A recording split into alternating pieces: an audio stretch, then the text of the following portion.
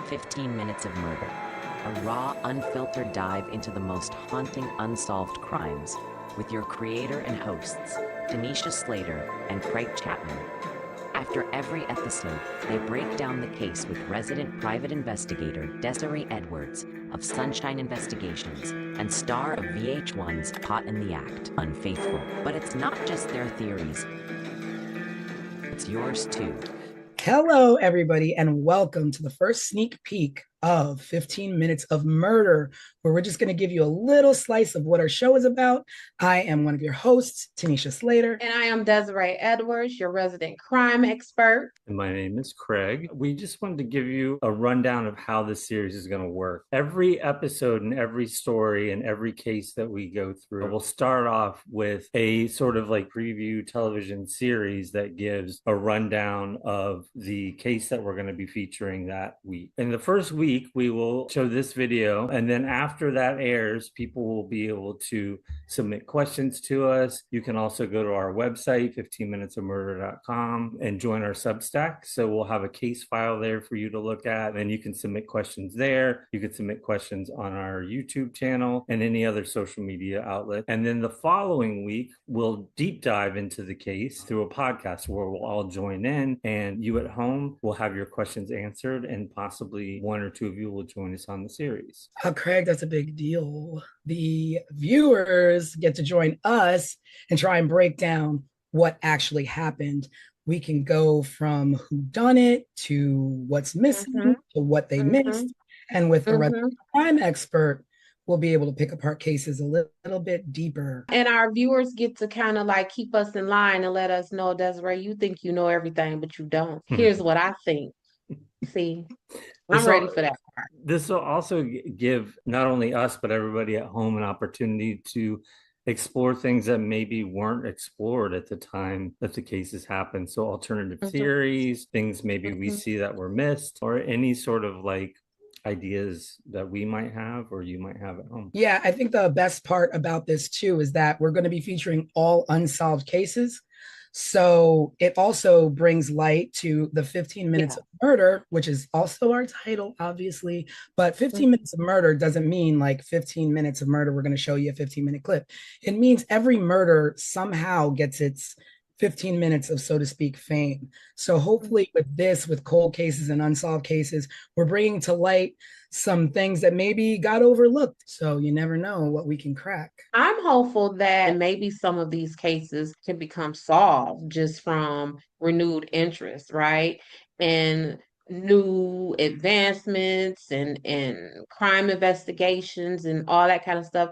So I'm excited. I think this show is going to be hugely beneficial, and I think our viewers are going to enjoy it. And we're going to be covering cases specifically from like the 80s, early 80s, where technology and crime solving was a lot different. It was more boots on the ground. That whole perspective of these investigating agencies just have experience overall that they may not have had 30 years ago. And they can employ those things and get some of these families and communities some closure. Maybe we should also take this time to sort of introduce ourselves in case people are wondering like where we come from and sort of what we're all about. I was a television producer for 20 years in New York, working on some good and some really terrible reality shows at MTV and VH1. And I started at Nickelodeon. And that's kind of how I met Tanisha. Yes, and my name is Tanisha Slater, and I have been in the television industry for over 20 years. I have worked on live shows, morning shows, competition shows, reality shows, talk shows, you name it. I've worked on it from MTV, CBS, ABC, Hulu, lots of good stuff. Like Craig said, lots good, but also some, you don't really want to mention. But I am a big true crime fan. Me and my gals, we get together on Fridays and we watch crime documentaries and throw our 2 cents in there. And that's why this show is going to be really exciting for me. I will be editing your shows, bringing you all the details from what happened to what didn't happen. And I'm really enjoying that a lot as well. I am Desiree Edwards. I am a criminal defense investigator in the proud city of Detroit, Michigan. A woman approached me, said, "Hey, Des, I like your vibe. I like the way you talk, the way you move. I own a private investigation agency. Do you want to come work for me?" I didn't know private investigation is a real thing. And that's what I've been doing. I went to work for her. It's been more than 10 years, and this is what I do. My work is kind of different from other investigators because I specialize in criminal defense. So 15 minutes of murder isn't just an interest for me, it is my career. This is what I do in real life every day, which is solving crimes and figuring out who did it and who didn't. Okay, let me just interrupt you really quickly because Hey, girl. don't let Des fool you. Des is at the top of her game. Des now owns this private investigation firm, which is her own. Okay, and she is the top sought after private investigator in That the is to true. fool you. That all of those things are true. I, She just where wants do, to be honest. yeah, where do we put these things? We put it out there for the people. Let them We know. put it out there for everybody to know. That's right. Not only do I do these criminal defense cases here in Michigan at the state level and the Fed level, I do them across this country. I've worked in more states in this country than I have not. I get international phone calls inquiring about my investigation services. And what Tanisha, while she's checking me, what she ain't tell y'all is that she casted me for the second season of MTV's Caught in the Act Unfaithful, where I was a featured investigator for season 2. So when Tanisha say that I do it all, she's not lying. Nope, not one tell. And we're going to bring you some good programming and we're going to have lots of amazing, great conversation and hopefully, bring some things to light and hopefully you will enjoy our show. Yeah, lots of really good cases coming up. And again, just another quick rundown. Each week we'll feature a short sort of television style series that gives a background on the case that we're featuring. You can then go to our website, 15 Minutes of Murder, check out what we have going on there, and to also link to our Substack where you can download a case file just to get more information. You can submit questions there, and you can submit questions through our YouTube channel as well. You can just comment below our videos. The following week, we'll dive a little deeper here on the podcast for the series. We'll answer your questions and give our own opinions, and also, at some point, maybe bring a guest or two on the series to join us as well. Thanks for tuning into the preview. Let us know what you think, if you have any thoughts or ideas, and we will see you in a couple weeks.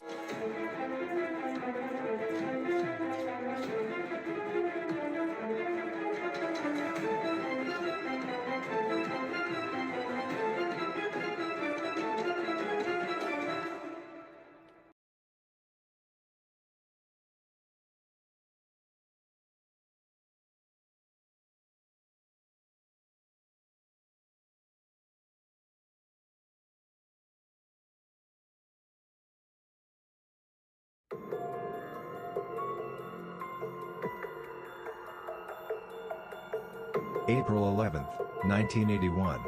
A quiet mountain town in Plumas County, California. A cabin in the woods, and one of the most brutal, unsolved mass murders in American history. This is 15 Minutes of Murder.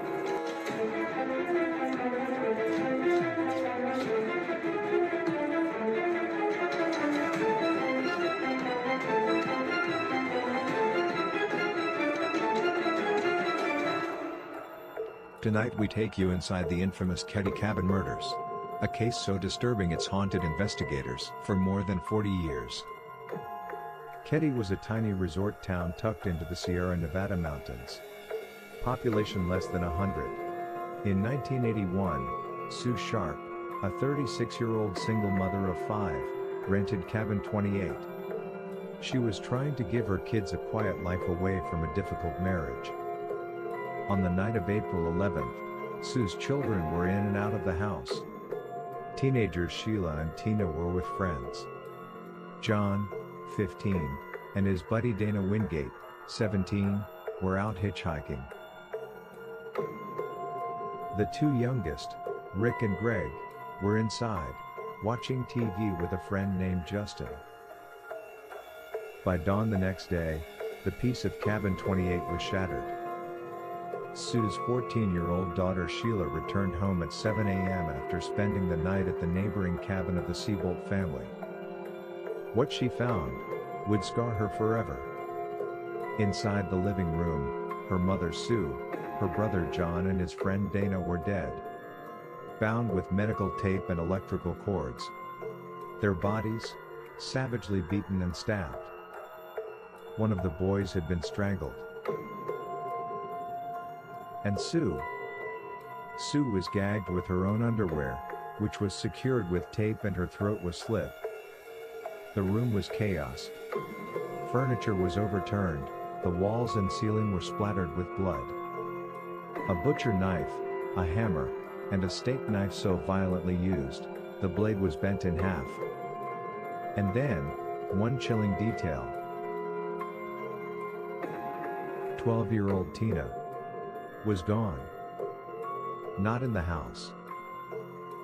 Not in the yard. Vanished. Incredibly, the three younger boys were unharmed. As the murders raged in the living room, they slept through the night untouched, just feet away. Or did they? One of them, 12-year-old Justin, later told investigators he had dreamed, or maybe seen the murders happening. He described men with knives, even details of their clothes. But his story changed with every retelling. Who could have carried out such a savage attack? Suspicion quickly fell on two men, Martin Smart, a neighbor, and his friend Bob, a drifter with a violent history. Martin had a rocky marriage. His wife Marilyn told police that Sue Sharp had encouraged her to leave him. The night of the murders, Martin admitted he and Bo were out late. He later confessed in a letter, never shown to a jury, "I paid the price of my wife and I killed the problem." But no one was ever charged. Decades later, in 2016, investigators uncovered a hammer in a nearby pond believed to be one of the missing murder weapons. Still, DNA evidence has not yet solved the case. In 1984, a skull was found in the woods of Feather Falls nearly 100 miles away. Dental records confirmed it was Tina Sharp. How had she been taken? Why was she separated from the others? And why, after 4 decades, does this case still remain unsolved? The Ketty Cabin murders are among the most haunting mysteries in American crime history. A family slaughtered. A child abducted. Multiple suspects. And a trail of evidence that always seemed to go cold.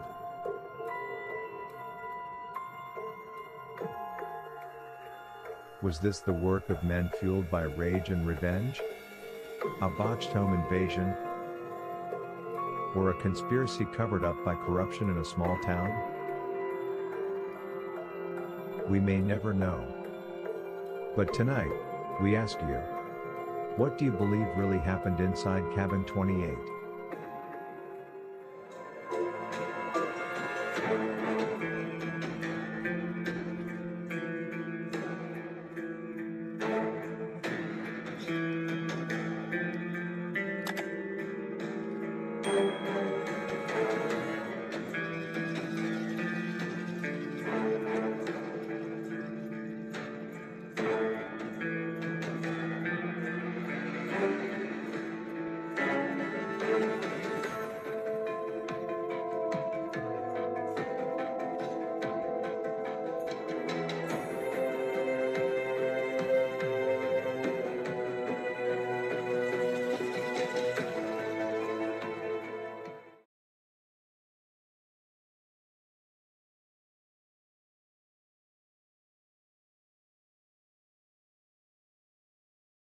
When officers stepped into Cabin 28, they walked straight into a nightmare. Blood smeared across the walls, bodies brutally attacked, 3 victims murdered, a child missing, and a crime scene so chaotic even seasoned investigators froze in place. And the horror that unfolded inside that cabin still leaves more questions than answers. Welcome to 15 Minutes of Murder, case file, the Ketty Cabin Murders.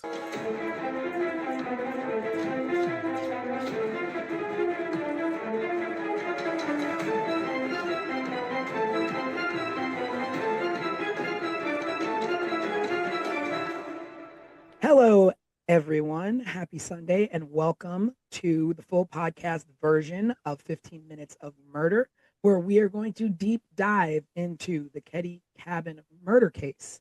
We're going to be running down everything from top to bottom that you saw in the mini case file, and we're going to talk about some questions that our viewers have had and submitted on our YouTube. I am your host, Tanisha Slater, with co-host Craig and our resident crime expert, Desiree. Present. So we're going to be jumping into a deep dive of this first case that we've done, the Ketty Cabin Murders, where a family was slaughtered in their home in a tiny mountain resort. And it's basically a 40-year-old mystery riddled with corruption. So this happened on April 11th, 12th, Ketty, California. The victims are Glenna Sue Sharp, who was 36. Her children, John, 15, Tina, 12, Ricky, 10, and Greg, 5. John and Tina were actually murdered. And John's friend, Dana Wingate. 3 youngest boys survived the attack. One of them was a friend of the young boys, and they were asleep in the back room. So we're going to get into the background of the Sharp family and a little bit of the background on Ketty. So the Sharp family, they were a military family, and Sue was in a bad marriage. They lived over on the East Coast, and she went out west with her kids to make a better life for them. Wound up in a small town in Ketty, what she did for work. And she was receiving money actually from the U.S. Navy through her husband, through her ex-husband. And it was only about $250 a month. Right. She worked a part-time job. Again, not making much. I'm sure she got by with what she could. And she was also on public assistance. She was on government assistance. And I So, think she also received some kind of stipend for school or something like that. oh yeah, So she was in yeah. college, I remember. like I college, remember right? reading that. Yeah, at least enrolled. And then there was some kind of questions about if she actually attended the classes or not. But yeah, she was receiving a stipend for school. Yeah. So she obviously, you can give her her props as being a mom trying to get her kids out of a nasty situation with an abusive husband or allegedly abusive husband, and relocated to Ketty for affordable living. She Um, had she had a brother or somebody that lived near Ketty, California, right? Yeah, that's when they lived in the, at least according to everything that I have come across, a really raggedy trailer park or something Hmm. that was so bad that it made this cabin 28 in Ketty look luxurious. mm, So that was their stop before cabin 28. yeah, and we keep saying cabin, and like you think of like a little small cabin in the woods, but this was a sizably large home that they lived in. It was once a vibrant railroad resort Hmm. town. It was thriving. But by the 1980s, it was run down. It was isolated. There was crime. Crime was getting, on the rise, and, it wasn't so much of a safe place. You escape one, nightmare and, Hmm. walk into another. It happens. But a small population. I think, Des, you said, when you say small, we're talking Small. small. We're talking if the 3 of us, along with maybe 2 other people, we could count the amount of residents on our collective hands and feet, right? I believe the Google census search that I did said it was like 100 people in Caddy. I have worked dozens of cases where there have been more than 100 witnesses. So we're not talking a lot of people. Like if we were to probably to count up the people who lived on any of the blocks that either of us live on, we would probably come to 100 folks easily. Yeah, yeah. But when that's all that's in your town, then everybody knows everybody. You all know Everyone knows everybody. everyone. Or if you're not, you don't know everyone, you're related to half of the town. So, Right. the fact that, it's a small town and the fact that there was poor police oversight from the Plumas County Sheriff's Department kind of puts this case in a tricky situation of being unsolved all these years Mm-hmm. later. Mm-hmm. So, let's get into some social dynamics of the town. So, supposedly there was some resentment towards Sue and tension with neighbors, um, jealousy, rumors floating about. Um, I don't know exactly what this jealousy was stemming from, Mm-hmm. but I could only guess that it might have been her neighbor and little thing happening there between her neighbor's husband, who wound up being a suspect for a minute. From the things that I've seen, I would kind of, I don't know, I would kind of describe Sue as maybe like a hot girl. I get from her that she was like maybe pretty and like the new girl in town. Um, that's the vibe that I get from her. And you know how it is when it's the even like think about when we were in high school or elementary school, when the new person comes, everyone is like, ooh, a new person. Let me look at that person. But I get that vibe from Sue that she was just like that girl. Whether because she's Sue Sharp and just that girl, or if she was that girl because she was new in this community. But I get that it was a lot of jealousy around Sue. And, there's obviously things floating around of Mm-hmm. possible drug activity, Mm, uh, transient residents in and out. mm-hmm. And, you mix a lot of that. You don't know how much she got mixed into. And I also wonder if she knew that's what she was coming into, being that, she had family in Ketty. Did she know that's the kind of town she was walking into with her kids? Yeah, I don't know if because see, what I don't know is how long her family was in that area, right? So if her family was there long enough to know that this was kind of like a shady population, and they were just like, "Hey, sis, bring the kids to come out here." But it definitely was a shady population. And I think somewhere I read it was because the the sheriff lived there in cabin 28 previously, and it was some kind of scuttlebutt about the sheriff living in cabin 28 and therefore being surrounded around a lot of lawlessness amongst the community with him living in 28. So it was, it was a shady environment. So I was gonna say, like, one of the things as you're setting up and going into the intro of the stuff that we're talking about, something that has always stuck in my head is the husband's name is John. I'm Mhm. sorry, James. James Sharp is Sue's ex-husband and this military person. What do we know about his discharge or whatever from the military? You know, Like, I don't know much about what yeah. went on. Like I'm wondering what was because it was the allegations that he was abusive to Mhm. Sue and the children. And the military, they have a whole nother set of rules. Like you can't be Oh, over yeah. here with this mess, right?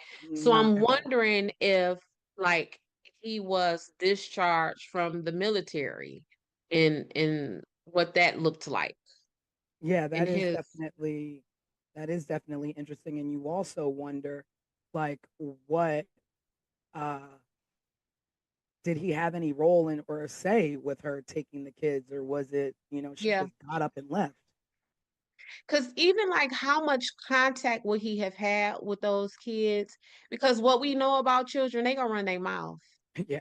and they gonna tell everything. And if he was on the phone with any of those kids at any time and Sue had some mess going on in and out that house, Dad, mommy was hanging out with so and so and so and Mhm. so, and mommy was, you know what I'm Well, saying? but we have to remember too, it's 1981 or It the is. early 80s, and we didn't Yep. have like quick, call up dad on FaceTime and tell him all Yeah, about what but mom did but on the even weekend. if even if it was a pay phone call once or twice a month, kids are always kids. Kids are always going to tell. So even if it was that monthly call, it would have been mommy, daddy, mommy has been hanging out with these people.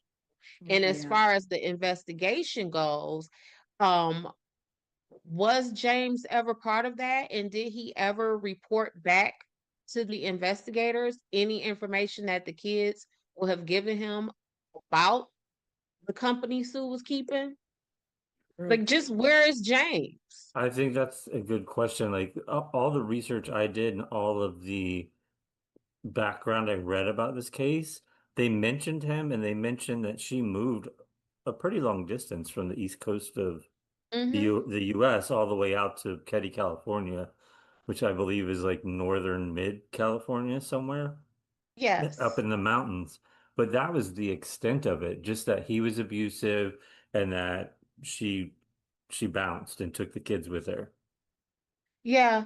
Because I'm gonna tell y'all, when I'm working cases and I really want to find out some good stuff about someone, I will go into the family court side because typically courts have two sides, the criminal side, well, maybe three, criminal, civil, and then family. So I would then go into the family court side and run a person's name to see if there were any divorce filings, any paternity filings, any child support filings. And I will go and talk to that person and get tons of information from those people. So essentially, I'm going to find your baby mama or your baby daddy to give me all of the tea on you as an investigative tool. And I think that Mhm. if they didn't do that with James, they may have missed Mhm. a lot of information. But also the fact that, you know, a lot of people and a lot of things that I've read in the specific site where I read that, she wasn't exactly the ideal mom who everybody painted her out to be, and that she was actually renowned for leaving her kids and abandoning her kids and leaving them at home to fend for themselves, and that she spent most of her time with her best friend named Nina.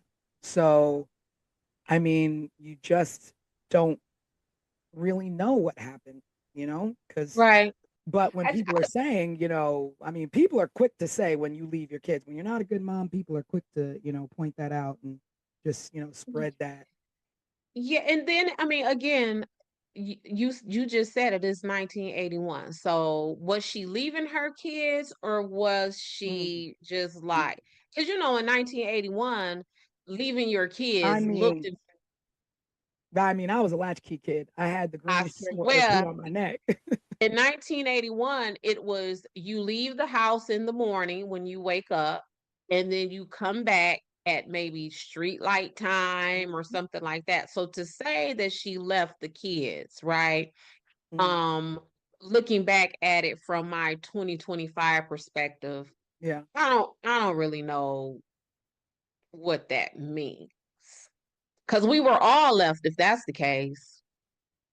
Yeah, certainly. I had an older brother, and the second my parents were gone, and he was supposed to be watching me, he was gone and down the street with his friends. So I was home alone all the time until like the neighbor teenage girl would come over and sort of like babysit me until my parents would come home.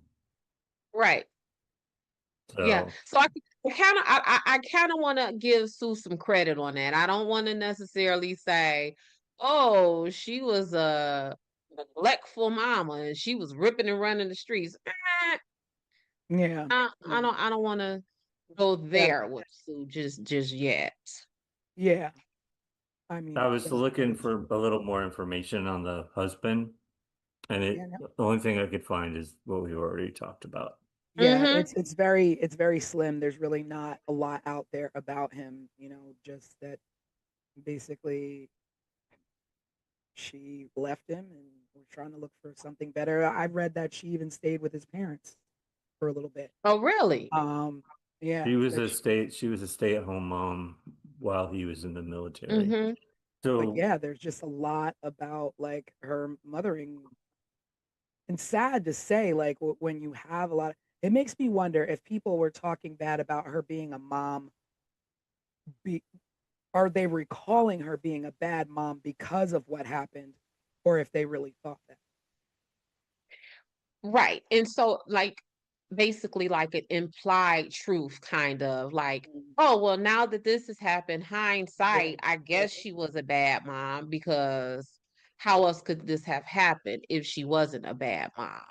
And mm, I feel that's a sad and unfair assessment, right? right. Um, I mean, because when you think about it, you could say somebody's a bad mom all they want, but with that amount of kids, and you are concerned with, she could have left and went to Ketty all on her own and left those kids wherever if she didn't care. she could And have she left was him a with bad James. mom. She could have left them with James. She could have left them with their parents. Mm-hmm. Mm-hmm. So like you, I won't Mm-hmm. go down that road and and speak ill Right. in that way. Um, Yeah, because that parenting thing, I like to kind of shy away from that because mm, I got 4 kids and a husband and it's hard, mm, right? So I yeah, can only imagine what it would be like as a single mother with 4 or 5 children and very little income. So I definitely want to give Sue grace and the benefit of the doubt on that. yeah. So the children she had from teens down to little ones, and we'll just like recap the activities of that evening. So what we do know is that on that evening, John and Dana went to hitchhike, to hang out in Quincy, where I think that's where her brother had lived. In a Mm-hmm. small place out there. And they went to go hang out with some friends. And there were friends that claimed that there was possible encounters with drug involved teens. I don't know a lot about that, and that the friend Dana was seen with some sketchy individuals, some street locals. So Yeah, in this side of town where this activity where the kids were hitchhiking to and going to party to, that's the side of the town that everyone alleges that Sue would, when she was abandoning the kids, that's where she would go. mm, On this side of town. mm, Um, and it was some like conflicting evidence, I mean, conflicting information about how the boys got back home and who took them back home and mm. was that those sketchy people they were with and Yeah, this were they sketchy part of followed? town. I mean, that's true too. If the kids Yeah, were like involved in something that mom didn't know about, did the kids owe money? Did the kids, yeah, get too cocky out there? Like we don't know. And yeah, how, and who exactly was Dana Wingate? Like, like they couldn't have been, lifelong friends. These are new. This has to be a new friend. You don't know who he was or what he was into or what he got John into. Because I mean, you could go off on any angle and be like, oh, it was the kids hanging out with the wrong people. Oh, it was right. Sheila hanging out with the wrong people. It was the neighbors who were jealous.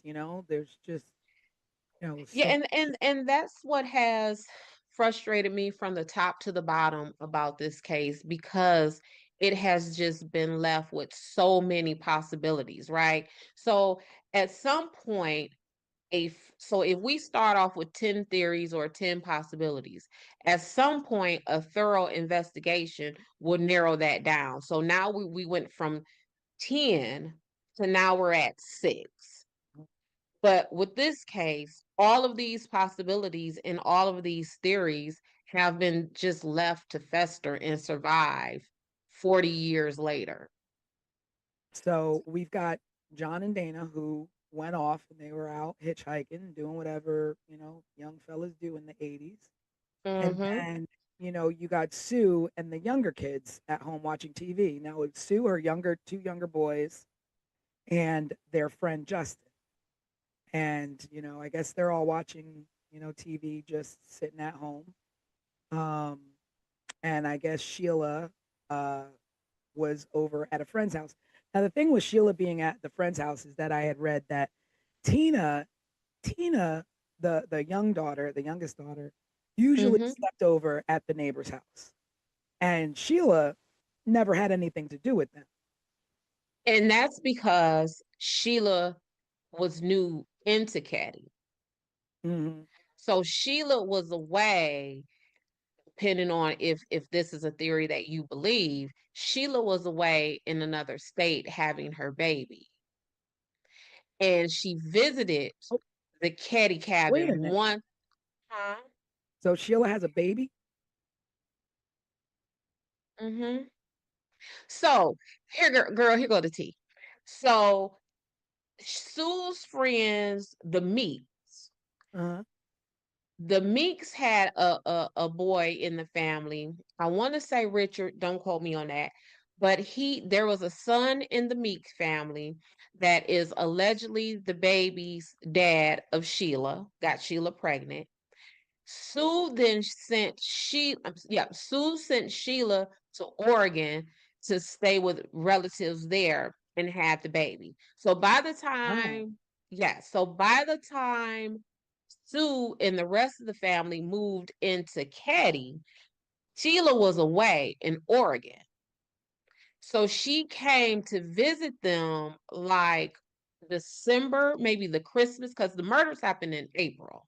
So then Sheila would have went to visit them around Christmas. So that would have been Christmas of 1980.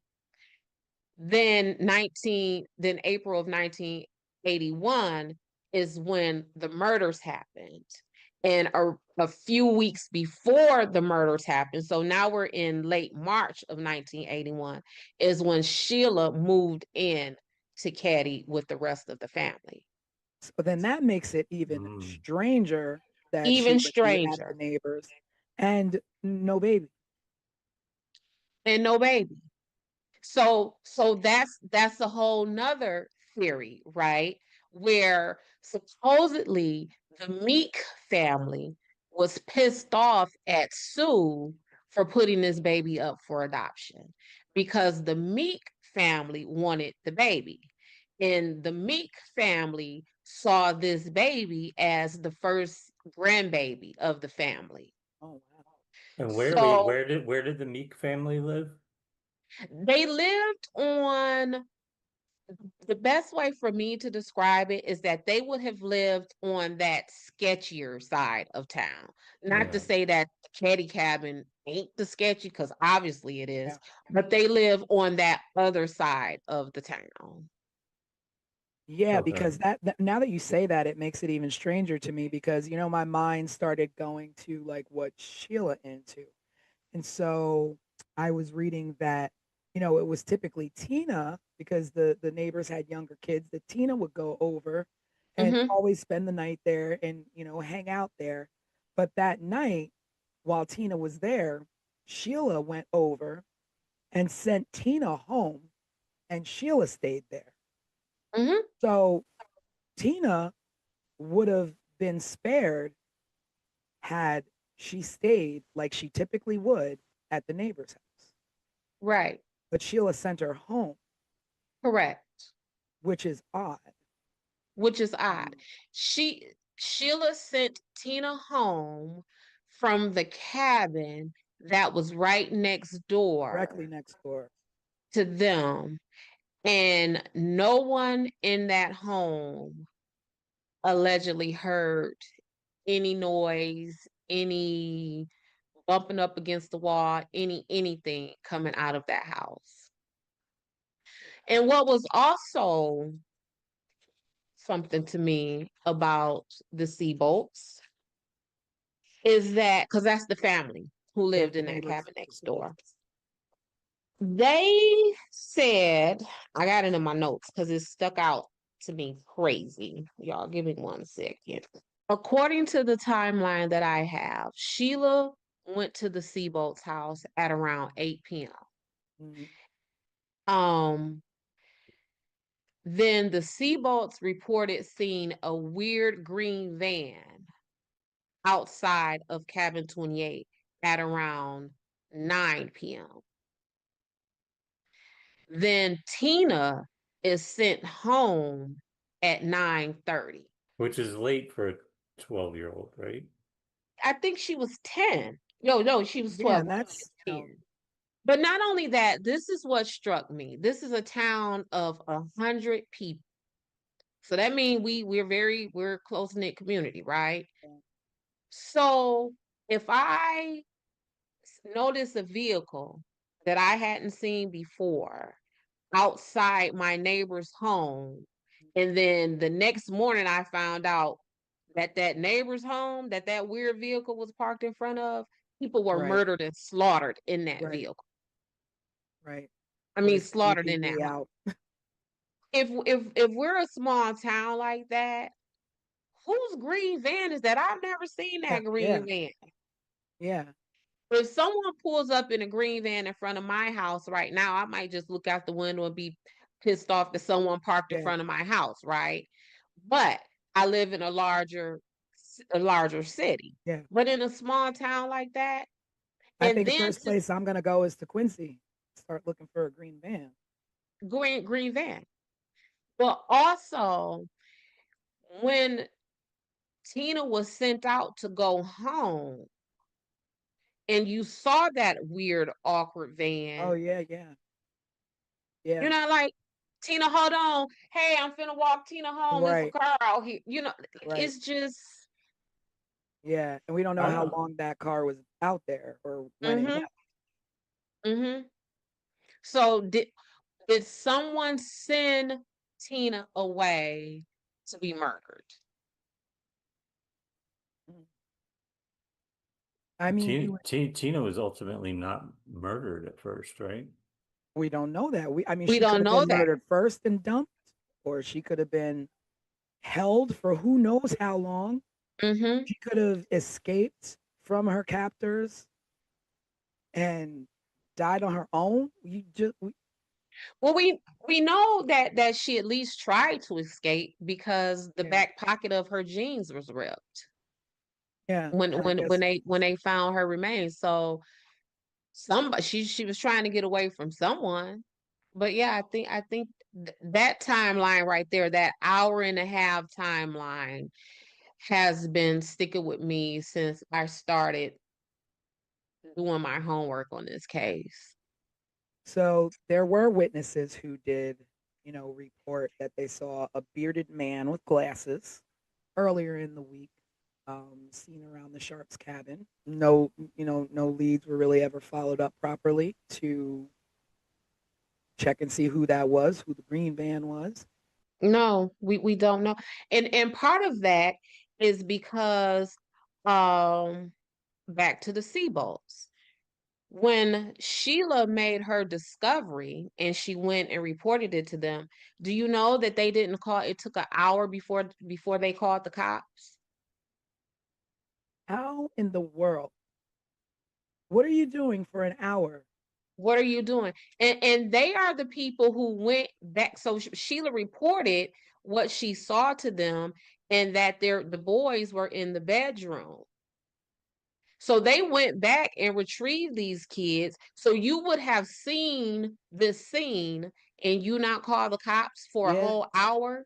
How do you pull the Maybe, kids out without? maybe I mean, they walk through the living room and see everything that's happened. But let's Well, let's just let's just talk about the. I'm sorry. Go ahead, Craig.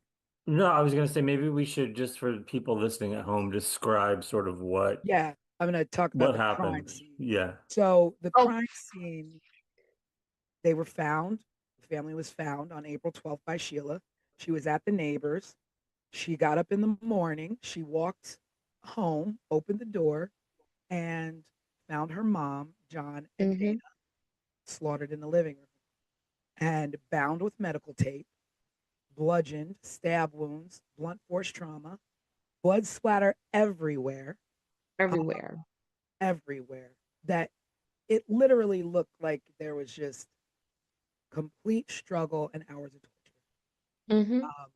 There was a knife that was bent in half. Like, do you know how much force it takes to bend a knife in half when you're stabbing somebody? That's violent. That is brutal. That is hatred. That is zero Mm-hmm. regard for human life Mm-hmm. and zero regard for a mother and children. Um, a hammer was used. Mm-hmm. To murder with a hammer, that's monstrous. Yeah, and in my work, um, knives, stabbings are some of the most personal um crimes, right? We know if I'm working a case and the victim in my case has been stabbed, I immediately think of the closest people to that victim. Who has the most access to him? Who, whether that is physical or just like in the family, in the friend unit, because a stabbing is a very intimate Yeah. is a very intimate crime. Um, One of Sue's wounds was so deep that it touched her spine. Like that is the force. And just think about your torso, your body right now, like where your spine is. You know what I'm saying? Like someone would have to force that knife through your torso, through your chest cavity or wherever and reach yeah, your spine. And your spine is deep in there for a reason. yeah. And And It's so, protected. that knife, in the pictures, it almost looks like they would have had to like push down on them, like Mm-hmm. almost cave them in a little bit to reach down in that deep.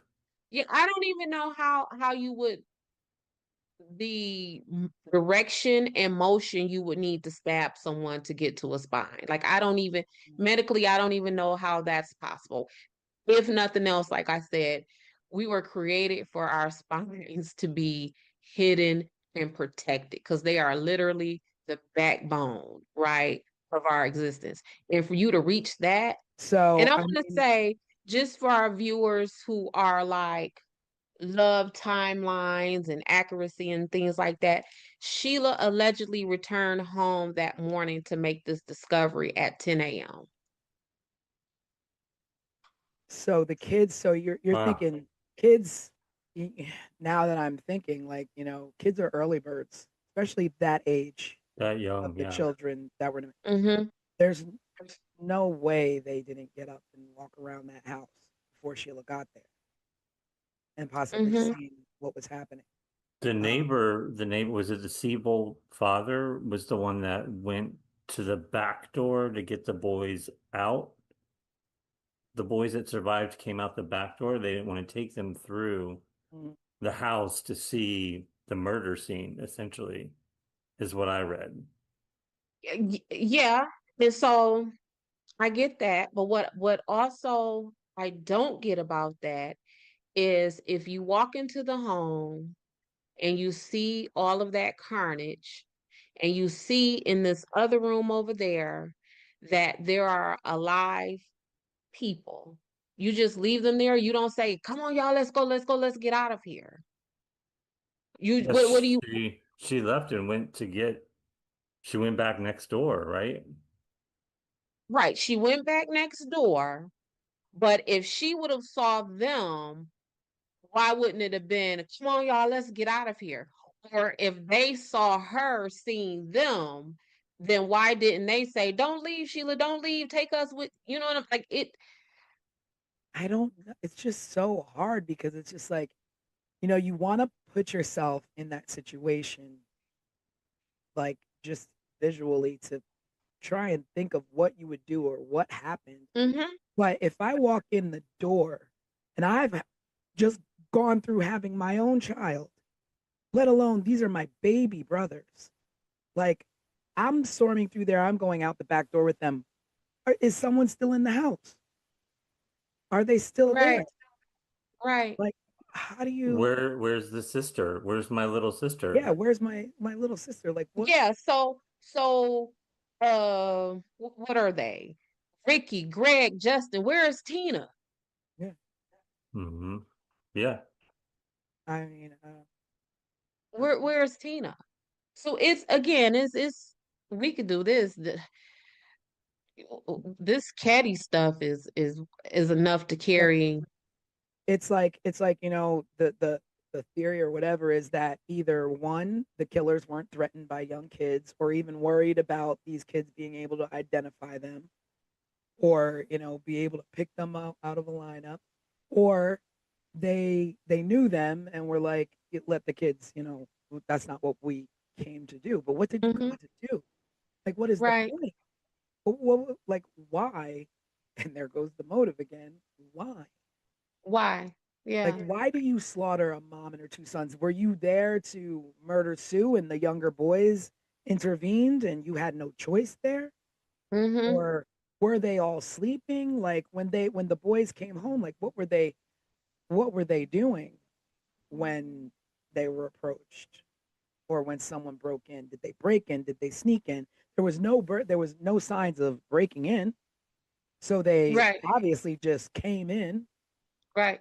Yeah. Well, no one needed to break in, because the way the house was laid out, like you see how the in the pictures, the front of the cabin looks very cabinish. Mm, And the back of the house looks very houseish, yeah. right? And that's because it's a addition back there. And the older son, I want to say is John, he lived back there. And there was only one bathroom. And so they kept the house open so that John could come in and out to access the bathroom and, the kitchen and, sit around with the family. So the door would have always been open. No one would have needed to break in. No, there wouldn't have needed to be a sign of forced entry.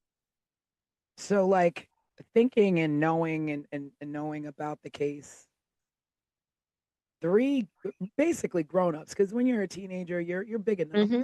I mean, you see the boys, they're not little, you know. They were So 17 at the time, right? yeah, so I mean, Hmm. they're nearly on their way to being young men. So there were multiple weapons.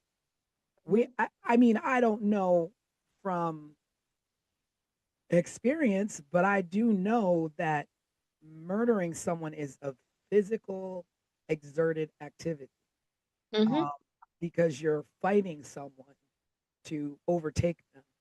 And Yes. so, can one person overtake two boys and a young mom trying to protect her kids? So, is there more than one? Yeah.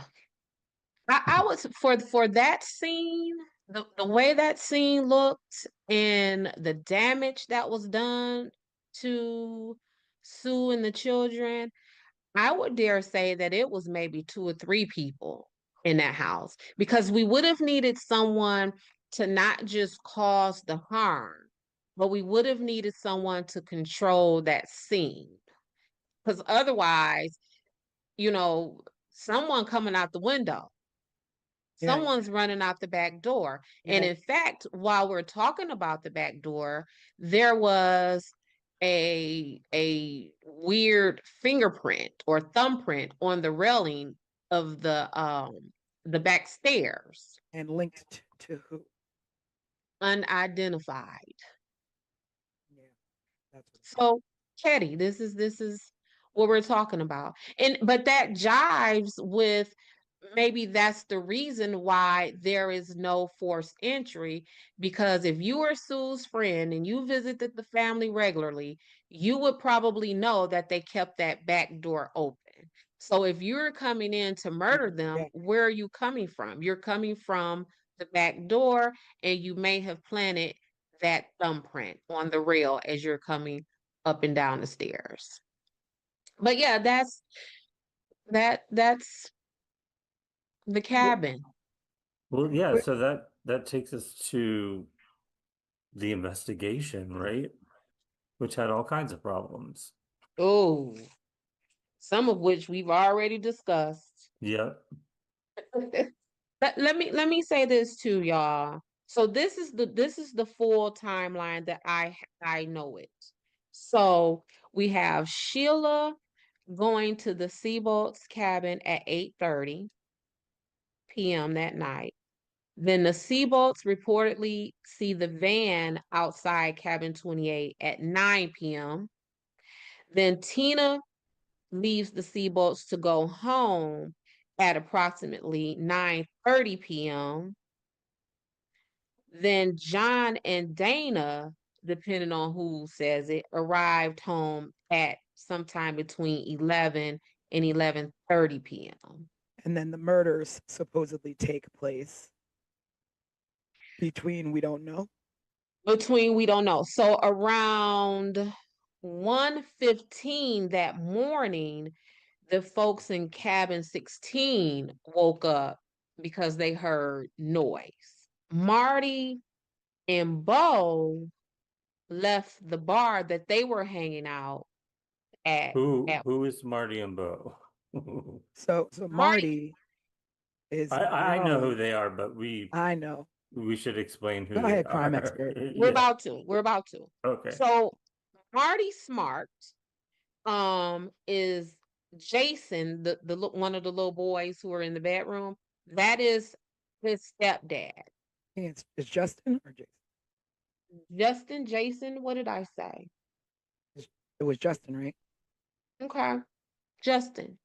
So listen, I'm a mom. I don't even know my Whatever your kids' name names is. sometimes. Yeah, whoever you are, that person. So that's his stepdad, and Marty is married to Marilyn. Bo is Marty's homeboy. So they were at this bar acting a mess and drinking and fussing and causing a commotion, and they left the bar at 1 a.m. Now, And the two of them were actual suspects. they were suspects. That's where this is going. So they were the suspects. They leave the bar at 1 a.m. And not only are they actual suspects, but the legend is that Marty was having an affair with Sue. Mhm. And Sue may have told Marilyn, who was Marty's wife, that of this affair. And so, Or I heard or read what you that hear she was trying to convince Marilyn to leave her husband. to leave? So Marty and Bo at the bar, hanging out, whatever, they lit. Then they come. So then we got the people in cabin number 16 hear some noise and commotion at 1:15. Now, Marty and Bo allegedly returns back to that bar at 1:30. So what's the So time frame between they leave the bar and come back to the bar? 30 minutes. 30 minutes. Exactly. Mhm. That's a whole lot of stuff to have done to a whole lot of You're people. talking about travel time. You're talking about, and you can't, there's no cleanup. You're going to have blood all They over gotta you. clean themselves, yeah. You can have blood all Mhm. over you, and to murder Mhm. 3 people in 30 minutes or less than 30 minutes, maybe 10 minutes, you're And leaving fingerprints. you're gonna want to sit down because Yeah. if you're stabbing someone so hard with that much force where you're reaching their spine, you're tired, you're out of breath. It makes me wonder, like, why they were even suspected. Like, was it solely on the supposed affair, or because they were at a bar and left the bar, they were Well, hell-bent? one of the young boys that survived out of the three described them. Mm. But Remember he he was was describing, but then Justin's just allegedly describing his dad. yeah. Correct. And then Or that there maybe is maybe they did go to the cabin. Maybe he just went there to check on his kid. I mean, that's a yeah, possibility. that's a whole nother set of like a whole nother level of twisted though. Like I am going to go into this home where my stepchild, if you want to be specific about it, where my child is asleep and there to have a good time with their friends. And I am going to go in this house, me and my drunk homeboy, and we are going to slaughter everyone in this house while my son is in the back room. Yeah, but I mean, maybe they did leave the bar in that 30 minutes, go visit, Okay.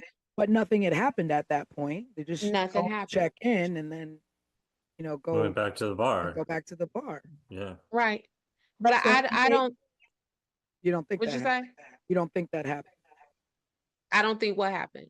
That they just kind of popped in, checked in, and then went back to the bar? Um, Because that places I them at just, the scene of the crime, but doesn't mean they did it, because at the time that they arrived, maybe, the murders hadn't even happened well, yet. more than that, I just question the timeline. Not necessarily that they didn't like really do it, because maybe they did, right? But I know for sure they didn't do it in 30 minutes. I know that for sure. Well, to talk about the main suspects, Martin Smart, of course, Martin married to Smart. Marilyn, supposedly having an affair with Sue, was their neighbor. Mm-hmm. He was also Mm-hmm. an abusive man to Marilyn. And it's reported that Sue was trying to help Marilyn. I guess, she'd been through it before with her husband James, or her ex-husband Mm-hmm. James. So I mean, Mm-hmm. she could have been just helping him out. I don't know how true this affair, business is. But Right. the smoking gun here is that the hammer used in the murder was owned by Marty. So the hammer belonged to him. And the fact that he told his therapist that he killed Sue. Why he Well, would. so there are supposedly two hammers. Mm, Yep. And the hammer that was found, weirdly found 35 years later, I believe, is the hammer that Martin says matches the description of his hammer. I don't think that the hammer that was left neatly and nicely on the table in Sue's home was that knife. I so mean yeah, that let's talk about the weapons, like where they were. The hammer was left on a table. Like, I mean, and then also yes, you leave the murder weapons. Like, who correct. leaves behind murder weapons? And you leave them not just scattered about, like where, like, okay, so if I beat you with a claw hammer, that claw hammer may be left next to your body because, whoo, I'm done. I done beat you, I'm tagged. But for them to leave the butcher knife and the claw hammer, um, still bloody on a table, that's like a weird level of care and Yeah, concern. you're placing these items down that you just used to murder someone. Yeah. So are you what so when I try to unpack that in my investigator brain, it's like, is that a level of I don't care who finds out about this? Like, is that from a level of complete disregard? Maybe because Or not just I don't care who, it's that they know right, and but nobody. this is where I was gonna go. Do you, because if we're gonna run with the theory that Martin Smart and his homeboy did this, did Martin Smart and his homeboy leave those weapons at that table because they disregarded being caught because they are close friends with Mhm, Sheriff Doug Thomas? And if mhm. I just killed these people, I don't care where I leave this nice. My homeboy is the sheriff. He got my back. So at that point, she was still kind of the newbie, but she'd been living there for months. So she kind of, integrated into the town, integrated. I'm Mhm. sure people, adored her kids or. Well, integrated enough to where, she allegedly is sleeping with this woman's husband. Yeah. integrated enough to where her children were staying the night at other people's True. cabins and other people's children were staying the True. night at her Well, cabin. because my thinking was like nobody's gonna care because this is the new woman in town. She's not from here. Nobody's gonna care what happens to this woman or her family. Yeah. There is So some we don't kind of have to a, cover our tracks. yeah. And there was one more thing that I did read, which was strange. So I read that Ketty, the electricity in Ketty, the light supply or whatever, was the lights were controlled by cabin 28. So in order to turn Yeah. off the lights in the town, you would have to turn off the lights in cabin 28. Mm-hmm. And before Sheila went over to the neighbors, she turned the light bulb out on the front of the cabin as though like why why would you do that? Like what is the significance of that? So that I saw that too. And the way it was described, I couldn't figure out if she physically like untwisted like I think it was the like a light bulb. physical untwisting because if you would have turned the light out, if you would have manually turned the light out, then it would turn off the electricity for the town. But if you unscrew just the bulb on the porch, you would only leave the porch dark and not the Okay. town. Okay. So I thought that So was strange. so that was the one thing that was strange. The other thing for that was strange about that to me is how would she know that? And what I mean by that is that my children don't live with me. So whenever they come to my home, they are sometimes just as confused in my house as they would be in yours because they Mm, don't live here, right? mm, So how would she have known that much? And she had just been there a couple of weeks. Like, did she yeah. know that? Know it?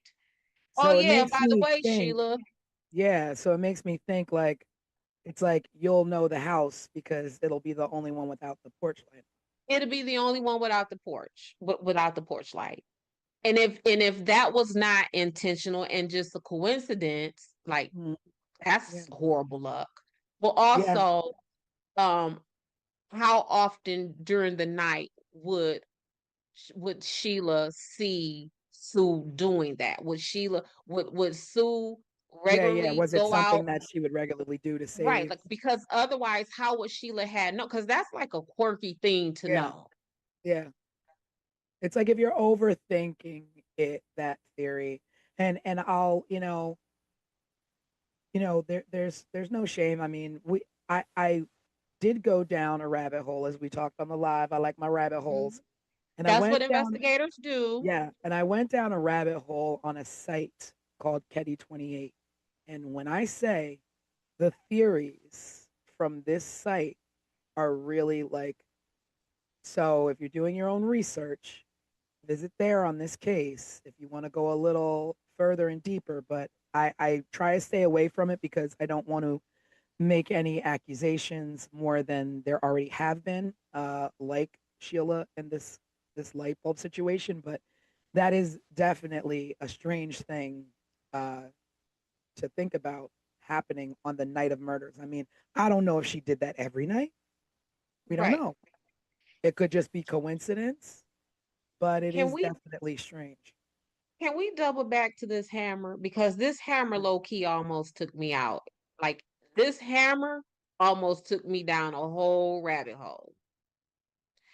And I'm gonna tell you why.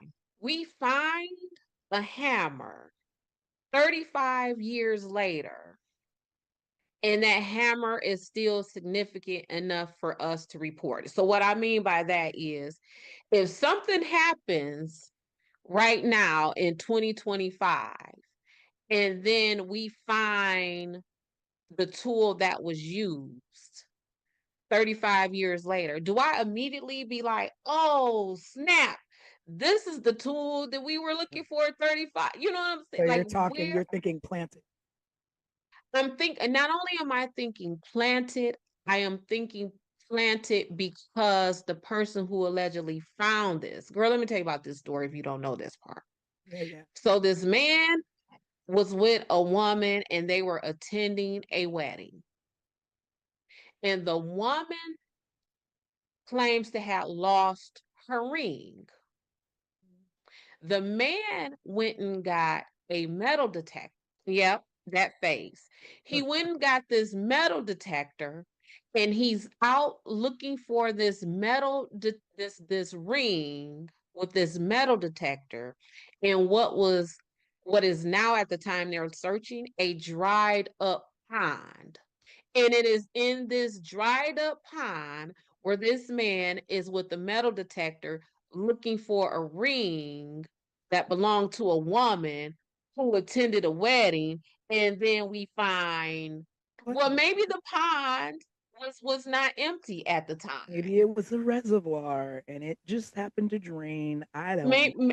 maybe I don't know. That's But strange. ain't that strange? And so what this guy finds, the instead of the ring, he finds the hammer and then goes and reports it as though the first murder in the town is in the back of his head. And he's like, let me go report this hammer because this has to be the murder weapon. And it's 35 years later. Yeah, because if I found a hammer laying somewhere, I wouldn't I think wouldn't anything think of anything. it. You Yeah. wouldn't think anything of it. I would just probably throw it to the side and keep doing what I'm doing. Yeah, I probably wouldn't even touch it. I just keep on moving. I wouldn't even have thought about it. Yeah. Oh, a hammer. A hammer. Hmm. And so that's the second hammer. Yes.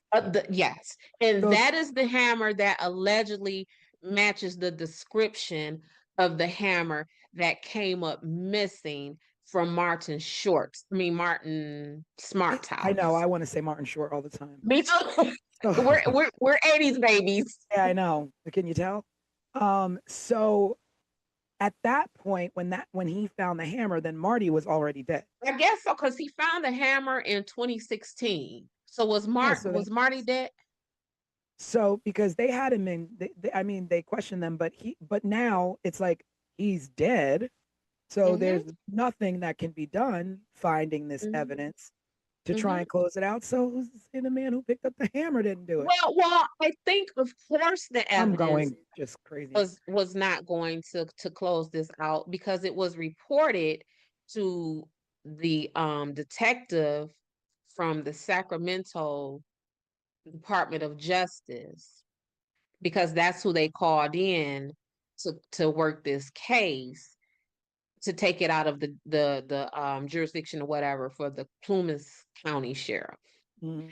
But those Department of Justice people were not homicide detectives. They were organized crime agents. So, you don't, not to say that they don't know how to conduct a homicide Yeah. investigation, but Yeah. So to that's recap about botched evidence, now we're talking about a hammer found Mhm. 35 years later in a dry pond. in a So there was dry pond. contaminated. So there was contaminated crime scene evidence. Mm-hmm. There was no neighborhood sweep done. There was no forensic preservation whatsoever. There was interviews were delayed, and in delaying interviews, you give people enough time to get their story straight. And tips were ignored. So people Mhm. giving tips of saying, "Hey, I saw a green van the night of the murders. Hey, I saw a strange man." These things were ignored or weren't followed up Yes. on. Yep. And I don't know whether that's from a small town and not having the experience, but I mean, you have the common sense. I mean, there's common sense. I mean, literally, our country is steeped in crime. I mean, you watching old episodes of FBI and all this, and you're the police chief of a small town. I mean, I'm pretty sure you know what to do first. I mean, everybody pretty much knows what to do in the first 48 hours. In the first 24 hours, Mm-hmm. question everyone, I was about to say, sweep you just talk to people. everywhere, comb the neighborhood. Uh, Mm-hmm. and as far as like stepping in and contaminating crime scenes, I get that. Like, you don't know what the hell to do when you walk into something like that. But Children, I think mom, even back then, what you're saying is contaminating a crime scene. It may not have had the same importance that it may have today. And the reason why I say that is because contaminating a crime scene in 1981 means what? It Because means walking in the half the front door with your hand and turning the door. It means stomping and because walking all over. because half of the technology and science that would have been used to comb through that didn't even exist in True, 1981. true. So what? But again, you don't want to walk into a crime scene stepping on blood spatter or touching anything. Touch nothing. Even I know, grab a pen and pick up the Yep. gun with a pen. Like, don't touch anything. And I can't imagine what they did walking in there, collecting evidence. And not just them walking in there, but the Seabolts, whomever from the Seabolt cabin had to go in and get the kids out. Even if they took the kids through the back, that is still a crime scene. What Did anybody question the kids?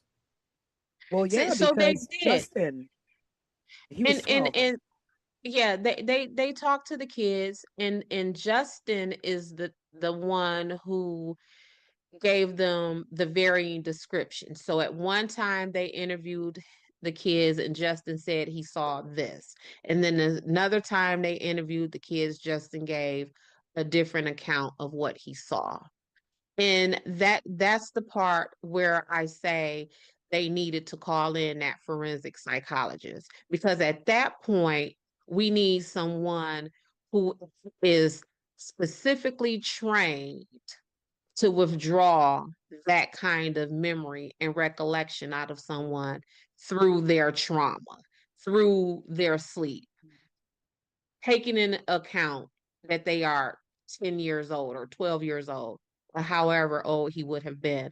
To just have a regular homicide detective to interview those kids, they got what they got because of that.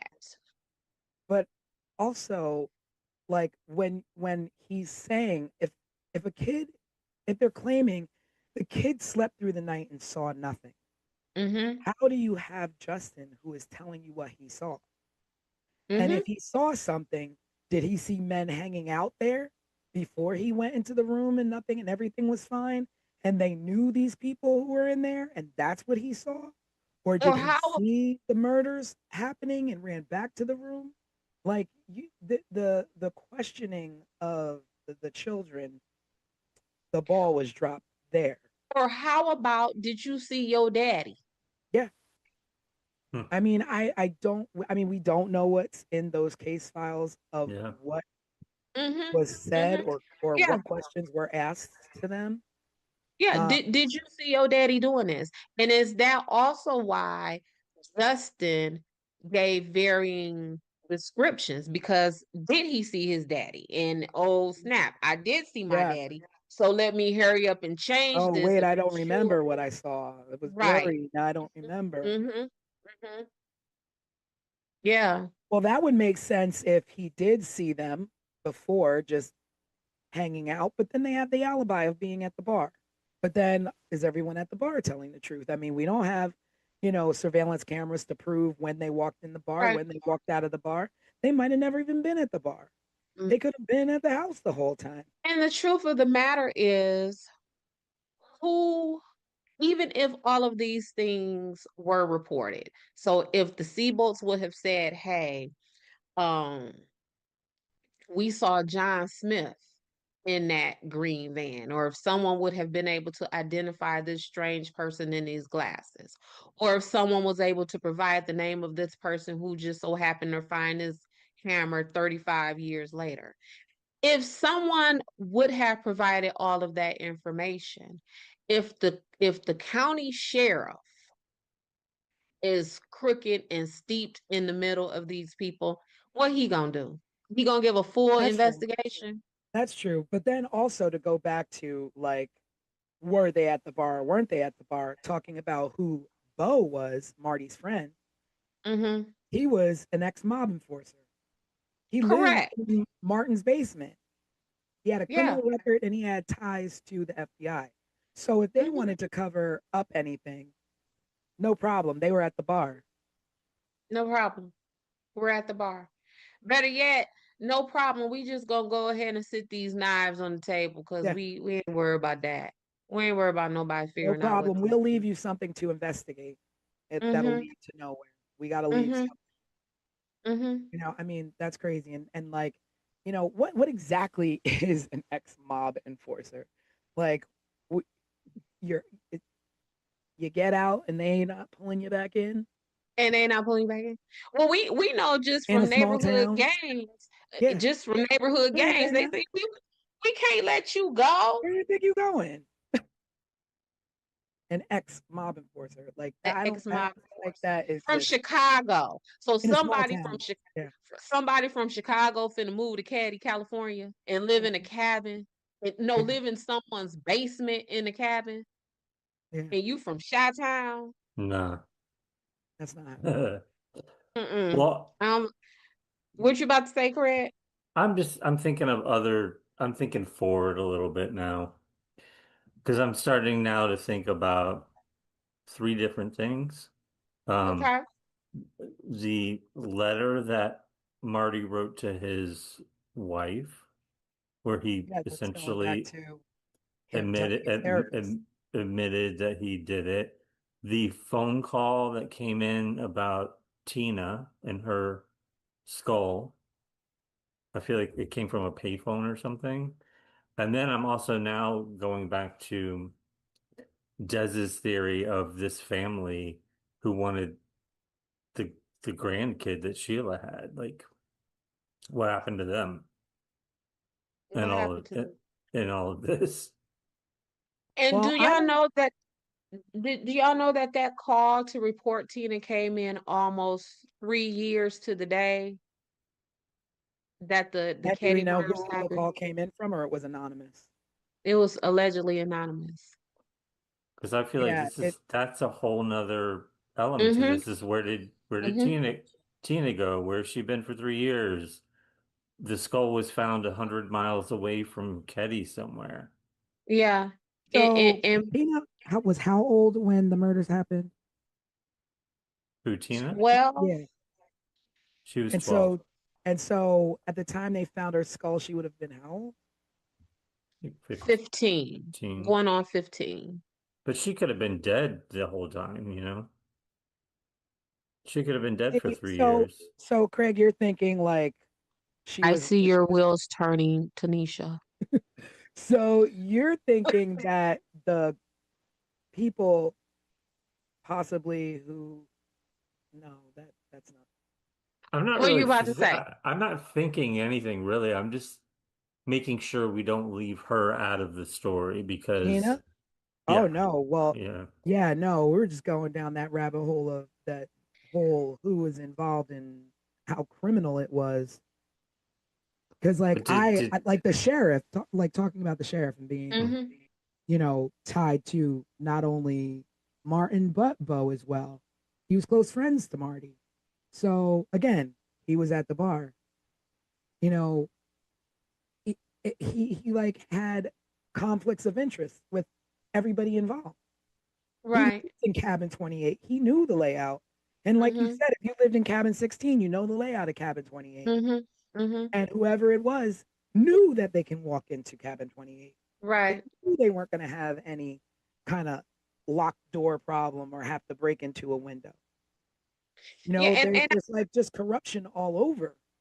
yeah. I like Craig's thinking of not allowing Tina to get lost in the fray of all of this.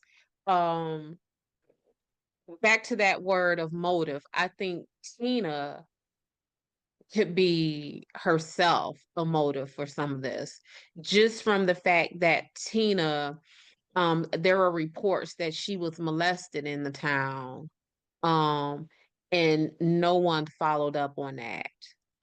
Just You know, there's it, just a history of Sue and her kids just being screwed over during the time that they were in Caddy. yeah.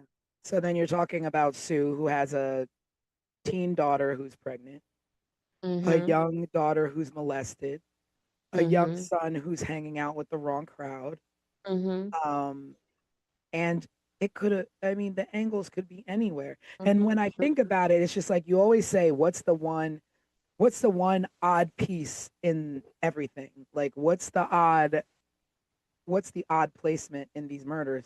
And it's that a young child was taken. So then you start going into, you know, Mm-hmm. human Mm-hmm. trafficking of children. Like, Mm-hmm. was she taken for a Yeah. reason? Yeah. Like, What's wrong with her? did the You person spared the who, boys, but you didn't spare the child, the little baby girl. yeah. The So, boys were spared.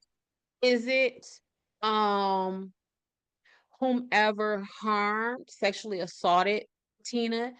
Was their fixation on Tina continued to the point of, let me get Tina, and to get Tina, I am willing to murder everyone around her to get to her, and she's coming with me?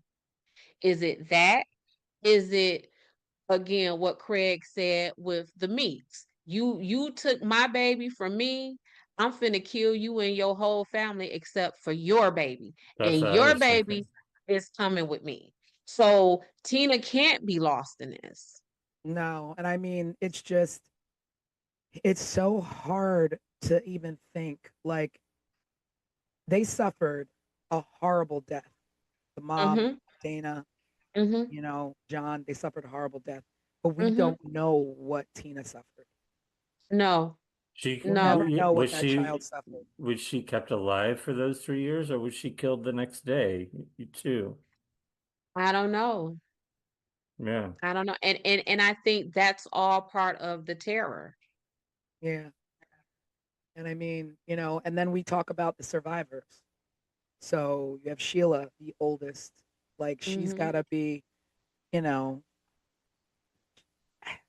she's got to Probably be, our age. yeah, yeah, she's our age. And just how do you reconcile life after seeing something like that? Knowing your baby sister, you sent your baby sister home and she was murdered, Mm-hmm. left and dumped like she was nothing. Mm-hmm. And the truth of that is, whether you did that intentionally or just out of a mistake, that guilt will be the same. Yeah, yeah. Just the what if. I mean, I What can't if? imagine the Yep. what ifs. Yep. And even the young boys who were in the other room, and though they were just young, you have to, I mean, at 12 and, even 7, I look back at things and go, what if I would have done this? What if I would have done, Right. let alone, my big brother, my mom, you know, done the way they were done. And it's just so sad to me that, people are quick to, oh, I found this hammer. Oh, we found the skull of Tina. But yet there's still no further push in investigation. And Sheila to this day is still trying to investigate and have, answers for her family. And I don't yet nothing. You get know. two random tips from left field, but you have no investigation into those things that lead to just dead ends. Yeah. And Sheila Yeah. Sheila did do an interview, I think, with People in 2016, Mm-hmm. talking about her experiences. You can also find a lot of videos on YouTube of with her and her brother revisiting Ketty, actually, and it's very hard to watch, them revisiting and recalling memories from that time. And it's just, I really hope that she can find the answers to what happened to her family. She deserves that. She absolutely deserves that. And I think, um we all do. Mhm. Yeah. Um just because I think that the Ketty murders are so gripping because we all feel that human dynamic of this. And granted that for a lot of people who are listening to us, a lot of people who have researched this case on their own, these are people who, like, they may not have even been alive yet, when these murders had taken place. But it's something about this case that just pulls at all of your human being fibers. Yeah, and I think too for me the draw was that this was our time. These are the Hmm. kids. This is when we grew up. Right. And in the 80s, things were like that. It was, you were free to ride your bikes until the street Correct. lights came on, then get home. You were over your friend's house for dinner, your friends were over your house for dinner. And it Hmm. was that it was a little bit of a more of a carefree. You didn't really worry too much about your neighbors. You could Right. leave your doors unlocked in some places. Right. And to just think like you put yourself in that, like, I think of the friends that I grew up with and I'm like, I just can't even imagine. Right. And that's what makes me offer so much grace and Yeah. consideration to Sue, because that was all of us, whether our parents were somewhere, CEOs of General Motors, or I don't know, cashiers at White Castle. Mhm. Our story was the same as children, that we were out and about, Mhm. not just so much left alone as we were just out and about. Like you watch, I don't know, you watch it, right? You watch Yep. Dairy, you watch Yep. any of these times, right? Stranger Any Things. yeah, Yeah. any Spike Lee movie where he, That was the is 80s.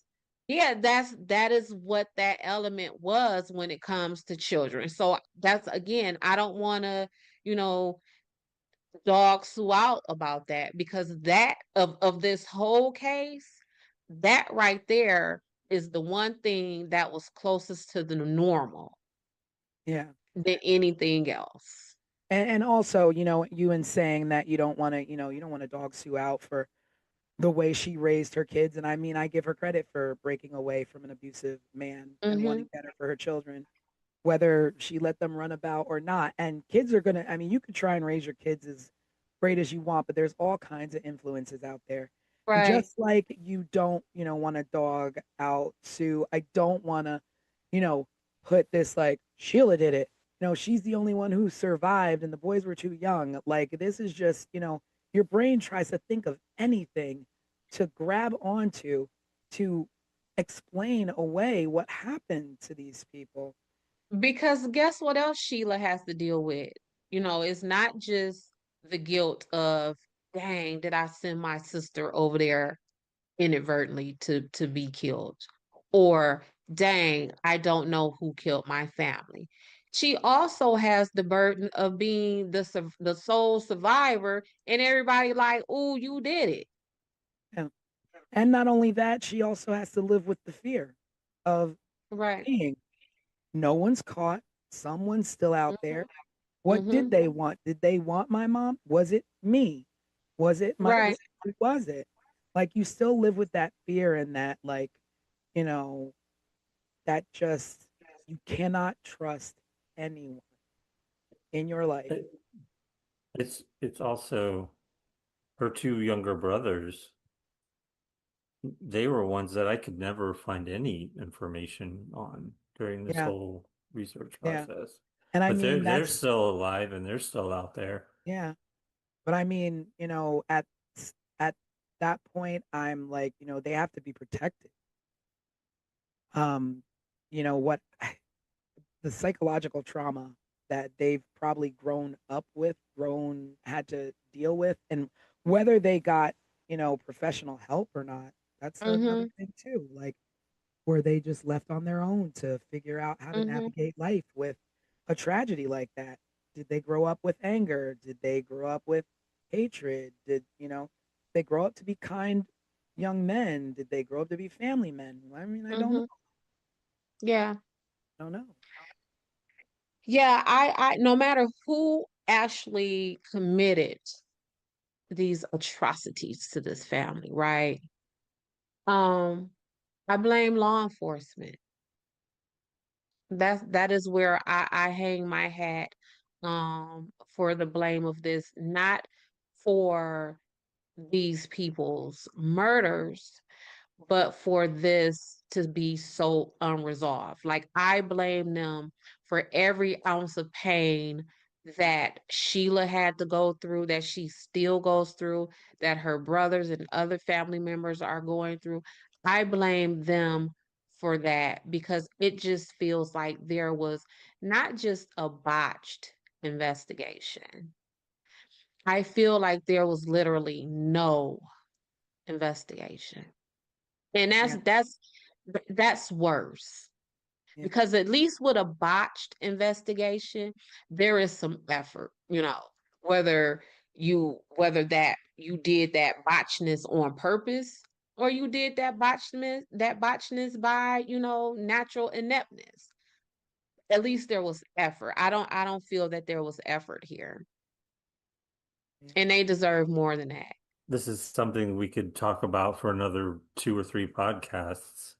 Yeah. Whole And it season. was, yeah, and it was strange. What feels strange to me going through this conversation um, tonight is that I don't know why, but for some reason in the back of my head, I kept thinking about this being a murder that was solved and it's done and it's over.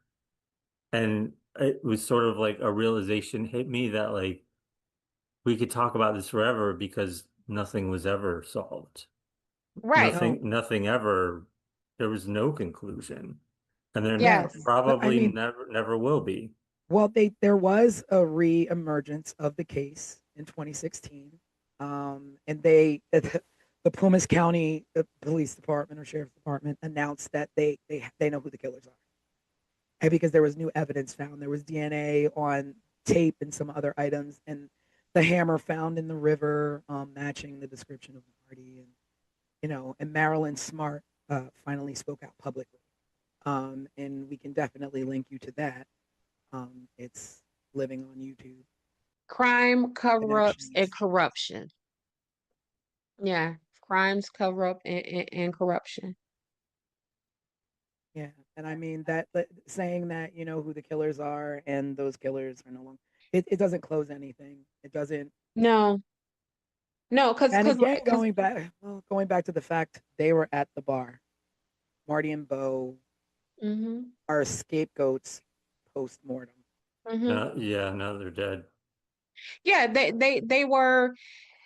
So we call that they liked them for this. Yeah, So, right? Maybe you did, maybe you didn't, but we like you for this. And I feel that was Marty and Bo. They liked them for this.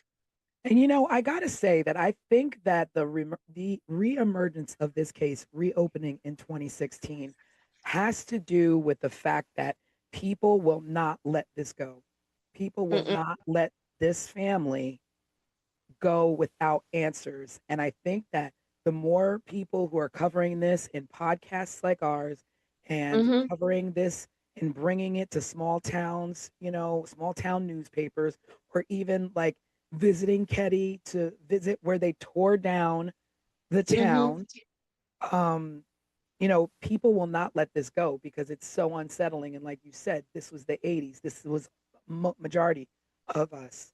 And I think that's why you had that in 2016, and the fact that Sheila won't let their memory go without some sort mm-hmm. of justice. Right. I mean, and even at this point, I think there's a difference between justice and truth because you can get justice in the wrong man, but I don't think we'll ever know the truth. No, no. And they're still playing around. So, oh, we have some DNA that matched a living suspect. Well, who is that? Mhm. Or, oh yeah, the new detectives from the Sacramento Department of Justice. Oh, and I think I saw this in an article from like 5 years ago. Oh, we're close to closing the case, or we're close to arrest. That was 5 years ago. Mhm. What's Still happening? nothing. Yeah, still nothing. So, Craig, I think you said there were some questions that were there questions that we could just circle back. I think that we kind of hit them all through tonight. I also through this conversation, I'm like, well, where do we wrap up with this? It's like there is no correct place to wrap up this No. story tonight. There's not. I'll I look mean, at I think technically we can wrap up in our own take and theory. I don't want to accuse anyone, but I honestly cannot think of one thing that says to me, this one did it or that one did it, because there's so many different ways to go, and you don't want to accuse someone who had nothing to do with it. And I, Had nothing to do with that. And prisons are full of that. I know. yeah, I get the phone calls, right?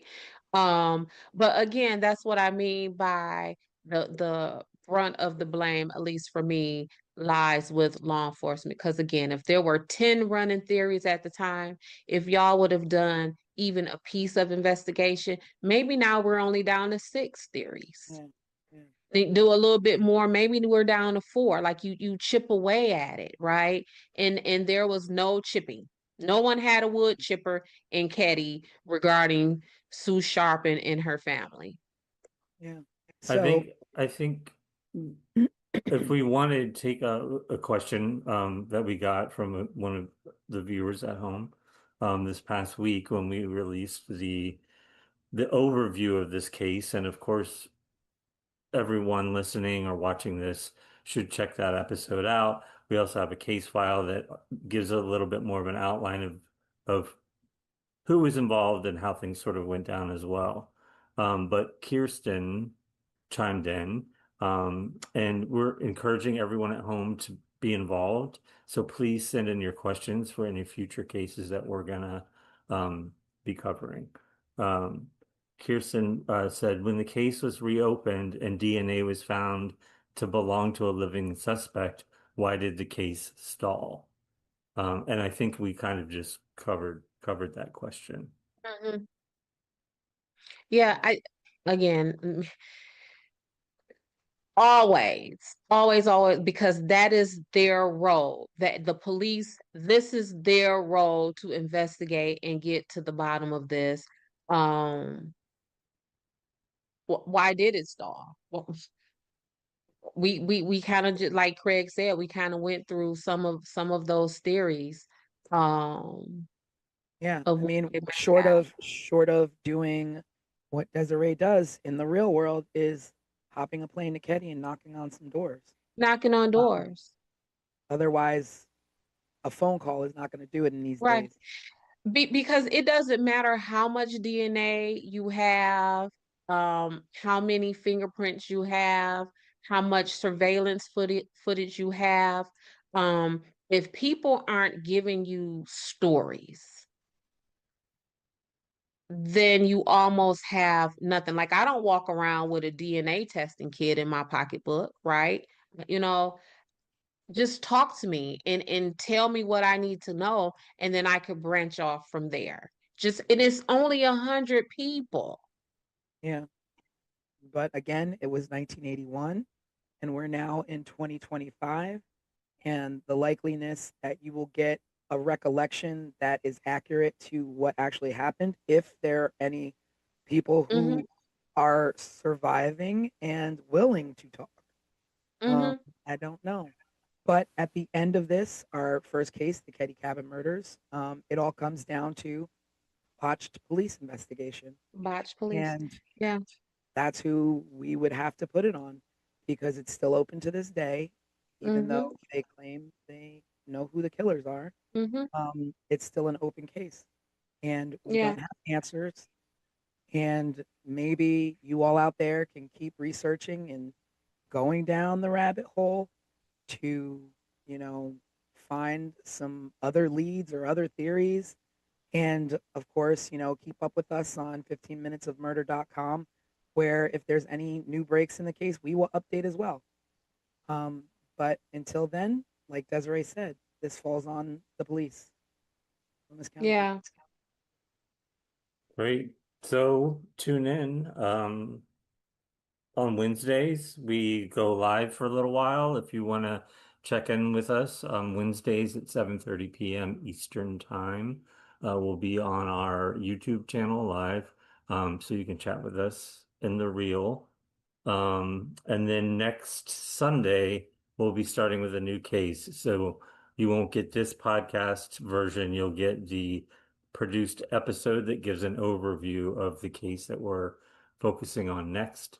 And then, of course, keep following that channel, that timeline. And get involved. We want to hear yeah. from you. We want to hear your thoughts. Yes. We want to hear what your theories are. We want to hear from you, even if you want to speak out and include something that we might have missed in the episode. And I love me some Tanisha and Craig, but I would love to talk to some different folks. I keep it spicy. Yes. And going forward, we're trying to work and build on some exciting things to bring to you. I won't reveal what they are, but we're working on some extra features for our podcast. All right. Well, that's it for this time, I guess. Yeah. Yes. Thanks for tuning in, everybody. And Thank we will see you Bye. on Wednesday. Bye, everybody.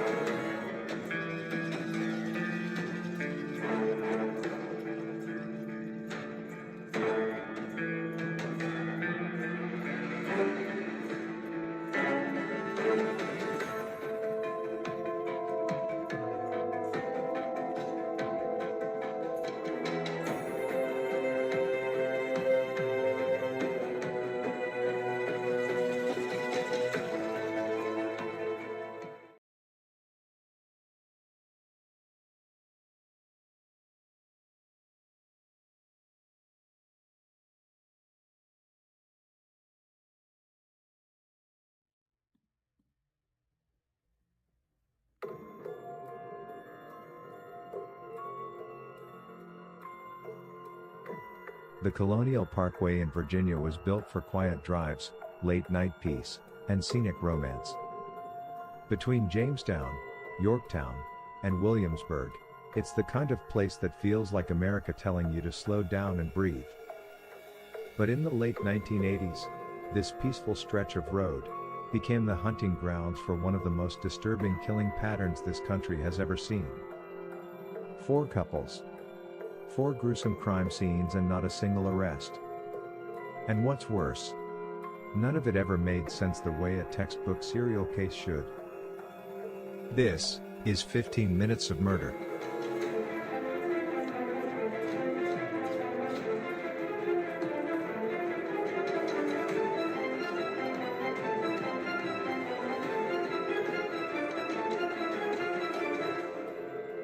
It begins in 1986 with 27-year-old Kathy Thomas, a U.S. Naval Academy graduate.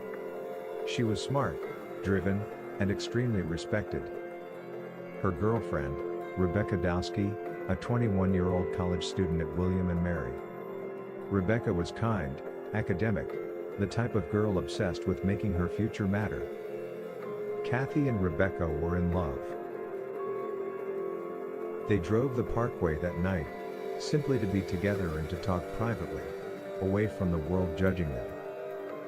They were last seen by witnesses on October 9th leaving a computer lab on the William and Mary campus. What was supposed to be a serene night wound up being the most brutal scene in the string of murders on the Colonial Parkway. On October 12th, their bodies were found inside Kathy's Honda Civic near the riverbank. They were bound with rope and medical tape. Their throats were violently cut so deep, they were nearly decapitated. There were also signs of strangulation. Kathy was stuffed in the hatchback while Rebecca was found in the back seat of the car. She had a clump of hair between her fingers, which suggested she tried to fight for her life.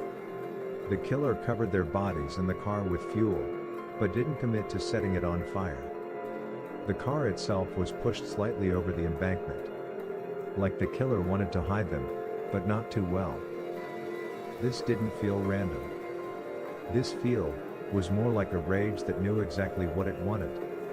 an extremely violent overkill compared to the later victims found.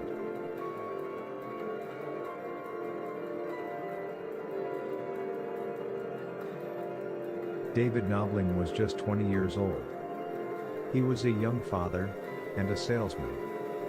Responsible. Said to be a young man trying to do the right thing. 14-year-old Robin Edwards was an 8th grade student, a kid. Rebellious, yes, but a kid. She had snuck out later that night, after already going on a date with David's younger cousin earlier that evening.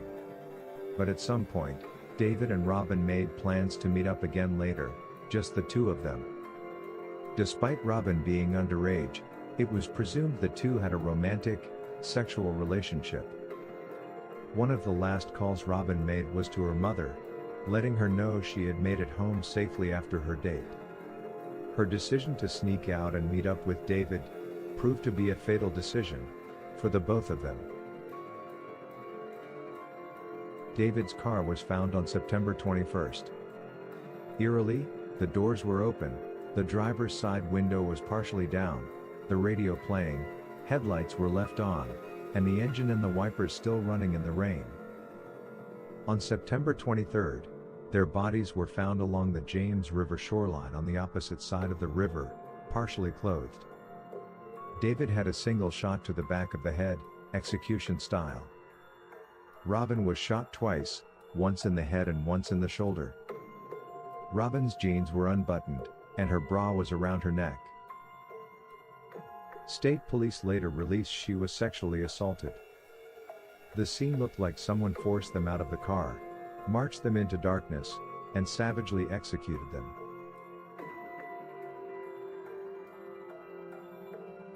Richard Keith Call was 20, from Newport News, Virginia. He was close with his family, worked locally, and was known as responsible and protective. On April 9, 1988, Keith picked up Cassandra Sandy Haley, an 18-year-old college freshman he had recently begun casually dating. Sandy was well-liked, social, and excited about young adulthood finally beginning. That night, they went to a friend's party.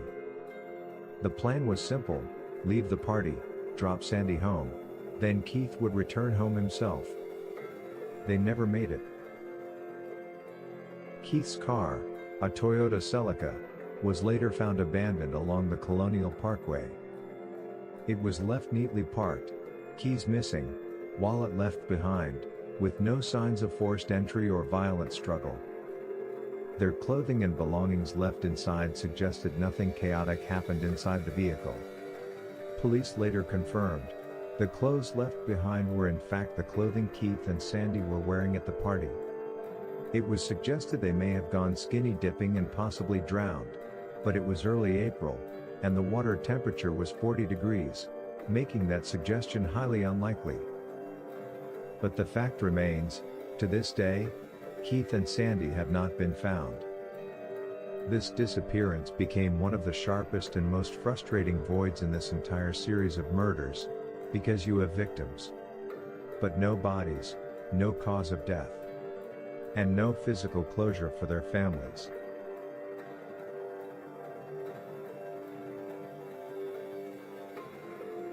Daniel Lauer was 21, from Virginia, a dependable young man known for his easygoing nature and strong work ethic. In the summer of 1989, he had been spending Labor Day weekend having fun in Virginia Beach while staying with his younger brother Clint and Clint's live-in girlfriend, Anna. Anna Maria Phelps was 18. She came from a hard-working family from Amelia County, Virginia. Life with Clint was a financial struggle, but despite that, was independent freedom. Over that weekend, Daniel decided to move in with the two, to help financially. The plan was for Daniel to go return home to gather his belongings. Anna saw the opportunity to tag along and spend some time visiting her family back home. On September 5, 1989, Daniel and Anna Maria set off back to Virginia Beach from their brief visit. They were traveling together in Daniel's 1972 Chevy Nova heading eastbound on Interstate 64 toward home. The next day, Daniel's car was found abandoned at a rest stop in New Kent County, Virginia, but in a baffling location, It was parked in the westbound rest area, which was the opposite direction they should have been traveling to reach Virginia Beach. The keys remained in the ignition. Anna Maria's purse and other personal items were left inside, and there were no obvious signs of robbery, making a random theft motive unlikely. For nearly 6 weeks, authorities and family searched with little to go on. Then, in October 1989, 2 turkey hunters found the skeletal remains of both Daniel and Anna Maria in a wooded area about a mile from the rest stop down an old logging road. Their bodies were covered with an electric blanket that had been in Daniel's car, a detail that suggested someone had placed them there after death. Because the remains were so badly decomposed, law enforcement could not determine a precise cause of death, though some evidence suggested defensive wounds consistent with resistance. A small clue also suggesting either a struggle or a clue left behind, was a locket found worn by Anna Maria. A chilling discovery with no understanding why, or how it was left there. There was no definitive weapon or trajectory that could be confirmed. The location, the staging of the vehicle, and proximity to the highway all indicated this was not accidental. Investigators treated Daniel and Anna Maria as homicide victims linked to the broader Colonial Parkway pattern. 4 couples, 8 victims, bound, shot, vanished, deceased. Each case, different details, same signature. No suspect has ever been charged. Some believe it was a rogue law enforcement officer. Others, a series of copycat killings with overlapping geography. There are theories of a lone serial predator who learned and adapted with each pair. And still others think it may be 2 separate killers whose timelines collided. Nearly 40 years later, the road is still quiet, but the silence is so loud.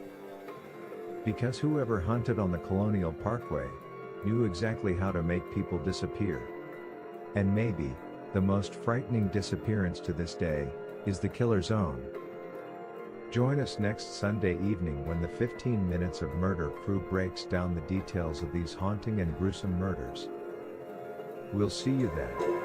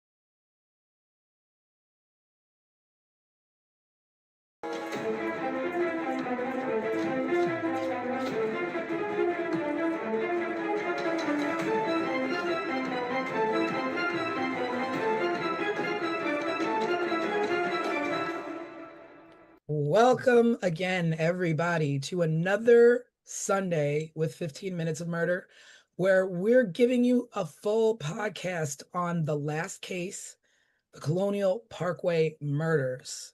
So we're going to run down, we're going to give you a quick overview again of what that case was about, and then we're just going to get into it. We're going to start talking about it. We're going to talk about the victims. We're going to talk about the crime scenes. We're going to talk about the investigators, our theories, all of that good stuff. So join us and sit back, listen, and enjoy 15 Minutes of Murder, Colonial Parkway murders. All right, so let's break it down. The Colonial Parkway murders. It was 4 couples traveling along the Colonial Parkway. It is a 22-mile stretch of road. It's a federal park, is that correct? Yeah. That is in the historic triangle, I think is what they call it, in Virginia. I forgot the 3 points. What are the 3 cities? It's Williamsburg, Jamestown, and Yorktown. Jamestown, I don't have that in the correct Yorktown. order, though. Okay. And it's part of the National Park Service also. Right. Yeah, let me just tell you, this Colonial Parkway is stunning. Like Mm, when you say, when in the beginning of the episode, when it's talking about scenic views, it's mhm, beautiful. It is peaceful. Just you go over bridges, beautiful gaps of water, and just beautiful tree-lined road. Like, and I can't imagine at night. It's dimly lit. First of all, it's not very brightly lit. I read that it's also, or at that time, it was not highly patrolled by officers or any kind of police regulation or, looking mhm. out. So it was a little bit of a free for all for, this kind of thing to happen. Yeah, that was the purpose of it. It is a scenic route. So that was the purpose of it. And that's why there are so many bridges, because it's just a road. So there are very few intersections. It's just a stretch of scenic road that is part of our National Park Service. Yeah, a lot of historic, Hmm. pit stops that you can make along the way. And so it's just unfortunate that these murders happen. And it's not just these four murders. There were other murders that have taken place in and around there, but it was just Right. these four specific ones that became Hmm. a little bit known as the Colonial Parkway murder. Hmm. Hmm. And I um think and I think we definitely can't get lost on this scene because it's very much part of the story, right? And so some of this area, what I was reading about it is many people even consider it as an open air museum. Like that's how historic and pristine and gorgeous this area is, to that triangle of of towns. and I mean, people, and it just goes to show, like, you don't that's why people took to it. Like these four couples felt safe enough to be like, we're just gonna go, we're gonna travel, we're gonna go about our business. Yeah, I would imagine as a couple, you would go there maybe at night, to have some privacy or to see some beautiful scenery, something a little bit romantic, whatever the case may be. I imagine that's what attracted all these four couples to go out there, Yeah. at Yeah, night. and for sky nerds like me, just a place maybe to look at the sky and the stars. And Hmm. we used to take our kids out for those kind of outings in very similar places all the time. It's many just innocent reasons why someone would want to be there. And that's probably to me one of the really frightening things about this story is because this is an area that any of us could have been. And it keeps being labeled as a lover's lane Yeah. type deal. But just what we're talking about, like this is just like essentially a park where people and families would just go for whatever reason. We had the first case, which is the couple of Kathy Thomas and Rebecca Dowski. And this was the first of the chain of murders, and this happened in 1986. And they were young. They were a couple. And I think they were a new couple, right? Like they hadn't been dating long, and they were probably just gonna go out, on the parkway and find a little pit stop, have privacy. It's beautiful, it's romantic. You're away from judging eyes. Because I can, only imagine in the 80s, we were just as, no better then than we are now. We're getting there with, same-sex relationships, and people were judgmental. And Right. but these were people who were not going out looking for trouble. They were going Right. out looking for a peaceful night, peaceful way, going from A to B, and these things happen. So they were last seen leaving the computer lab at the college that Rebecca Dowski went to. Hmm. And I thought I read that someone saw them after that, maybe at a Mm. bar. I'm not At a sure. where? At a bar. Oh, well, it's possible. Yeah. Hmm. Possible, That, but I that thought I seems read like that. a natural place to go. But Like yeah, you, I mean, you stop off, you have a, you have a drink, or you go have coffee, whatever. I don't know what kind of bar it was. Um, but that was the last time that they were seen, was pretty much leaving that computer lab. And the car was found Kathy was driving a Honda Civic, and it was found near the York River. Both of the women were bound with rope and medical tape. Their throats were cut, and there was evidence that strangulation was involved. The vehicle was hidden. The murderer pushed the vehicle like close to the embankment. So it was like said that it was pushed just enough to be hidden, but visually enough to be like, oh, what's that? Something's going on over there. So it's not like he was hiding the car so that they'd never be found. So the way he placed this vehicle was intentional. And it was extreme. I mean, as you see in the episode, you know, what was done to them was extreme. And again, like you said, Des, choice of weapon is always a big deal and an indicator of whether it's personal or haphazard or a defensive. This was definitely personal. We don't know exactly when it happened, but whatever happened was brutal, and the killer left their bodies in the car, stuffed in the car, and left there like they were like they were nothing. No one's loved one, sister. In my background, what I actually am is I am a trained social worker. That was my trajectory before I even got into being a private investigator. And so with that, I approached all of these things from that socio-economic perspective. And Kathy and Rebecca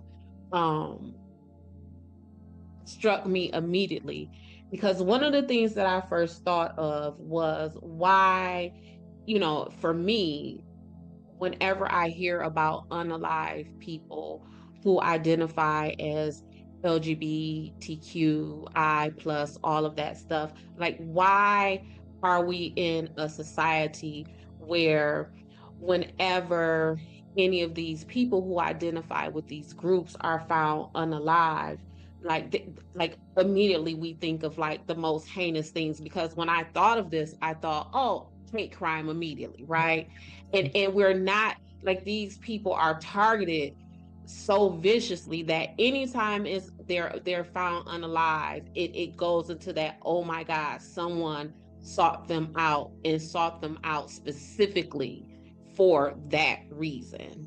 Yeah, so that was the first thing. I immediately thought of like, okay, is this someone who is wanting to attack sin, was what I thought immediately with Kathy and Rebecca.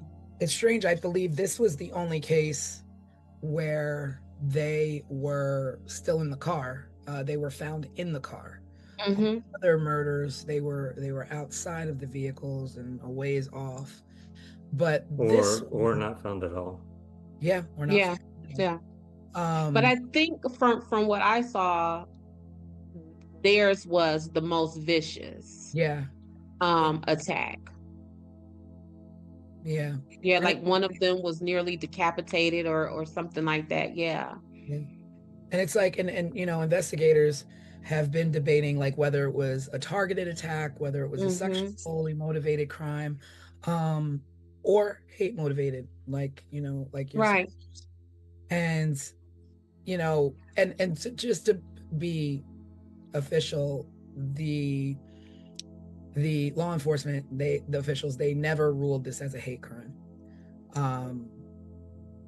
Now the thing is that had they labeled it as a hate crime, it may have attached to some other murders, but because it's not labeled a hate crime, it's more like a one-off. It's coupled with these other murders because it happens to be on the same roadway. Like Des is like is your expertise. Like, do you think that mislabeling a crime can like offset who the murderers are or group it? Because it what it does is it now puts you in a position to where now you're chasing false leads. Now you're looking up this road when when you really should be up this road. Now you're looking for this type of person, because what law enforcement does in their investigations, they create a suspect profile. So kind of like what I was just saying about this possibly being a hate crime, right? So why aren't we looking for someone who is anti-gay or maybe even racist? Because what we know is hate is hate. So if you hate these people, you're going to hate these people too, right?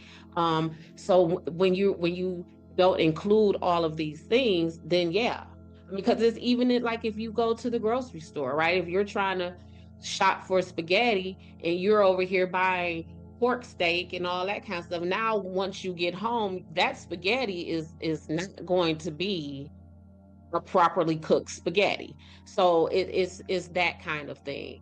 Because that's the one thing that makes me think of, that's what I think of. I'm like, well, did this murder go unsolved because you didn't label it as such, and you could have, Mm-hmm. taken other leads versus, oh, this, especially since this was the very first murder in this chain, and the next one didn't happen until a year later, or under a year later. So all this time, what were you considering this And as? it's still suspicious how Kathy and Rebecca was even tied to the final suspect, because I don't believe that his DNA was found on them. So, like how you said, there is rope and tape. How do you rope and tape and gag and bound someone and there is no DNA, there is no evidence, right? But for somehow, um, they still decided to go ahead and attach Kathy and Rebecca to this gentleman. His name is Alan Wilmer Sr. That's his There you name. go. There you go. Alan Will, yep. I kept wanting to call him Adam, but I didn't want to put the wrong name out there. I had to go to them notes and make sure. But yeah, those ladies, his DNA wasn't even connected to them. Yeah. And it's just like, So you start wondering, like, well, was this, a hitchhiker? Was this someone they picked up? Because at the same time, you're like, these are two women, one in the Naval Academy, so she's no punk. correct. She can hold her own, I'm sure. Right.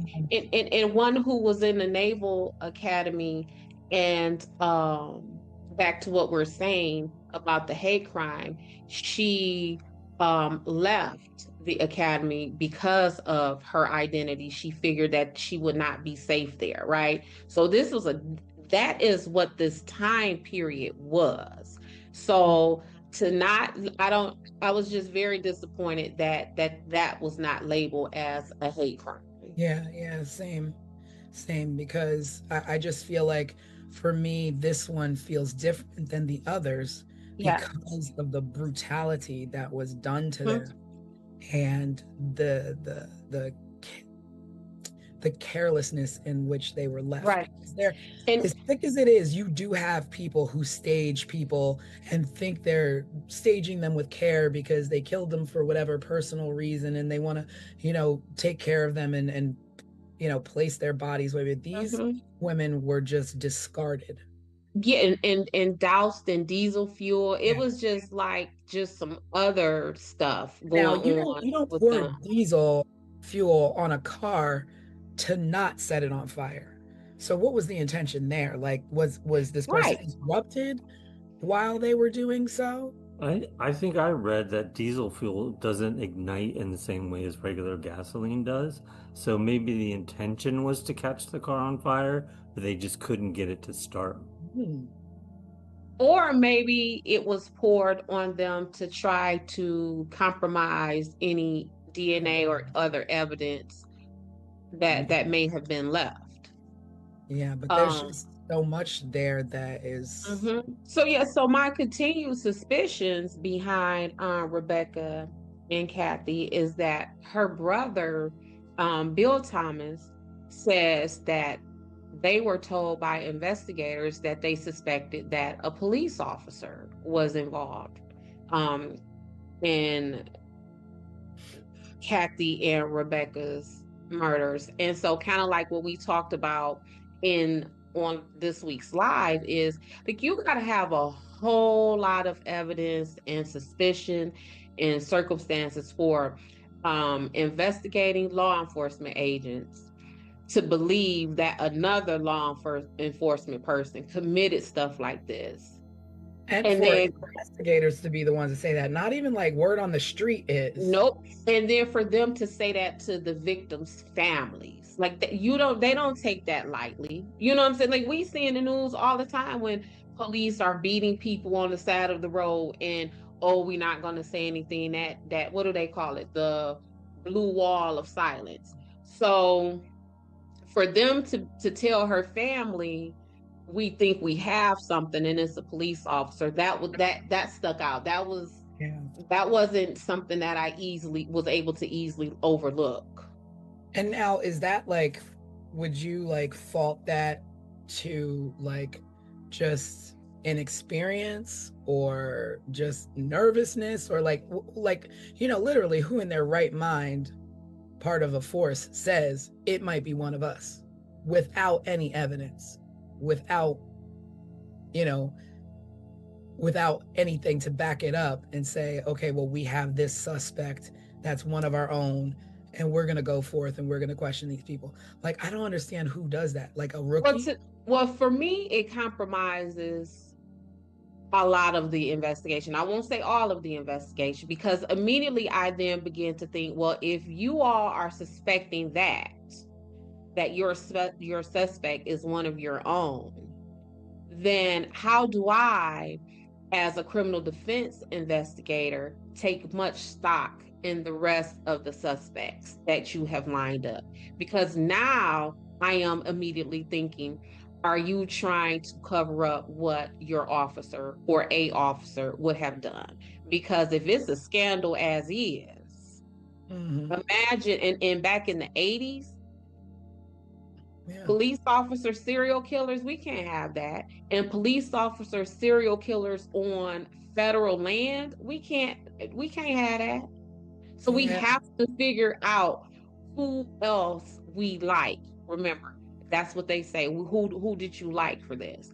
So we have to figure out who else we like for this. And then comes the string of suspects that we have. So we got to divert that attention. It got to go somewhere else. It can't stay here. And which one of you idiots told this family that? Because now we got to fix this. Yeah. Well, I think it comes up in some of the later cases too that they suspect either somebody impersonating law enforcement or a law enforcement person because wallets were left out. Glove compartments were left open, windows were rolled down part way. You know, everything you would do when you get pulled over by a cop. You're going to reach for your glove box. You're going to reach for your glove box first to pull out your insurance paperwork, your registration. You're going to reach for your wallet next because you got to show them your ID, and you're going to crack the window to be able to talk to the cop. Right. And so that's that walking down. So Rebecca and Kathy were first on the timeline. So they were told what Kathy's family was told, that it was a police officer.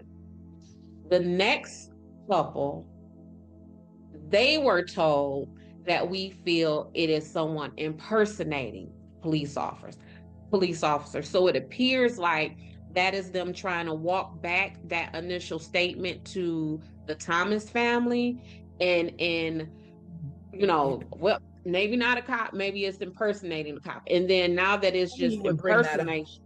What you say?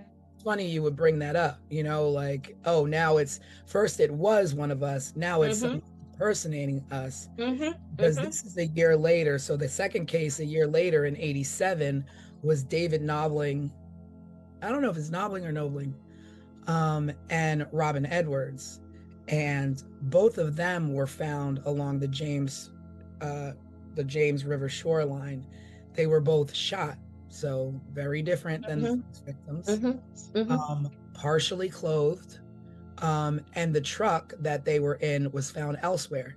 And like Craig said, the door was open, the headlights were on, the windshield wipers were running. There was no robbery motive because everything that you would take as a robbery was left behind.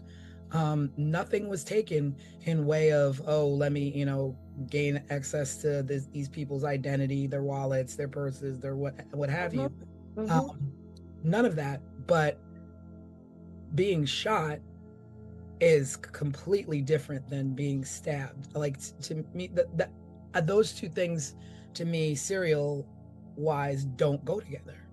Don't go together. Don't go together. Don't go together. But their case, kind of similar to Rebecca and Kathy, ignited not just my investigator, insight, but that social worker insight. So again, this was a man who was 20 years old and a father. Mm-hmm. And Robin was a 14-year-old child. Mm-hmm. Yeah. Now that I don't know where to go with that.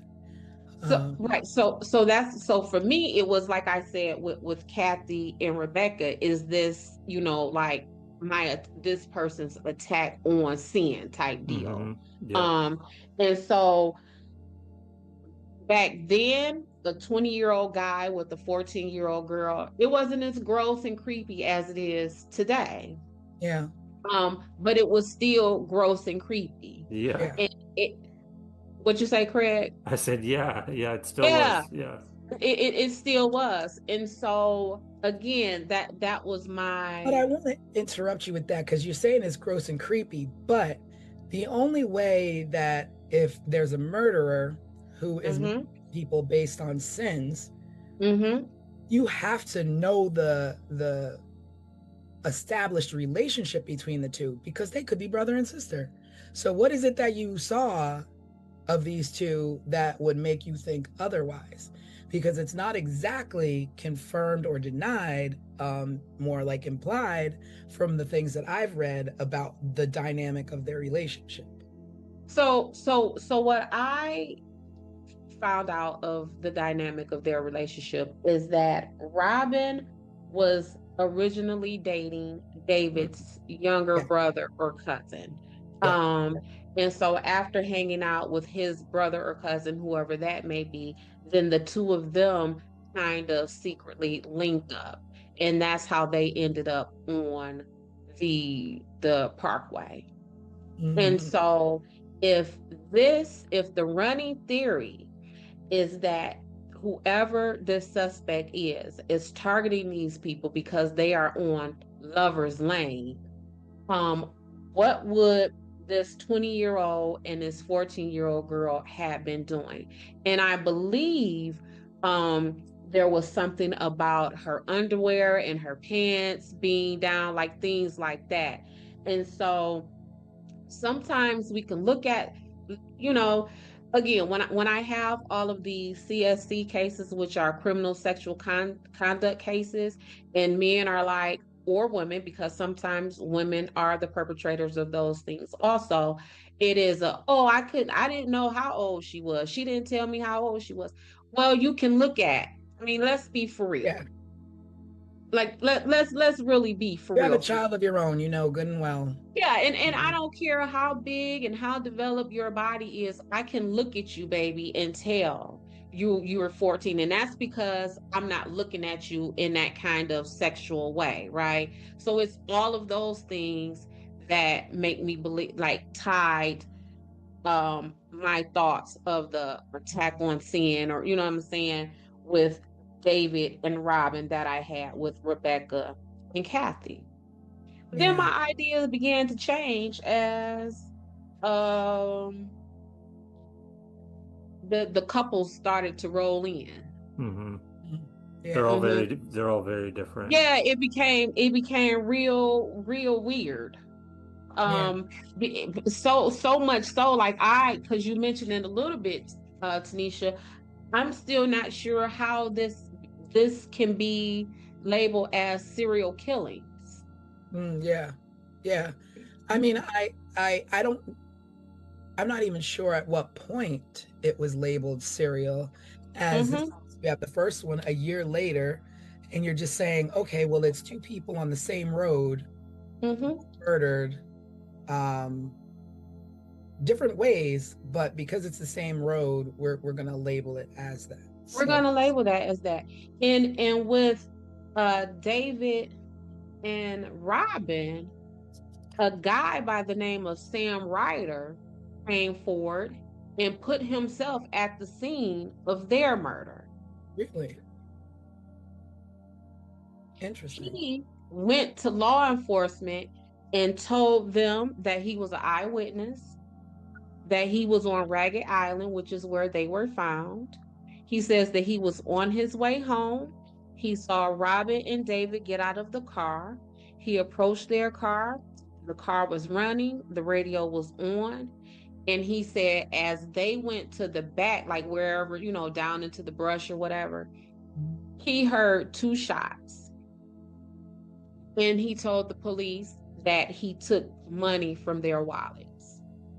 And they let him go. Wow. They let him go.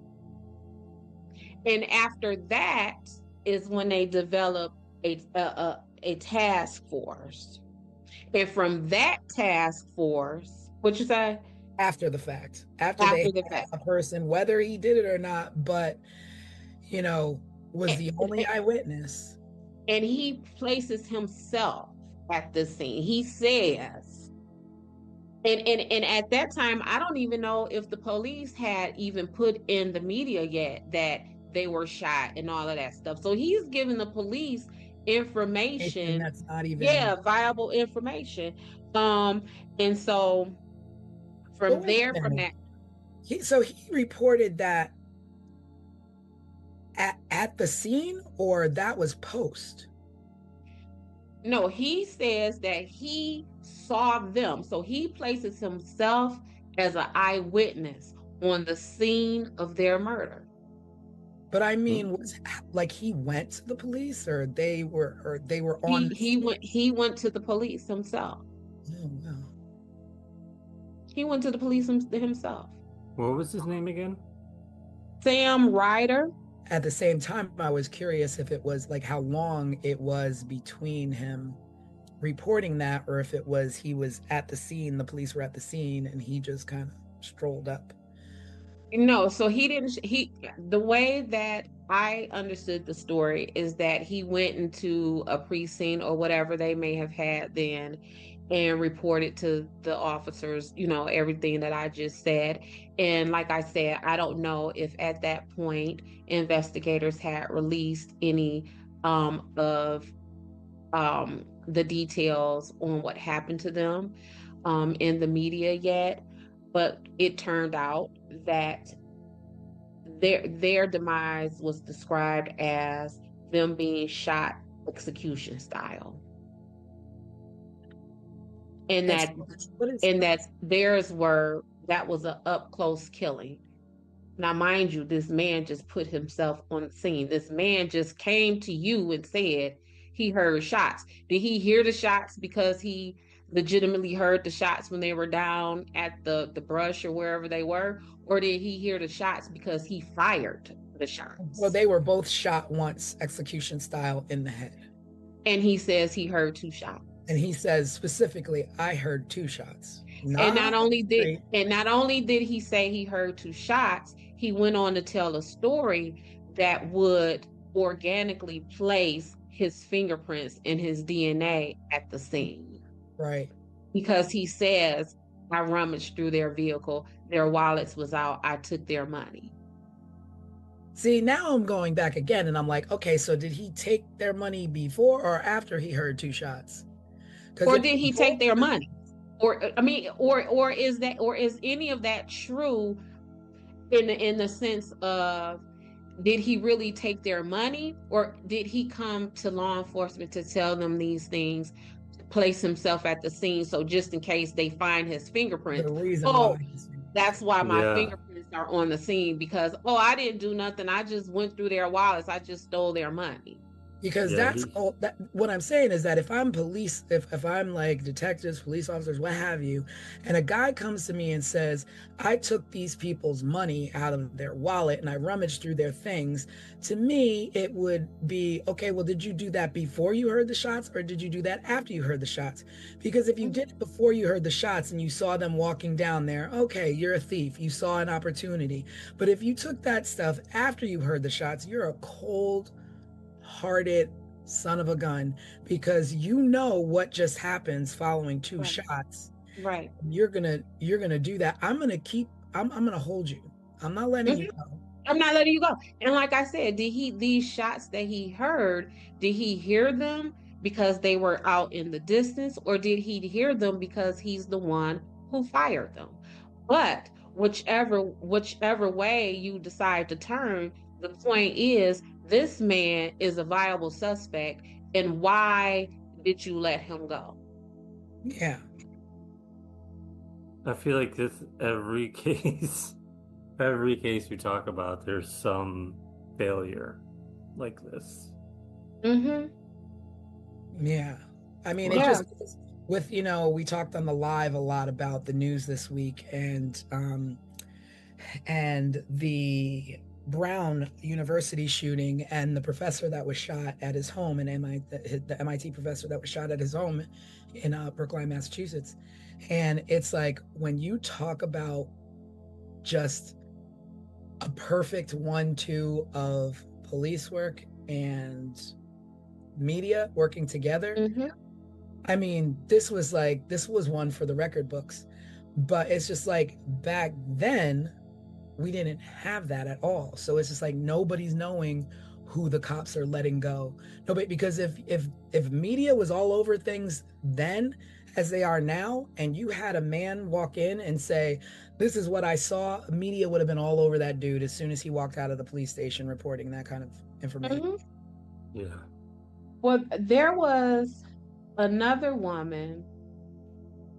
So David and Robin, they were found September 23rd, 1987. There is another woman who was found unalived. Her name is Lori Powell. Yeah. Was found March 8th of 1988. So although Lori is not one of the official 4 of the Colonial Parkway murders, they essentially went on to link her murder with the rest of them. Why was that? I don't know why, because it shouldn't have been, and I'm gonna tell you why I think it shouldn't have been. Because Lori, the story with Lori is that she was hanging out with her boyfriend, a gentleman named Chris Cutler. Chris Cutler and Lori got into an argument, and Lori got out of Chris Cutler's car and decided to walk. The argument was about him speeding. Lori was never found again. So why wouldn't the last person who was seen alive with her not a suspect? Not only was she last seen alive with him, but through his own admission, they had an argument. And through her family's known knowledge is that the two of them had a tumultuous, toxic, and violent relationship. But yet, so there's this on a suspect they don't even have yet, based on and how was she? Oh, she was just never seen again. She was never seen again. So at this point, she's not seen again, but you're going to connect her to the Colonial Parkway murders, where both couples of victims were found murdered together. And this is a one-off. This is one person who's missing. You didn't find this person murdered, but you're going to tie it into. Right. It's more like, oh, this person happened to be missing on this parkway, and treat it individually rather than group it with something, because then you could be going astray yet again. Yeah, it's just too, it's so much, it's so many possible suspects that, again, in all of these missing peoples and unalive bodies, it just does not seem cohesive enough for this to be called um a serial killing. Like I don't get that from this. So then in 88, we did have our third case that was Mm-hmm. directly related as a couple, which was Keith Call and Cassandra Sandy Haley. Mm-hmm. And they were, in fact, on a date. They went to a party, and they were leaving the party, and Keith was going to bring her home. And I had read somewhere he was going to go out and go to another party and spend the night at a friend's house Yeah. the next day. So the parents, they weren't expecting him home. So it wasn't odd, that he didn't come home because after that party, because they weren't expecting him till the next day. Mm-hmm. But Sandy didn't return home, and then and then he goes missing, and they find their car neatly parked on the highway, on the parkway. Keys were missing this time. All the personal items left inside. There were no signs of struggle, but both of them vanished. Mm-hmm. No remains have ever been found of the two of them. And it's the first case that has no bodies found. So now it's the first case with no bodies found that are couples, because Lori was not found, but she was singular. So you don't put, this is like a difference between missing persons versus murdered victims. Mm-hmm. Mm-hmm.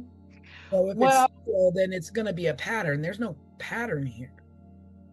no, there is no pattern here. The only pattern here that I found is the way the investigators seem to have gone out of their way to make Wilmer the suspect in this. So Cassandra and Keith, like you said, their bodies weren't found. But the investigators went down to the water area where their car was found. And they used cadaver dogs. And the dogs went down to the water and attempted to try to get into the water. So investigators believed that meant that maybe they went swimming or something like that. But they're saying they were found in like April. So, I mean, this would have happened. When did they happen? Yep, they went missing in April. So the water would have been too cold for that kind of stuff. But that the dogs went down there, wanted to get into the water. I mean, what's too cold? Like it's April. Yeah, so I mean, you got people who, you got the Polar Bear Club. You got people who aren't bothered by that. Correct. We're And this with that in this day and age. right. And this is an outdoorsy type environment, right? So what's cold to me, a regular person who not outdoorsy might not be for these folks. Right. So this is where Wilmer comes in. He was then questioned by the FBI as a suspect for them. Why? Where did they find him? So they received a tip of someone who saw a truck with a license plate in the area, and the truck had a vanity plate. I don't know how it is in any other state, but a vanity plate is a unique plate. Once you get a vanity, there are no other plates of that. So his vanity plate was E.M. Raw. So Edom Raw. He was what they referred to as a waterman, and we can go into that in a minute. Yeah. So he was a fisherman essentially. So he fished for fish and clams and oysters or whatever else is there. So they saw his vehicle there, and they went to question him. But this is what ties there was in between, right after Richard and Cassandra, there was Teresa Howell, who came up missing. So what the cops did was they tied Wilmer to Teresa. And so what they did was they matched the DNA that was found on Teresa with the DNA that was allegedly found from David and Robin. So now you see them trying to build up this suspect after we have walked it down from this was a police officer. Because my first question of that will be, and this is why I wanted to be very clear about this vanity plate, because I don't know an idiot, a drug addict, or anybody who will drive their vehicle that is registered to them with a vanity plate to a murder scene. Where they have murdered if all of this is correct, they have murdered maybe 6, 7, 8 people at this point. Up until and then they're going to take their vanity plate. And you're going to take your vehicle? Yeah. So, I think it's more like they liked him. They liked him. They liked him for this. Yeah. And so then as they questioned him, the FBI, not Craig, not a regular person like you or I, Tanisha, but the FBI administered a polygraph test. And he passed it. So they let him go. But this is also why when we have had discussions before, Tanisha, where I have always said I'm not particularly impressed when investigators talk about they got DNA, because all DNA proves is that you existed. Yeah. That's all it proves. It transfers so very easily. You can have someone who was, SA'd and there is no trace of DNA there, or you can have someone who has someone's DNA on them but that doesn't mean that you were SA'd, right? So DNA just leaves too much room for interpretation, and you can place it in whatever boxes and categories that you want it to go into. Because again, we want to talk about how inadmissible polygraph tests are. Well, if that's the case, FBI people, why did you give him one in the first place? And then now that he passed the polygraph test, now what? You want to keep at it? Yeah. And that is exactly what they did.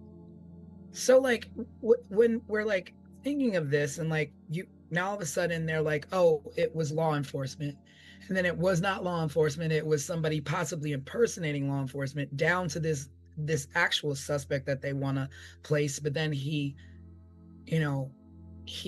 passes a lie detector test. It's like, so this isn't, if these are all done by the same person, then this person is extremely smart and calculated on how to get away with murder. So after he passed his polygraph test and they continued to investigate him, they went to his home, and this is what the investigator said really drew their suspicion to him. They went to his home and they found him there doing what? Bleaching out the interior of his truck. Well, y'all just said he's a fisherman. Why would that? If you pull up to my house at any moment, you might see me in my driveway with a vacuum because I'm cleaning out Dutch's, hair, right? So if I am a fisherman and you pull up to my home and I am bleaching my car, how dare you be all that suspicious of me when I might just be trying to clear out fish guts or spoiled fish water.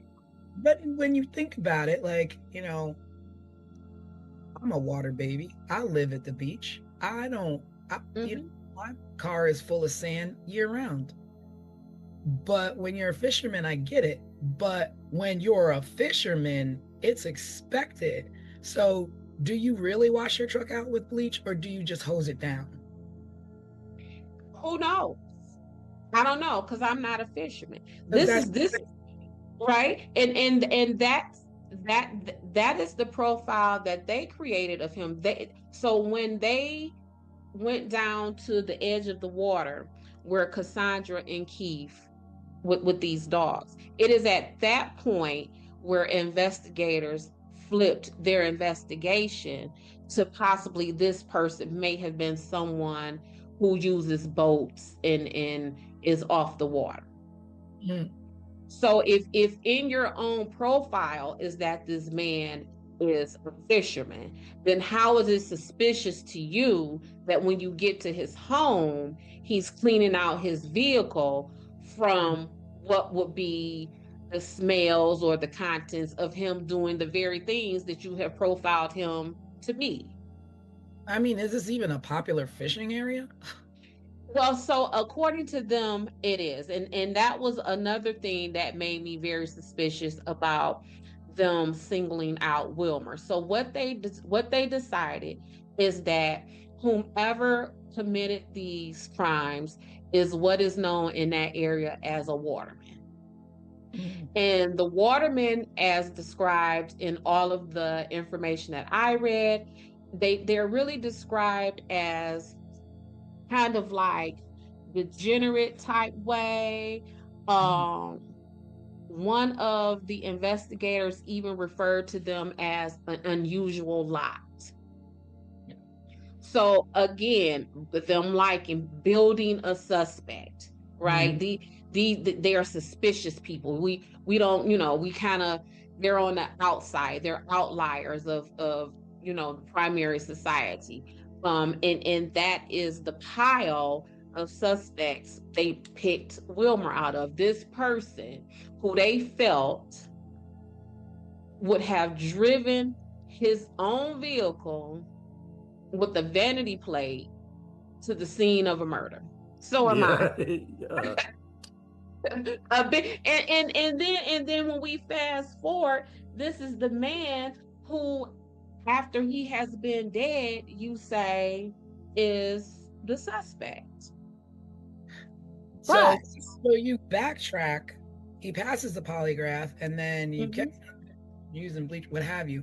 But then umpteen years pass, and now all of a sudden he's back to being a suspect. so remember Lori Powell, who I said was last seen arguing with her boyfriend, who they did not label as a suspect? Well, he died a year before Wilmer died. So Chris Cutler, Lori Powell's boyfriend, died October 20th, 2016. Well, there goes that suspect. So now we got to keep building another suspect. Yeah. No sense in chasing that lead that we didn't chase.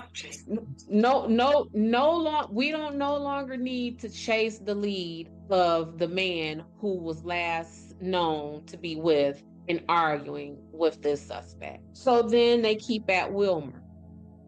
And so how they find out about Wilmer is that they got a random notice of someone being dead in a home.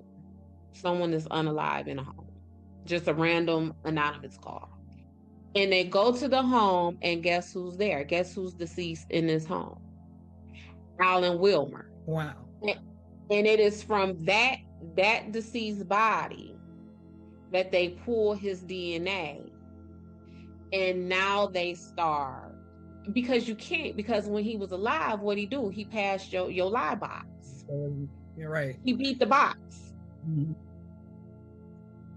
The box that y'all administer. So again, if the box ain't no good and we don't want to use it in court, then why do it anyway? Because y'all said, nah, never mind that, get him. And then he passed it. So you got to leave him alone.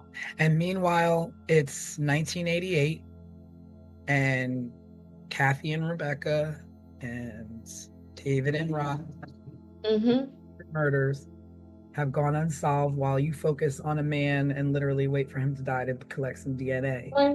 Let me go back a little bit. So again, this connection between Chris Cutler, who was Lori's boyfriend, and Alan Wilmer, who ended up being the final suspect, they have almost the exact same backgrounds. So how they're like, oh, the person who did this had to be a fisherman. Well, Cutler, he was known to be a self-employed fisherman. And that ain't a rumor.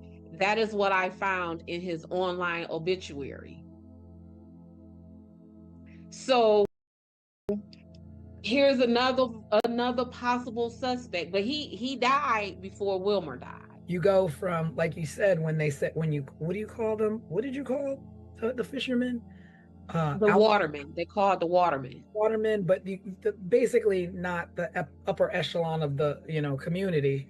Mm-hmm. So you went from a high-ranking, controlled police officer, aware of surroundings and knowing the road and the terrain. You went from that possibility telling the families to a waterman. To a waterman. To a waterman that the lead detective on the case referred to as an unusual lot. So you think that the unusual lot is capable of murdering two women in 86? Mm-hmm. Male and a female, separate ages. Hey, what did you call it? The Dexter, being the Dexter out there, trying to right the wrongs of the world. Yeah. To me, that fits the motive of a police officer. You the police officer, your job is to uphold the law and make sure everybody is on the straight and narrow and living life according to somebody's rules. So you as a law enforcement agent, to me, just based upon your own profile, y'all fit the category of who possibly did this than these watermen did. These watermen, from your own description of them, are a group of people who want to be left alone, who are kind of living off the grid. And when you're living left alone off the grid, you don't care about what nobody else is doing. Yeah. You're not doing anything to draw attention to yourself. Yeah, and the other thing is that this began, I mean, I don't know what was before 86, but this Colonial Parkway murders started in 86. So in 86, 87, 88. By 88, you have 6, 7, 8 murders along this stretch. And so what are you all doing to protect the people? What are you all doing? I was going to say, and then there's one more murder we still have to talk about. Yeah. But we still have to talk about it. But before we get into that, let me just say this. How does someone's body, deceased body in a house, goes anonymously reported to the police? Yeah. Like, what would make someone do that? And why is it always with these cases an anonymous source? Why? Sources. Well, I mean, I guess one is anonymous because you don't want to be tangled up in whatever mess. Oh, that's cute. In a sense. That's nice. That's a really cute explanation. I like that explanation, and I'm gonna tell you why I like that explanation. I like that explanation because that's what they want us to believe. Yes, exactly. I was just gonna say, it sounds like a sus way of just kind of brushing over. It. There's no way it came from an anonymous source. Somebody knew about it. Right. No, but that's what they want us to believe. They want us to believe that, oh, this came from an anonymous source. Yeah, but anonymity in the 80s is much different than it is today. There is no such thing. They want us to believe that it was an anonymous source. Because in today's day and age, your anonymous source is revealed and doxed immediately. There's no such thing. Back in There's the no 80s, anonymous sources were just that. They were ghosts. but to say it's an anonymous source is just a way to keep them from saying we put that there, we planted that there, we knew that happens. That's a way to keep it from being on the inside. We could just say, Yeah. and it came from an anonymous source, especially when we're talking about a group of what appears to be unrelated murders that originally had a suspect who was a member of law enforcement. Yeah, and then this is the case. The third case is the one that pretty much fueled the fact that maybe law enforcement is involved, or military, or what have you. Because at this point, it's just like someone is out here getting away with it. It's not Getting just away with it. they're getting away with it. This is an 8 body count. But see, and again, that's back to what I always say. You don't have to play around with this stuff. I mean, somebody gonna get away with it anyway, just because of the environment. It's an isolated and desolate environment. So someone does something out there, they might get away with it. Well, I was going to say, what about the fourth couple? Yeah, What so about that the fourth leads us right into 1989. Mm-hmm. That case was Daniel Lauer and Anna Maria Phelps. And so they were not even a couple. They weren't even a couple. Yeah. Oh, Anna Maria was Daniel's brother's girlfriend. And they lived together in Virginia Beach. And so Daniel was visiting his brother and Anna Maria, and, kind of saw, they were having a little bit of financial difficulties and struggling. And Daniel was like, you know what, I'm going to move in with you guys. And, probably was a relief to help financially. And so he's like, okay, after this, let me go down and go home and get my belongings. And Anna Maria was like, oh, I'll tag along with you. I can go visit my family while you're, packing your things. And then we'll all come back and, we'll start this new chapter together where, you come and live with us. And I'm sure they were all very excited and, to all be together. And that didn't happen. Because on the way, they went home, they packed their belongings, and actually there was a married couple that went back with them as well. They hitched a ride with Daniel and Anna Maria. So, they dropped them off, and then Daniel dropped off Anna Maria. He went to his home, packing some things, went back, picked her up, and then they were off to go back to Virginia Beach. And when they were found, their car was found. Their car was found going in the wrong direction of the way they were supposed to be going. Their car was found on the westbound side of the parkway when they should have been going east. They are dated, missing, or found on September 5th, 1989. In 2010, that's how many years later? Allegedly, there was a letter found in Anna Marie's belongings where she was supposed to have met someone in a blue van at a rest stop. The note did not state that person's name. Now, so she's supposed to meet someone at a wait, this was found on her person? It was found in 2010. This letter was found in her belongings. So pull out your calculator and tell me how many years from 1989 to 2010. So none of you searched these belongings to look for any evidence or clues whatsoever. And she's supposed to be meeting somebody at a rest stop. Conveniently, you tell that all these years later to justify why they were on the west side? Pay attention to this part. The person's van that she was supposed to meet at the rest stop was a blue van. Wilmer's vehicle with that vanity plate, it was a blue pickup.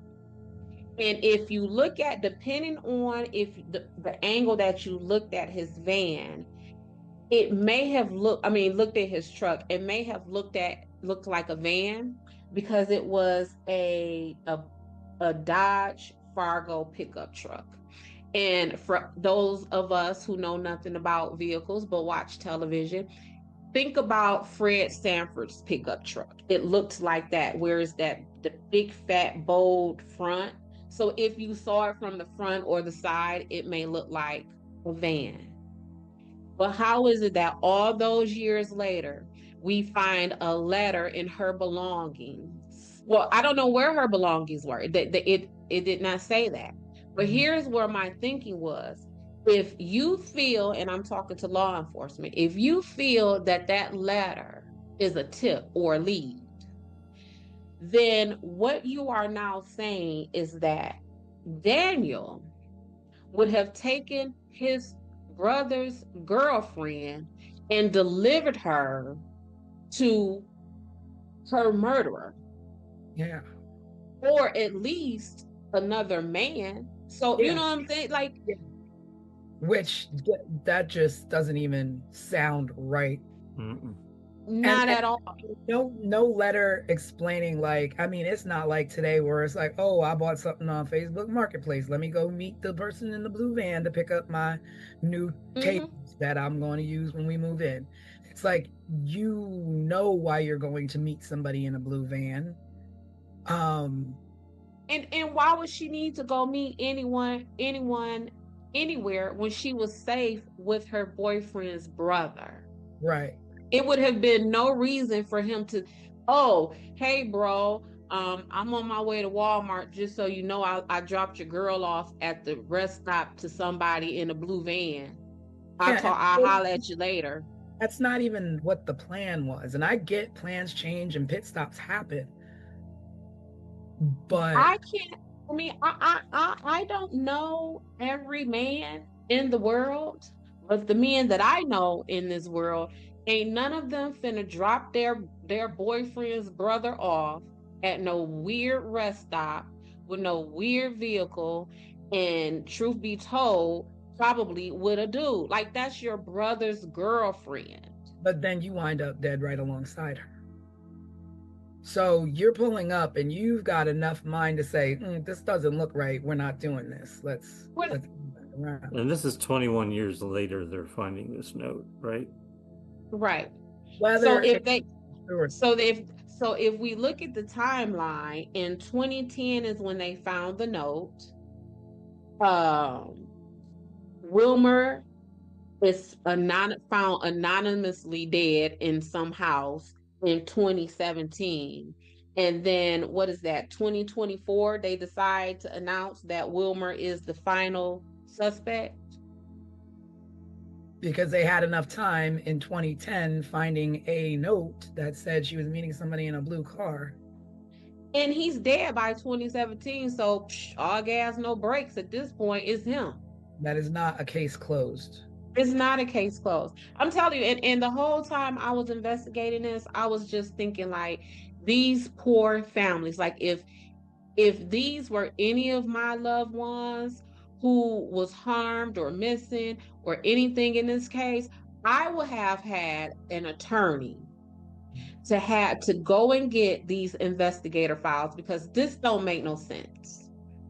But again, it was a different time, and it was there's a lot more ways to cover up things, and I guess to easier to not get answers. Like, now we have all kinds of methods and access to information that just was not there.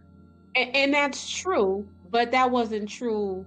What you just said was true at the time of the original investigation. That was no longer true at the time when they announced that Wilmer was now the official suspect. That was in 2024.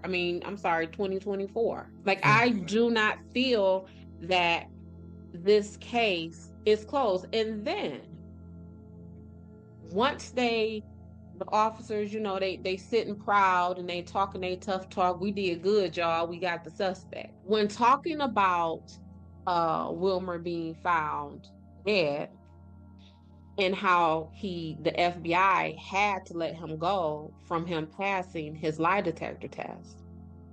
One of the investigating detectives said that he would have done anything. He would have threatened him or anything else to get Wilmer to confess. This is what the officer said. So, do we as a country, is this how we want officers to solve cases?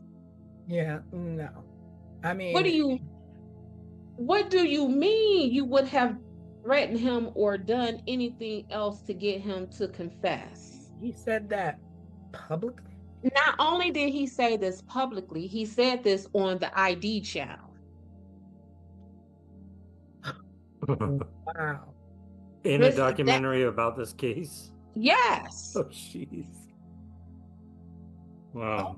Unbelievable what you think you can get away with and do. Right, and this is the kind of stuff that we see. So when I tell people I am a criminal defense investigator, they immediately think that my goal is to get people off. It is not. My goal is to make sure that whatever my client has been charged with, that he has not been investigated by an officer who says and believes that it is okay to threaten and do anything that you need to do to get someone to confess. This is why these prisons are packed the way that they are. This is why when everyday citizens are at home watching the news and they are taken aback and angered when they see that someone has been released from prison or when somebody's conviction has been overturned, this is that right here. What do you mean you would have threatened him or done anything else to get him to confess? But now that he is gone, now that he is off of you all from your original statements from Kathy and Rebecca, that a member of law enforcement did this. We have gone from that all the way down to this degenerate waterman who passed a polygraph test. And then they said, oh, he passed it because, he's a psychopath and he's so smart and he's so this. Well, if he was so smart, why would he drive his own vehicle with a vanity plate to the crime scene? So we can't have it all these ways. You can't have your cake and eat it too. And so putting it back to him being this degenerate and all these labels that you want to put on Waterman, which are so stereotypical. Correct. But also talking about the way how all these cases tie into each other, the way that this investigation was actually botched. They searched a fairly wide area to find the bodies of Daniel and Anna Maria and were unsuccessful. And it wasn't until 6 weeks later that they found their skeletal remains down a like a path or a road going towards the water or whatever. And it was like a hunting trail or something. Yeah, like a hunting, two turkey hunters found their remains down a trail, and these bodies were almost done with, I don't know if it's care or being hidden, but they were covered with a blanket, with an electric blanket from the car. Again, the same MO, nothing's taken, wallets left behind, belongings left behind, and Anna Maria's locket was left behind. Now, was it left behind because she left it behind as I was here, you could find me? Or was it in a struggle? Was it purposely left by the killer? Again, was it left in the car or did they find it in the woods? It was in the woods. It was out thrown about, I want to say somewhere near, like Tanisha said, in the woods, or maybe down near the water path where those dogs would have tried to get into the water. But yeah, it was left behind. Yeah, and cause of death is undetermined because it was 6 weeks before they found them, and evidence washed away, a lot of rain, weather elements, and nothing's traceable. And because they were so badly decomposed, there was no way to tell how they were murdered or how. Yeah, I mean, by then it's like animals have gotten to them, weather has Right. gotten to them. So yeah, they definitely liked him. And like I said, me being a trained social worker, all of these themes really popped out at me. You know, one with the non-heteronormative couple of Kathy and Rebecca. Then we have this disenfranchised folks of these watermen as the suspects. Because the truth of the matter is, Wilmer, I mean, you know, we look at what's his name, Gacy. He was a business owner also, but this man, he didn't have a criminal record. So I don't have a criminal record, but I'm just going to start, slaying, murdering, knifing, choking and strangling and shooting people on the parkway. A whole bunch of people. Very violently.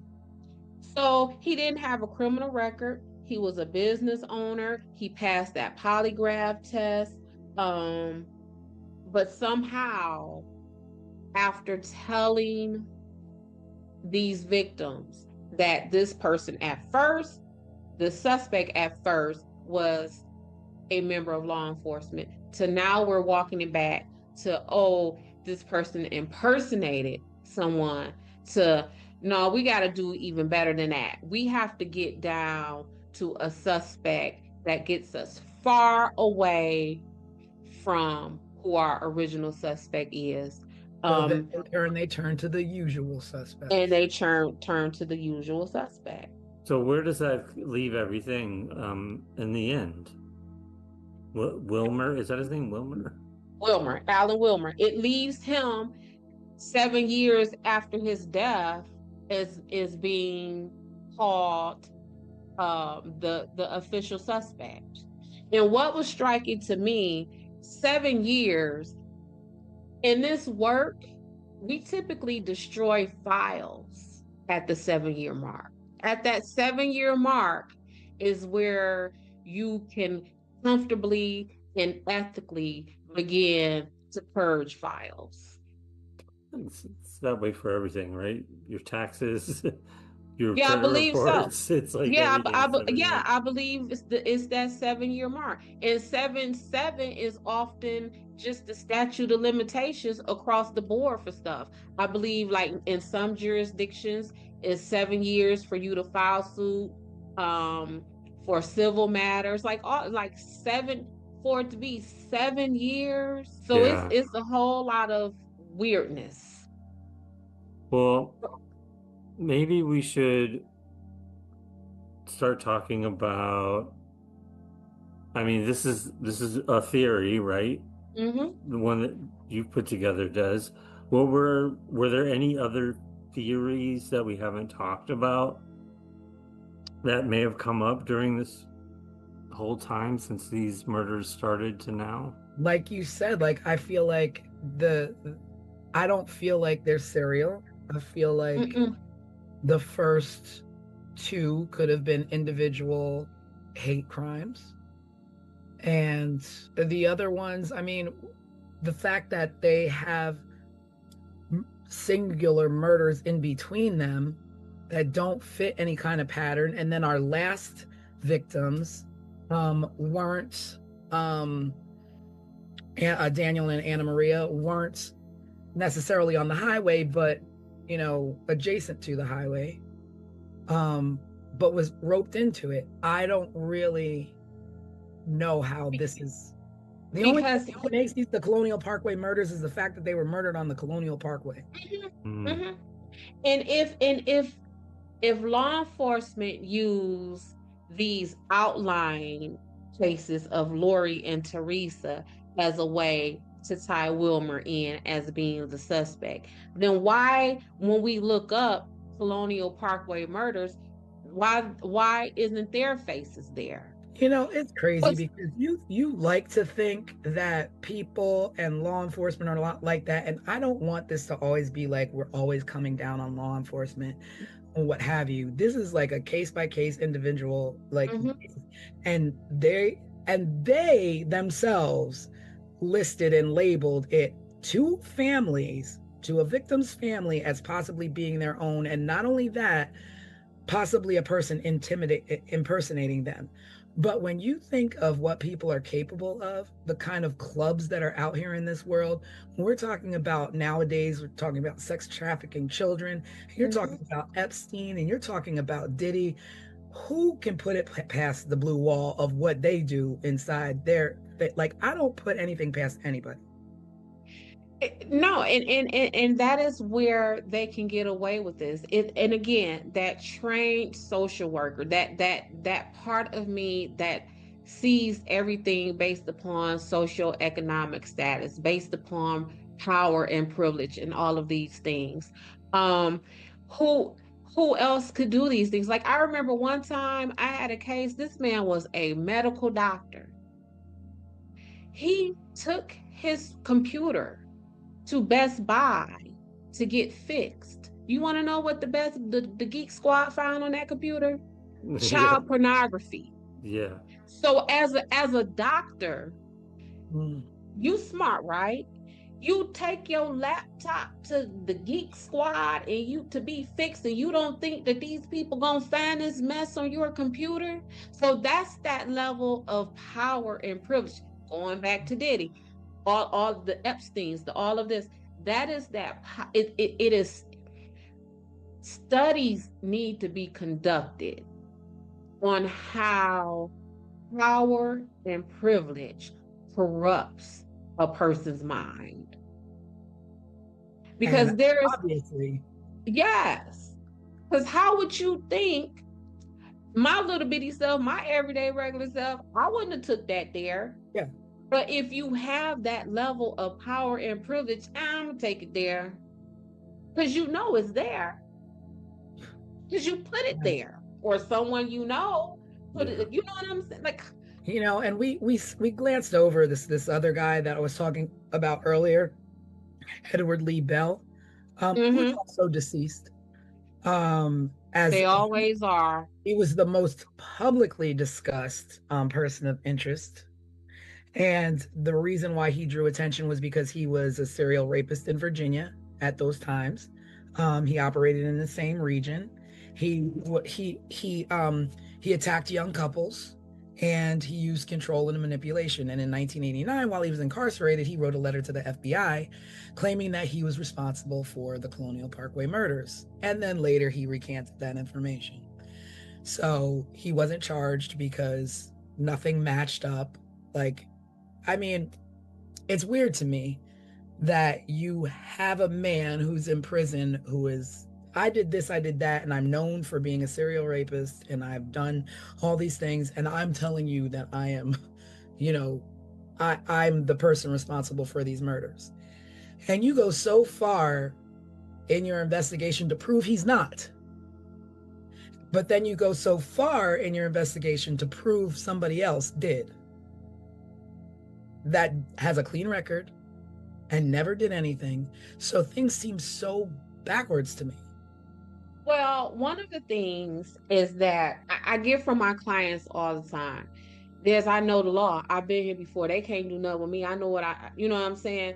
So if this isn't your first rodeo and you have been down this road before and you have a record and you have dealt with investigations and you have been on trial before, they can't put that on you. It's much more difficult for them to put it on you because you are experienced than someone who is not. You know, as I'm listening to you, like, this other thing always made me, I never understand this, and you always see this like in, you know, crime shows and stuff, but the FBI and the Virginia State Police were working together, And of course, there are butting heads and there's conflicts. And so they investigated this jointly. And yeah, that's that task force. so different, depending on where, it was in near York's town or Williamsburg or Jamestown, like it's different jurisdictions handling these murders. But then you have the FBI involved. But then it's like, I'm reading that information sharing was limited. Why in the world would you limit information sharing when both of your goal is the same? Get who did this. So why would you, hold information unless it's something you're hiding? Like, otherwise, here, my doors are wide open. Check and look wherever you want, wherever you can find a connection. My files are your files are mine. Like, let's do this. So the goal may be the same, but the intentions may not be. So for example, when they're saying cop did it, a cop from who? Would that cop have been a Virginia State police officer? And if we are the FBI and we believe that to be true, or we're hearing about that, then we might be a little bit kind of hush hush or apprehensive about sharing information with the Virginia State Police. What else was going on at that time? Did the FBI need did they just take a hit that messed with their reputation, and now do they need the glory from solving this to help bolster the knock that they just got to their reputation? So although our goals are the same, we will have individual intentions. Well, yeah, because then it was saying like the FBI was not in agreement with the Virginia State Police in the fact that they didn't think it was serial. There were multiple offenders. Right. There wasn't just one. And then like the victims claiming that, that evidence was withheld, or that, there's conflicting information. So one police officer says it's a police officer, the other one says it's an impersonator. And like just and I'm sure all of the families are like, these people that you're questioning or come forward, you're releasing them too quickly. Like, oh, I heard 2 shots and I stole their money and I was rifling through their car. Well, what else did you take? You could have taken some evidence that could have placed who was there. You could have taken a shoe that belonged to to a murderer. Like, you don't know what else this man took that compromised the investigation. Because at this point, they're robbing a crime scene. Because even like the whole Wilmer thing, like when I said that officer who was like, oh, I would have done whatever I had to do to get him to confess, that in that same documentary that I watched, he went on to blame the FBI for even releasing him in the first place. So again, they can have the same goal, but their intentions may be different. And that's where the problem comes. Because to say, that saying there's too many chefs in the kitchen, or we got too many chiefs, and that kind of thing, that's really a place when you have when you're talking about investigations and jurisdictions and who's going to take control. Maybe FBI didn't want to get showed up by the itty bitty Virginia State Police. Maybe the Virginia State Police didn't want to seem inept, that they could only solve a murder that happened in their jurisdiction with the help of the FBI. So it's a lot of mess that goes on in the background, whereas the rest of us, just like you said, aren't we fighting for the same goal? And the answer is yes. However, I don't want him to win. I want to win. Yeah. So our intentions are different. And then, but the worst part and the saddest thing about all of that is that when departments can't come together, the FBI can't come together with the Virginia State Police, or Virginia State Police is dropping the ball, at the end of the day, victims' families continue to suffer with no answers.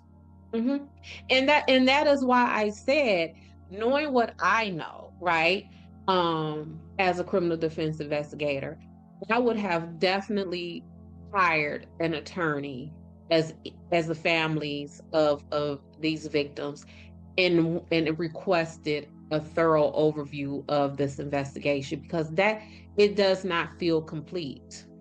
I mean, like, say at this point, like, I'm a family member of one of the victims. And I'm Mhm. like, I'm not taking no for an answer. Can I go to the courthouse there and demand, like, I want to see my loved one's case file? I want to see all of this stuff because you're obviously not doing anything. I want to see what I can do so I can hire someone like you to help me with my case. Like, can people do that? Yeah, I get those phone calls all the time. Is it met with resistance, like trying to go because a case isn't closed or because maybe it's still open? Are there like, Yeah, it is oftentimes met with resistance, and when I explain all of these possibilities to the families, they then decide that they want to back away, because it's extremely costly.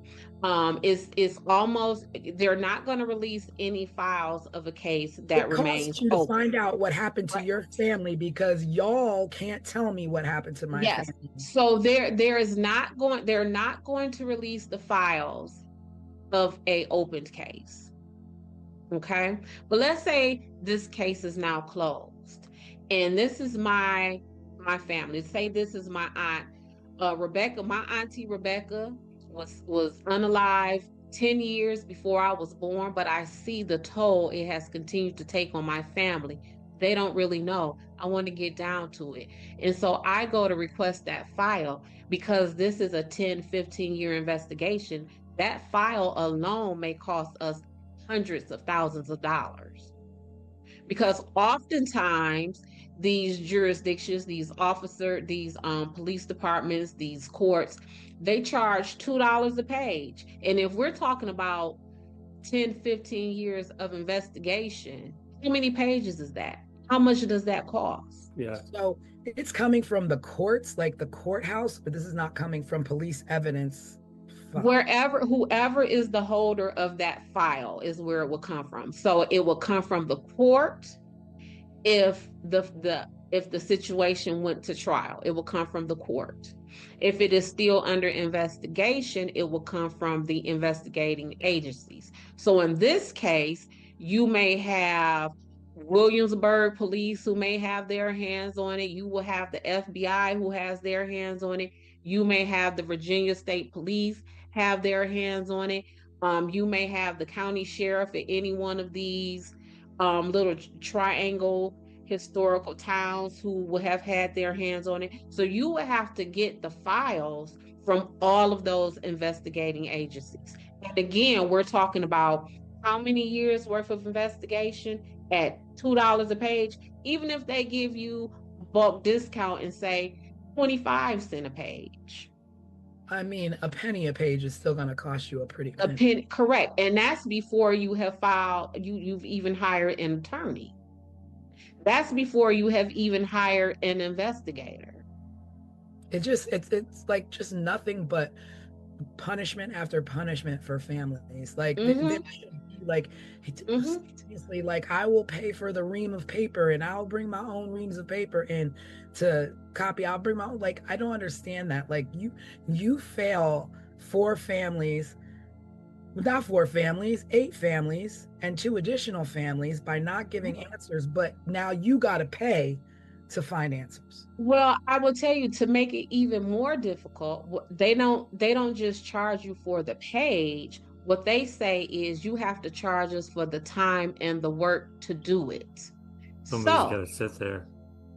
so what they do is they charge you by who is the lowest paid person at that police station, that police precinct. So if we're talking about the police precinct of Timbuktu, right?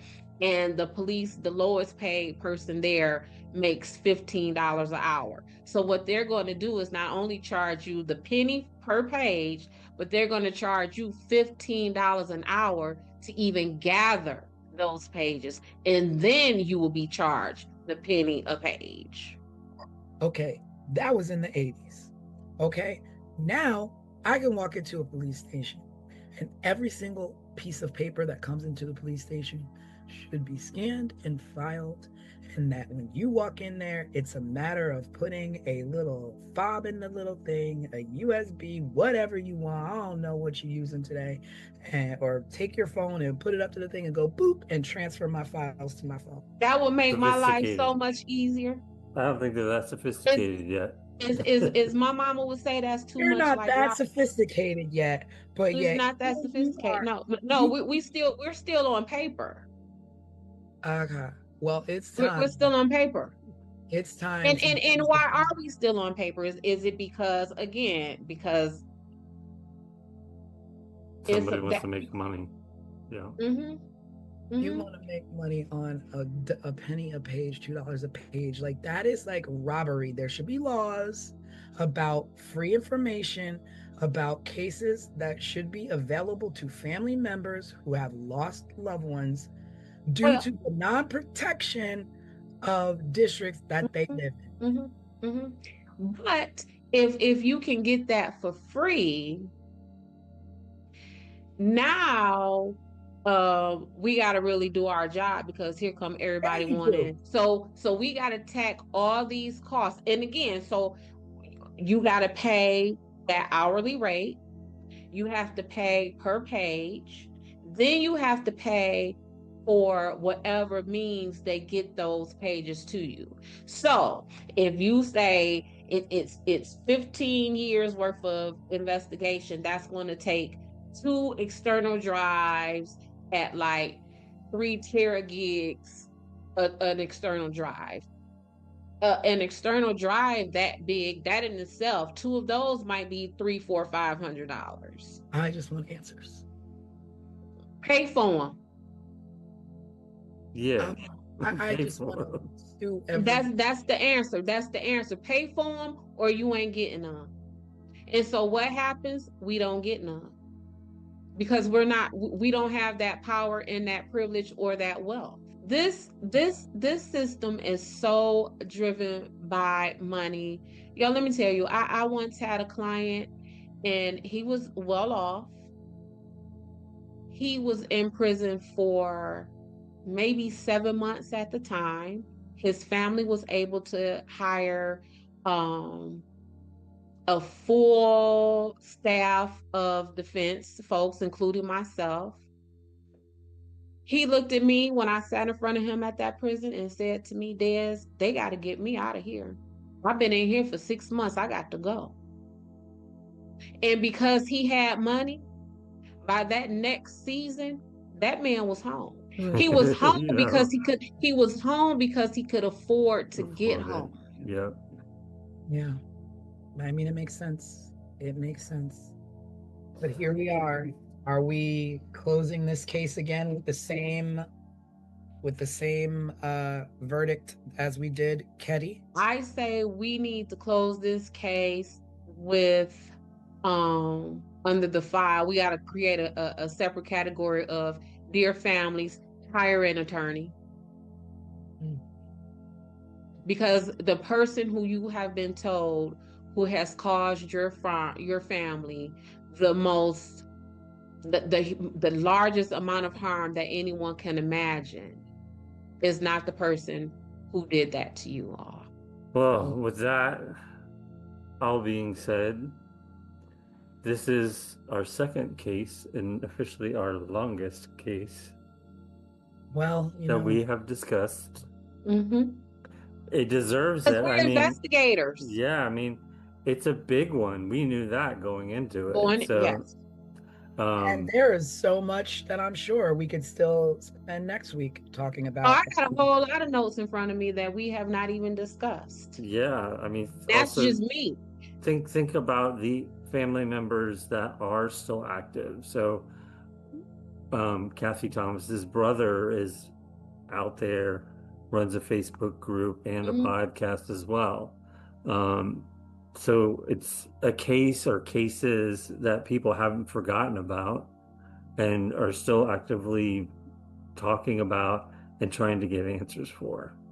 And hopefully this will be one small part of that. Well, thank you everybody for sitting with us on another Sunday, going down that rabbit hole with us, talking about the Colonial Parkway murders. I hope you were able to join along. And if you have any questions, maybe we can address them on our live midweek next week. But we do have an all new episode coming out next Sunday. No details this time. You have to tune in and subscribe to find out what it's going to be. Yes, tune in on our Wednesday live. Every Wednesday, we go live 7:30 p.m. Eastern Time. And this Wednesday, maybe we'll give you a little hint of our next case. Maybe.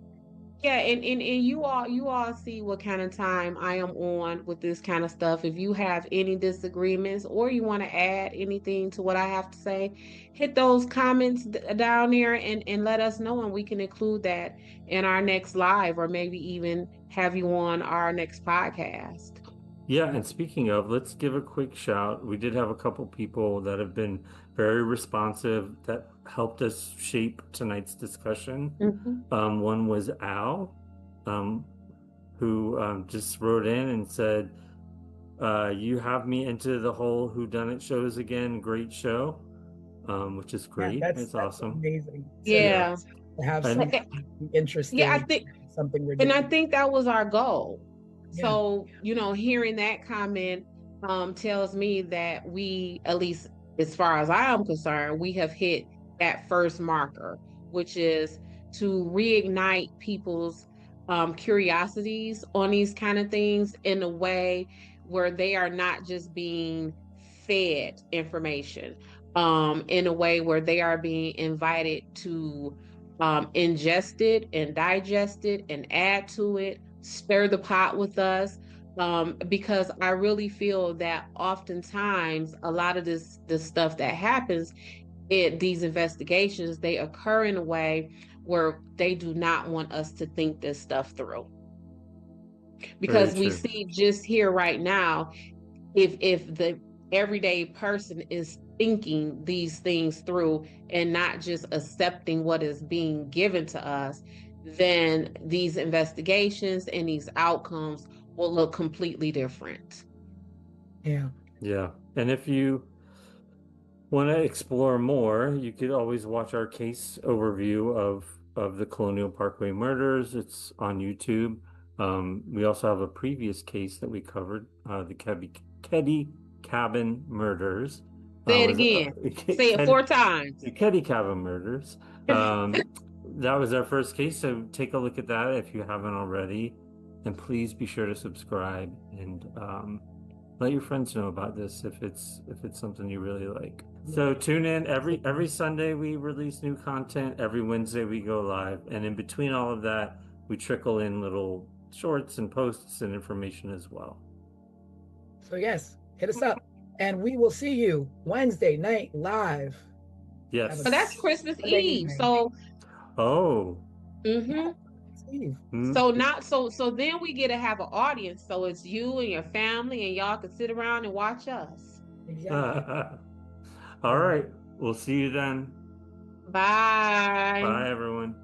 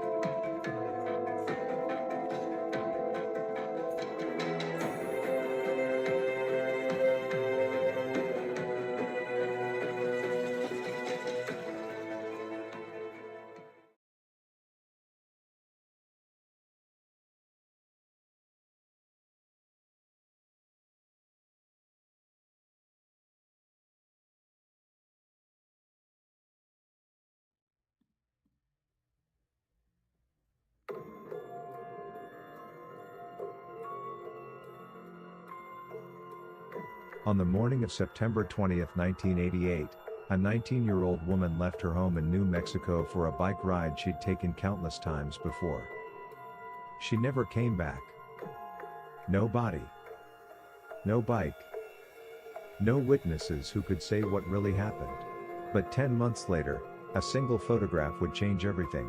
A photo so disturbing, so controversial, that more than 3 decades later, investigators still debate whether it shows Tara Calico alive. This is 15 Minutes of Murder.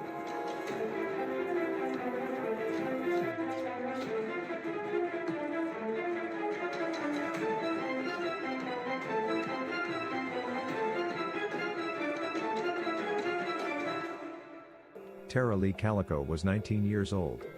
She lived in Bella, New Mexico, a small town where people noticed when something was off. Tara was athletic, outgoing, and driven. She was attending the University of New Mexico, studying business. She had a job. She had plans. This was not a case of a girl running away. On the morning of September 20th, Tara told her mother she was going for a long bike ride, a routine she followed often. She planned to be home by noon because she had a tennis date later that day. She never made it. By early afternoon, Tara's mother Patty Dole knew something was wrong. Tara didn't always ride alone. Her mother Patty enjoyed the ride as well, mother and daughter, side by side, talking as they went. But at some point, Patty stopped. Not because she didn't enjoy it but because she had been stalked by a motorist while riding. A man in a vehicle had followed her closely, watching her and making her feel unsafe. And because of that experience, Patty worried. She urged her daughter to carry mace, but Tara didn't think she needed it. She brushed it off. She was young, confident, and she had ridden those roads dozens of times before. Tara was last seen around 11:45 a.m., riding her bike along State Road 47. When she didn't return, Patty frantically drove Tara's route herself. Sadly, she didn't find her daughter. But along the roadside, investigators later found something chilling: pieces of Tara's Sony Walkman, and her cassette tape. Her bike was never recovered. Several witnesses reported seeing a pickup truck following Tara along her route, but no description ever led to an arrest. By nightfall, Tara Calico had completely vanished. Nearly 10 months after Tara disappeared, a Polaroid photograph was found in a convenience store parking lot in Port St. Joe, Florida, over 1,500 miles from New Mexico. The photo showed a young woman and a young boy. Both were bound and gagged. They appeared to be lying in the back of a van. Had someone purposely dropped it? Or was it clumsily left behind by her abductor? When the image was released publicly, a family friend of Tara's saw it and immediately contacted the Calicos. Tara's mother took one look at the photo and believed the girl was her daughter. Not just because of the face, but because of a distinctive scar on the leg, a scar Tara had. Investigators sent the photo to multiple agencies. Scotland Yard reportedly concluded the image was Tara Calico. But Los Alamos National Laboratory disagreed. The FBI had ultimately ruled the photo inconclusive. And here's the detail that kept hope alive: the Polaroid film used to take the picture was not manufactured until after Tara disappeared. If the girl in the photo was in fact Tara, she was still alive months later. The boy in the photograph sparked another wave of fear. Some believed he was Michael Henley Jr., a child who had disappeared years earlier. But when Michael's remains were later found, that theory collapsed. Over the years, 2 more disturbing Polaroids surfaced. One showed a young woman with tape over her mouth, sitting near a construction site in California. Another appeared to show a bound woman on a train, wearing large glasses. Both photos were taken using film produced after 1989. Families believed, or desperately hoped, these images were connected, but investigators could never confirm that any of the women were Tara Calico. Some believe these photos were cruel hoaxes. Others believe they were glimpses of something much darker, something organized. To this day, none have been definitively linked. In 1998, Tara Calico was legally declared dead. Her death was ruled a homicide. But in 2008, a former Valencia County sheriff made a stunning claim. He stated that local teenage boys had accidentally hit Tara with a truck, panicked, and covered it up. No arrests were made. No remains were found. No physical evidence was presented. Decades later, in 2023, authorities announced they had identified individuals connected to Tara's disappearance. At this time, law enforcement believes there is sufficient evidence to submit this investigation to the District Attorney's Office for review of potential charges. Currently, the identities and specifics of the persons of interest are sealed by the court and will remain so until a court order otherwises. But no charges have been publicly filed. And the details remain sealed. Tara Calico's parents, Patty and David, died without ever knowing what happened to their daughter. They left this world with so many questions. Was their daughter abducted? Was the photograph real? Was the truth buried by fear, or in silence? Somewhere between hope and horror, Tara Calico's story remains unfinished. Tara and her family have no answers, no justice, and no peace. The National Crime Information Center's NCIC number for Tara Calico is M4611178833. This number is used to identify her case in the national database maintained by law enforcement agencies across the United States. If you have any information regarding her disappearance, you are encouraged to contact authorities, Valencia County Sheriff's Office at 505-866-2400, the FBI at 1-800-CALL-FBI, or submit a tip online via tips.fbi.gov. Thank you for watching. Subscribe, share, and remember, someone is always waiting for answers. This was 15 Minutes of Murder.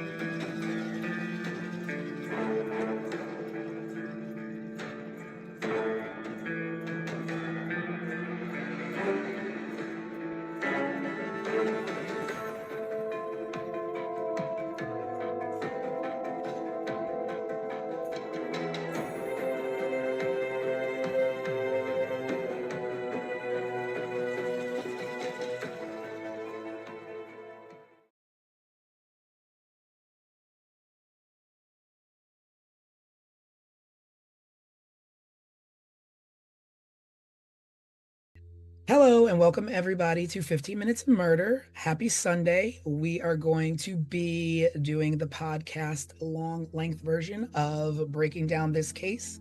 So if you've been following us, you've seen episode 1 and 2. Our third episode is Tara Calico. And this was a 19-year-old girl who went for a bike ride the morning of September 20th, and she never returned. We don't know if she's missing. We don't know if she was murdered. We have our theories. We have our suspects. But this one is a whodunit and where is she? And the case is still technically open. So there's still room to have hope. But basically, this is a young girl who went for a bike ride and never came home. There were some sketchy circumstances around her disappearance. Des kind of thinks a little different than I do. I don't know what Craig thinks, but we're going to get into it. So, welcome to 15 Minutes of Murder. We are your hosts, Tanisha Slater, Craig Chapman, and our resident crime expert, Desiree Edwards. And let's break it down.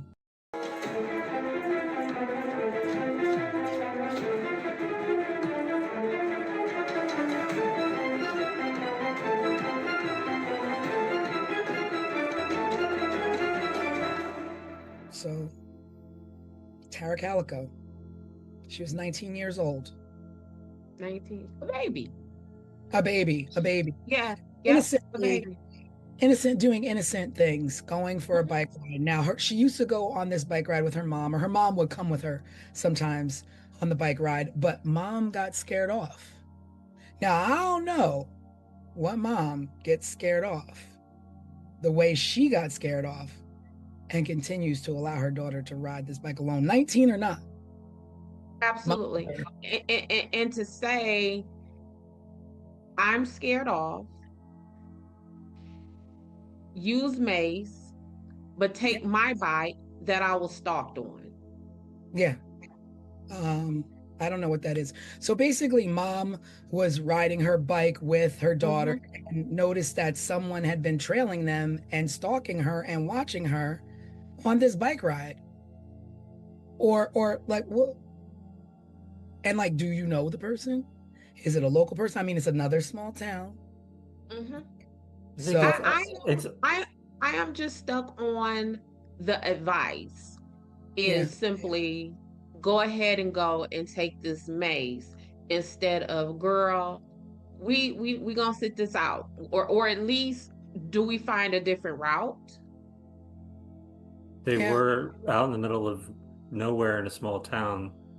There could have been They were 100 different routes they could have chosen. Okay. Yeah, I mean it's definitely a situation where she could have chosen a different route easily. They lived in the middle of the desert. I mean, they were in New Mexico. I've traveled through New Mexico a lot, and these small towns, they could have gone any route they wanted to. Yeah, because her route was like 36 miles. So you can go 36 miles this way, 36 miles that way, 36 miles that way, 36 miles that way. Like it was options. We did not have to continue to take the route that we felt was dangerous. Yeah, definitely. I think it's also maybe worth just getting to know Tara a little bit more. She was really athletic, really outgoing. So this bike ride was a normal thing for her. A I normal think thing. she had plans to go play tennis right afterwards. It sounds like me when I was her age. I was running, I was playing tennis, I was surfing at the beach, like she was an outdoorsy type of girl. And well liked, had friends. She had her boyfriend. It wasn't like I was reading that. Oh, uh-oh. Okay. Well, she from what I thought, she was liked. Studious. She did have a boyfriend, and that's who she was supposed to have been meeting. Right. That's right. She play tennis with and play tennis with him in the afternoon. So she was gonna get through her bike ride, and go do that. I don't know. I think she's done this bike ride so many times before.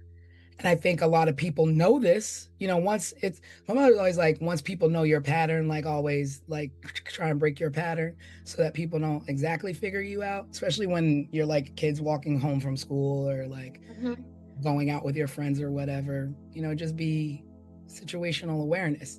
Seems like maybe she didn't have that, being that she didn't even listen to her mom telling her like, some stuff is up, like maybe you should chill a little bit or carry mace.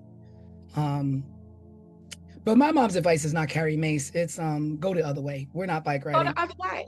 Go the other way. And it would not be. Yeah. But I'm gonna tell y'all. So Tara says to her mom, I have a date with my boyfriend. I want to say Jack Cole or some very nondescript name like this is the boyfriend's name. She says, I have a 12:30 date with my boyfriend. If I am not back home by noon, come and get me. That's right. I do remember thinking about that now, that is weird. Weird. And then, so 12 o'clock was the cutoff time for Tara. She's saying, come and get me. Well, the reports are stating that the last person who saw her alive was at 11:45 a.m. That's 15 minutes before this cutoff time to come and get me. Yeah. Who would have known that? Like that just seems, and then that whole come and get me at 12 and we have a 12:30 date. We don't know where she would have been along her route. So if mom goes to get her, starts to look for her at 12, where at along this route would Tara have been? And would that have been enough time to get to find Tara and then get her to her date in 30 minutes? I think didn't they say something about like mile marker 15 or something is where she disappeared along the road. And how far was home from mile marker 15? Yeah. And it's just that timeline of 11:45 is when she went missing, and it was noon is the time when she told mom to come and get her. Like someone that definitely feels like someone knew. So so you think that because Tara was like, come get me if like come get me as in I can't get back home quick enough, so come pick me up in the car and throw my bike in the back so I can get to my tennis date. That's the kind of that's No, what I mean by is if I tell Craig to come and get me at 12, Mhm. and no one who knew that I told Craig to come get me at 12 p.m. And then I go missing. Thank you, Craig. And then I go missing at 11:45, which is 15 minutes before someone was supposed to come looking for me. So you're thinking mom shared the information with somebody? I'm thinking someone knew. Absolutely. No, Absolutely. no way. Absolutely. That is what I think, because that's just too much of a coincidence. In the way in my head, it feels like, oh snap. What's her mom's name? Patty. Patty is going to go look for Tara in 15 minutes. Or we got 15 more minutes, y'all. Hurry up and go get Tara before Patty goes out there looking for her. I don't know. I'm not there yet. Mm-hmm. And this is why in this investigation, when I say I could not get past her front door, because it's a lot of Close to it's a proximity, as you say. what you say? It's proximity, as you say. It's and it is too much. Like that's just a lot. That's a lot of somebody would have known. It's like a timeline almost, and who would have known that timeline? So if my son, just like last night, I went and picked my son up, told him I'd be there in an hour. Who would have known that? That was a text message between us. So who would have known that his mom was on her way to get him within that hour? Would it be someone he texted and was like, "Oh, my mom on her way"? Like someone would have known that. Well, the boyfriend, because I'm sure Tara Exactly. was like, oh, okay. Because I'm sure Tara was like, well, I'm gonna be on time, but just in case I'm not, I told my mom to come get me. And then let's talk about the boyfriend. So now you are supposed to be the last person who was with her. So, but she never made it to him. but she never made it. And this is what I'm saying when I say I could not get past her front door, because there is so much in there just as we begin this discussion that leads me to believe that for right now where we are, that somebody knew her people at some branch of her network. They knew where this girl was. They knew her schedule. I do not think.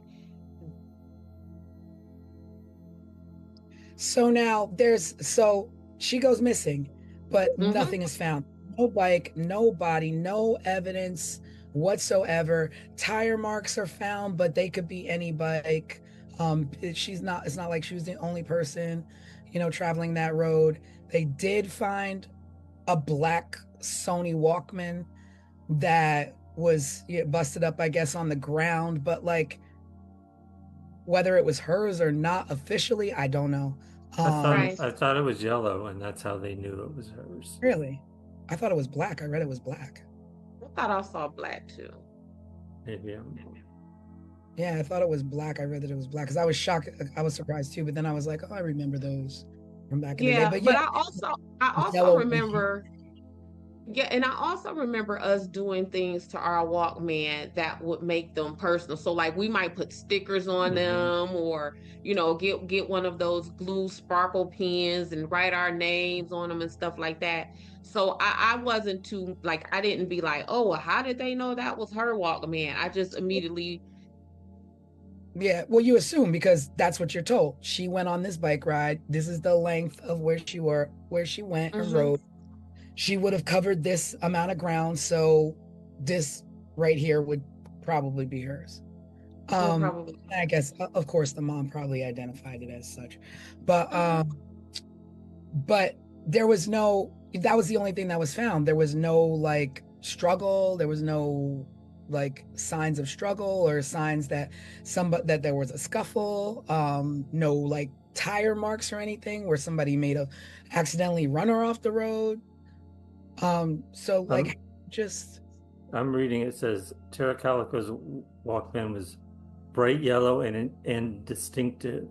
Investigators found a broken piece of it along with her cassette tape near tire tracks, suggesting she may have left them as clues after being abducted. yeah, that's strange because reading other reports, it was, and I think it was what do you call those things? Like a police report. Yeah. Well, I mean, it Well, happened. yeah, but that's a big item to leave behind to leave a clue. And what I mean by that is um when you leave your clues, they're usually smaller things that the Mm, person who is abducting you don't notice. So if this person would have thought to let me grab Tara and her bike because I don't want anything left behind, I would think that they would see her Walkman that would have been left there, even if they caught it out the peripheral view. Like this I was don't. people who didn't care. Like you dropped something, who cares? That we don't. We're not here for that. We're here for you. Yeah, but her Walkman, if what Craig just read is correct and how they're saying is distinguishable, they wouldn't want to leave that Right. because it would have been able to lead them back to Tara. Hmm. So that would have been leaving a distinguishable Walkman behind would have been the same thing as them leaving her bicycle behind because it could have been traced back to Tara. I don't know. So what are you thinking then, Des, in this 15-minute window? Well, What do what I really think, and it may be a very unpopular opinion, but for right now, what I think is I think that Tara's stepdad had a thing for Tara, and that yes, and that Tara, yep, and that Tara rebuked him, and that he harmed Tara, and yep, and that is why because there was I read something about that the mom just latched on to this picture, right? Yes. So the picture. Right? So Tara Yep. went missing. She'd been missing, and nobody seen. I mean, they were looking for her and all, Mm-hmm. and And a picture surfaced in Florida, in St. Joe, mm-hmm. Florida, which is Mm-hmm. 1,500 miles, right? It's far. It's other side of the 1,500 country? It's 1,500 miles from Belen, New Mexico. And there's a picture found in a rest stop or a convenience store area on the ground of a female that looks to be about around Tara's age and a young boy with tape over their mouths and tied up in the back of what they're saying is a van. And there's something about this photo that made me be like, that is very weird that the mom kept insisting. Right. And so first of all, let's quit playing. That is not Tara in that picture. You don't think so? I look I at it over and over, and there's parts of me that think that it resembles Tara's 16-year-old picture photo, but not Tara at her 19 years no, age. no, I don't think that's Tara. And here is where I go with this. I don't think it's Tara, and the authorities don't believe it was Tara either, because it was the analysis of the photos remained inconclusive. This Oh, agency yeah, said because it's her, Scotland Yard, and this Scotland agency Yard said it is not her. said yes, FBI said no, and Yep. then the national, what is that? My gosh, I can't think of the name of it, but it was a third agency that wound up being inconclusive. So it's like yes, no, maybe. Yep. And I feel that dad, although he was stepdad, I think him allowing Tara's mom to clutch to this picture is him allowing Tara's mom to not focus on him. So basically, him in the photo is not allowing Tara's mom to look inside the house. She's looking outside the house. Absolutely. Because like I said, Because go ahead. in the photo, there's the mom is saying, oh, until the day she died, because the mom, all of them are gone now. The mom, biological father, stepfather, they've all passed away. And the mom, to the day she died, believed that that was her daughter in the photo for two reasons. One, she said that there was a scar on the girl's leg that Tara had. And two, which is weird to me, there's a book, a VC Andrews book next to the girl in the photograph that the mom said was Tara's favorite author. And that book was next to her. Well, I'm going to tell you about this book. So, VC Andrews was the bomb in the 80s. Oh yeah, I don't know who was the bomb. So I just so happened to Google that book. That book was a bestseller. So at that time, a whole lot of people would have had that book. But the irony of it being her favorite author and it being there with that girl in the band randomly. On top of nobody in that picture, and I don't care how sensationalized the media want to make that picture, ain't nothing gruesome about that picture. Though nobody in that picture look like they're under duress, they don't look stressed out. I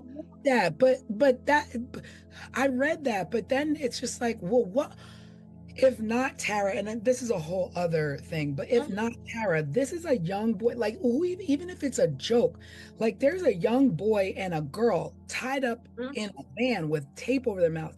I don't know what I would look like. I mean, I guess so that picture was found, a year after Tara went missing. We don't know when the picture was taken. But I would think that even if it was taken a week after she was abducted, that there will be some kind of signs of struggle and like fight and stress with Tara, because we opened with Craig saying how fit she was and how active she was. What we know of Tara would have fought. Whoever abducted Tara, I would imagine they would have almost had to beat that baby to death to get her in that van. I think that if with Tara, what we know of Tara, again, that there would have been some kind of defensive wounds. I don't think Tara would have sat there long enough in that position for them to take that picture. I just, y'all, I don't. If you're scared, you do. But they don't even. If you're scared, you shut up and sit there and just look. And when you're scared, your eyes look scared. When you're scared, your body is tense. None of it. Tara and that boy, like. Maybe like, look. Let me look at this photo. Let's put this. They're just like leaning to the side, chilling.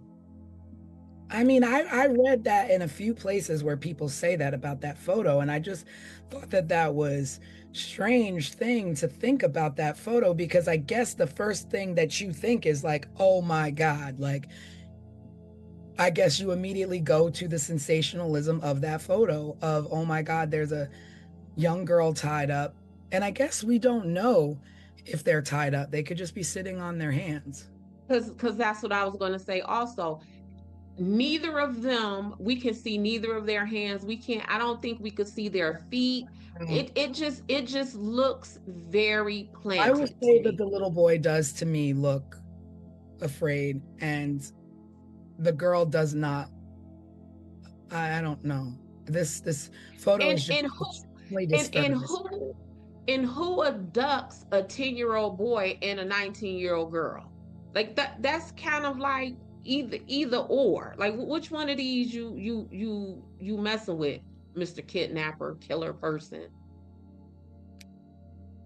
I don't know this photo. Like, and the other thing that is upsetting to me in this photo is, who are they? And why are they like this? And it's just like, And why does the pictures keep popping up? Like this is so weird, well, the y'all. first photo, I get it, but then everything else, then two more photos pop up. Another photo pops up in California, and then another photo popped up at a construction site. One, I don't know where the other one popped up, but then there's also like people calling the station and giving false leads, people saying that they're Tara, people saying that they know where she is, or, all these things. And I don't know what.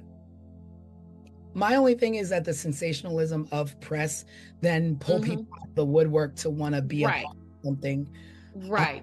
in a sick way. So those other two photos that did pop up, I mean, they're not, neither here nor there. Right. This one is the one that her mom latched onto as, this is my daughter. I know this one. This is my daughter. And y'all remember when we were talking about Idaho and I was saying how I really liked that investigation because the police kept it under wraps. They kept their mouths shut. This right here is the complete opposite of that. Like it was so much like down the line when you move down the timeline is police constantly saying, oh, we got new leads and we got this and we're on our way to make an arrest, and it's nothing. So much so that the dad, who I have suspicions about, began to ridicule the police by saying, why are y'all saying this? Like if y'all not going to move on this information that y'all have, then why are you saying it? So you're talking about her biological dad.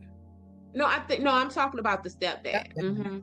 Yeah. But why? But if the stepdad is somehow involved, why would he question police? Let them keep going on their wild goose chase. Because people participate in searches all the time. Like people insert themselves in the investigation of the dirt that they have done all the time.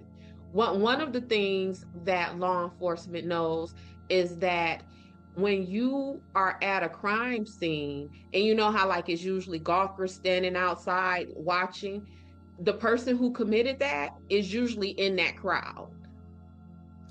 Yeah, I've heard that. Watch and view how things go down, and in plain sight. Watching how it went down out of just like curiosity to cover their own butts, but also watching how it went down to kind of sit back like, yeah, look what I did. Look at this chaos. Yeah, I done good. Like they're present. What'd you say, T? Cocky arrogance of it all. Cocky arrogance. And then we're also talking about the mind of a person who would even do something like this. So that alone tells us that person not thinking, like us normal folks would think, right? So,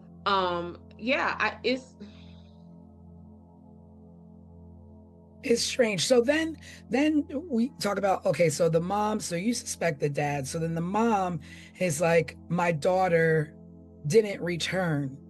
And you're worried. So she goes out and she drives the road herself to look for her daughter, doesn't find her daughter, and then reports her missing. So like, I don't understand like how a mom to me, it looks like she did all the right things as a mom. Like, my daughter, like, told me to come get her.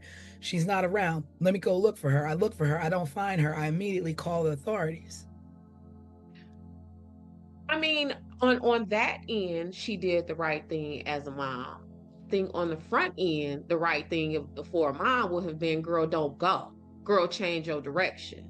So she did the right thing as a mom, to follow up behind some not so great advice or direction that she had done, that she could have given her daughter to even possibly prevent this. The other thing too If we're about going the to run photo, with the, what you say? I'm sorry, go ahead. I just something popped in my head, and you know I'm like What was Raymond. it? That the photo, like what? I'm not. Maybe I don't, because I don't know. Like the photo, this happened in New Mexico. The photo is found in Florida. In Florida.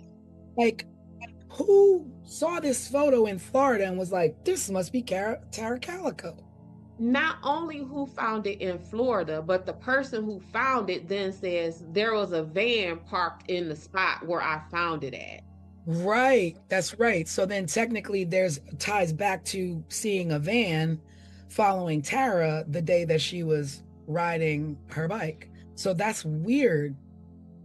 But listen, I found a picture, and where I found the picture, a van was parked there. Huh? Yeah. So you like you remember that? So if you pick up a potato chip bag off the ground, you're going to be like, oh snap, there was a van parked here. Like, how does that information? Because if you're like unsolved mysteries in the 80s, well, this was 1980, so this was super early 80s, so that wasn't a thing, right? But if I pick up a picture on the ground and it's disturbing as a girl and a boy with their mouths taped around, I'm like, where do you think this came from? Oh, snap. And we all know, like, stranger danger, Scooby-Doo vans, like, don't like, mess with them. But you would have led with the van. You wouldn't have led with the picture. You would have led with, oh snap, that van was right there, and then I found that picture. I don't know, like it's just weird to me. That's like somebody gets murdered in Florida and you're up in Vermont and you're like, oh, I just found this photo and this looks like like, how do you know? Like, it's not like it was that national. And this right here is why I say I couldn't get past the front door, because all of this other stuff that we're talking about, none of this kind of makes sense, and none of it really has a place. So every time we talk about something, it's like, just back to this picture.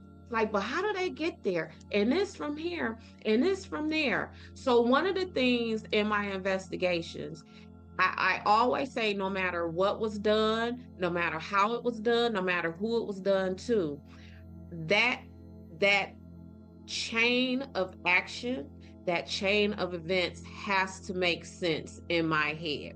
So what I mean by that, like, oh, okay, I can see why they would do that, or oh, okay, I can see why they would do that.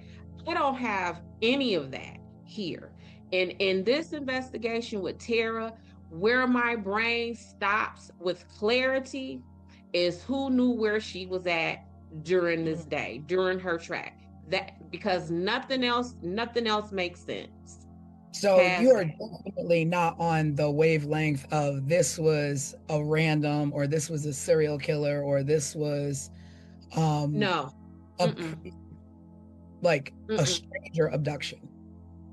This is one of the situations where when people call my phone and say, Des, I've heard about Sunshine Investigations.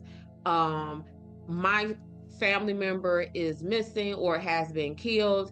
And then when I listen to them, I say to them, you don't need an investigator. Y'all already know who did this. Y'all already know who did this.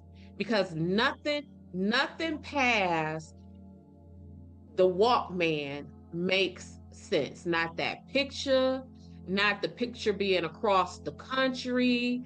None of that makes sense. Oh, well, let me correct myself. So it was Scotland Yard who looked at the picture and believed Yeah. it to be Tara. And I'm like, Scotland Yard? Like they went that far to analyze this photo? And then, so the Los Alamos lab is the one who said, no, this is not Tara. And the FBI's findings were inconclusive. So it's still the yes, no, maybe. But at what point did you put so much weight in a photo that's found in Florida for an abduction that happens in New Mexico and take this photo as far as Scotland Yard to have it analyzed because a mom said, I think that is my child in the photo? So now it's what you say. So now you're going on this crazy lead of a photo when you have all these like questions of the town that you could be answering, but asking and knocking on doors, but you're attached this girl to a photo that's most likely not her. That's most likely not her. So again, when I'm working my investigation, no matter what the crime is and all that kind of stuff, I need it to make sense. I need to be able to look at the police reports, the news articles, whatever it may be, and say, okay, I can see that. Okay, that makes sense. But see how right now when we're talking about this picture, you can't do that. You right here, you can't say to any of us, that makes sense. Yeah. Nothing in this makes sense. And so like then I just can't stop thinking about the photo, and then it's like that's how it happens. Like then you get the smoke screen of it all. It's like you're no longer like on this road going who else was on this road, like you're like going down this rabbit hole of a photo. And that's why I think the dad let the mom latch on to that photo, because it's distracting. But then it makes me think even further, was it intentionally distracting? Mm-hmm. Like, was it a plant type distraction? Like something planted, somebody knows somebody well enough to say, let's feed this back to, like, I don't know how it got back. I don't know how it got from Florida to. Because what we even know is that the little boy who they suspected in that photo turns out to not even be him. But who also was a little boy who went missing on a camping trip in New Mexico. So how did these two separate incidences in New Mexico, two kids who have nothing to do with each other, wind up in the same photo in Florida? Were you going to say something?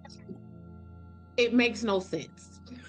I was only going to say the way it got to Tara's mother, as far as what I'm researching, is that it was broadcast on a national television program, and then her family and friends saw it and said, hey, Tara's mom, this sort of looks like Tara, maybe you should take a look at it.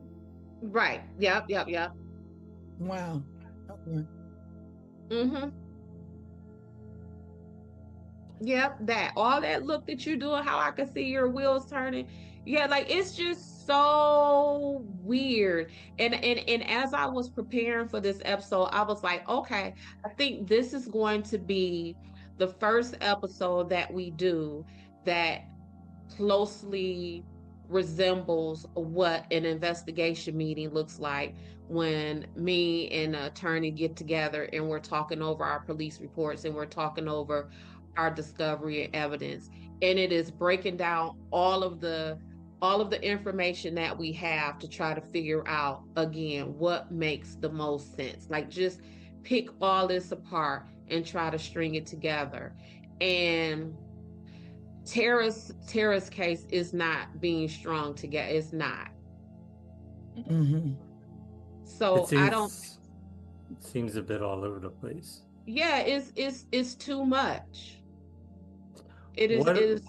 At what point do we fast forward to more recent stuff, like Sheriff Renee Rivera saying he knew the story of what happened, but the people were too well connected for him to say anything more. Well, It possibly being the sheriff's at the time the sheriff's son that maybe had done this, and that's why it was covered up. yes, and then, but here's the thing. So that story is at the time of the initial investigation, 88, 89-ish, when Tara went missing. The story was that some people had saw the kids, and it was reported to the sheriff that the kids had maybe hit her with their bike or something. I mean, hit her bike with their vehicle, killed her, covered it up.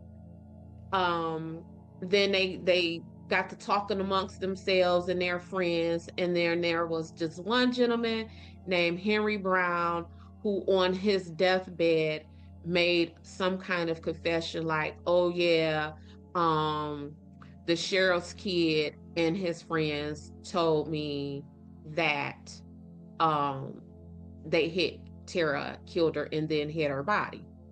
Now, what's weird about that is that same story, the sheriff had recounted that at the beginning of the investigation. So then the question would have been, if these people have told you that they hit Tara and caused Tara some harm, why wouldn't you had moved on that then? Why weren't they arrested then? And at the time, it was labeled as circumstantial evidence. But that is not circumstantial evidence. That is, in fact, a confession. Somebody confessed that, right? So there is that component of it. But that son, he committed suicide, I want to say, like in the very early 90s. So Shortly after, kind of. Shortly after, yeah. Lawrence Romero Jr., is that his name? And the deathbed confession came from a guy named Frank Mathola.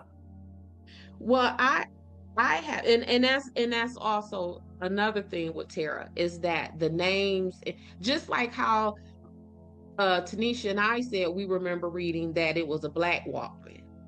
You just read it was a yellow Walkman.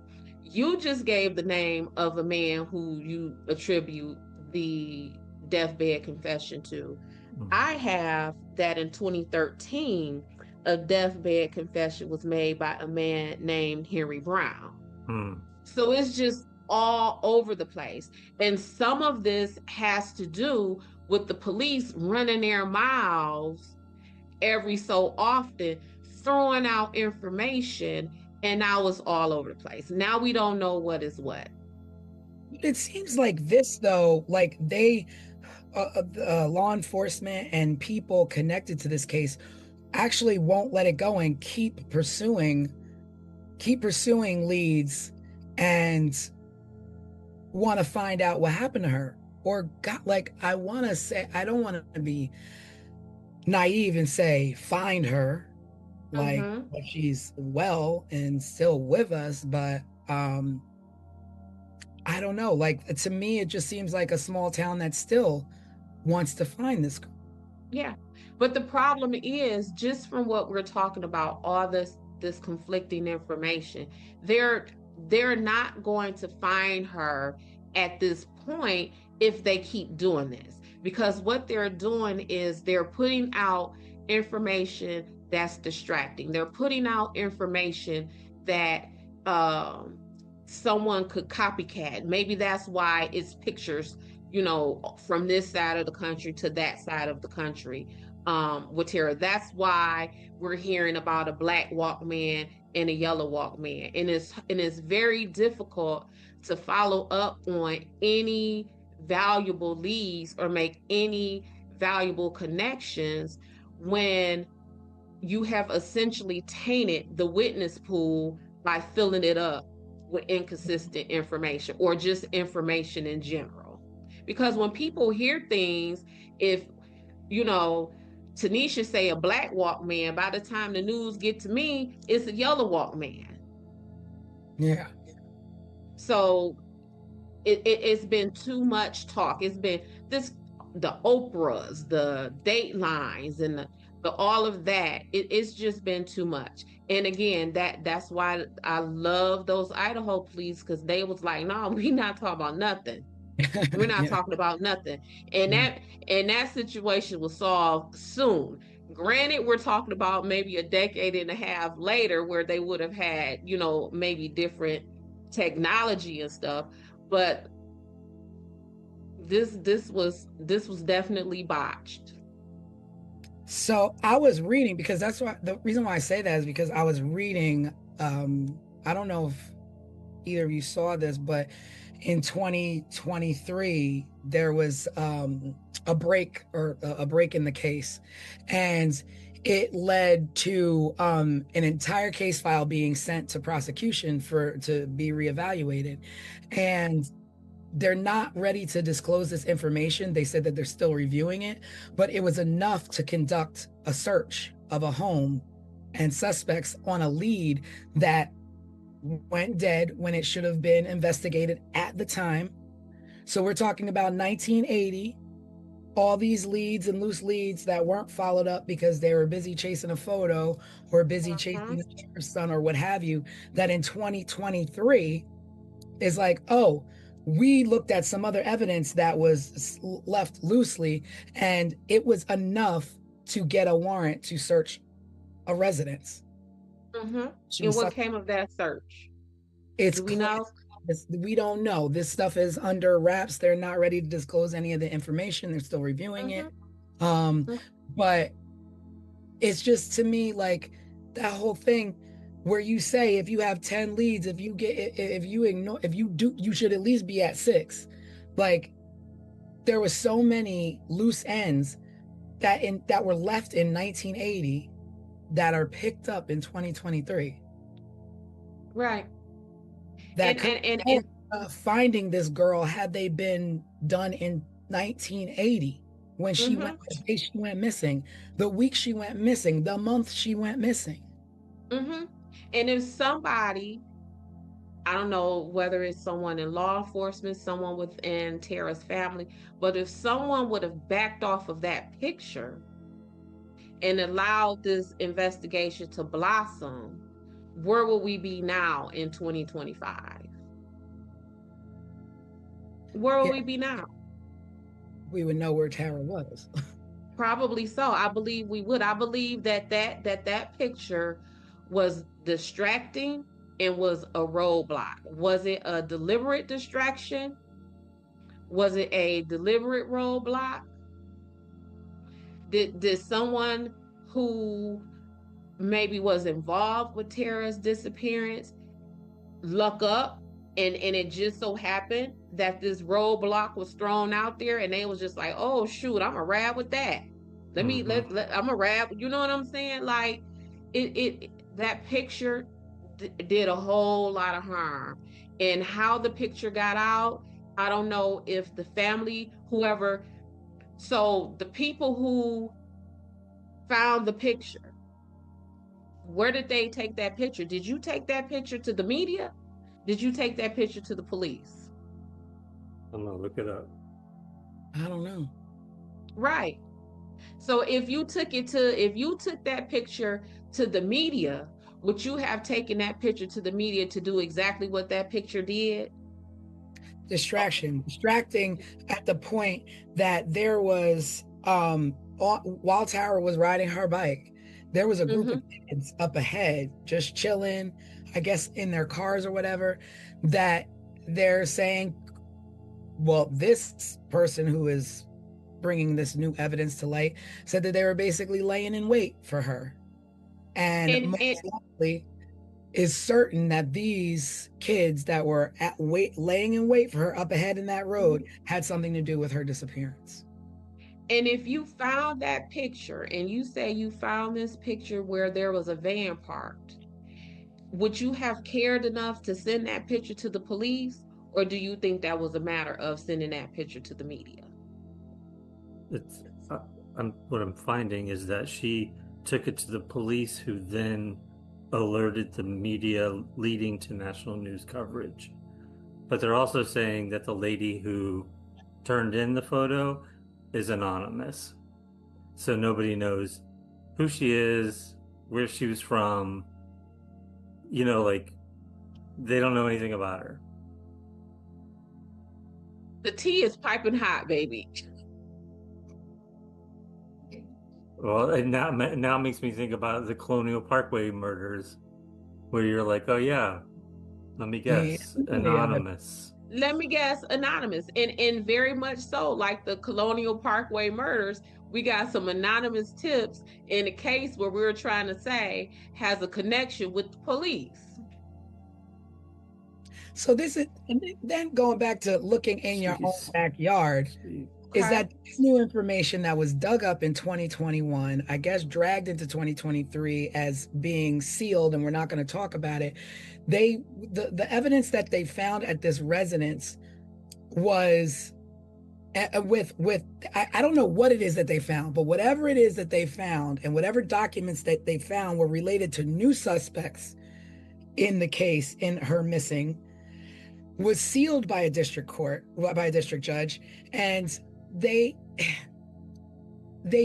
person that they interviewed was a person who originally said they knew nothing about the Tara Calico's whereabouts and missing, but now in 2021 they have information about this that they're sharing. Mess. My thing is like 1980 to 2021 to 2023 and in 2025, like what I don't understand. And now you have this information. So you didn't think that this information was of any value 25 years ago? Is that what this, so the person is saying, I don't know nothing about it. So yeah, when this person about it, all of a sudden now has information about Tara Calico's disappearance. Now all of a sudden has information. But we don't know who that person is because they're what, anonymous? We don't know who that person is because the reports are sealed. So we can't get that information to know what was found. But whatever was found was enough to say, okay, I think this is worth pursuing. You know, I often say the call comes from inside the house sometimes. And I tell you, I'm stuck at that 15-minute window of who would have thought, oh snap, we got 15 minutes to grab her before somebody goes looking for her. If her mom said, if Tara told her mama, come get me at noon, and she went missing at like 10:20, that wouldn't feel so suspicious to me.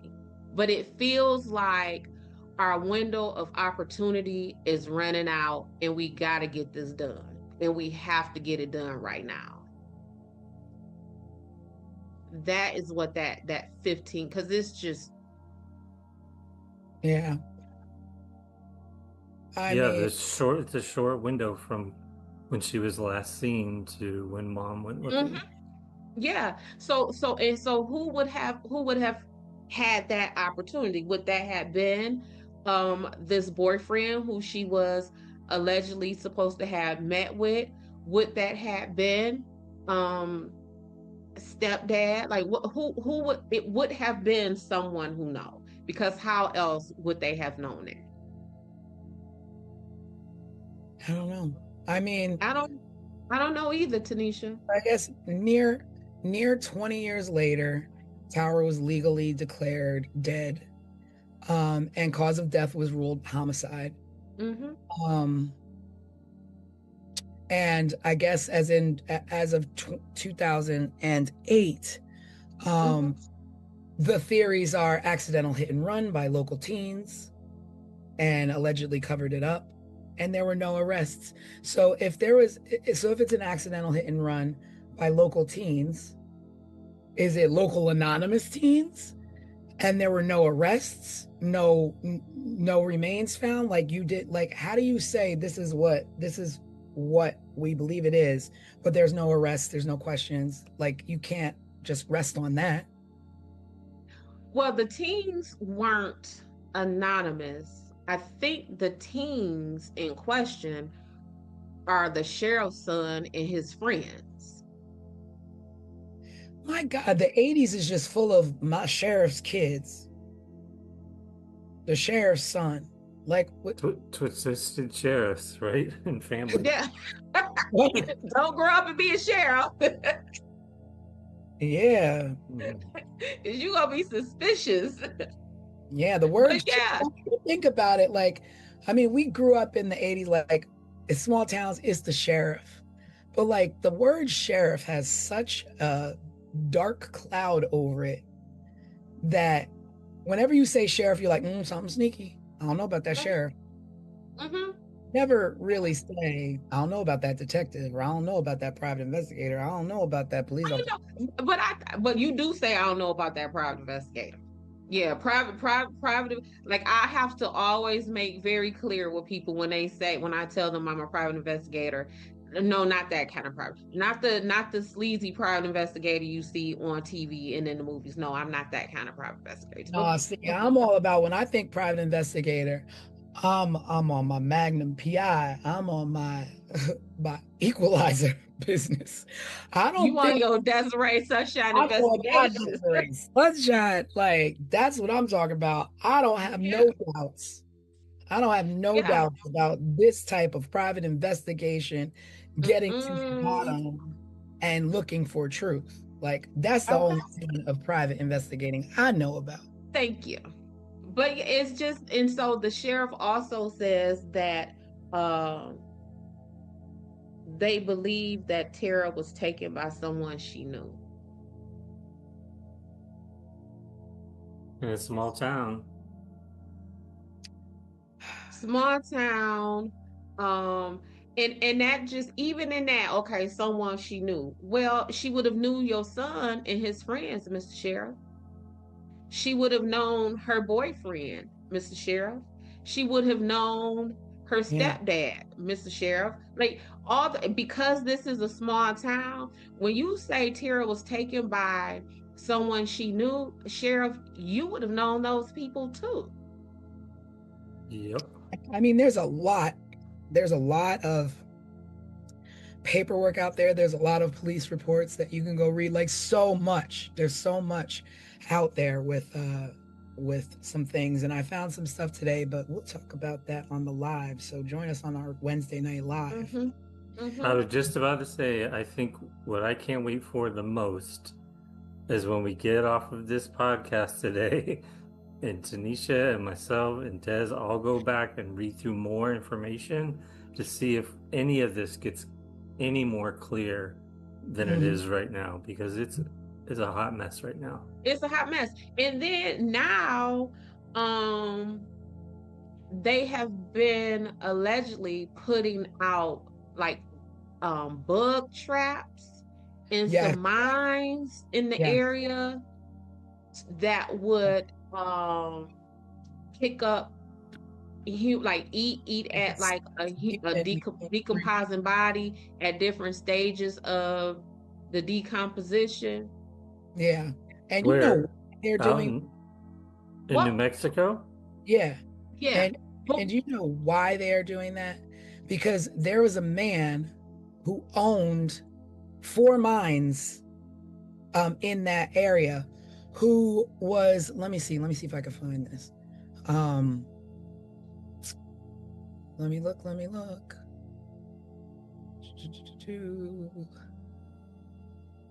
You're talking about mines like in the side of a mountain. Like going down into a mine shaft? Mines, yes, mines. Mine shafts, yes, real mines. Yes, real stuff. They need to put them in the So there was this guy, his name was David Parker Ray, and he owned 4 mines that he leased in the 1950s. And they were about 25 miles away, or 25 miles south from where Tara Calico was last seen. He died in a state prison in 2002 while serving a sentence for more than 223 years in connection with kidnapping and other charges involving two women who he sexually tortured at his residence. Okay. So he claimed to have abducted like 40 victims from several different states, according to the FBI, but nobody's were ever found. But the reason why they didn't really go off on him is because at the time of at the time that Tara was abducted, he wasn't living in New Mexico. So they were like, oh, he wasn't living there, so he couldn't have, like, you can't visit other places.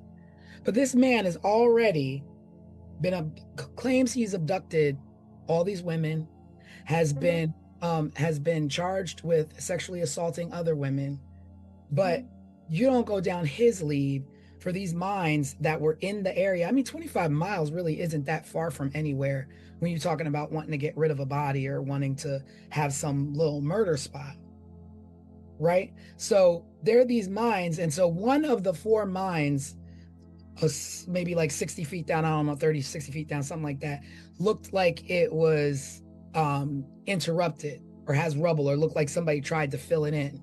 So they want, so this sheriff or this lieutenant went and bought these little fly traps, these certain fly traps that will attract mosquitoes or flies or what have you from the remains of decomposed bodies to see what's possibly down there. And then if there is something, then they've got to go through the right channels to be able to excavate. And of course, the bottom line, money, to be able to have the money to do these certain things. But there's also these other things that have come to light that other people are like, oh, we know the suspects. So it's just like an open, like, I want to go back to this man in these mines. I'm not a miner, so I don't really know about mines and all that kind of stuff. However, his family leased these mines about 25 to 30 years before Tara was missing. So would he and his family still had access to those mines? Like, and again, I'm no miner. So when when your lease is up for the mine, is the mine now leased to the next group of people or the next company? Like, would he still have access? Whether he had access or not, he probably had mental access. Like, I own this for all this time. I know the ins and outs of it. I can go around and do whatever I want and get in and out of property without being noticed if I want it. Are mines blocked off? Like, is the entrance to a mine secure? I would think that, and I don't know because I'm not a miner. Absolutely. But I would think you gate off with a fence, trespassing, what have you. Or if it's just in the middle of nowhere, maybe nobody does anything and it's just left abandoned with a couple of boards across. I don't know. Okay. And so if it's a couple of boards across it, if it has been fenced off, he would have had to breach that to get to the mine. So while they're saying this man had access to the mines, was whatever that blocking off of that mine, was that breached? Or if it was, would y'all have told us that? You know what I'm saying? Like, to just say that this man whose family leased the mine 30 years ago. Well, what about the other folks? So are y'all simply saying that we want to stick to this man who leased this mine 30 years ago because he has some of these similar crimes in his past? Yeah, well, which would be likened to the Waterman, because this guy is dead and he did these things. So it's just like, okay, in post, you kind of, we're going to fit you into this mold because you're in the area and we like you for this. Right. And kind of the same point that I made with the picture being filed. Like, when you find something or something that's important, what you lead with varies. What is of value or what is of importance is what you lead with. So, oh, well, the mines boards, they broken? Did they look meddled with? You know what I'm saying? Like, y'all can't just throw out like these people had access to this mine 30 years ago, and so now you the suspect. True, but you know what? It also leads to the fact that if in 1980 these were around, it was a loose end that should have been tied then. Correct. So now Correct. they're chasing every loose end, trying to find this girl. Trying to find this girl, 30, 40. This guy claims to have murdered 40 women. This guy, assaulted 2 women. He was in jail for this. He confessed to this. I think the natural progression is to look into it, because what if she is down there? Right. And do we look into it like in 2025 or 2023, whenever this connection was made with this mine? Why? Because y'all knew about that mine. And if you didn't know about it in 88 and 89, did you know about it in 95 when that man was still alive? Because as what happens is when we're investigating things, one of the first things that law enforcement uses is they gonna use a database, whether it is a registered sex offender database.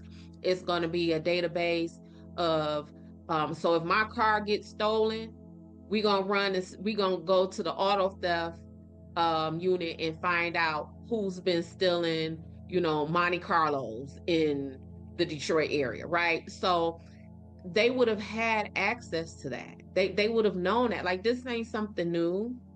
Well, yeah. I mean, right? It was in 1998 that the guy that expert was like, one of these mines doesn't look right. And of course, it wasn't because he was like, it doesn't look right because like it was a 60-foot deep mine, but at 30 feet, something didn't look right. Like rubble and stuff was like, as though, okay, so what happened here and what's below it? So what's going on there? But they didn't look into it. And there he was like, it looked like somebody intentionally collapsed this mine, but to cover up evidence. They wanted to cover up evidence and collapsed it. But they didn't explore it because they didn't have the money.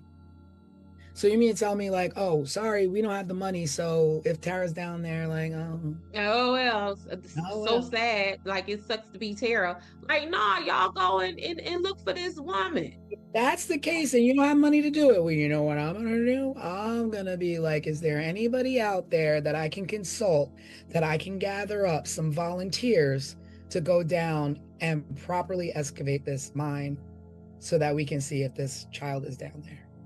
And then another weird any other victims at that point. If this man said, I abducted 40 other people, you haven't seen any bodies, you haven't found anything, but you find a mine that he owned that looks collapsed at 30 feet when it's a 60-foot deep mine, but you don't go look into it because of yeah. And y'all got money to consult with the Scotland Yard. Yeah, right. That is the one that just trips me out. I was like, when I was reading, I was like, what's Scotland Yard got to do with this? Right. But this was another something that tripped me up. So they said, I don't know. I'm sorry, I don't know. I'm not a police officer. I'm not an investigator. So I don't know if it's normal to be like, Scotland Yard, look at this photo that we have over here in New Mexico for an abduction case. Well, I am. Florida. And we ain't never had Scotland Yard involved in none of our cases. Not even my federal cases has Scotland Yard been in. But another weird thing, a part of the what don't make sense, is witnesses said that they saw an older gentleman driving a 1953, maybe 1955 Ford truck slowly behind Tara. In a 1953, 54, 55 truck. And we're talking about is 1989. How difficult do you think it would have been to find a 30-year-old vehicle. Well, So right now, if it is 2025 right now, and our cars now, if you look at them, it ain't too much changed in them right now. But I would imagine that a 1954 vehicle did not look like a 1988 vehicle. yeah. And a quick run through the state's DMV could have shortened that list, because how many people are still riding around in their 1953, 1955 Ford pickups in 1989? Is it Right. is it a If we run it through the DMV, is it a list of 50 people or is it a list of 100 people? But whatever it may be, that will be easy to sort out. But now that I'm thinking, I'm like, the mom also said there was a man in the truck following her. Is that coincidence that that same truck might have been following your daughter? Like, he's following you? Was he following her as well? Like, At the same time. is the person who was following you the person who took your daughter? Mhm. Who was the person following you? Did you know the person following you? What kind of car did they drive? And which is why her mama's advice should not have been go ahead and go, but just take Mace. It should have been, baby, something is going on. Stay home or go in another direction. Or it's, since I'm not going with you, where is one of your homegirls? Do she want to go with you? Tara had siblings. Some of them were her step siblings. I don't know if any of them were her bio siblings. Take your brother, take your sister, take something. But I think her advice should have been more than just take some Mace when I think we're being stalked.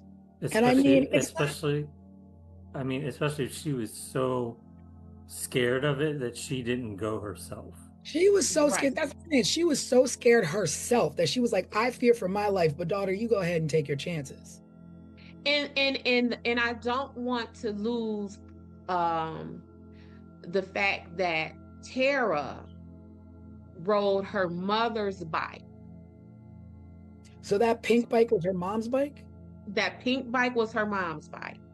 So if somebody is stalking me, they probably know my bike very, like, more than a normal person would, because you're a crazy stalker. And then you let her drive that bike. You let her ride that bike. But Tara supposedly rode her mom's bike because Tara's bike was damaged in some way. So who damaged Tara's bike to make her have to take her mama's bike that maybe a stalker would have had identified? Like, girl, this is a mess. Yeah. Like, it's just so unfortunate, because still putting this kind of effort in 10 years, 15 years, 20 years, now we're at up to 35, 37 years of still trying to find this girl, trying to find a pink bike, in nothing but open, like the road is completely open. I don't understand. Like, dig the mines, check the friends. I want to see your backyards. Looking for, like, everything is gone at this point. Everything is gone. And everything. they're even talking about, like, the witnesses are dead and all that kind of stuff. Like, that's one of the things, especially something like this, where you want to lock your witnesses into their statements. Like, just for example, last weekend, Saturday, some folks called me, Des, we got this case going on. 3 days ago, someone made a post on Facebook. That person is a witness. Can you go talk to them? Told them, yeah, I can, but I'm not working this weekend. Let's talk Monday. And I'm talking like Monday, this week, Monday. Mhm. Made a phone call, interviewed that person Tuesday, had their affidavit created Tuesday. So now if this person becomes incapacitated in any way, now Right. if this person decides to change their mind and, I don't want to participate, he's already locked into this affidavit. We have them now. And if Des the private investigator from Sunshine Investigations can do that, what do you think the police can do? Much more. What do you think the police could do? At the very least, you can be thorough. You could be thorough. And if I want to, give you the benefit of the doubt, okay, maybe you don't have the funds to excavate this mine, but you definitely have the funds to lock these people in with their statements. You definitely can go knock on the doors of this small town and talk to residents. You definitely can go and say, hey, mom, dad, I know your child is a minor. Can I have permission to talk to you? You can do those things. No And like cost I said, anything. and if I could lock you into an affidavit to preserve your statement, guess who else can? Mhm. It is not it That ain't that's rocket science. that's key though, not waiting 15, 20 years to do it when you've been tainted by media, talk of the town, conspiracy theories, the wrong rabbit holes, terrible leads. Now you know how to adjust your statement. Yeah. You Now either you know what to say. clear somebody you know or throw somebody off, be like, hey, I found a photograph. Right. And now, so let's say you have the surviving witnesses and they may have had something to do with that, but your spidey senses may be thrown off because it has been so long, they're now relaxed. So when you approach them, when you talk to them, they don't seem as scared and nervous because again, so much time has lapsed and they're relaxed in their approach and in their conversation of these things versus if you would have spoke to them 3, 4, 5 years, a week after Tara went missing. I mean, this is definitely one that, you just, I mean, at this point, I think it's pretty much that Tara is no longer with us. And it's just sad because it could, you know what? I won't say that. I won't say that because I don't know, because there's no evidence to point to this is what happened to her. But she could have been abducted. I don't know. We don't know. And that's what makes me so angry for Tara. And that's why I keep saying this poor baby, because we don't know. And how will we ever know? And I think of all the cases that we've handled so far, this is the most we just don't know. Yeah. I mean, this is the one where it's not ended. Her story has not ended. She does not have the truth out there. There's no justice. There's just a million different directions and too many loose ends. Too much time has gone by. People are still looking. But thankfully people are still looking. And there's a website out there. And we'll talk about that on Wednesday. Because like I said, there's always just too much to talk about in 1 hour or an hour and a half or whatever. But we'll pick it back up on our Wednesday live. So that means join us. You gotta watch. You gotta come back. You can't get rid of us just yet. Not yet. Keep pulling you back in. Mm-hmm. But yeah, there are people out there that do care tremendously about Tara and do want to see her found and her given a proper end to an unfortunate way that she had to leave this world. Yeah, because this young lady was literally minding her business. Like that was the most innocent activity that she could have partaken in. Like she's riding her bike. Yeah, we're not talking about riding her bike to go do some crazy crap. She wasn't, messing with anybody, picking with anybody, just being alone, her and the nature, and just wind in your hair and just minding your business, taking care of she's anything like I was at that age. Mm-hmm.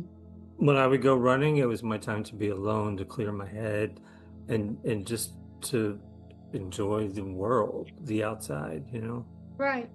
Yeah. She's, I mean, as a parent, if my 19-year-old daughter, if her riding her bike, baby, please go ride your bike, because there's so much other stuff that a 19-year-old child could be doing. And Tara wasn't doing none of that, at least by all the accounts that I have read. She was just minding her business, riding what was her mom's bike, which is Yeah. what she rode her bikes every day. It's like, And you y'all know, out here, doing dirty. It's always yeah, like, y'all out here messing with that girl, and she ain't did nothing to nobody. Nothing. it's like her, you know, we got Kathy and Rebecca and all the other people in the Colonial Parkway. You got, you know, the Ketty Cabin. It's like, these aren't people, these aren't the type of people where it's like, you know, that Chicago line, he had it coming, he had it coming. These are innocent people going about their lives, and not saying that just because you had it coming, you need to get it. But these are Absolutely. like, it just makes it that much more enraged when you're going about your daily life. You're a good person, good citizen. I'm pretty sure she'd help anybody in distress. And when it comes down time for her to need help, there are people harming her instead of helping her. Yep. Yep. But yeah, This was yeah. I don't like this for Tara. Like this makes me mad. Like this brings out the auntie dares for Tara. And especially when kind of just like, you know, the whole Colonial Parkway thing, where it just so happens that now y'all telling us that the lead witnesses or suspects are dead. So you got the mine dude, he dead. Then you got the sheriff's son, he done committed suicide. Like, And the circumstances behind that, I don't know. We'll look into it. But yeah, at the end of the day, let's look into these things when these people are still alive. Let's not drag cases out because there's no money or there's no funding. Figure it out. I don't know. figure it out. Start a new like task force where you all got to raise money to help these people.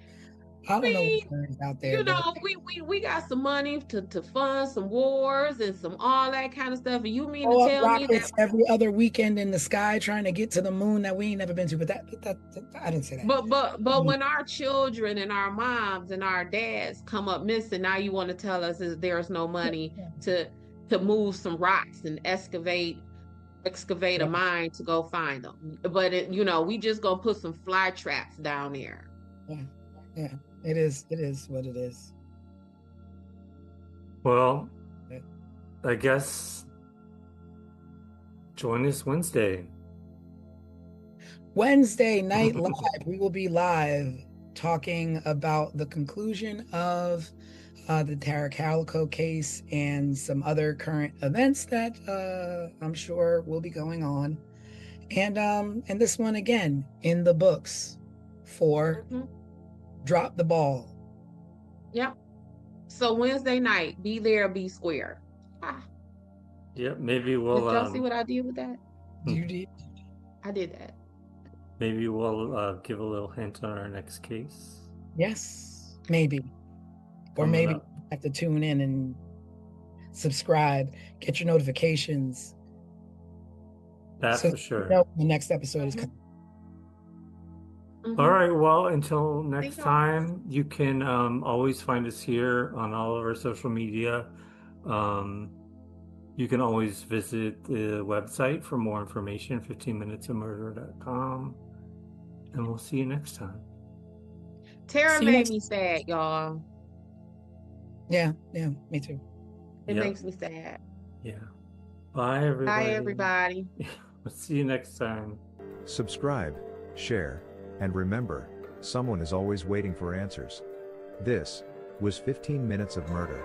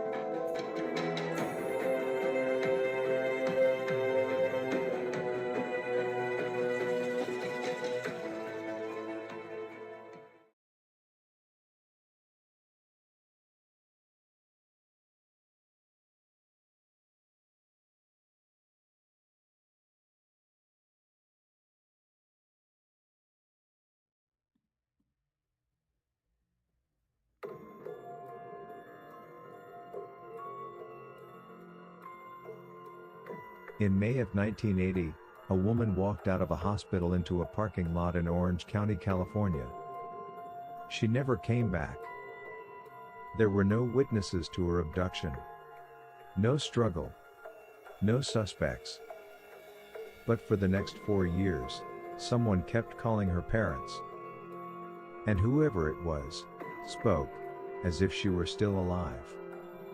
This is 15 Minutes of Murder.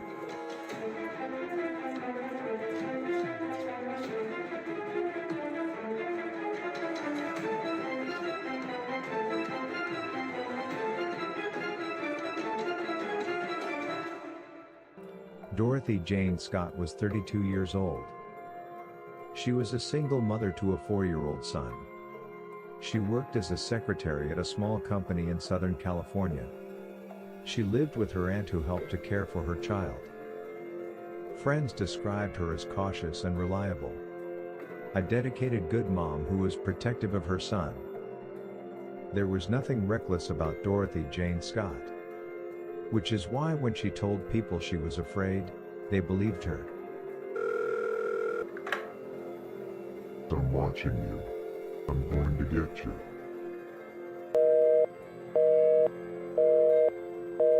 Months before Dorothy disappeared, the phone call started. They came to her home.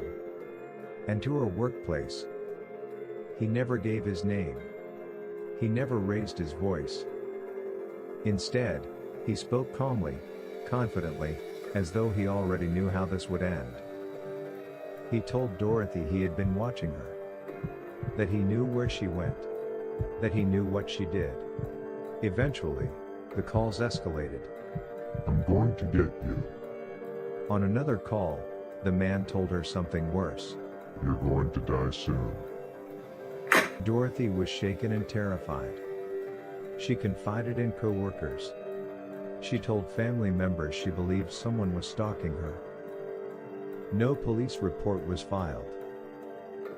On the evening of May 28, 1980, Dorothy attended a company meeting in Anaheim with 2 co-workers, Conrad Bostron and Pam Head. After the meeting, Conrad didn't look well and his hand was painfully swollen. Dorothy and Pam offered to take him to the emergency room at UCI Medical Center. Doctors later determined Conrad had been bitten by a black widow spider. Dorothy and Pam waited for several hours. Shortly after 11 p.m., Conrad was discharged. Dorothy offered to retrieve her car and bring it closer so her co-workers wouldn't have to walk far through the parking lot. Before heading outside, Dorothy briefly went to the restroom. Her co-workers waited near the hospital exit. Minutes passed and Dorothy didn't return. Concerned, both Conrad and Pam walked toward the parking area. That's when they saw Dorothy's car. It was moving fast and the headlights were so bright they couldn't see who was behind the wheel. The car sped past them, made a sharp turn, and exited the parking lot. Dorothy was nowhere in sight, and she was never seen again. Santa Ana police discovered Dorothy's white Toyota station wagon fully engulfed in flames at approximately 4:30 a.m. the following morning, roughly 10 miles from the hospital. Dorothy was not nearby. Her keys were missing. There were no clear signs of a struggle. Days after Dorothy vanished, her parents' phone rang. The voice on the other end did not introduce himself. He said, I've got her. She's fine. Over the next 4 years, the calls continued. The voice was always the same. Sometimes he claimed Dorothy was fine. Sometimes he accused her of infidelity. Sometimes he spoke as if she were still alive and with him. He never identified himself. He never admitted to killing her. He simply called, and spoke, and disappeared again. More than 4 years after Dorothy disappeared, construction workers discovered human remains in a wooded area near Santa Ana, California. The remains were identified as Dorothy Jane Scott. Due to decomposition, an exact cause of death could not be determined. No arrests were made. After her remains were discovered, the phone calls stopped. Investigators believe Dorothy was abducted quickly and deliberately. She vanished from a public hospital in the middle of the night without witnesses. The man who called her months before she vanished, and her parents years afterward, was never identified. Whether he acted alone or had help remains unknown. Whether Dorothy was killed shortly after she disappeared, or was held alive for some time, is an act that only Dorothy's killer would know. If you have information about Dorothy Jane Scott, you should email coldcase@ocsheriff.gov. Or anonymous tips, call Crime Stoppers at 714-628-7675. Any new details could help solve this decades-old mystery of her disappearance and murder. Thank you for watching. Subscribe, share, and remember, someone is always waiting for answers. This was 15 Minutes of Murder.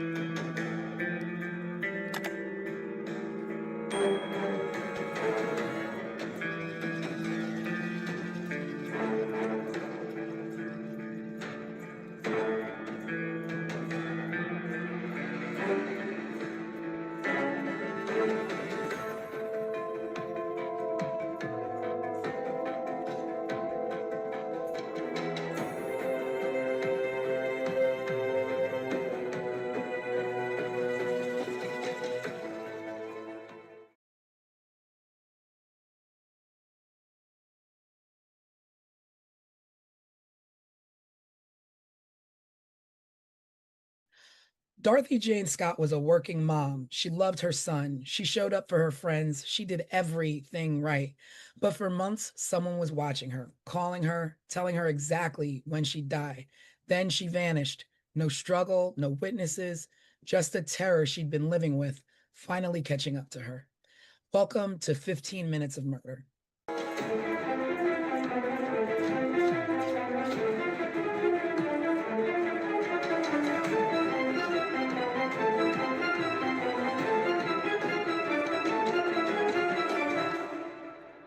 Hello, everybody, and welcome to another edition of 15 Minutes of Murder, full podcast edition, where we break down last week's case file, which was the Dorothy Scott murder.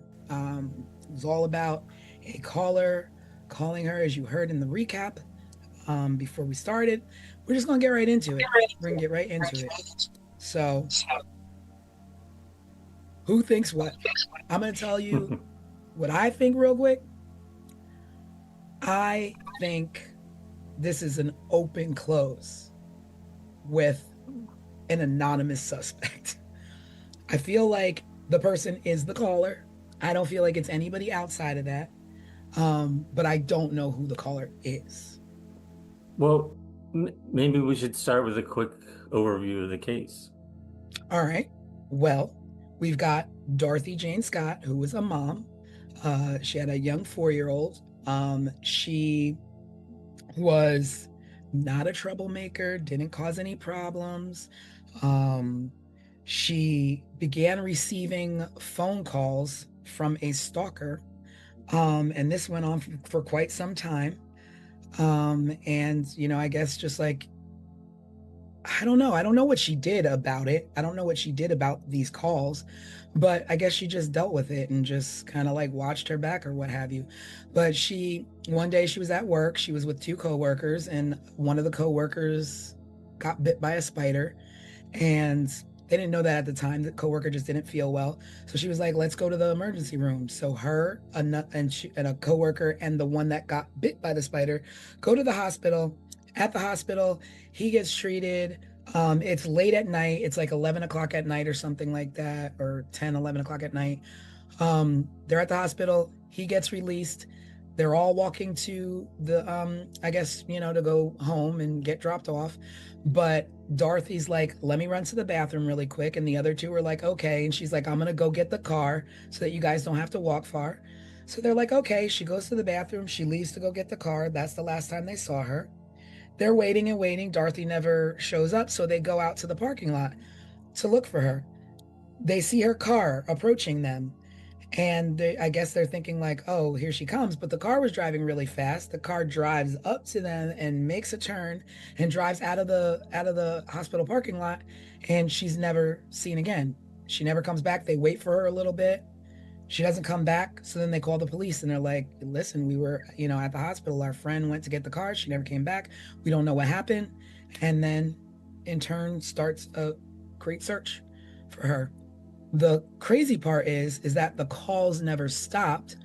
The person who was calling her and stalking Dorothy was now calling her parents and saying crazy things like, she cheated on me, or she committed, she was, I can't think of the word, Infidelity. infidelity related things he would leave. He would say, oh, I have her, or she's fine, crazy things. And I mean, the calls were never long enough for the police to, trace them. And, it's 1980. 1980, yep. So, like, what can they possibly do?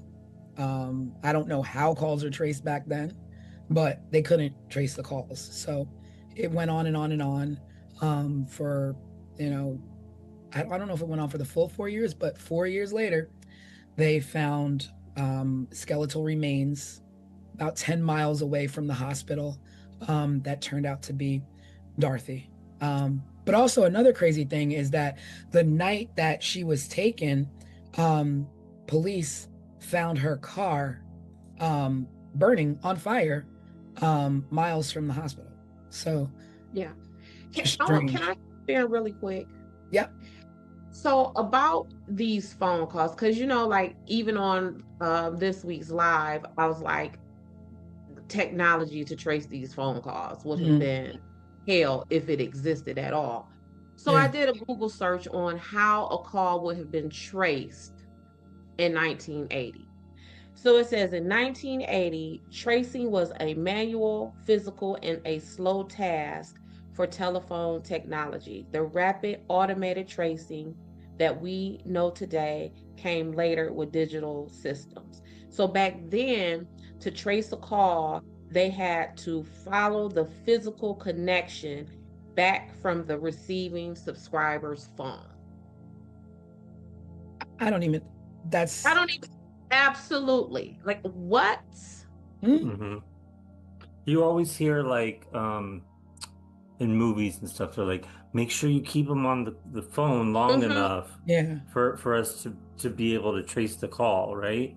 But what does that mean? Like, how long? That mean? Yeah. Like you always, we grew up learning like, oh, we got to tap the phones, but what does tap the phone mean? What does it? And even just reading this, I'm thinking, remember like in the movies where you see the people plugging it, like the one movie with Angelina Jolie and her son was missing and she was an operator, and they just sit there and plug the thing. That is what I'm thinking as I'm reading this. Like, how could that have been traced in 1980? So that was a tidbit of the information and background. I don't know. And the beauty of back then, well, I don't want to sadly say the beauty of it, but is that we knew there was no such thing. Like, I can call somebody and get away with it. And then that's what we did as slowly kids. things, I think in the late 80s or whatever, or early 90s, it's like, oh, star 69 them, you can find out who called you. But early 80s, that was not, because we were sending we were sending pieces to people's houses and hello, is your refrigerator running, and hang up, like goofy stuff like that. And that would have been in the later 80s. This was in 1980. So that would have been difficult. Y'all know me, I want to look at the whole picture of the case. But let me first say this. So when I was growing up, there was a neighbor I had, and her name was Dorothy. And I love me some Dorothy. And so I started calling her Mama Di. I think everyone in the community started calling her Mama Di. And so as I was reading about Dorothy, she became my Di.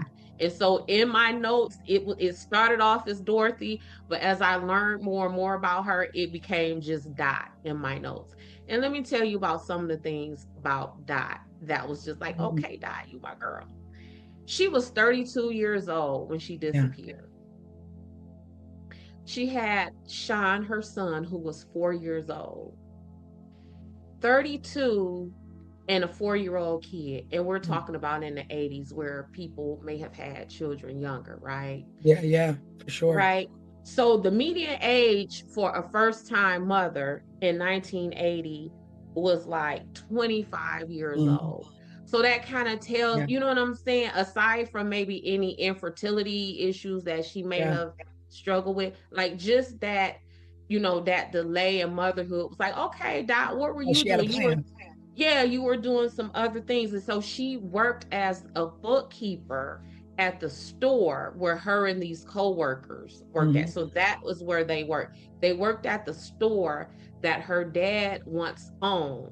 And her dad sold the stores to John Casello. We'll get more into him later, trust me. Oh, oh. And that's where what T?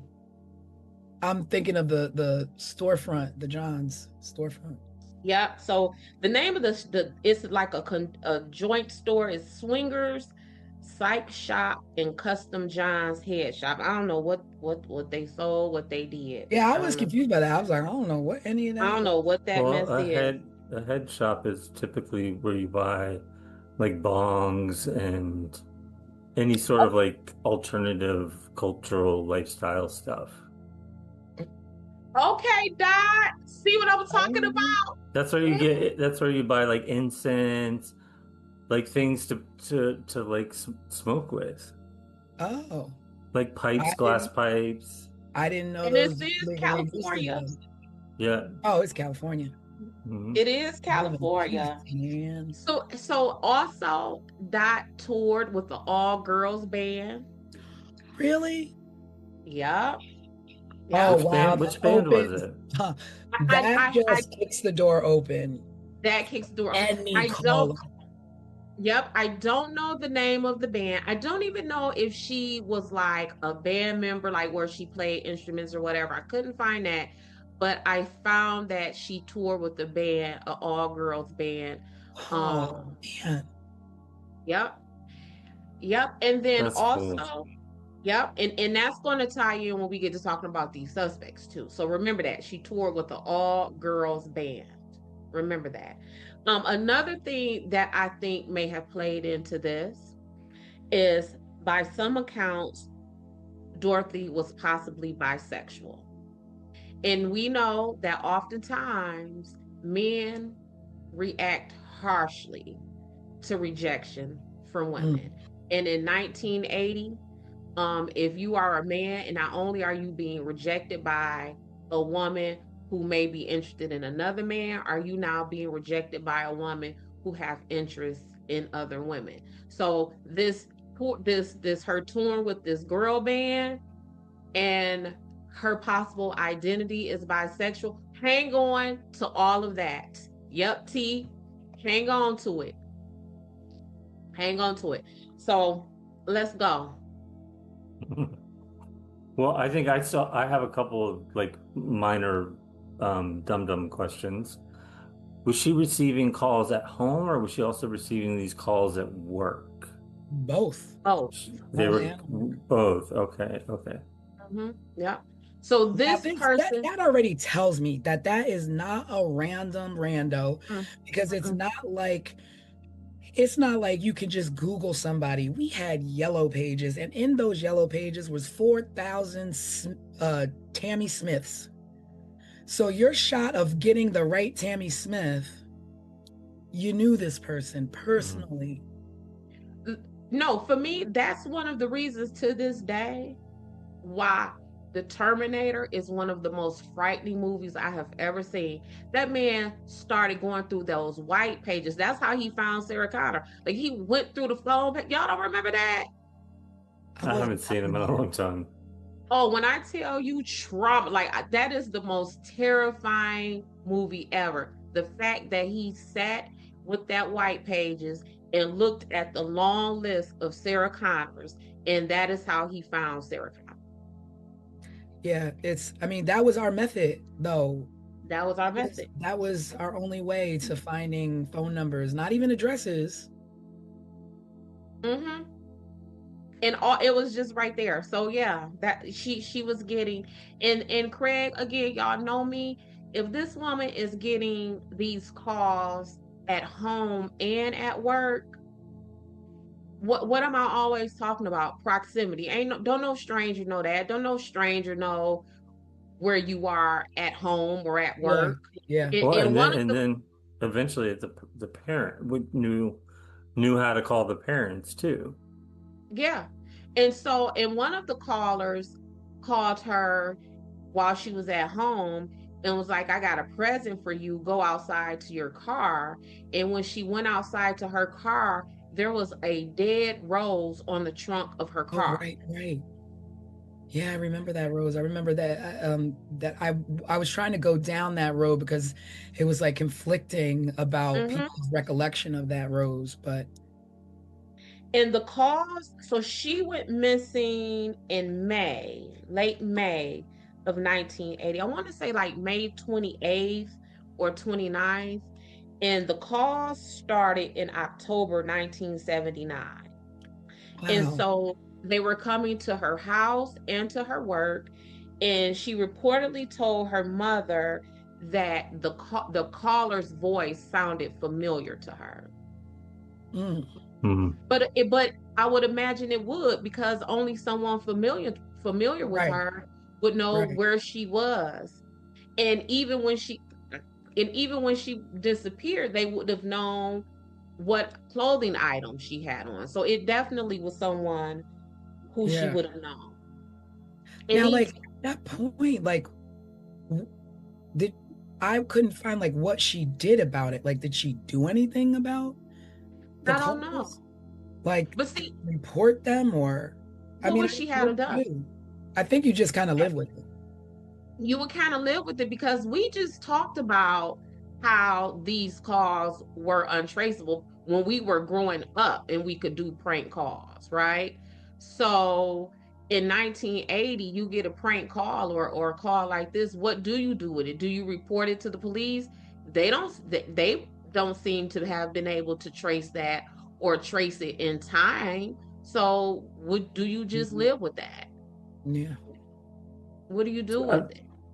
I I mean, mean, I would definitely be terrified, with a 4-year-old and these kind Well, of she calls was. coming yeah. in. So, And like, and she was terrified. So I found that she moved at least 3 times. oh wow. That she, She definitely had situational awareness where it's like, yes, I'm probably not going to be safe here. I need to take my child and go someplace yes, safe. And she did the right things to protect herself. that she thought about purchasing a gun, Wow. but she was afraid that Sean would Mhm. find it and, gun safety there. So what she ended up doing was taking karate classes for self-defense. So I Wow. read about that. This makes me even more sad than I was. yeah, so she was definitely doing some things to try to prevent this. I feel like it's when we do these deep dives that these people go from being a story that we're just telling the overview of what happened Yeah. to Hmm. like to real human beings where Right. she was doing everything correct. She was scared. She was um trying to protect herself and her child. Hmm. Yeah. That's more than you'll ever hear from Yeah. any other source, right? Yeah. Yeah. And it's Yeah. crazy because I just recently, the show that we're trying to put everybody onto on A&E, Crime in Progress. Hmm. I don't want to give it away, in case, you haven't seen this show. This show is like, check it out if you can, on A&E, Crime in Progress. But I watched the latest episode. Did either of you watch the latest? I've Mm-mm. only seen 2 episodes so Okay, far. this last one, if you thought 1 and 2, this last one, and all I'll say is listening to you talk about Dorothy is reminding me of the woman that was in the case, the latest episode. And I'll say that is because this woman's top priority, and I could see Dorothy's top priority was her child. And there is nothing more heroic than a mom that puts her life before her child to try and protect that child by any means necessary at the time and the resources that you are given. And it seemed like she tried moving. She tried to thought about a gun. She took lessons to be able to defend herself, to the point that maybe she even thought that she could protect herself that night in the parking lot, walking to the car. But let's rewind and what took her to that parking lot. So she was at a meeting with some coworkers. This guy, Conrad Bostrom, his arm or hand or something started to appear red and swollen. So Dorothy being Dorothy, all of the things that we're talking about, my homegirl died. She said, let me get you to the hospital. Complete nurturer.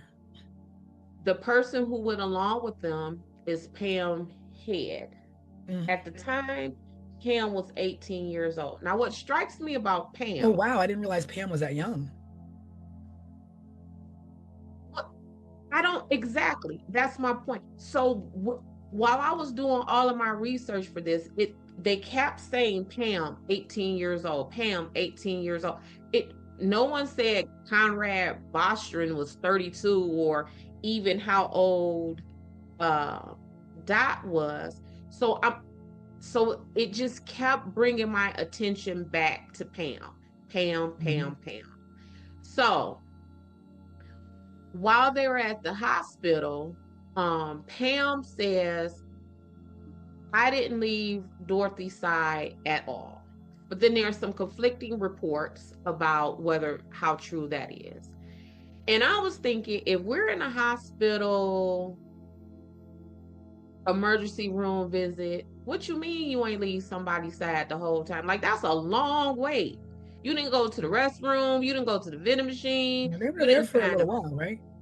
You would imagine, like, yeah, you would be even at a suburban hospital, a ER visit is generally long. It's long enough to where you might need to get up and go stretch your legs or in this day and age, I have never been to an emergency room visit that was like this. I mean, they still haven't gotten it together. Yeah, and that's what I'm saying. Even in the suburbs is generally a wait long enough to where you might want to get up and walk and stretch. You may want to go grab a soda out the vending machines or whatever. Those old hospital vending machines, boy, I remember those. Sandwiches, hot sandwiches, and the all of that that were hot. Yep. And if they're in the waiting room waiting for Conrad, one of them may have went to like the nurse's desk to get an update or something. But you ain't sat in the emergency room with someone and sat and stood by their side the whole time. I mean, I guess that is also a weird detail as well, because like, why would that even why would that be a thing? Why do you say that? So after but wait, but then also, what does that insinuate? I didn't leave her side, so what? She didn't interact with somebody. I did. Like, what does that detail? I didn't leave her side, so maybe I didn't call someone and inform them of her whereabouts. I didn't leave her side to call someone and tell them she's on her way to get the car. See, Craig, this is why we got a crime expert, because I wasn't. Yeah. I'm like, but why? These did not cross my mind. Yeah. Yeah, I didn't even think about that. Yeah. I really did not think about her doing anything like that. And the reason why it struck me, not only just because that's information, like, why would you volunteer that kind of information? But one of their co-workers is the sister of one of the alleged suspects. Oh. Man, like, see, I couldn't. Like I said, that's why we have an expert, because News to me. Yes. So then we have so then they separate because again, Dorothy being, the nurturer, the caregiver, sounds like she's very considerate and conscientious and all of those things. She says, "You guys go get the prescription That filled." too. That just says something about her right there. Like, you've had an ordeal. You just were seen by the hospital. Don't worry about it. I'm gonna go get the car. Still I'm being go- a nurturer. I'm going to go and get the car and I'll bring it around. Wait a minute. Okay? As Pam, I would have even been like, no, I don't, it's late. Don't go by yourself. I'll come with you. Like, you shouldn't go by yourself. Like, I'm not like. Now pause. So there are some conflicting stories of whether baby Sean was with them at this meeting, because what happened was they had to stop after they left the meeting, Right. going to the hospital. They stopped at Dorothy's parents' home. So it's conflicting reports from Pam whether or not Sean was with them at the meeting and Dorothy went to her parents' house to drop Sean off. And then the other version of the story is they stopped at Dorothy's parents' house so she can see Sean because she had been at this meeting and she was going to be gone even longer because she was going to the hospital. So let's go back to this hospital. So as Pam and what's his name, Conrad, are waiting for Dorothy, it's taken her a while to come. They're standing there waiting. So when they finally see her car comes barreling towards them, headlights blaring, and just takes off. They wait almost 2 hours. Well, now I thought they said that I read that the reason that they waited was because they thought maybe an emergency happened with the son and she just flew home real quick. But we don't have a text, we don't have texting there and be like, yo, I got a problem. I got to run home really quick. But still, why not just stop real quick and tell them that? Right. Or if you thought that, why not call her parents? Yeah. And I'm gonna tell you why. That store that they worked at, that they were all co-workers at, Dorothy's dad used to own that store. So they would have had her parents' contact information. So they could have called them.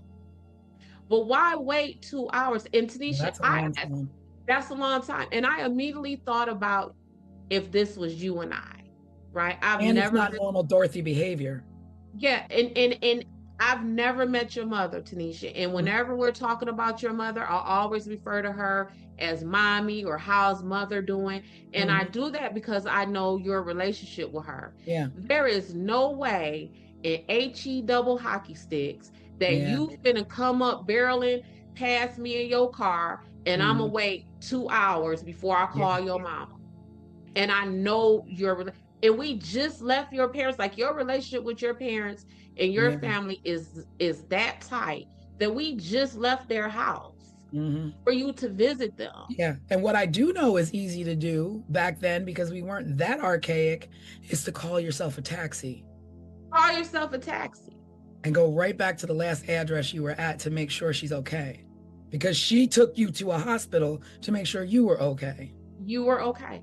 But you don't even have to do that. You know her dad's phone number because her dad was your boss.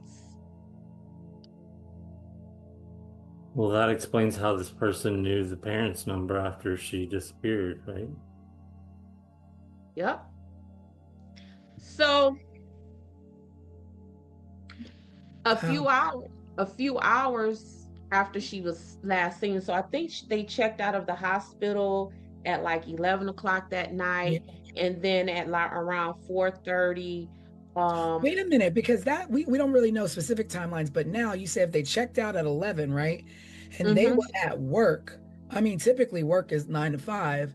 So they must have been at that emergency room for a long time. Well, Well, I they, think they were at like a work event, like a meeting or Mhm. a party or something, right? Yeah, but it's a store. So let's say the store may have closed at 7 or 8 o'clock. Like, Mhm. because that's generally what time stores close, 7, 8, 9 o'clock, right? Not a head shop. What Oh, time would they oh, close? because All night they would like, stay oh, open. really? Oh, I mean, really? not always, but they're gonna stay open later. Because It's they got. it's it's kind of like when you see a smoke shop nowadays, right? Like Mhm. where you buy vape pens Well, and I stuff like mean, that. They're usually post-COVID, open. everybody's home at 8 now. Mhm. But So back so. then, yeah, Mm. at least 9 o'clock, 10 o'clock, probably. But Dorothy wasn't just like an employee, like a cashier or a stocker or something. She was a bookkeeper. So she worked on the administrative side Mhm. of this business. So maybe Pam and Conrad did too, because maybe it Yeah, was like, because going from what Craig is saying with the timeline, someone would have still been at the store working. So the store wasn't necessarily closed. Is that what you're saying, Craig? I mean, that's what I would think, just knowing how a head shop would Mm-hmm. operate.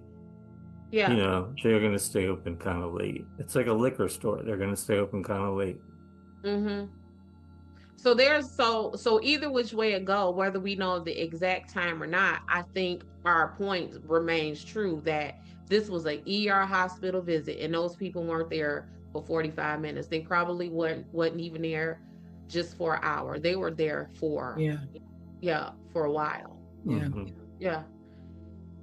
So they checked out around 11 o'clock, and then at 4:30 in the morning that Mhm. next day, a a uh, a resident called 911 and reported smoke coming out of a nearby alley. The police get there and they find Dorothy's car on fire. Yeah. According to the police on the scene, they say that whoever um, was in that vehicle, they left in a hurry. The driver's door was still open. They believe that an accelerant was used on the passenger side of the Oh, vehicle, and that the entire interior of the car was destroyed. so that car was on fire for quite some time. It was on fire quite some time, but why is the accelerant only on the passenger side of the car? Unless Dorothy To would. make sure any evidence that was there burns up. So, but why the accelerant specifically on the passenger side of the car? So that's telling me that possibly Dorothy was forced into her vehicle, Mhm. drive away, and the accelerant is poured on the passenger side of the car to get rid of anything, fingerprints, because back then it wasn't DNA like now. We Mhm. can't, you know what I'm Yeah. saying? But it's traces, it's your hair, it's all those things. Mhm. Only on, because what? So now, so then there, I'm like, I kept thinking that it was one person, but it never dawned on me that you take somebody in their car and then you bring it to an alley and you set it on fire. Now, I don't know what you did with Dorothy. I don't know if you hit her. I don't know if Mm-hmm. you killed her early, but a body is heavy. And so, where is this body? Did you transfer it to another car? Did you take, like, what did you do with her? Because now you no longer have this vehicle. So what is your means of transport now that you have a body of a woman who, if you did not hit her, she's screaming, she's yelling, help me, help me. So she couldn't have been doing that because people would have heard. So what in the world happened? Was she Well, in the car? They didn't even see her because the two in the parking lot said they didn't see Dorothy in the right. car. So did somebody take her car? Did Dorothy like Was it more than Well, one person? yep. So back to what I'm always talking about with proximity. So they were saying that from people who would have been milling about in this parking structure wherever Mhm. she parked, that no one reported hearing yells and screams. Mm-hmm. So that tells me that either she didn't yell and scream because she knew that person, Oh, yeah. or she didn't yell and scream because the person was so much larger or stronger than her that they may have overtaken her before she was able to do so. But Or keep could have leveraged information that we know your parents and we have your son, and if you make a noise, then we're gonna harm them. So she could have went which willingly. is Yep, and that's all of that about proximity, because how would you leverage anything with her if you don't know anything about her? Right. You wouldn't know about her son if you didn't know her. You wouldn't know about, where her parents are if you didn't know her. Mm-hmm. I mean, because typically, I guess you could just a regular old stalker might be able to do that and know those things just from just stalking. But this person was going further past that. Like this person literally knew her schedule, knew when to call her at home, knew when to call her at work, those kind of things. And that other crazy detail was that the person who did it knew when Dorothy went home to stop to either check on her child or drop her child off, she changed her scarf when she was home, and the person who was calling knew the color of the scarf that she changed to. So it's And how would they have known Conrad that? and Conrad and Pam would have known that. Pam would have known that. That's a detail that no one would know unless you were physically in someone's presence. Mm-hmm.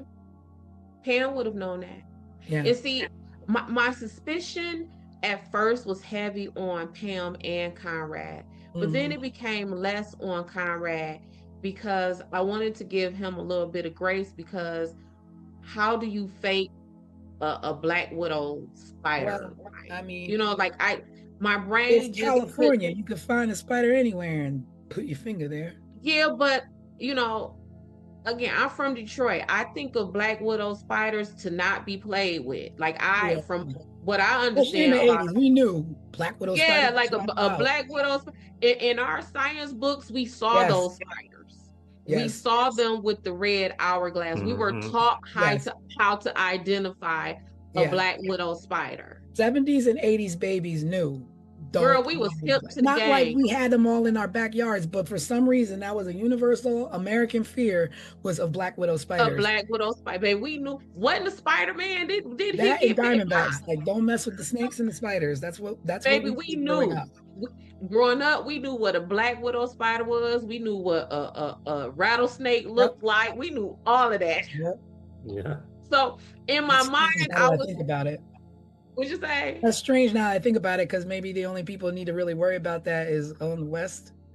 Absolutely, and that's what I'm saying. Here we are in Jersey, like, if you come across a black I don't recall from those 4th grade science books them telling me that black widow spiders are in Detroit, but I knew black widow spiders ain't to be played with, and you would why would you fake a black widow? You would put it on your arm and be like, "Ooh, bite me, spider," so I can go get Dorothy. Like, that just don't make sense. Yeah.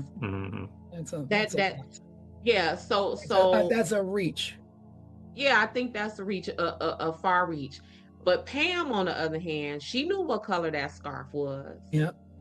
She knew that. She knew when Dorothy would have been leaving out. So Dorothy was eventually found August 6th, 1984. But let's go back some before we even get to where she was found. So her family decided to keep this quiet, because y'all know I love that. What do you mean, like the investigation, or what'd you say? The investigation or the the investigation, all of that, and for the same reasons why I say, like, it's a fine line between broadcasting something to get leads from the public, with now you have released so much information, you have said so much, now we got copycats, now we got false leads where we're wasting our resources and all of that, like kind in of Tara, where everybody's now calling and everybody's finding pictures now. Yep. So her family decided to keep everything quiet, at least at first. No leads were coming in, no developments in the investigation. So the dad, Jacob, decided to take it to the media.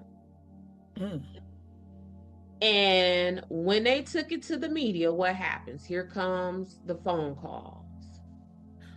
But the phone calls didn't start until after Dad went public.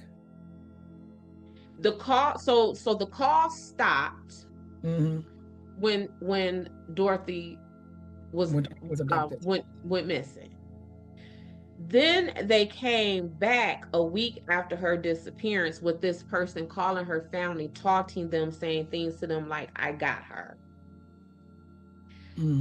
So then they kind of slowed down. They would come in waves. So Dad goes to the media and, you know, start to put a little bit out, not a whole lot, just, "Hey, my daughter, help us out here."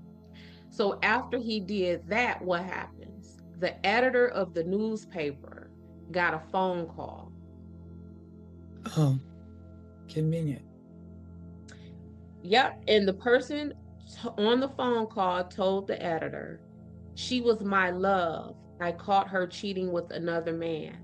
She denied having someone else, so I killed her." The editor said that this person, it did not seem like a hoax, because this person started talking about the scarf, where we just said no one knew what color the scarf was.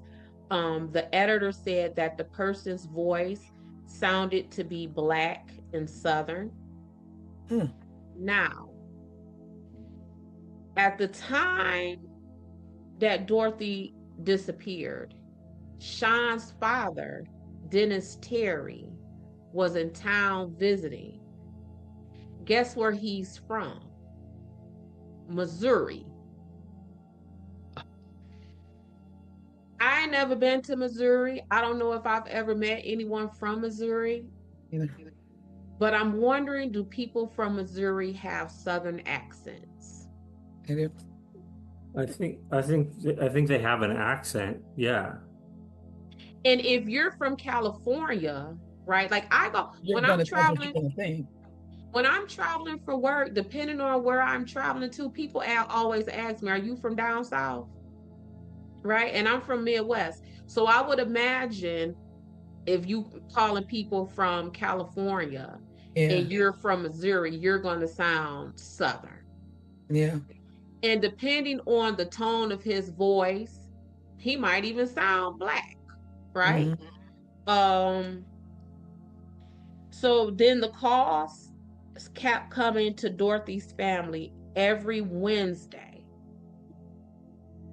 Only on Wednesdays. For the next 4 years until she was found. Wow. But they only came during the time when Dorothy's father was not home. So the only person who was receiving those calls. Know that. Somebody. So see, I was thinking like maybe the calls were hoaxes, but no, those calls are from inside the house, so to speak. Somebody literally. Yes, from inside her house, inside her immediate circle. Yeah. So, and they only called when her dad was home. And that's like, why would they fear that the dad will recognize this person's voice? They call when the dad was not home. Yeah, they called when the dad was not home. Okay. And why would that have been? Did they fear that the dad would recognize their voice, or was this just an attempt to further terrorize the women of this family? Mm-hmm. That's a sick person. Sick. Sick. And when Dorothy was found, the first call that came to their family after she was found was something like, um, is Dorothy home? You know she not home. Yeah. You know, Because because you got her. You yeah. did this to her. And you call us to ask us, is our baby home? I can't That's imagine like laughing in mom their for 4 face. years. Laughing in their face, taunting them, like, and again, let's talk about the time, right? So yes, the calls are coming in on Wednesdays, but do you not answer your phone on Wednesdays? You don't know what's on the other end of that phone. Yeah. Because by now maybe Sean is in school. Are they calling from school to tell you that Sean is sick and you need to come get him? Or it could just be any kind of emergency. Do you not answer the phone? I'd be scared to even send Sean to school. Yeah. I was just thinking, that's what I was thinking. I was like, Right. you harm the mom, so then what is the intention of the point? And obviously it was not the son. Like the child was not a factor in this, because I mean, all you did was punk out and keep calling her parents or parent. Yeah, her parent. So back to when Dorothy was found. So she went missing in May 1980. Her skeletal remains were found in August of 1984 by a construction crew preparing to do what, y'all? Lay telephone lines. Wow, the irony. I didn't know that. I did not know. Yeah, I just assumed it was, Yeah. the strip mall. Clearing property to build something. Wow. Now, the land that she was found on was owned by someone. No. It was owned by the man who now owns the store.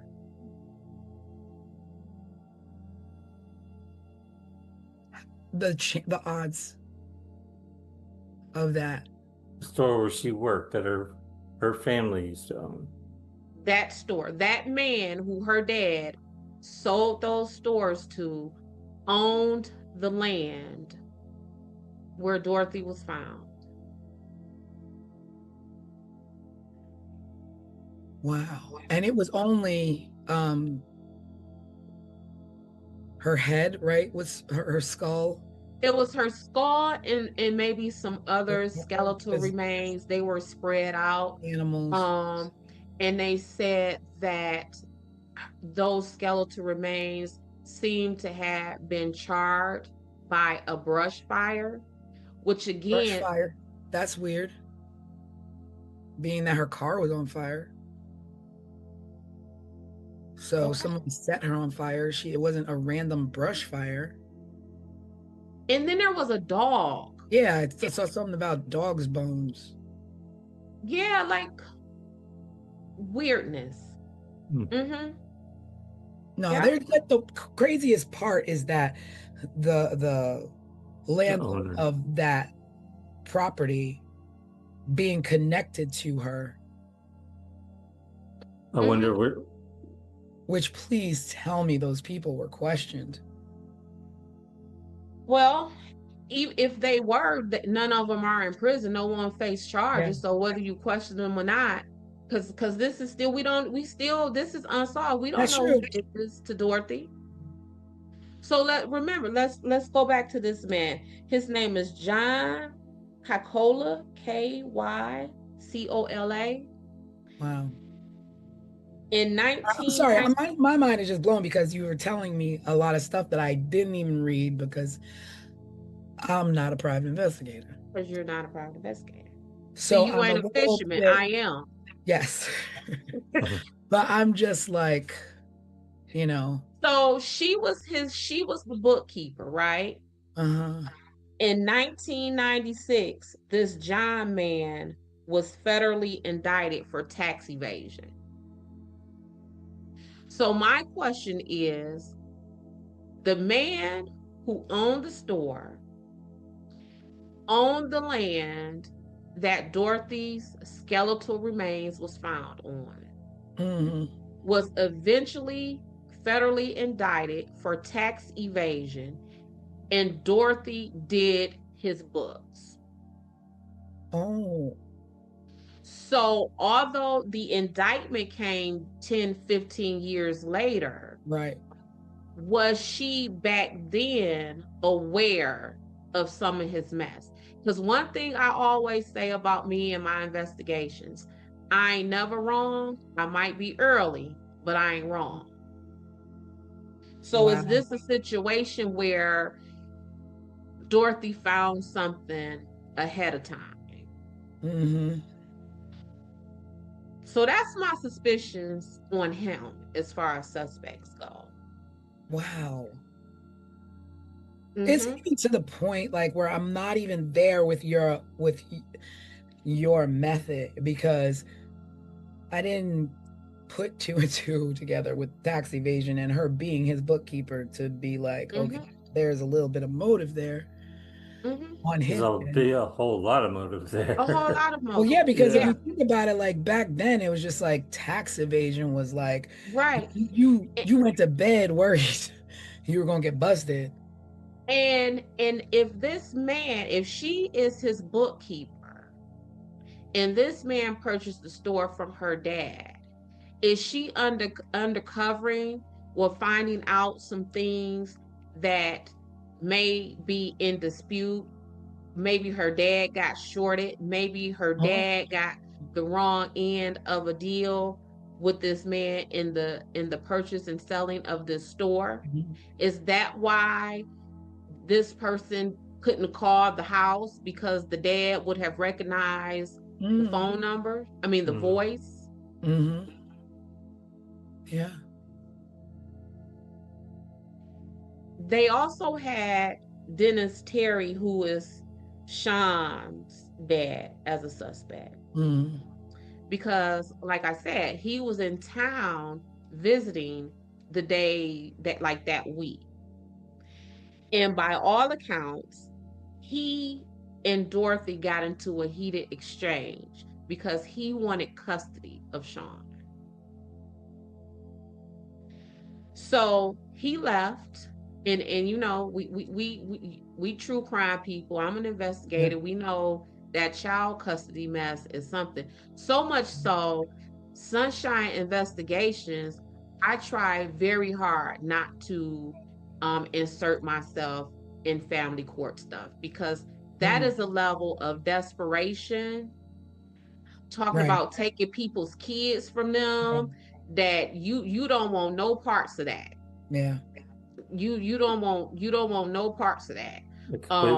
Put you in danger, I would imagine, right? Yeah, that's the and even it's a whole lot of attorneys who leave family court in family law for that reason right there. Like, put it like this: criminal defense world is a safer world than family law world. Yeah, when you involve a child, it's, you know, and a child, people's assets, people's lively, like, yes, you coming for me for child support. I want the house, you want the house. Like, family law is a dangerous law. I will again, when it comes to your safety in the streets and in the world, situational awareness. But when it comes to choosing your significant other and it comes to starting families, make sure that you are making the right decisions for yourself and your well-being. And your well-being. Always the well-being of the children. Because when things turn into this kind of stuff, this is not what we were intended to do. And this is not what a child should have to grow up living with, their mom gone at the hands of either you, a husband, an ex-husband. There's so much going on currently today in the news with an ex-husband who murdered his wife and or his ex-wife and her current husband. So it's just a sensitive spot for me at this particular moment. Yeah. Family is something else. Like Keep your that's hands and your weapons to yourself, people. yes, yeah. So Dennis Terry, Sean's dad, was eliminated as a suspect. And their reasons for eliminating him as a suspect are all the reasons that make me think he is a suspect. So what he was able to provide, listen, receipts for his bus ride back to Missouri. He said that Wait, he was going. can you go back and start that over? I think you froze there for a You second. froze for a second. Start with the reasons they didn't see him as a suspect. Yep. Okay. So Dennis Terry, who was Sean's dad, was a suspect. And he was eventually eliminated as a suspect. And the reason that they eliminated him as a suspect is all of the reason why I think he is a suspect. So at the time of this, he would have been on a 2-day bus ride back to Missouri from the Anaheim, California area. 2-day bus ride.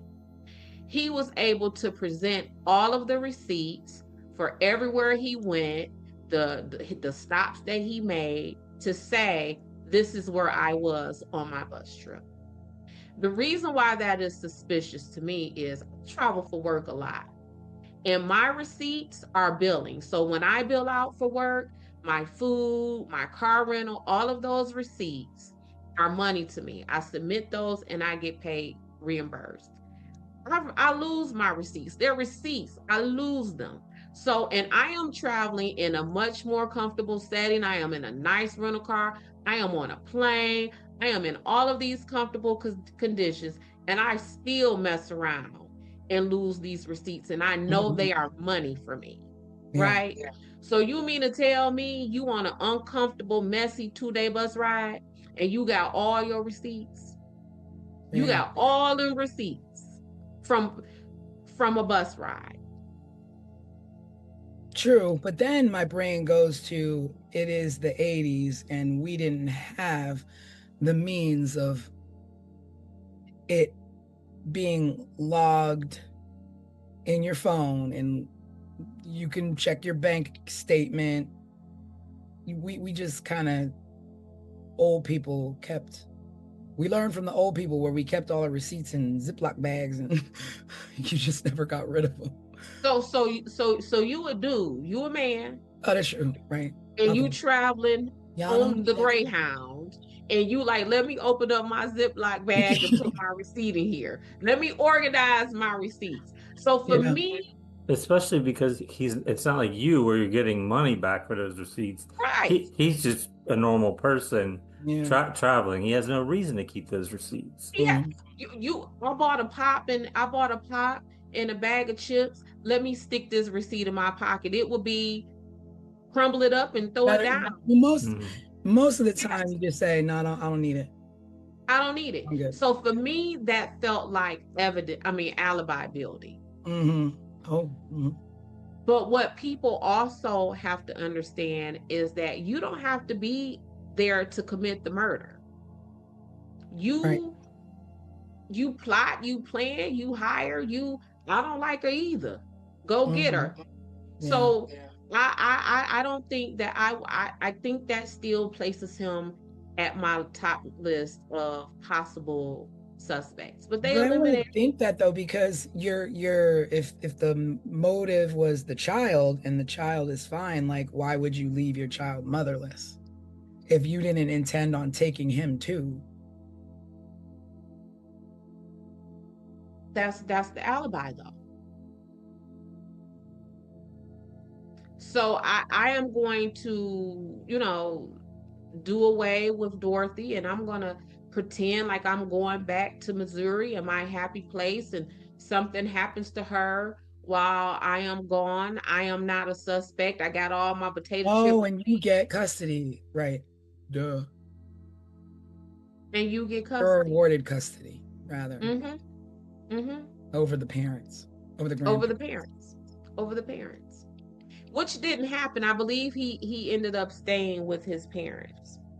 Mm. Was it his The grandparents? next, yeah, with her parents, yes, yeah, which would have been her grandparents. The next suspect who they had listed is named Mike Butler. Mike Butler is the man who is, it is his sister who worked with Dorothy. Remember I told y'all that there was a co-worker who was the sister of a suspect? Yes. That suspect is Mike Butler. So not only did he have proximity to Dorothy because his sister was Dorothy's co-worker, he also had proximity to Dorothy because he worked at a collision and body shop across the street from their job. So he would have had access, like just putting eyes on her. He just would have been able to see her coming and going. What are you thinking, T? I was just like, I mean, yeah, you work across the street, you can watch, you can follow. There's no real like thoughts of like, oh, there's somebody across the street following me, or There's someone across the street. any worker across the street. No, because you work with his sister, so it's like, oh, it's Yeah, and it's normal. Susie's brother across the street. Across the street. And if it is a head shop, what we know it is now, thanks to Craig, I had no idea. And he works at a collision shop. He's probably in that store a lot to purchase whatever it is they, because you know back then you a mechanic, you got your cigarettes in your, you know what I'm saying? Yeah. So I think he would have been in and out of that store to make purchases. Yo, But I'm gonna look up the definition of a head shop while y'all talk. But here's what blew me out of the water about him. So he was known to have a crush on Dorothy.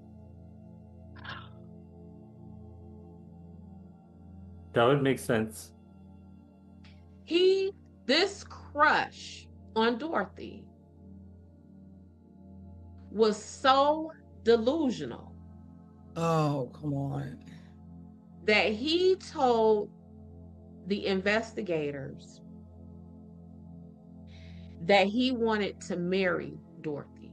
Oh, come on. Did Dorothy know this? I would imagine not, and not to that level. Yeah. And if she did, wow. Yeah. And I mean, if that's what she wanted, like a man in her life as a father figure to her son, and she's friends with Pam, it wouldn't be odd that maybe he would ask her on a date, or maybe he would tell Pam, like, you know, I really, you know, your coworker, I'm interested in your coworker, but not on the sneak tip to where you don't know. Or that you want to somebody feels marry like them. about you, because she would have been thought like, you know, there's a guy who has a crush on me, maybe it's him. But wait, this. So you know, y'all know I love me an obituary. Oh yeah, yeah. The names connected to obituaries. This man, his name is Mike Butler. Mike Butler died in 2014. I am going to read to you some of the things that his family wrote in his obituary. And you tell me if they just describe the profile of a suspect that fits everything we just talked about. He might show up at your doorstep wanting to fix your toilet leak or that annoying noise your whatchamacallit is making. He just gonna show up at your house. He just gonna show up at your house. That's a weird sentiment. If you met Mike Butler, you undoubtedly recognize he was just that sort of person. So if you met him, you would think that he was a creep that would just show up at your house. because they sensed his good old-fashioned desire to be wherever you might need him.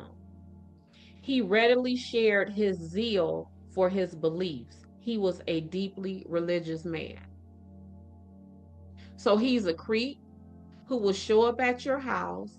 He was deeply religious, and he had this ridiculous crush on a woman who may have identified herself as bisexual.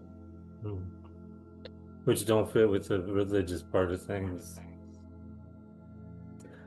But also, to be fair, maybe the person who wrote that obituary is a really bad writer, because well, there's more. Well, you don't have to be a bad writer to describe somebody weird. There's more. So remember when we were talking about how she would have been overtaken, there may not have been enough time for her to yell and scream for help. And we talked about that she took karate. I mean, she wouldn't have been like Jackie Chan or nothing, but you know what I'm saying? This is also what the family wrote. He had training in infantry, and then something very unusual happened. Mike's attitude and attention to detail was noted. He was assigned overseas in Germany. He served as the base commander's public information and media officer and photographer as well. Oh wow! So he was steeped in stalking and being able to find people and being able to find information. And strong and powerful and trained in combat, but there's still more. He became a music roadie for several rock bands, including the Beach Boys and Bertha, an all-girl rock band his sister was a member of.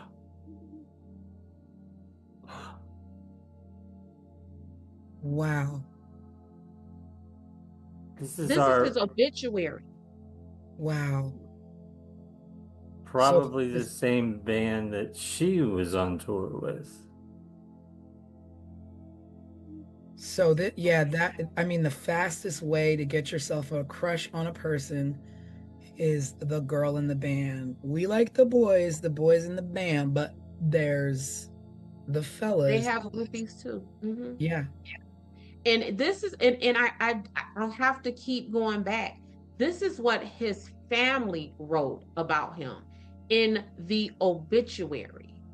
Wow. So are they dropping breadcrumbs? Like what?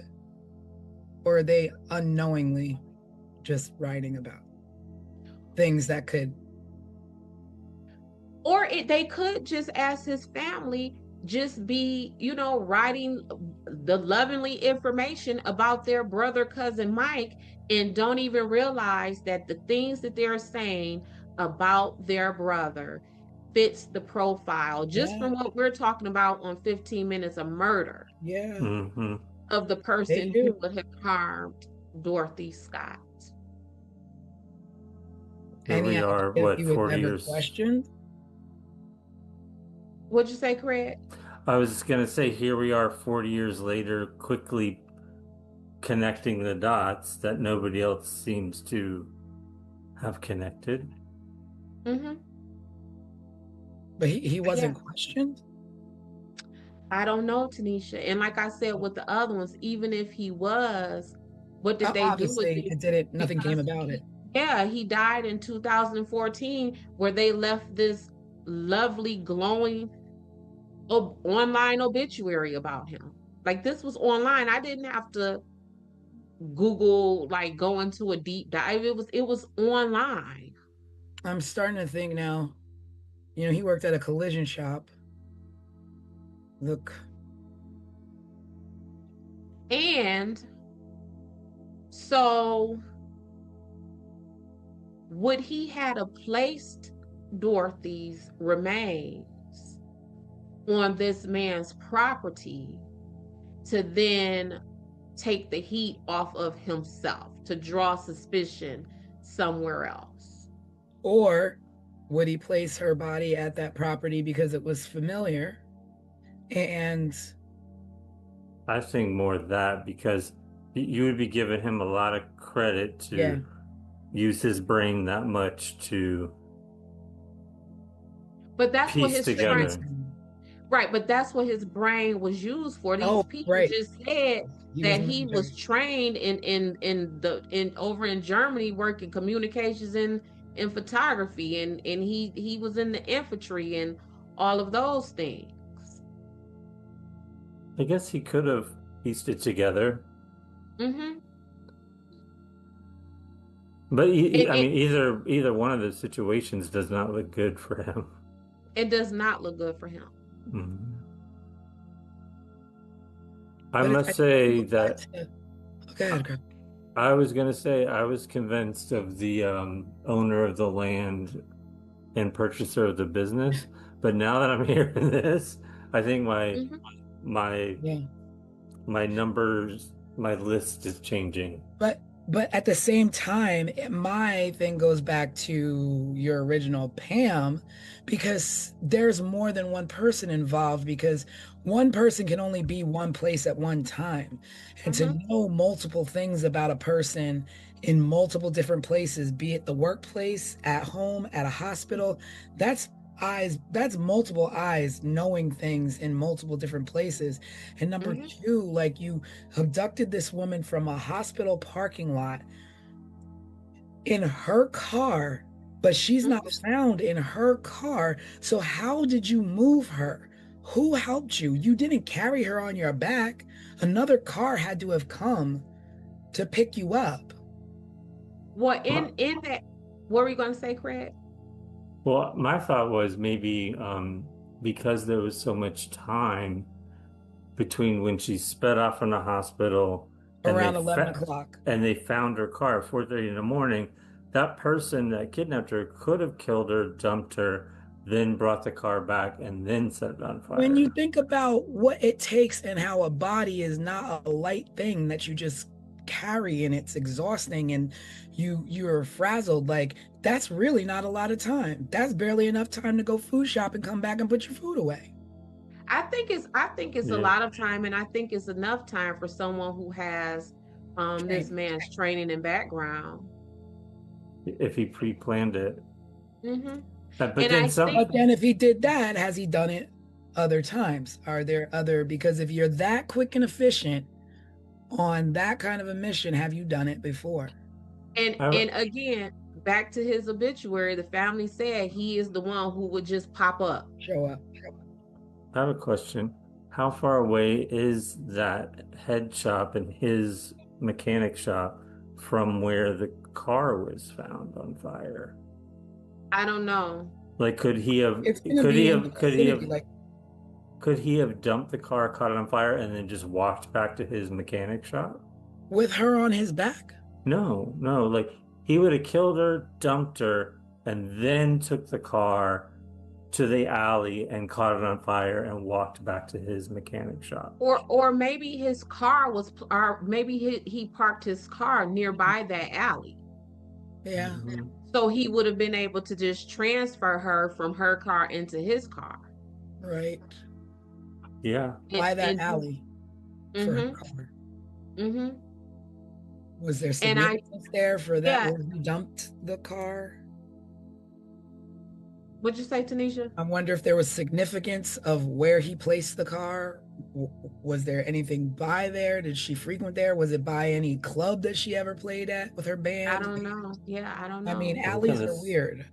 Yeah, and what we know is that oftentimes suspects return to the scene, like they go to places that they are familiar with. Mhm. So what you're saying, T, that might be a possibility. Like, was that the alley of, the a venue that Yeah, was it a his venue Brody alley? band and her band was at, or you Yeah. know what I'm saying, was this alleyway behind a restaurant or a bar where he saw her in, and I remember how good you looked in that dress. Like, it could have been Or, like you anything. said, he was a roadie or whatever. Did he Hmm. unload equipment in that alley Yep, for yep. a show? I would bet that there is some kind of familiarity with him in that Yeah. alley where he transferred them. It's not an open field. It's not a random Mm-mm. place. An alley is a Nope. very specific place where one, there's no police activity. You're not being watched. You're not being followed. That's like a dead end. Like it's oh yeah, maybe the alley's open ended. I don't know if it was open on both ends or if it was closed off on one end, but that's a spot for you to get caught, especially setting a car on fire, even if it is 4:30 in the morning. Mm-hmm. Do you know? There's something about do the you, alley for me. do you know what the name of the head shop was? Yeah. Because I just found where her car was. It is, oh, let me see. I got it close by. Give me a second. Oh, I'm curious to see how close It's they are. Swingers Psych Shop and John's Head Shop. I thought the head shop was like a car place for fixing cars. What city were they in again? Anaheim? She lived in Stanton and she went missing from Anaheim.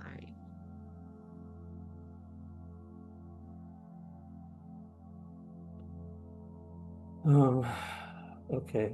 Found it. Oh yeah, so it's Swingers Psych Shop and Custom John's Head Shop. By that way, a head shop is defined as a store that sells drug paraphernalia. That's all it says. And I don't think it needs to say more than that. We get it. Yeah, no, I mean we get it. That's very clear to me. That's very clear to me. So where her car was found in the head shop, it's 12, they're 12 miles apart. Mm-hmm. So it's not walking distance. No.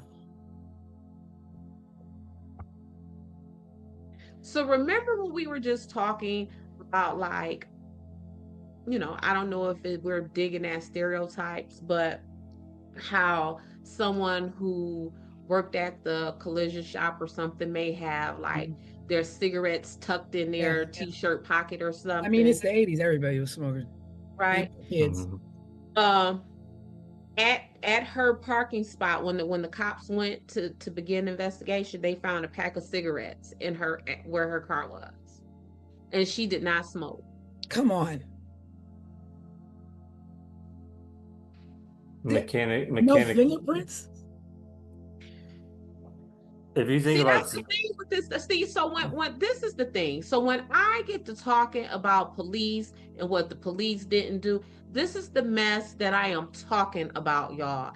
Like, and this is why, as I began to do this investigation, this woman went from being Dorothy Jane Scott to Dot to me, because they wronged this girl. I get it that in 1980 we can't trace cars like we can, right? I get it in 1980 we can't track down DNA the way that we can. I get it in 1980 we might not even be able to work with fingerprints the way that we can. We can ask questions. We can ask questions. We can make connections. Yeah. And just right here, the connections that we made, what happened to this woman? And y'all gonna let these people go? And let them go to the point to where when this man died in 2014, his family writes an obituary that gives you point by point explanations and reasons why this man could have done this. And you know what a simple question would have been for the brother, the mechanic? What kind of cigarettes do you smoke? Because when people smoke, they smoke a very specific type of cigarettes. You don't just buy random cigarettes. You smoke. I know when I smoked as a kid, I would smoke Benson and Hedges menthol lights because that's what my father smoked. Easy question. And I remember easy question for any suspect who doesn't know that they dropped anything. And people's packs of cigarettes were so personal to them. I remember seeing cigarettes with people's IDs tucked in them, people's money tucked in them, phone books. Look, remember the little miniature phone books that would be tucked in there? Like a pack of cigarettes, because you kept them so handy, often served as miniature wallets for people. You ain't just dropped a pack of cigarettes and we don't know whose pack of cigarettes that is.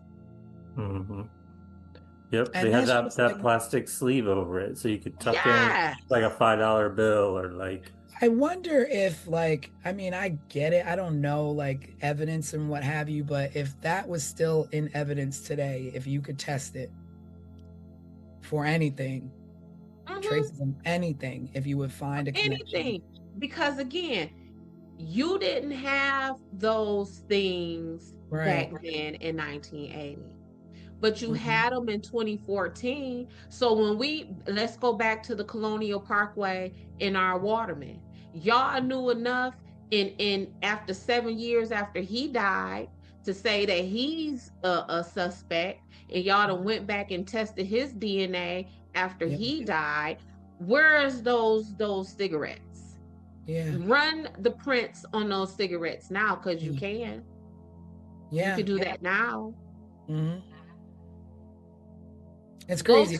I know, like, people have always, what about this? What about that? Did you do this? Did you do that? And I'm not discrediting the fact that maybe it was done, maybe it wasn't, but there's nothing that infers that it was. But you making me want to call a tip hotline. Be like, no, really. Did you think about this? Did you think about this? Because you just moved on to whatever was next. Because if you didn't, we would know what happened to her. Her son would know what happened to his mom, and his parents wouldn't have died without knowing what happened to their child. And everywhere I dug, I saw references of Sean still trying to find answers about his mom. Yeah, because he's like a grown man at this point, probably our age. Yes. Yeah, all right. Because he probably is exactly my age, because if he was 4 in 1980, he would be born in 76. And this man's obituary, y'all. And for him to tell the police, I wanted to marry her, sir, if you don't hop your butt up in these handcuffs in the back of this patrol car so I could take you where you belong. What you mean you was gonna marry her? And you know, and here's the thing, you know, we are investigating her disappearance. Right. And that's right. There's a 4-year span of investigation that either trailed off or didn't really get off the ground before she was found. So depending on the place in the investigation that Mike Butler would have been questioned, he would have either told police who was looking into a disappearance that I liked this woman and I wanted to marry her, or he would have been telling investigating homicide detectives, I like this woman and I wanted to marry her. I'm curious what his line of questioning was. Either one of those time frames, sir. I have handcuffs for you. I have handcuffs for you, sir. Not to keep harping on cigarettes, but I bet even his family members would know what kind of cigarettes that he smoked. That's a pretty standard big clue that you might even want to bring public. Listen, they could have interviewed his 7-8-year-old niece or nephew about his cigarettes, because what was we doing then? We was going to the store, going and buying them, or stealing them. Or stealing them. Speak for yourself, Craig. But yeah. I'm just saying, like, and that's an easy follow-up. Visit to the store When did this man what cigarettes did this man purchase when he comes in here? Who sold him these? But here's the thing, guess where he probably purchased his cigarettes from? Right The across headshot. The headshot. right across the street. Because a So headshot would. how far would the police had to have gone to Not find really out far. to find Across the out street. what across the street to find out what type of cigarettes this man purchased? When was the Well, hold last on. time he purchased them? Because if the pack was full and he just purchased his cigarettes earlier that day. Yeah. But wait a minute. The woman works at a head shop. The woman is abducted, taken. They find cigarettes. They don't think to question who, like, you work at a place that sells these things, but you don't smoke. So who do you know? Like, with I just don't understand, like, I mean, people laugh at me and go, everything's not that simple. You know, everybody's always like, Tanisha, it's not that simple. It's not that simple. But sometimes, like, just get the simple out of the way. It could be that simple. It could, Yeah, that's so my thing. I'm always like, no, it is that simple. Alex always teases me and says that I am like Axel Foley on Beverly Hills Cop. Remember how he was just like bare bones with his investigation, and these Beverly Hills Cops officers, they had all this money and all of this technology, and he was like, y'all don't need all. That's this case right here. That is this right here. This, you don't need no resources other than talking to some people. Talk to the people. This case, somebody's story is gonna crumble. Yep. Somebody's facts are not gonna match. You don't need the technology to trace these calls. You don't need the DNA technology. You don't need the fingerprint technology. When they say good old-fashioned investigation, that's it. Axel Foley on it. That's all you need. And even like in Beverly Hills Cop, he was going to the sports club and the athletic club and crashing on people's hunches because that's what it takes. Yeah. You know what? Looking at where Anaheim is, it's right next, it's kind of part of LA in a sense.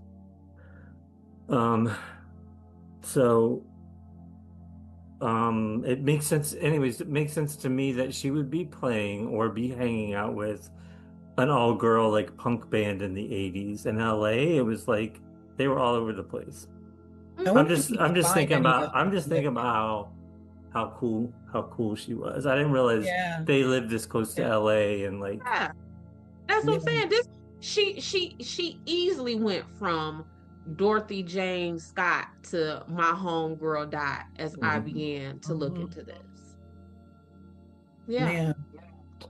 For some reason I kept imagining they were like living in a small town like in Northern California somewhere, but they're like kind of smack to the like east of like Los Angeles kind of. No, and that's what I mentioned that on our live, that I remember always hearing about Anaheim when we were younger. So I kind of had an idea that it was like not, out in the boondocks or whatever. I had no idea that it was as close to LA as you just pointed out. But yeah, this ain't a place where, we slow and lagging behind times. No, this was a hip, vibrant community. And Dorothy was a part of it.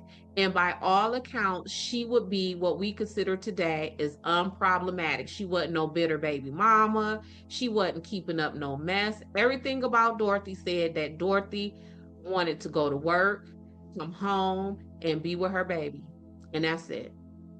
And be with her baby enough to where en route to take these folks to the hospital, which would have been the last time she was seen alive, that she had enough wherewithal to go and spend time with her family. For whatever reason, she was going to spend time with her family.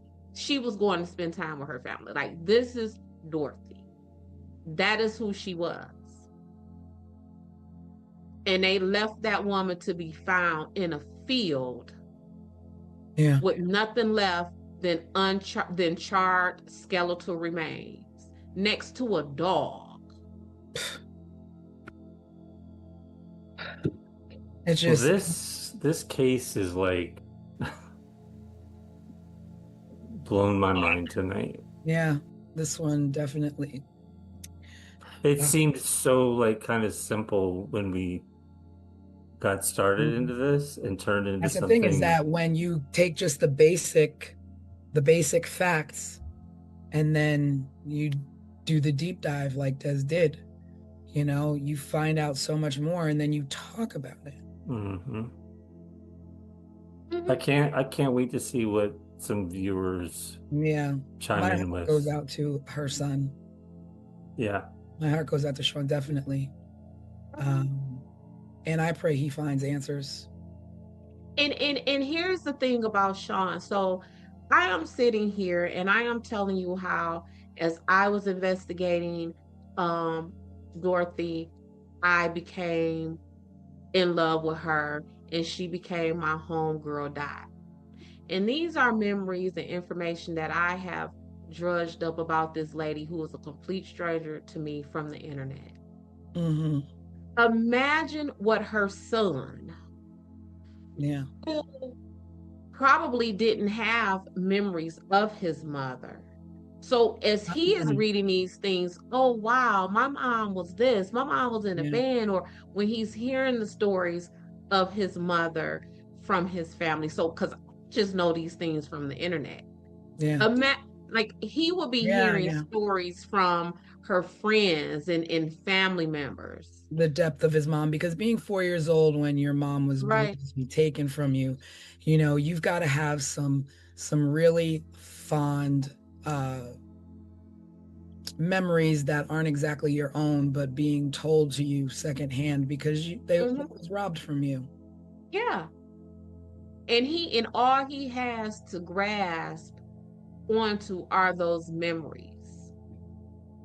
And to think like, oh, this is my mom. My mom was this, and I didn't even get to know this Yeah. about my And mother. not even firsthand Yeah, memories this is told to you, and mm-hmm, maybe mm-hmm, the photos that you have up until she was right. taken. And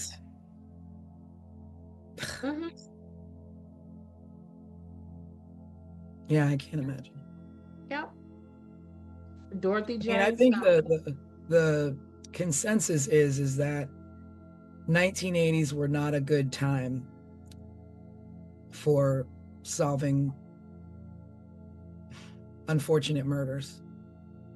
And so many people in that decade are just, I mean, so many of us, the Gen X generation, have no answers for the terribly criminal things that happened. And it was a different world then. It was a different time. I mean, these things still happen, but we got drones, we got all these, different things that, in a second you can barely get down the block committing crimes these days. Like it takes about a week, a month before, we find out the result of, there's no such thing as real kind of unsolved crimes at the volume that it was in the eight. Well, yeah, and the unfortunate thing in everything you just said is absolutely correct. But even with what you're saying is being correct, at this rate, I believe just nationwide, about maybe half of murders still go unsolved. But that's a case of the bottom line. That's all Mm-hmm. this. Because if you Yep. have this, Yep. then it's solved. If you Mm-hmm. don't have this, then you can wait. Mm-hmm. You can wait until you can Yeah. afford to This meaning money, right? money, the Yeah. money. Yeah. Because there's no reason that a murder can't be solved with the proper time given. But when there's no money to be paid and there's no, the fact that you have to pay certain amount of pennies on a dollar for a page I mean, of yeah, and of investigation for your own family right. member is insane. Right. And some families are actually, resorting to contacting investigation agencies. Like there are investigation agencies that just do this, like solve work on unsolved open cases, right? And yeah, is family shouldn't have to do that. I shouldn't, because the truth of the matter is our tax money is already paying that. So now I got to pay some more money to hire an investigator to pay y'all to do the work that I'm already paying you to do. Yeah. So I'm paying out of my pocket 2 or 3 times, and I'm paying out of my soul because my loved one is gone, and y'all ain't telling me nothing. Yeah. Y'all ain't telling me nothing. And you got cigarettes, you got coworkers.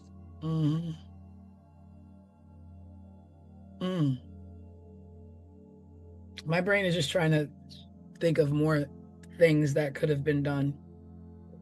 Yeah, I feel like every time we get to this point in our deep dives, like as we're wrapping things up, my only thought is like we could talk about this for another hour and a half next week.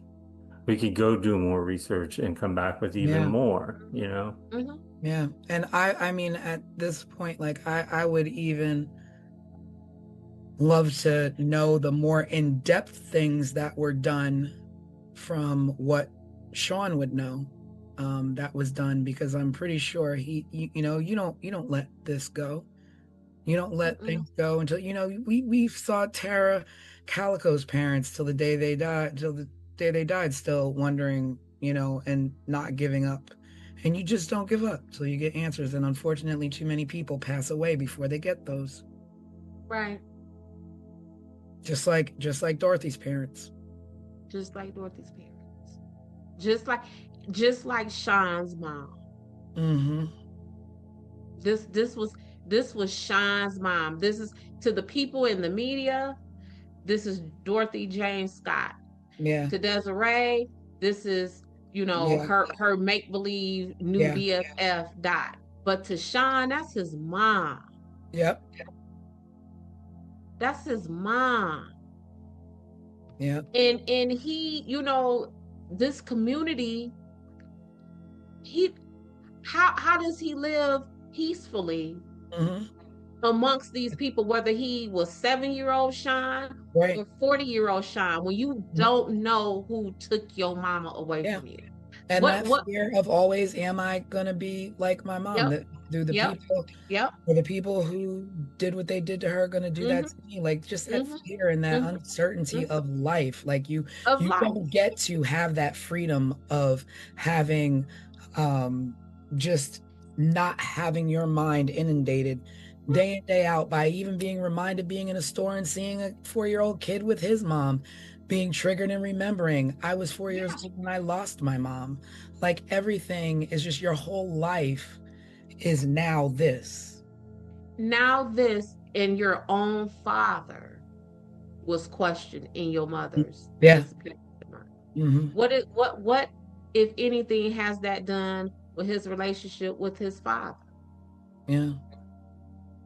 That's where we're at the end of another case, with no answers, nothing solved, but at least we did get to kind of go down that rabbit hole, pick apart some theories, look at some suspects.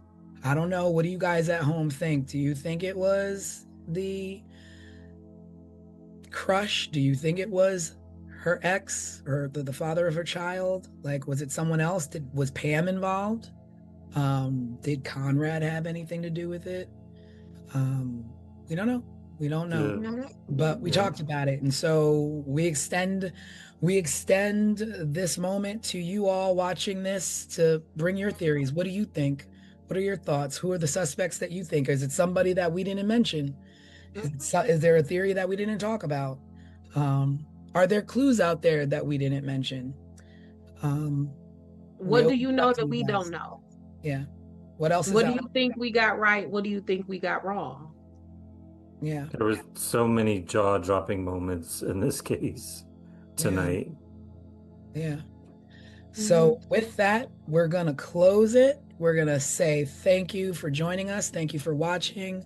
We just, our hearts and thoughts and prayers go out to Sean, and hoping that he finds the answers that he needs.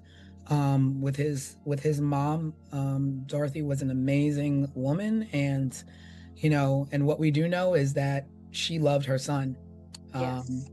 And that's the only thing at this point that we can actually smile about, in remembering her, is that she lived her life, she loved life, she loved her son, and her goal was protecting him. And unfortunately, someone removed her from this life way too early. Way too soon. Yes, so be sure to drop any comments or questions below. Check us out at 15minutesofmurder.com to see the overview for this case if you haven't watched it, and also to catch up on cases in the past that maybe you haven't seen yet. Yeah. And we will be going live Wednesday night, this Wednesday, with Wednesday Night Live. Join us then when we just catch up, just check in. Nothing's planned. We just pop in, talk about the current events and what's going on, and we will see you then. Yes, see you next time. Bye. Bye, everyone. Subscribe, share, and remember, someone is always waiting for answers. This was 15 Minutes of Murder.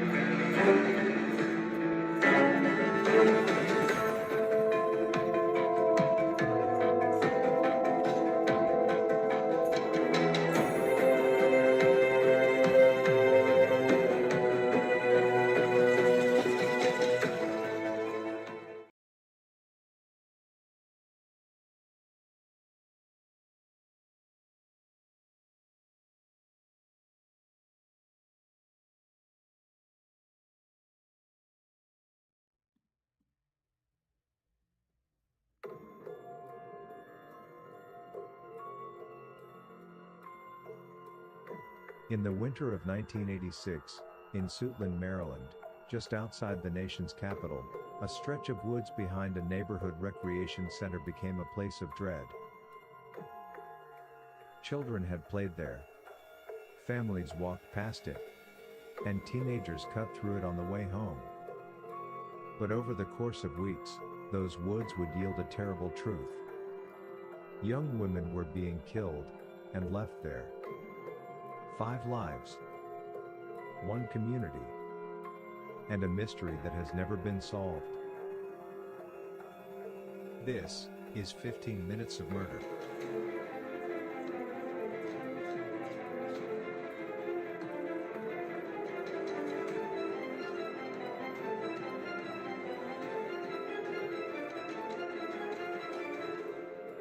Before they were victims, they were women with lives in motion, and they mattered. They lived in Southeast Washington, D.C. and nearby Suitland. They shared neighborhoods, bus routes, stores and friends. They were daughters, sisters, workers and dreamers. Dorothy Ann Miller was 20 years old. She moved through Southeast D.C. like thousands of young women do, visiting friends, running errands, living ordinary days that rarely draw attention. On December 13, 1986, her body was found in woods near the Bradbury Recreation Center in Suitland. At first, police believed she had died from a drug overdose. But the autopsy revealed something far darker. Dorothy had been sexually assaulted before her death. She was the first known victim in what investigators would soon recognize as a pattern. Pamela Malcolm was 25. She worked at the United States Patent and Trademark Office in Arlington, Virginia. It was a steady government job, the kind many young Washington area residents would build futures around. She lived with her mother in Suitland. On October 21, 1986, Pamela left home to buy cigarettes, but never returned. Nearly 3 months later, her remains were discovered in the same wooded area where Dorothy had been found. For her mother, time had frozen on the night Pamela stepped out the door. Juanita Marie Walls was 26.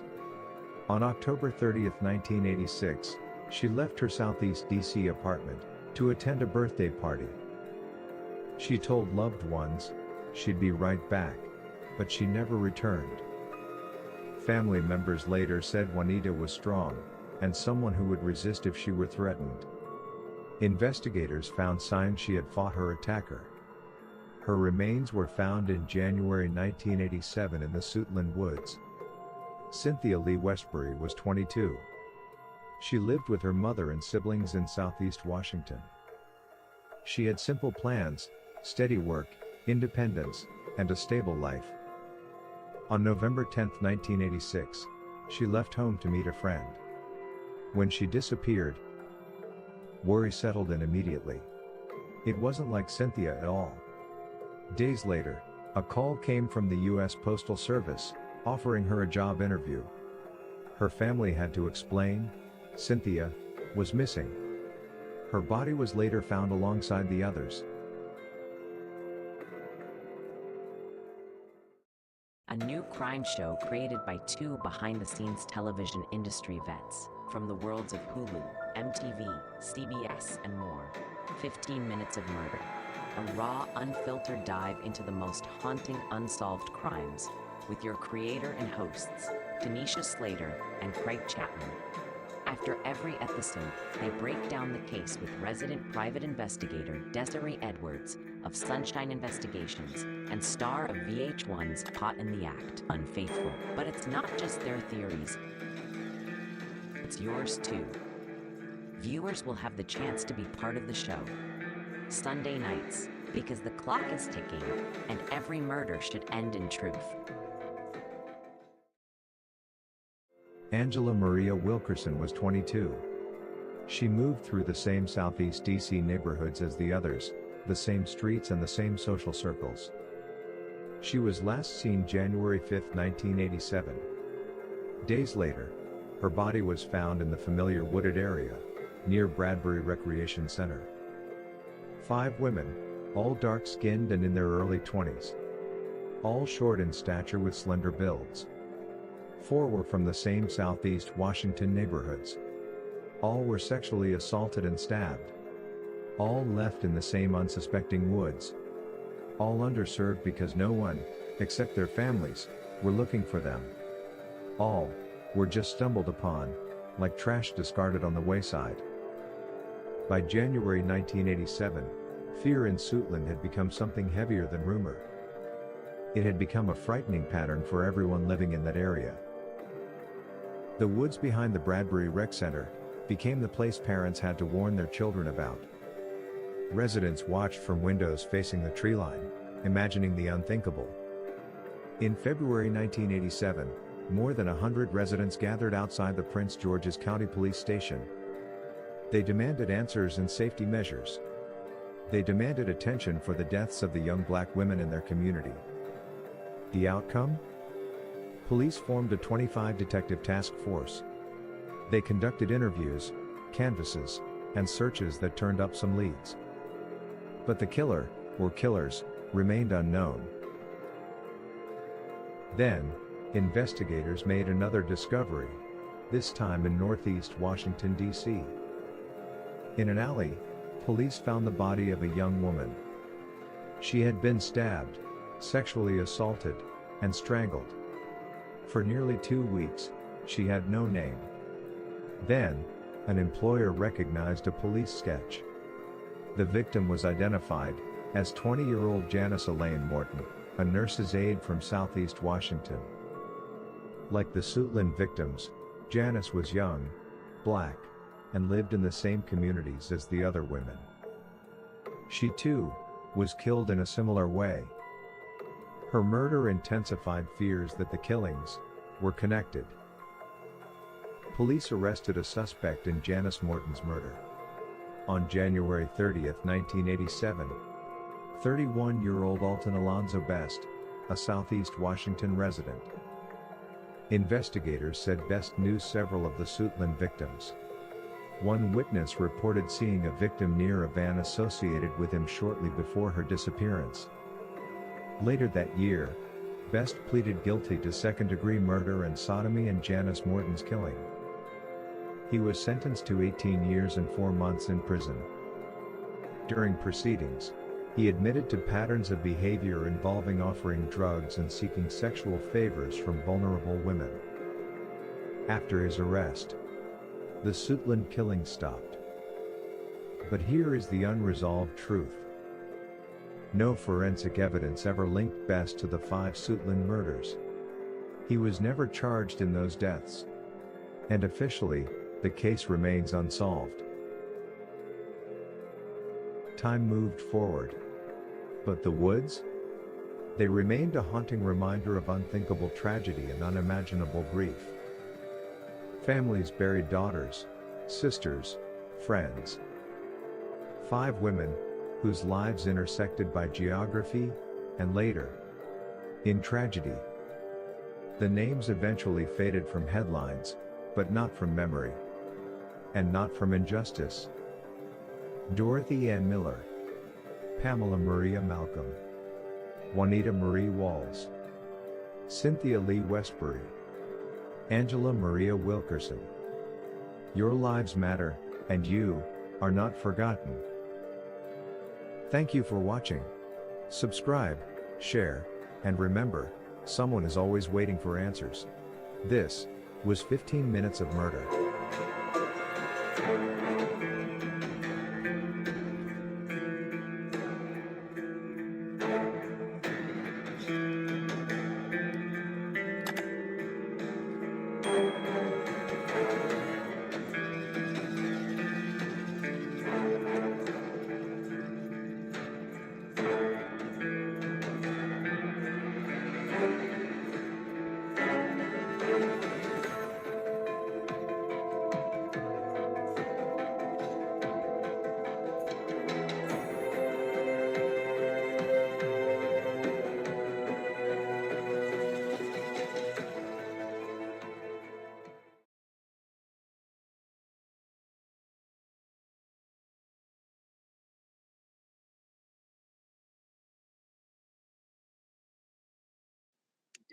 Hello, everybody, and welcome to our Sunday edition of 15 Minutes of Murder, where we take a deep dive on our last case file that we presented last Sunday, which is the Suitland murders.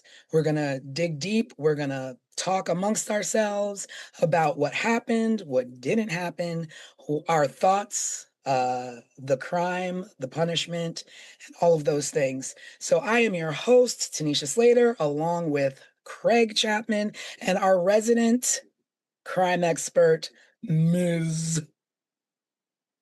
Desiree Edwards. Hey, in the y'all. house. So we are going to get into it. We are going to break it down. And this case is a little different than the things that we've been doing in the past, where we've had a lot of archive footage, and we've had newspaper clippings and witnesses and all these kind of things to report. In this case, we didn't have that. So that is definitely something we will be getting into as well. But thank you for joining us. And please, if you have any questions, if you have any comments, feel free to leave them below. We will address them on our Wednesday night live. But again, welcome to 15 Minutes of Murder. Sit back and enjoy.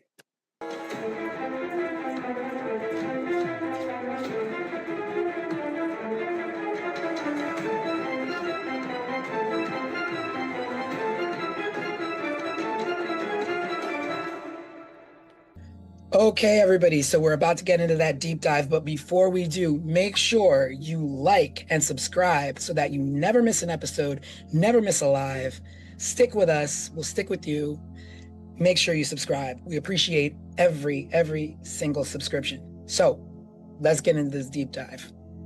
Now, this, what did everybody think of this? This was different. This was definitely different than other stories we've covered. Yeah, but see, so here's my take on it. I found that it was not as much information about, these victims and this string of murders. However, I think that leaves us in a place where we can talk about and explore why that is so. Mm-hmm. I agree. I had the same frustration from the get-go. I was like, there's a few newspaper articles, but there are no pictures of these people. Mm-hmm. There's no pictures of the suspect. They were obviously like serial killings. I mean, I think it's over 3. They consider it serial killings, and they never, anywhere I read, called them serial killings. So there was a lot of like missing information, like almost nothing was done. Yeah. And so as I was exploring and trying to figure out what the heck is this and why is it almost an empty landscape for these victims, I started to get like curious about these dates. But listen, this is, again, these dates started to be curious to me. Suitland murders occurred between October 1986 in January 1987. But guess what was happening less than 3 hours away during this exact same timeline? I don't know. The Colonial Parkway murders. Oh. You know what? I wondered why occasionally it would pop up in my Google searches when I was trying to find information about the Suitland murders. I just assumed they were close in proximity. I didn't realize the timeline was the same. Watch also. these dates. So Rebecca and Kathy, they were the first victims of the Colonial Parkway. They were found on October 12, 1986. Paula Malcolm, who was the first victim of the Suitland murders, she was found October 21st, 1986. Wow. And so the timeline is the same, but is the proximity the same or no? Well, it was less than 3 hours away.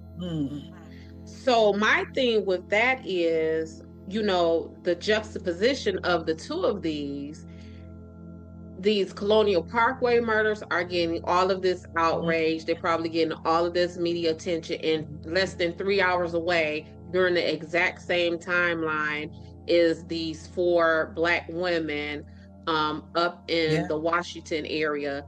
And to this day, just as we were saying in this intro, there is nothing about them, very little. Yeah.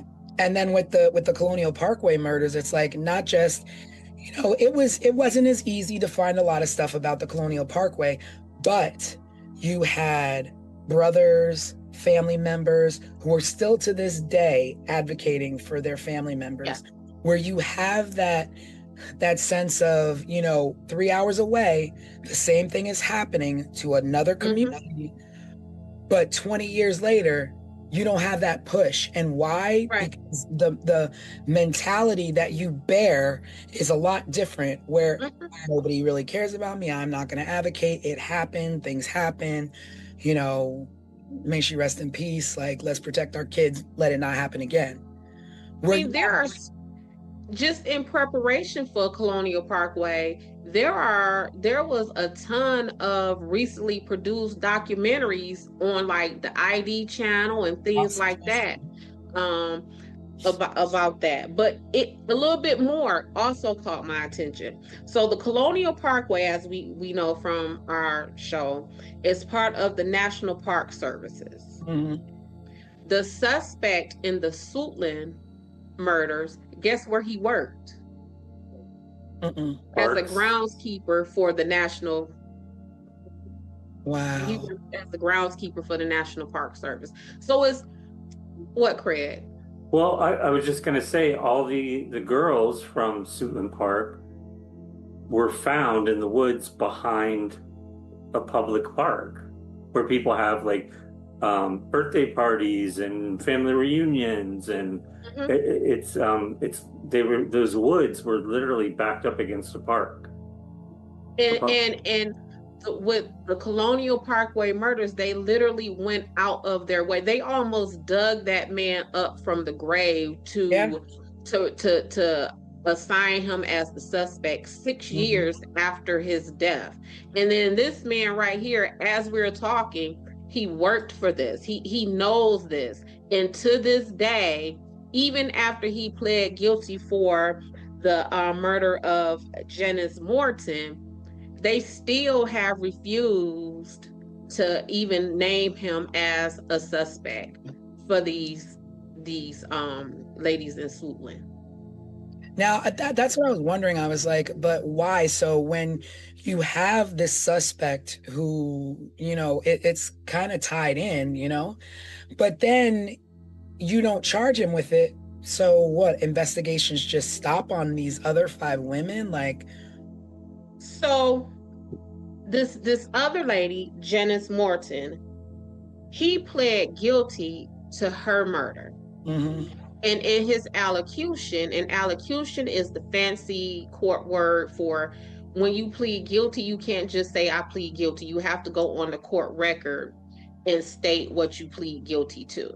So in his allocution on the court record, he pled guilty to admitting to offering drugs for sexual favors from, prostitutes and young Black marginalized women. Like, he has pled guilty to essentially what would be the profile of these Swoopland murders, and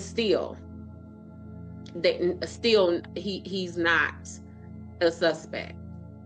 Well, the only difference between the lady he's accused of or admitted to killing was that she was found in like an alley somewhere, right? Yep. And the rest of these girls were found in this same vicinity of woods behind this park. Because what were you about to say, Craig? I was going to say that the woman that he's accused or admitted to killing fit the profile of the other women, correct? Correct. So like the same weight, same like skin color, same stature, or whatever. Yep. Okay. And so the van that he either transported her in and killed her in was owned by his nephew, William Aram, who at the time was a Washington, D.C. police officer. They placed him on leave, administrative leave, stripped him of his duties and his weapon, pending the investigation. They sent that van to Quantico. Quantico said there was no DNA or no blood found in this van. But this cop nephew admitted during the investigation that his uncle, the suspect in this, whose name is Alton Alonzo Best, had told him to clean out the van, that there was blood in the van, but Alonzo told the nephew that the blood belonged to his one of his friends. So it's all of this stuff here. So was that blood just never tested? Or I don't know. They cleaned it up. But that's what, so when we're talking about these cases, y'all, and I am always skeptical and sheep poo-pooing away scientific evidence and stuff like that, this is what I'm talking about. So you sent this van to Quantico. That's the best of the best, sir, when it comes to American investigations, right? So you sent this van to Quantico. Quantico says there is no DNA here. But the nephew in his investigation said, well, it should have been because we cleaned it up. And going forward, this suspect, Alonzo Best, eventually confessed to this murder. So it's like, if there's no blood in there, then why would he have pled guilty to this, right? Like there is that there, you see what I'm saying? Like there is that connection. And going back to the Colonial Parkway murders, that man, Alan Wilmer, he passed the FBI administered polygraph test, and because they needed closure for those families so bad, they said, never mind that, this is the one who did it.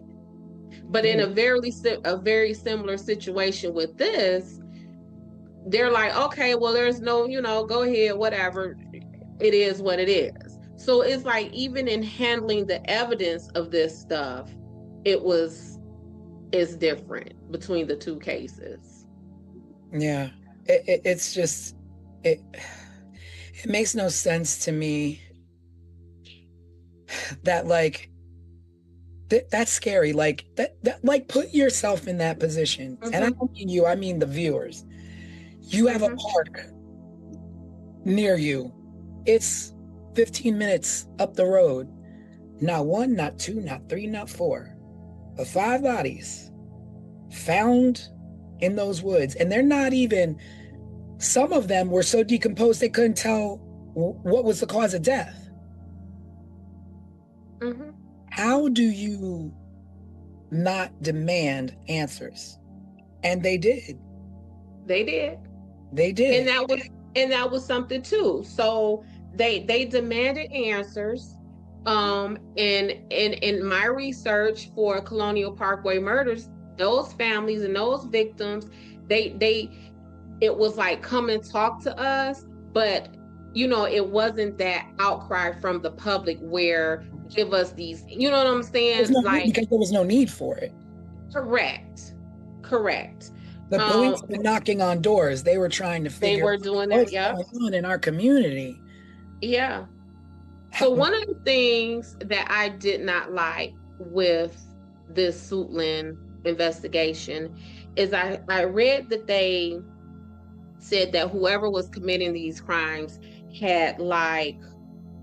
was doing this for sexual pleasure.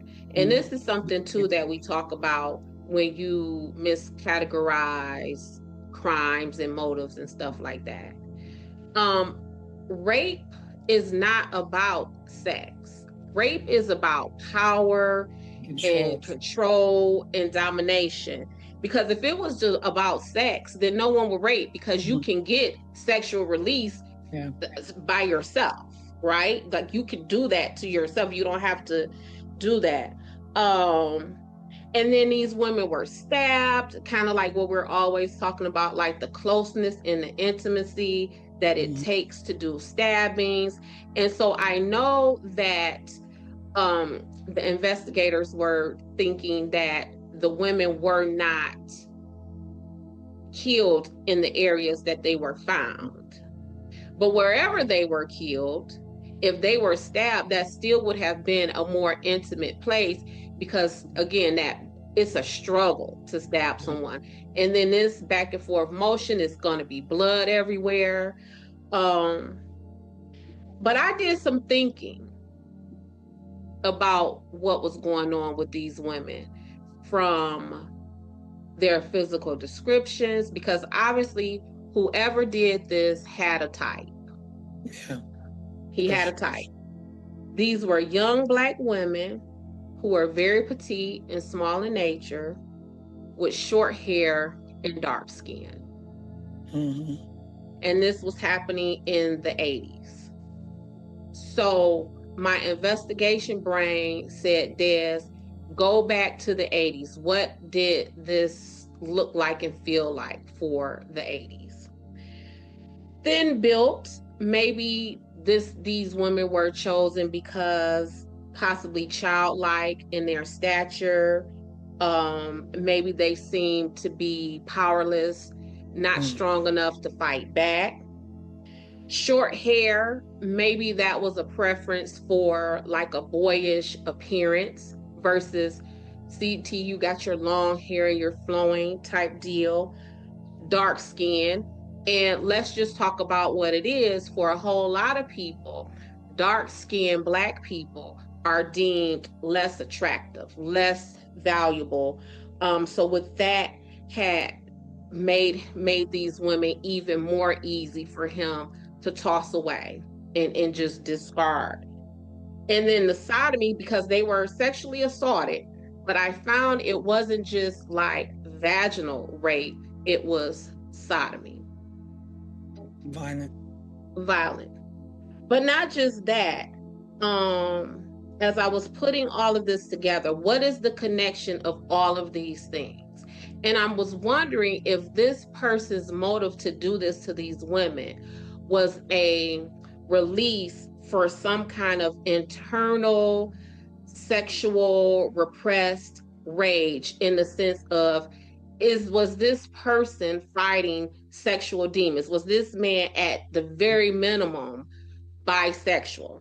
And that these women in their physical descriptions gave him the, yes, these are women, but in their appearance, in their presence, they give him boyish type stuff. So now he's in a position to where now he is satisfying all of those rages, all of those taboo desires, and then to just toss them away like that, like, is that the internalized stuff that he has from himself, and he projected that on point, like it.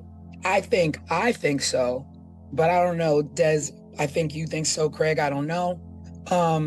This is definitely not one-offs. This is serial. Yes. And what made me really hone into the appearance of these women is in nothing else that we have seen thus far did the suspect have a set type. Yeah. Right. They've always been very different, very.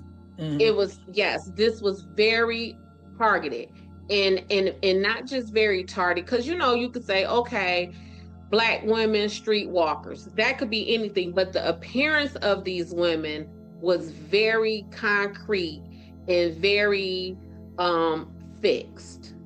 And I think that when we are looking at this and profiling a suspect and a motive, the way the descriptions of these women are, I think we would be remiss to not really dig into that and pick it apart in what it is.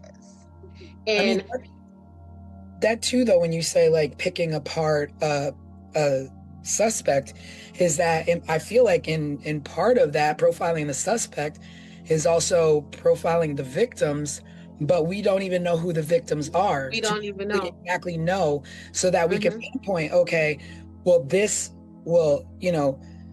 victim was about this. This is where she went. This is where she frequented. These are the people she knew, like, and they all like rolled in the same area, the same like parameters, and like, so we don't know anything about them. It makes me wonder, did the police also take the time to get to know the victims to then get to know who the suspects could possibly be? Well, the police, I know they started raiding what they call the red light district of Washington. And so with that being said, if this is the red light district and the cops come in and they're showing pictures of crime victims, of course you're going to say, no, I don't remember her, or no, I don't know her, right? Right, yeah. So it was, where do we go with this? Like, how do we start to put this together, except for the only thing that really struck out to me in my investigation of this is the description and the physical descriptions of all of these women. Everywhere I turned, it was Black women, small stature, Black women, small stature, Black. What does that mean? And if we don't put a meaning to that and we don't sit and pick that apart, then would we have missed that?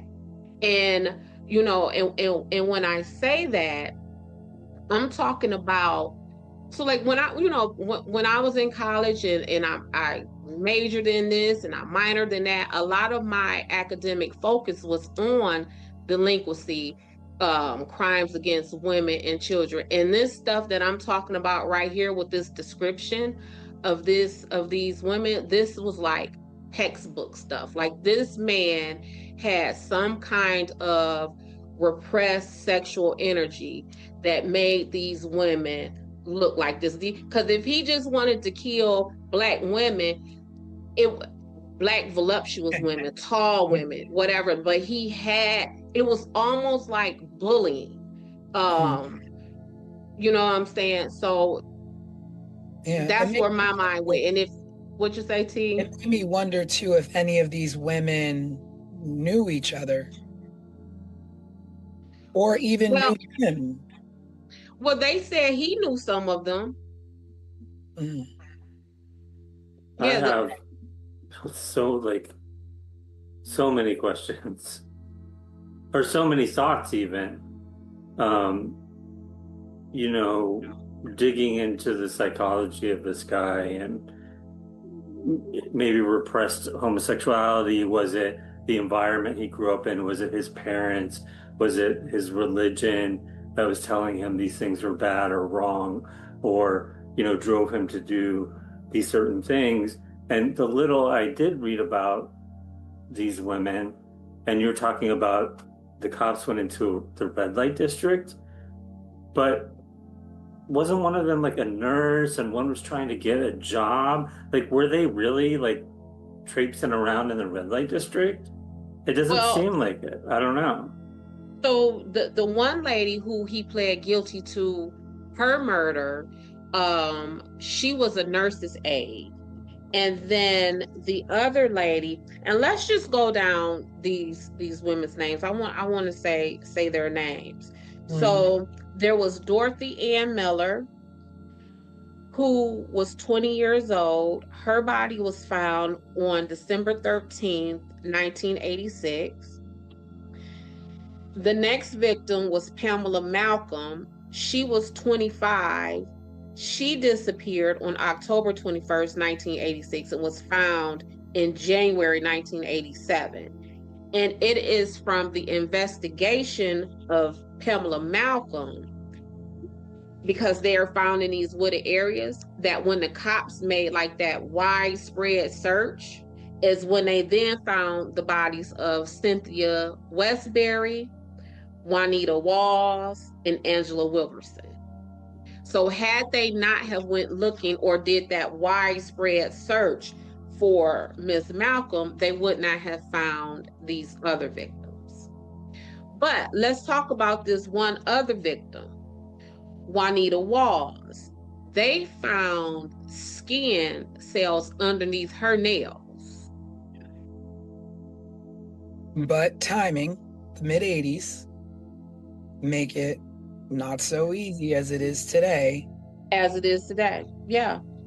Did they keep any? Did they keep any samples of that evidence? I don't know, Craig. Now, are we able to try and get any police records or files and of that? How does that work? Like, if we wanted to actually look into this a little bit more?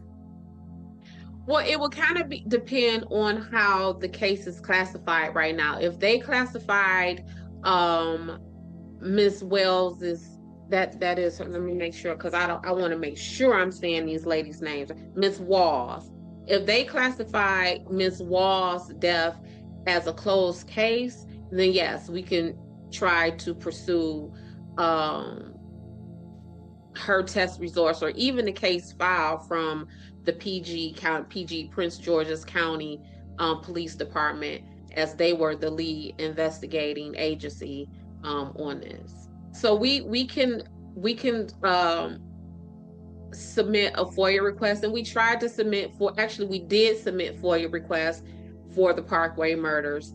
And a FOIA request is acronym for Freedom of Information Act. You essentially you could go on these agencies' websites. It used to be a time where you will send them a formal letter, but now you go on any of their websites. In the ticker, it says, in a Dropbox, FOIA request, you put in your name, you tell them what you're looking for, and then they will send you back what they deem is public information. I would love to do that for this case. Yeah. I think it's well worth it. Yeah. Yeah. Yeah. Do these requests cost money? I know we've talked about this, or you've talked about it. It could cost like a couple dollars a page sometimes. It can get expensive, right? It could get expensive, yeah. And in thousands of dollars. I have heard of the fees for FOIA requests to be like $10,000, $100,000, depending on what is there, and they have to recreate it. If it's video, if it's papers, if they have to redact it, they charge you for all of that. One way they like to increase the charge on that is they will say, well, we charge you the lowest hourly rate of someone on our police force. That's how much an hour is going to take. So if the lowest paid police officer on PG County police force makes $30 an hour, let's say, then all the time that they take to supply or prepare this FOIA request, they're going to charge you $30 an hour to do that. And then you have to pay for the pieces of paper and all of that stuff. So let me ask, is there any time that you ever put in a FOIA request and you're like, but I will come do the manual labor, and they just drop a box in front of you? Oh, no, they're not going to let you do that. I mean, so here's the thing. So there are so it's a couple of ways. So what you're talking about, T, that is closest to where if you go to a court and you say, I want the file for Dorothy Ann Miller, who was one of the victims of the Suitland murders. And they're going to say, well, here is the file. They may hand you 2 boxes of paper clips, and they will say, go through the file, put a paper clip on each sheet of paper, and then we'll make copies that way. So but that's something separate than the FOIA request. So you can actually walk into a courthouse and ask to see a file. And you don't have to have any sort of relation or connection to that case to do that? They might ask you, who are you to this case? And then they might ask you for your driver's license. But from my understanding, they can't deny that they can't deny you that. Are there any case files for these women? Do they exist even? Do any of these women have living family members still? I mean, obviously they do, but like, who were alive at the time and could speak about the cases? Well, that would be something that we can definitely look into, but I want to go back to the case files. So in order for the court to have the case file, the incident that you're talking about has to have actually made it to court.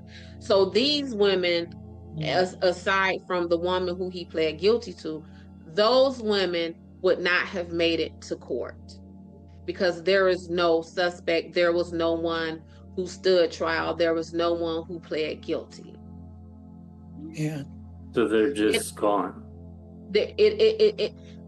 So that's why you would need to submit the FOIA request for them, because that will be with the police department. Oh, okay. Got it. Right. But once it goes into court, now you could just go to the court and say, send me this, or I want to look at the file.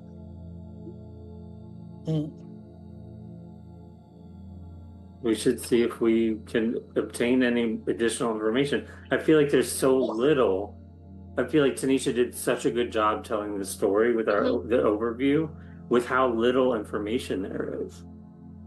I wonder, like, was this not reported at all? Like, was it not in newspapers, at least local newspapers? And I think these women were also victim of not just this man, but I think they were victim of the time, because again, we're talking about the late 80s. We're talking about an area that is categorized as being, having a lot of low income housing, like projects and apartments and complexes, which means, it's probably the hood and things like that. But all of this would have happened during the crack epidemic, while Ronald Reagan was president, while it was this propagandized war on drugs. And so much so, like, the community had like a community meeting with the police department. And the police department, of course, they're not giving a whole lot of information. And one of the women at that meeting stood up and said, well, let me ask y'all this. How is it that whenever somebody can sell some drugs, y'all are right there arresting them? But now we have all of these dead, missing Black women, and y'all can't find this killer. And so, again, that's part of why y'all always hear me hollering about Black communities and marginalized communities being over and under policed at the same time. So we have this community that would have been, like I said, propagandized and used as fear mongering during that presidential administration. I mean, we had the president's wife on television talking about just say no to drugs and all of that kind of stuff. And so y'all have all the resources for that. But when it really comes down to like real bodies, real things happening to people, and y'all cannot figure this out. And that fear mongering, that propagandized war on drugs, that all of that is like political tools to just like drive, you know what I'm saying, those political theories back then. Like this fits into all of that. Like, these women were definitely not just a victim of these murders, but they were victims of the time in that social structure of our country at that time. Yeah, but also you have to bring light to the fact that they were victims of this killer. They were victims of circumstance. They were victims of timing. They were victims of societal stereotypes. Yep. But that was in 86, 87. And here we are in 2026 and still experiencing the same disparities when it comes to being missing and exploited and murdered and all of those things. So time hasn't really changed very much since the Reagan era of how we look for us when we are missing. And then this whole investigation. So then because again, we always talk about the task force, and when I'm fussing about those things. So in the 80s, there was like a community, almost vigilante group called the Guardian Angels. I believe, at least from my childhood memories, they were in New York, essentially policing the subways and things like that. So the Guardian Angels came into the area to want to help the investigating officers with this investigation. Do you know this those case? officers? Yes. And do you know that they did not want them there? You know, I feel like people hold the Guardian Angels in really high regard. And I remember learning about them as they're still operating to this day. When I was young, I learned a lot about them because I was really into punk rock music, which was like anti-government, anti-authority, anti-police, all of those things. And I would read about the Guardian Angels, and I'm like, these people are super cool. Like, they're out taking care of business when nobody else will. I remember them because, again, I was, we were children. At least I was, So I remember. Yeah, you weren't born yet, T. And I remember like there always being some scuttlebutt. I don't remember if it was necessarily controversial stuff or if it was like glowing, reviews like Craig is saying. My point is the Guardian Angels came in, wanted to help, and the police were saying, not because we don't like y'all or this, that, and other. The police pushing back against the presence of the Guardian Angels was essentially because the police felt that the presence of the Guardian Angels will make them look inept, as if they Guess what the best way to solve that is? Be in Get in the game. Yep.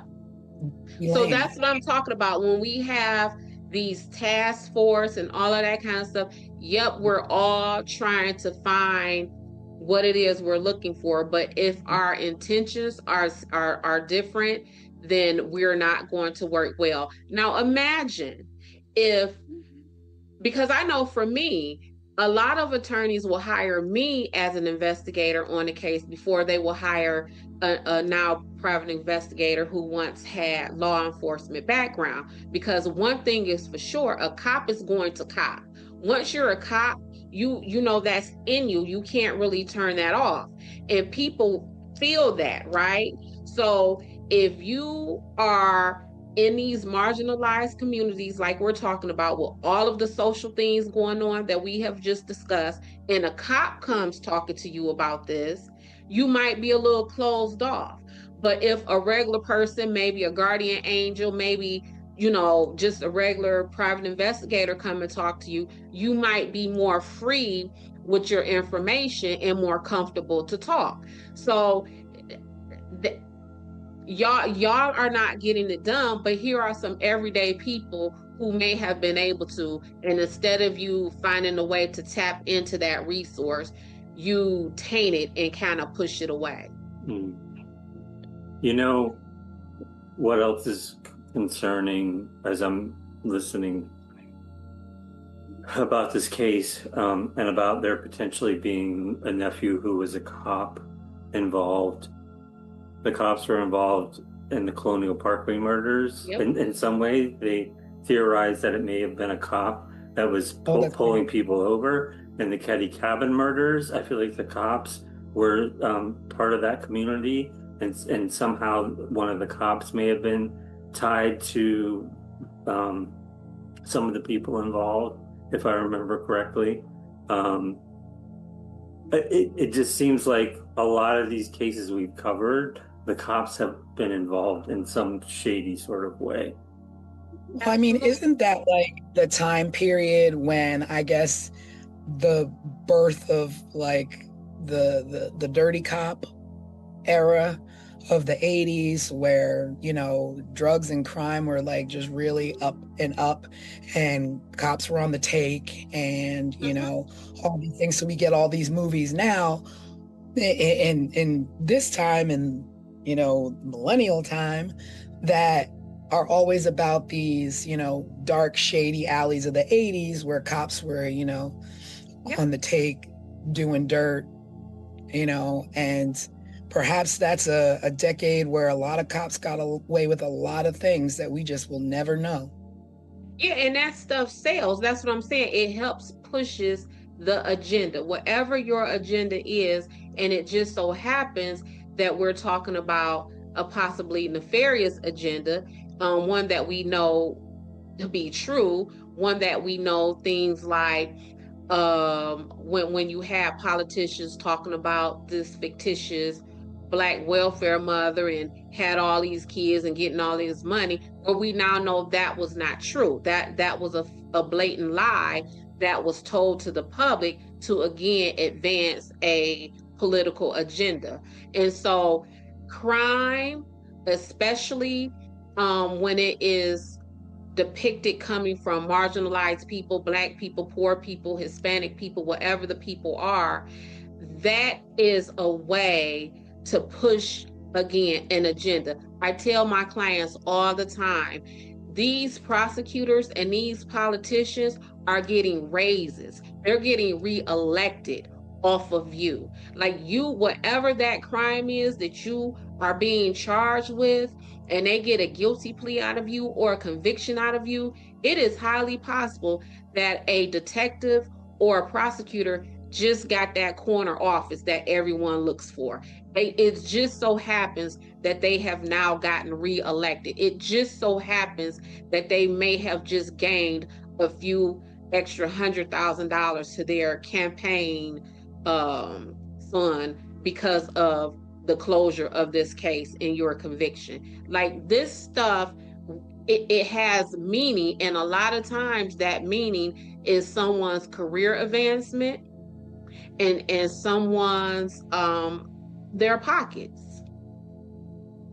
I mean, there's, we could point fingers at them as well, but there's also a difference in communities as well, where it's like snitches get stitches, so keep your mouth shut, which then the community makes it difficult for officers to get to the bottom of certain things. Absolutely. So, and again, that is where, absolutely, and that is where the presence of the guardian angels could have been helpful, because this could have been people coming to people who looks like you in one way or another, at least closer to you than these cops or these investigators, to kind of talk you through that, right? To kind of explain to you or make you comfortable, or just help gear you in a better position to help the police than just the police coming there to you. But when you, all times, like I remember when I first started working at Sunshine Investigations, before I owned Sunshine Investigations, we would hold meetings, right? When we would get new cases, and we would literally break down some of the things that we're talking about. What is this community that we're going into? What was the crimes? Okay, well, amongst this staff, who is the best investigator for that? Who amongst this staff, which one of these investigators would fit better in this community? Who amongst this staff would these people be more comfortable with?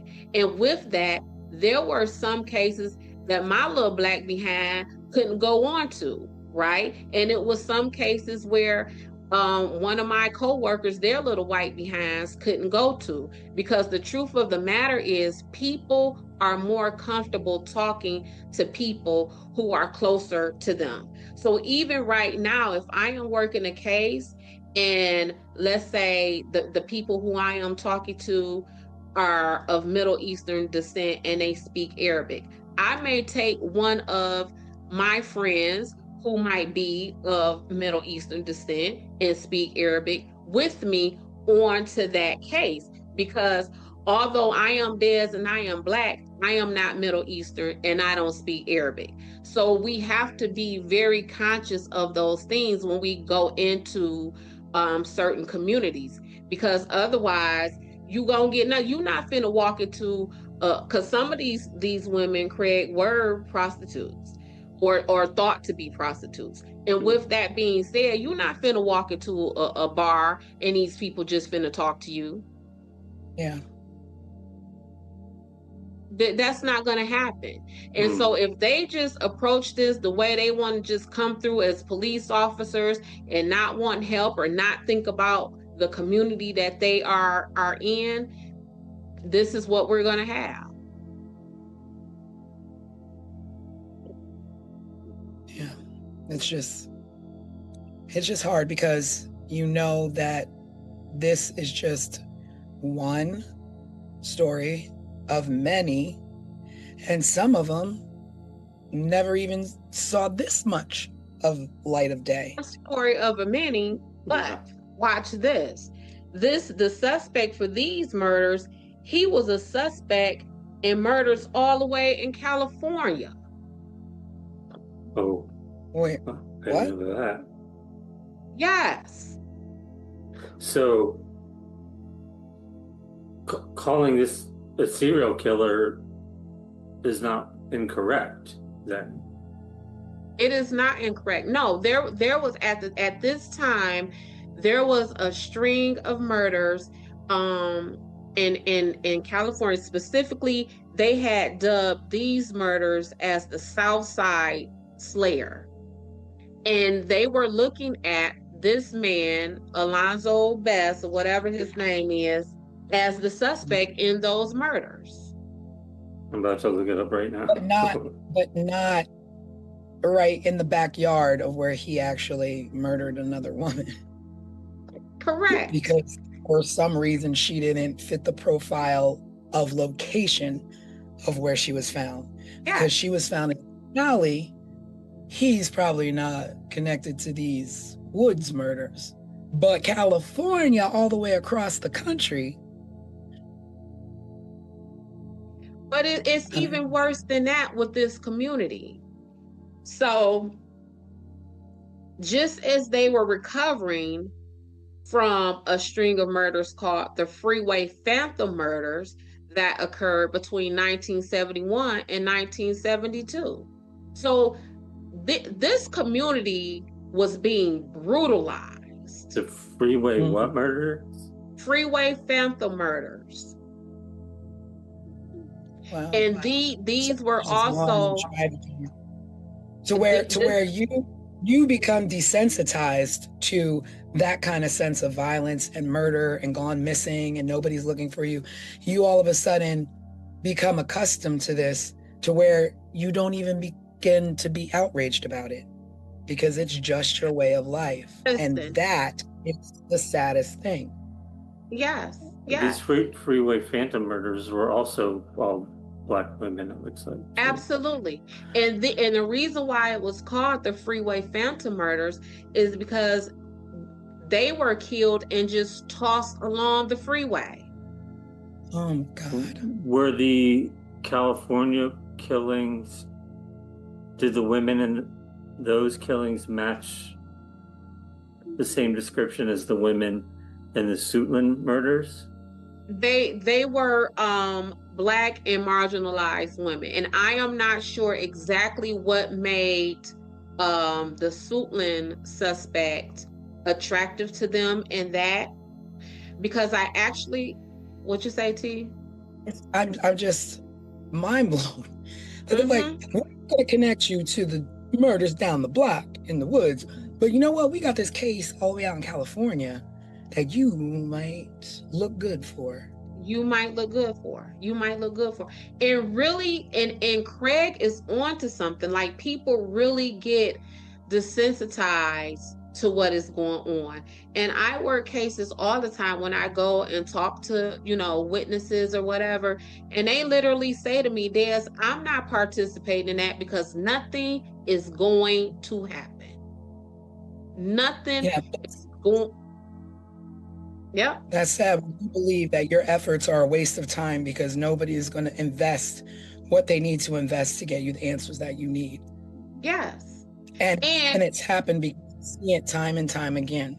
Correct. And then there's no protection for you when you are afraid of something, of repercussions coming down on you because you spoke. There's no protections for you. No protection, because you are absolutely right, T, when you said snitches get ditches. I mean, snitches get stitches and left in ditches. That is absolutely correct. And so now, if I am from underserved community and I am the brave one and I come forward, because now I'm a snitch, and I come forward and then nothing happens, now I have exposed myself for what? I've exposed myself for no reason at all. Because now you in the ditch and the person you were advocating for has no answers. So, but let me just say this, the whole snitches get stitches thing. I get it. All right. Well, yeah, whatever. All right. But you know what else is crazy? That you have the mentality that I did this bad thing, and if you say something, I'm gonna take you out for it. And it's like, no, get your life together. Knock that off. Like, I have no right to take somebody else out of this world because I didn't bring them into it. And I get, like, things happen and you have to be able to get by in this world. And if somebody ain't gonna help you, you're gonna take it by any means necessary, whatever, blah, blah, blah, blah, blah. I'm not about that. I see something, I'm gonna say something. Snitches can get stitches all day. Okay? Because my mom raised me to do the right thing. And I'm tired of people thinking that they don't have to live by a standard that everybody else wants to live by. And you know what? It could be an unpopular opinion, but that's my opinion. Get your life right. Get your life straight. There's a lot of... Someone has to be brave to change things, right? That, I mean, and Malcolm X, Martin Luther King, Rosa Parks, all the other less known, civil rights heroes, They were putting their lives and their safety and the lives and safety of their loved ones, their children on the line, right? So it definitely comes a point to where someone has to do it. Someone Right. has to. Right. And I feel like it's a little bit of a dying age, because we had these leaders who were like, these things aren't right, these systems aren't in place for us, so we're going to begin to put systems into place that work for us. And they didn't do it by taking from others, they did it by holding up communities on their shoulders and literally spending their last breath dying with that same goal and that same purpose. And it wasn't for you to be like snitches get stitches. It was to make sure that you have a better way of life, that you have colleges to go to, that you have programs that are going to help you get to where you need to get, because there's a section of our America that doesn't want you in it, that doesn't want to see you advance.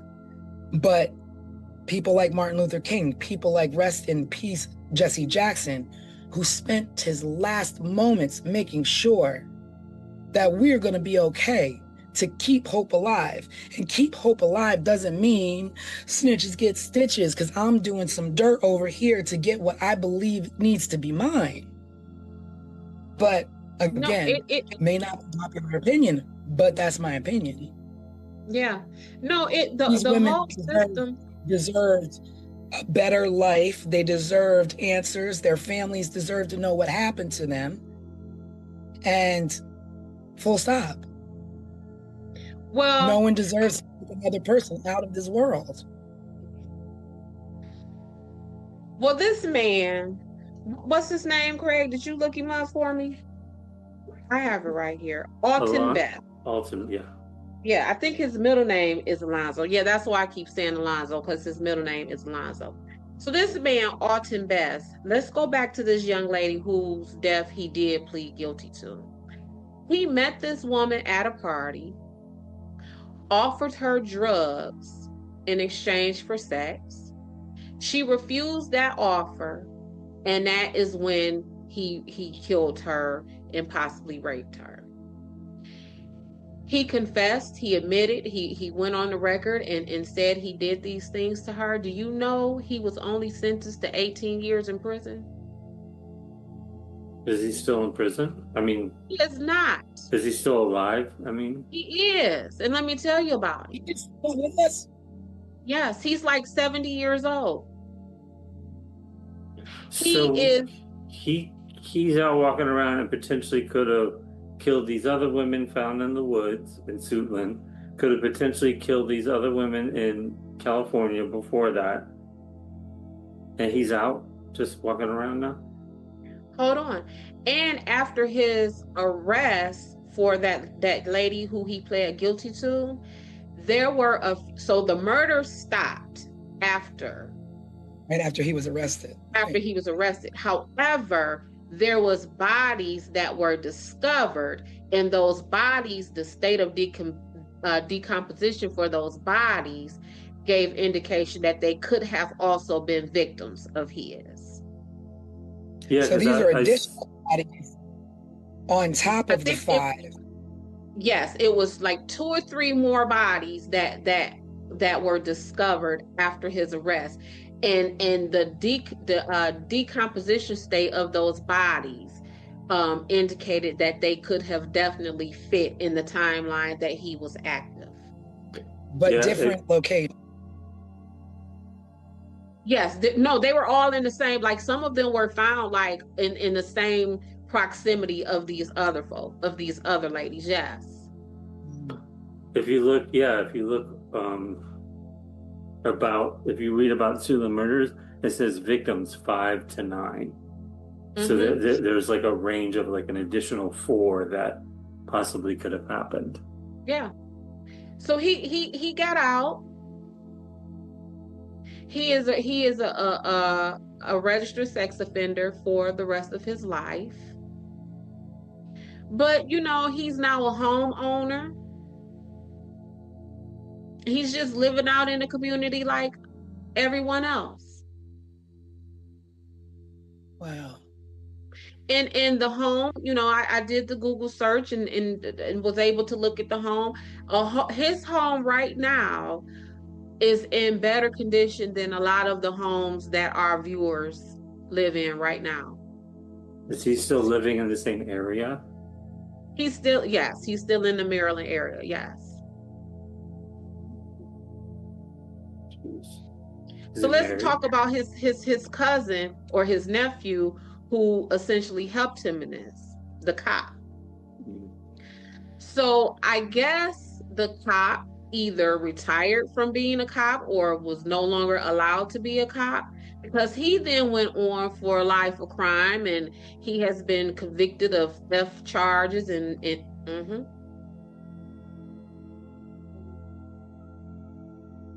Ooh.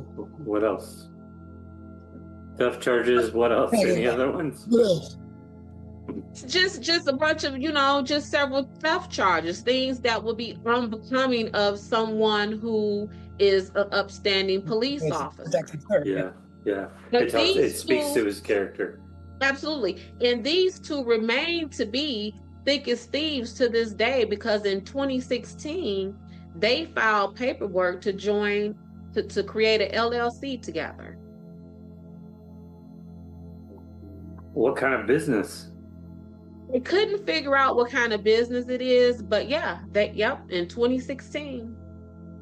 Now, I'm going to also say, I also believe, where are you laughing at?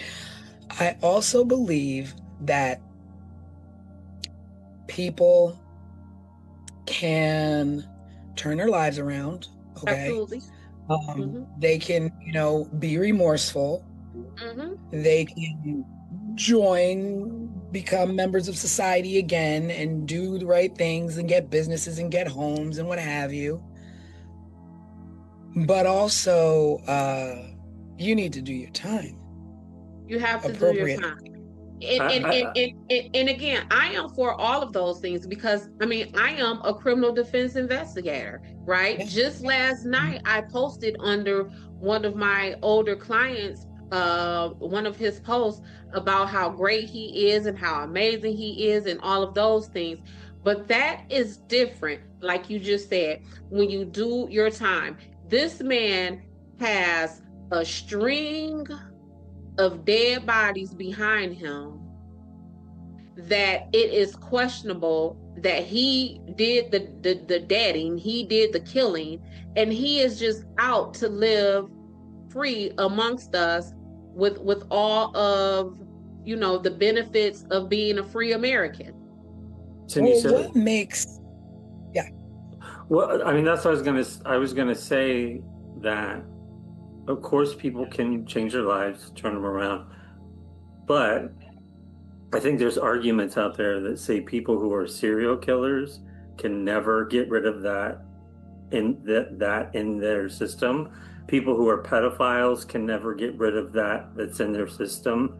It's something more about your wiring than it is about correcting your life. If you're, I don't know, a jewelry robber, sure, maybe you can turn your life around or something and become a better person. But can a serial killer, would Ted Bundy ever be let free and trusted to walk around as a normal person without fear of him going back to that? And not just serial killer, but a serial killer rapist. Yeah, even worse. But then, but the system puts the onus on us by saying, okay, well, we have alerted you that this person lives in your neighborhood, so now it's up to you to be safe from this person. Watch out for this person that lives in such and such. Well, I would say this. What I am finding in work is that a lot of rape crimes are receiving a lower prison sentence. And the reason why is because you are now on the sex offender registry. And when I tell you that is a very uncomfortable existence, but that is us entrusting you to register. So not just Because you could be, so let's say me, let's say I am now a convicted rapist and I have done my prison time and now I am released. It is up to me to do the reporting. If I don't go to report. So you don't just get on that list because so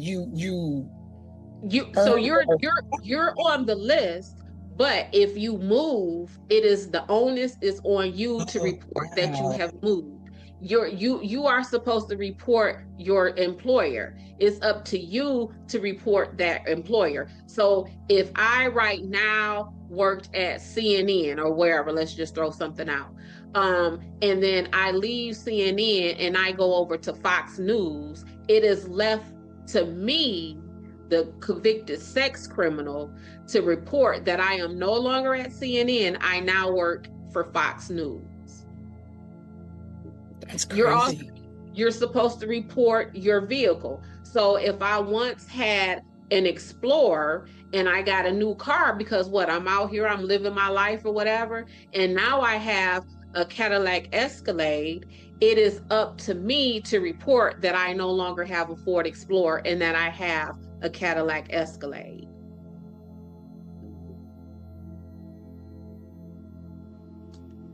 That's mind-blowing to me. I feel like, you should probably be tracked. Your freedom is at a cost now, so you should probably be tracked for the rest of your life, and this will follow you. But the fact that is the way that you are tracked. We are saying we're tracking you, but you are responsible for giving us the information so that we can track you.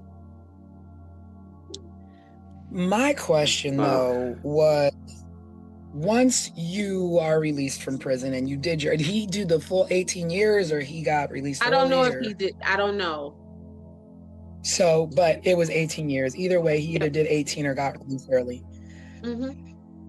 Now, at what point in 2016 or all these other things that we now have the ability to go back and test these things, are you not allowed to be like, okay, well, there was evidence under her fingernails, under one victim's fingernails, or how do we now solve this crime when we have somebody who was potentially a suspect released? Is there no interest? Do you know what I mean?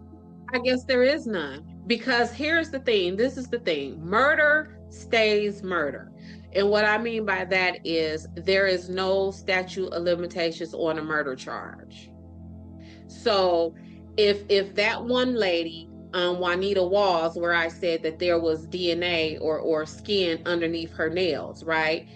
If they were to test that and he or anybody else tests positive that is their skin or their DNA deposited under her nails, even though that was 1986 and we're now in 2026, that person can be charged. So this man, Alton Bass, he has done his time for killing Miss Morton. So let's say that skin and that DNA under Ms. Walls's nails comes to be his. Now they can charge him with that. But what you said, T, is the key. Is there the interest to do so? Do we care enough about these people to pursue that? Do we care enough? Because again, remember, like we said, they went through hell and high water to assign Alan Wilmer as the suspect for the Colonial Parkway murders. They made sure that those victims and their families got justice by way of a suspect, even if the suspect was dead at the time and could not go to court. But that means that the families were at a level where they cared to try and give these families answers. When you have a community where nobody cares to give you answers, there is no suspect of any walk of life that we want to hand to you and be like, here, this is it. And for because they don't care about their reputation. None. And for these sets of murders to happen weeks apart, 2.5 hours away, almost completely different outcomes, at least in my head, I can't think of any reason why the Suitland murders are handled the way they were, other than race and other socioeconomic factors. I cannot. You cannot pay me to believe that there is any other reason than that. Yeah. And it's probably not high on the list of unsolved cases to reprobe into, to reopen, until a podcast like ours comes along. Right. Because again, what I always say, this stuff is rooted in career advancement and money. If I don't see enough value in you to get a bigger office or a bigger budget, then we're just going to let that go. That's just going to be unsolved. Right now, this whole Nancy Guthrie situation, the president said we finna give all the resources that we can to find this woman. Ronald Reagan didn't say we finna give all the resources that we can to find who did this to these Black women when he was president. This country has for-profit prisons where it is profitable to put people in the prison. And if your state that you live in has a for-profit prison, the moment that prison's population is one body less than the contracted amount, then that state is going to be taxed by that company. The state ain't gonna want to pay that company for having one body less than that contract. So they're going to make sure that prison always meets the contracted population. So this stuff is about money and advancement every single way we go. That is what this is about. And they didn't have value in these women, and they still don't. So then at the end of the trail, what do we do? Are the answers? And to me, I do go back to awareness and people like the Guardian Angels and people like Gabby Petito's father, who started a foundation in Gabby Petito's name for underprivileged and underserved people in the communities to be found. It takes people at this level to have awareness of people, so to speak, at this level, even though we're all here because we're human beings. Right. You say, let me reach that hand down and and pull you up and help you and give you that visibility that you need. Give you that platform where the president will say, we're putting all hands on deck to find your mother, whether she's white, Black, Mexican, Chinese, Indian, whatever she is, whoever you are, you deserve the same level of justice, but especially truth in what happened in your communities, what happened to your family, what happened to your loved ones. We have to do better. Like, we're America, and the basic things that you expect are being brushed aside for certain people and being dished out for others. And that is not how this is supposed to go here. So where does that bring us with this case tonight? Should we take it a step further and put in FOIA requests and look into this deeper? I think it's the first case where maybe it makes sense to do that. It changes the game. Yeah, and I think it's worth us maybe even reaching out to the families of some of these women and talking to them and asking them, do they want us to tell their stories?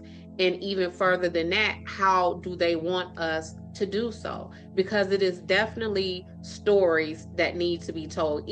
These women individually and these women collectively need to have their stories told. Because these women, what happened to them just does not fall at the feet of Alton Best. This is systematic. I think this also will lead into thinking about the future of 15 Minutes of Murder. Other cases that we've talked about covering coming up will probably follow in the same steps as this case. We've talked about the forgotten cases, that revolve around trans people of color. I know we have some other cases. T, you can probably speak better. T is the one that usually, Tanisha is usually the one that goes out and figures out what cases we're going to cover next. But it feels like our direction is meant to go this way.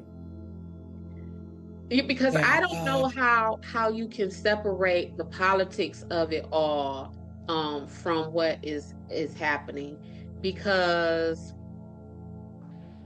the truth of the matter is, yes, stuff happens to wealthy white people or wealthy Black people. Stuff happens to all of us, right? It is the handling of that makes the disparity. It is what happens when these horrible things occurs in the lives of wealthy, powerful people versus us everyday, regular people. And that is an unfortunate truth that we're facing. Yeah. Well, the buck stops here. Yeah. I'm not even sure where to go. And it's just unfortunate, and just, we will just continue to collectively hope that our society can get better. One, with the way we operate in our lives and the way we see other human beings in our lives, whether that is to do harm or to do good, that you just do the right thing, and value yourself a little bit more so that you can value others, because murder and crime and all of this nonsense, we don't even have to be living like this. We don't have to be growing up with, my mom was taken out when I was 6 years old because somebody selfishly, took her from her family.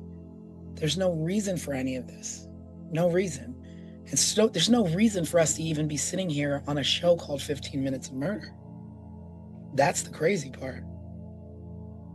That's what's the sick part. Yeah, and not talking about the topics that we're talking about. Yeah. I mean, and it's not just us. There are many, many, many crime shows, podcasts, TV shows, 60 minutes, 48 hours, you name it. You name it. We do not need to be steeped like this. Right. And it just blows my mind that we have, I can't even put I'm telling you, because when I realize the connection just in the proximity and the time span between Colonial Parkway and Suitland, my mind was blown. Like, wait a minute, that's 2.5 hours. Like, and I was just thinking, like, Detroiters love driving into Chicago. 2.5 hours, Chicago. That's closer than we are to Chicago.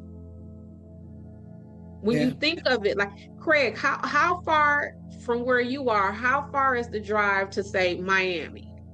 It's about, depending on how fast you drive, it's about a 3 hour drive tops. See what I'm saying? Yeah. And just a couple of hours can make a big difference. And you know what? The funny thing is that it doesn't even have to be that many hours. It could be this side of 8 Mile versus that side of 8 Mile in less Girl, than. listen, what time is it? Because huh? Yeah. Absolutely. Absolutely. And that is what I'm saying. We cannot separate the political from the reality of what is happening and how people are being handled in these situations. You absolutely cannot. Yeah. Well, ladies and gentlemen, that concludes this evening's podcast on the Suitland murders. Neither here nor there, but let's do better. Communities, let's do better. The people who are supposed to be protecting our communities, do better. Everybody do better. That's all I got.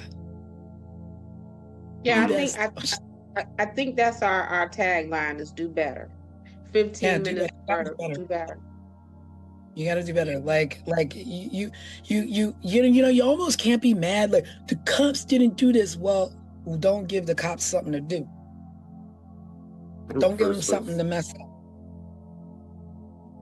Well, maybe we can do that. We can do better by following up on this case. Yeah, that's how we do it. And doing more than anyone else has.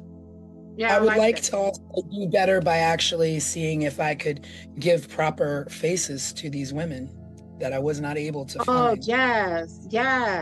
I have no idea. I have no idea what they look like. I have no idea what the suspect looks like. Nothing. And I know now what the suspect looks like, as I did my PI and activated my PI databases, and I found a mug shot of him and his driver's license picture or whatever that is. But that's because in this matter, I'm the fisherman. Everybody else running around in the community, they not fishermen. So again, you can only know what you know, and if you don't know it, you don't know it. Right. And I think that will be something great. Maybe we can locate these families and say, listen, we want to give a face, a name, a presence to your sister, your daughter, your mother, because these women, some of them, their last words to their family as they was leaving out of their homes was, okay, I'll see you later. One woman, speaking of cigarettes with Dorothy Scott, one woman said to her mom, I'll be right back. I'm going to the store to get some cigarettes. So just something basic that we all do. Another woman said to her family, I'll be right back. I'm going to my friend's home. And she was never found again. So just basic human things like that. Yeah. Just the face. It's like, it's one thing, to say somebody's name, but a name also has a face, and has a face. Hopefully maybe we can give some faces and a tribute to these women, because they deserve that much at the very least. They deserve dignity. And not just remembered as, a pile of clothes that was found, or a body that was stumbled upon, or, their remains were found in the woods. They were someone, and they had faces, they had smiles, they had dreams. So at this point, that's what we could do. Yeah, one of these women worked at the United States Patent and Trademark Office. And that has been reduced to her being a murdered rape victim in the woods somewhere. Yeah. But without a face and with hardly a name. Yep. Yeah. So let's we on our end is try and give a face to these names and to this case overview. And I'm with it. And with that, everyone, This is 15 Minutes of Murder. Yes. Sorry I feel like we're ending on a low note, but more like a real note. Yeah. More like a productive note. And where it is us not just telling or looking into horrible facts, it is us actually trying to do something and pull something better out of it. Yeah. And please, if you haven't already, it helps us to be able to look into these cases further. If you do, watch our videos, subscribe to our videos, share them. It gives us more leverage and leeway to get out and possibly look into this, not only these cases, but more in the future as well. So thank you. Thank you, everybody, and have a wonderful Sunday. Have a great week ahead, and we will see you on Wednesday Night Live. Thanks for tuning in. Be there, be Bye. square. Yes. Good night. Bye. Bye. Good night. Before we close, there's something important to say. In recent years, conversations around missing and murdered victims have brought attention to a painful truth: that not every story receives the same urgency, the same coverage, or the same resources. But let us show you what a champion from the ashes looks like. A true ally that has risen from tragedy, and instead of taking offense, what happened next is a lesson for all of us.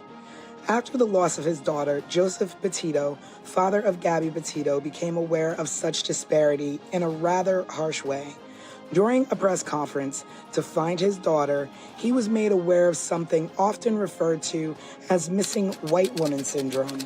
Instead of turning away from that reality, he leaned into it. He listened, he learned, and he acted by channeling his grief into purpose. Through the Gabby Petito Foundation, his family now works to support organizations that help all missing persons, especially those from underserved communities, receive the attention and resources they deserve. And to go a step further, Petito is currently working on a new series titled Faces of the Missing, which he says will cover dozens of cases that have received little media coverage.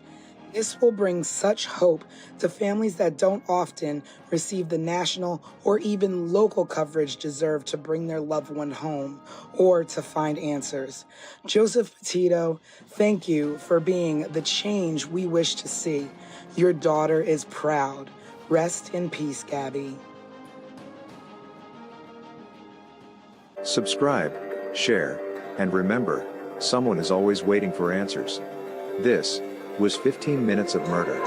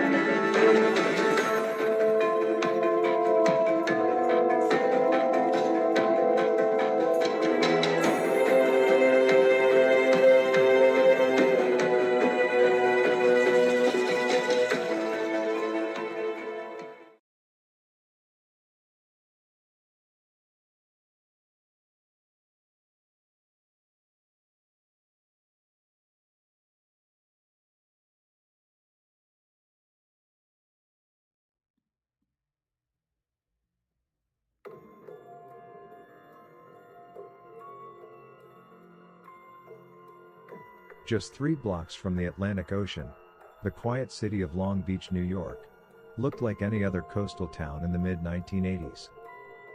But tucked along East Beach Street stood a very different world, the dormitory of the Yeshiva of Long Beach. Inside, teenage boys lived a disciplined life of study, prayer, and tradition. And on the night of October 31, 1986, one of them went to sleep and never woke up. His name was Chaim Weiss. His murder remains one of the most baffling unsolved crimes in New York history. This is 15 Minutes of Murder.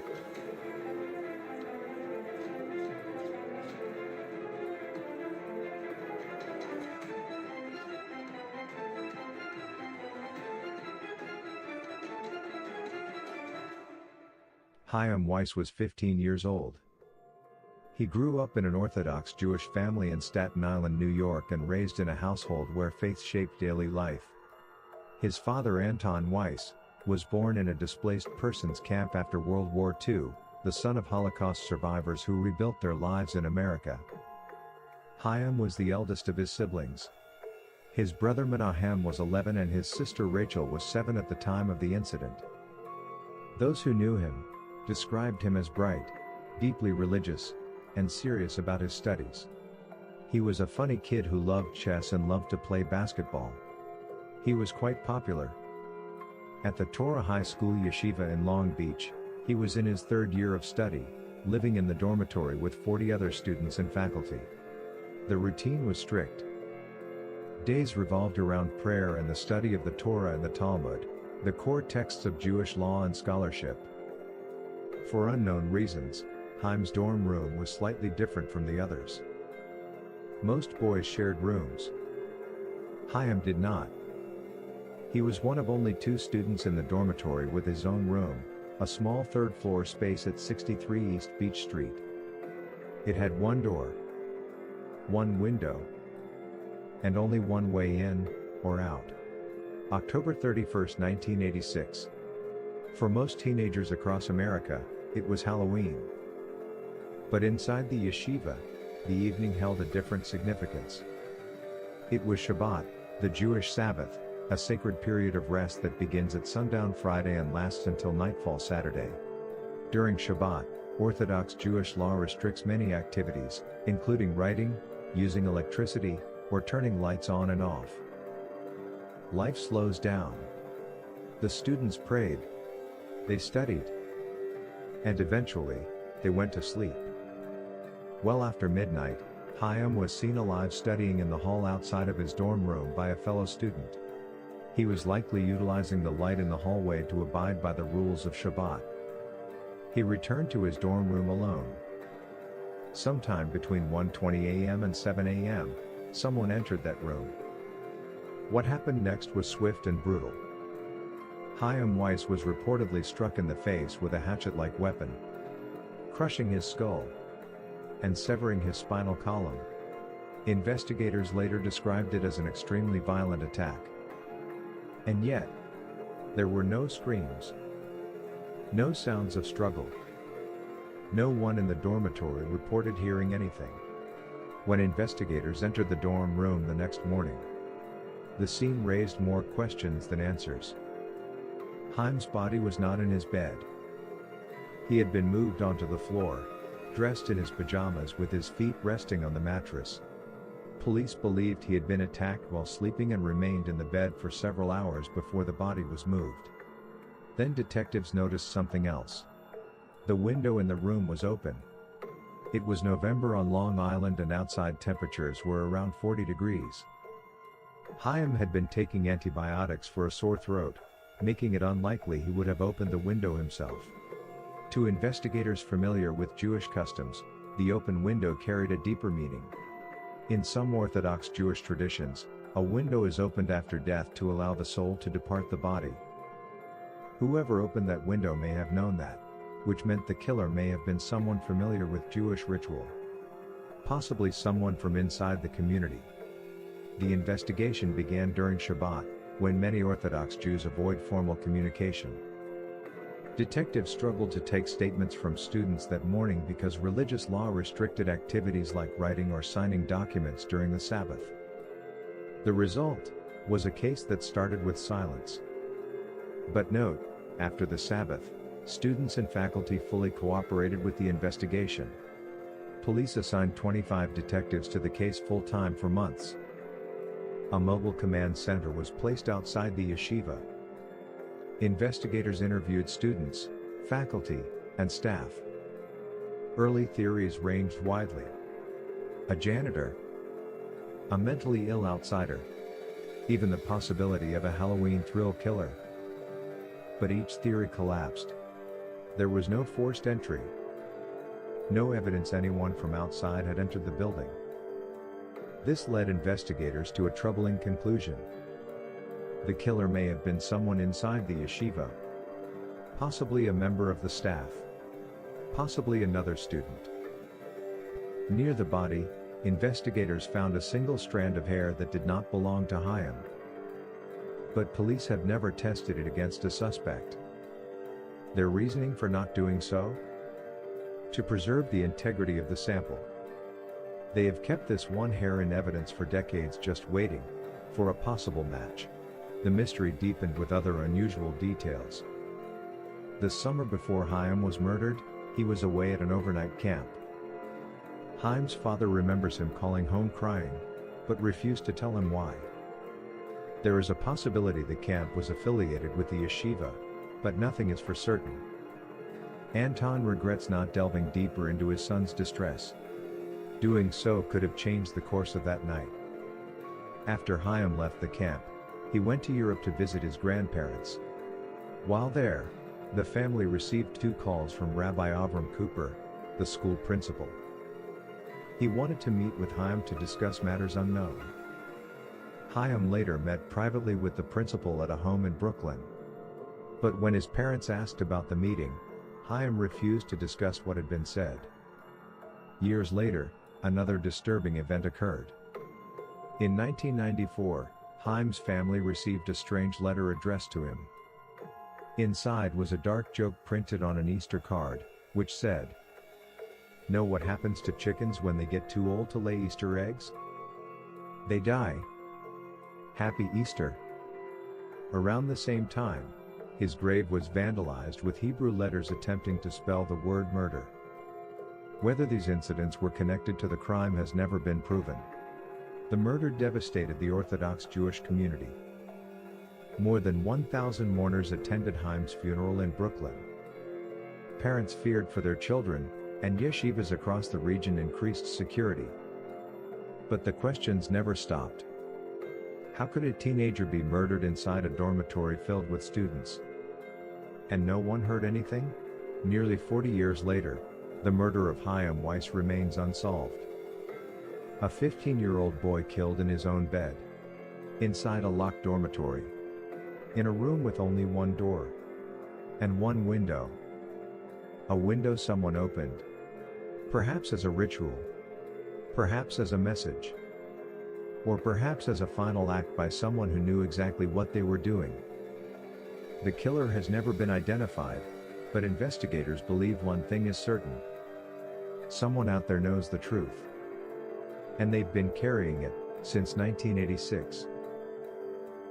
Subscribe, share, and remember, someone is always waiting for answers. This was 15 Minutes of Murder.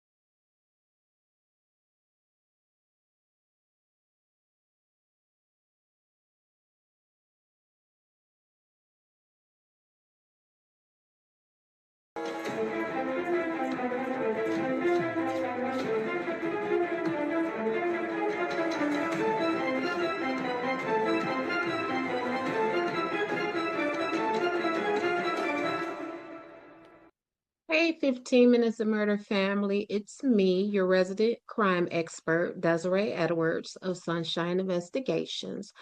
I started to stop by and kick it with y'all tonight to kind of give you an idea of what it is that I do in my work, whether it is Sunshine Investigations or 15 Minutes of Murder.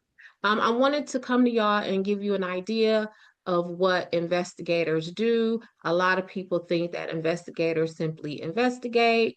And I get it because what? It is in the title, the job title, right? So, but I wanted to let you know what I do in my approach. So before I even begin any investigations, I like to do a deep dive into the people who I am working with, whether that is my client or a witness. I like to understand who they are. This helps me understand your ideas, your actions, what motivates you. I want to know what you like, what you dislike, your icks and your yums.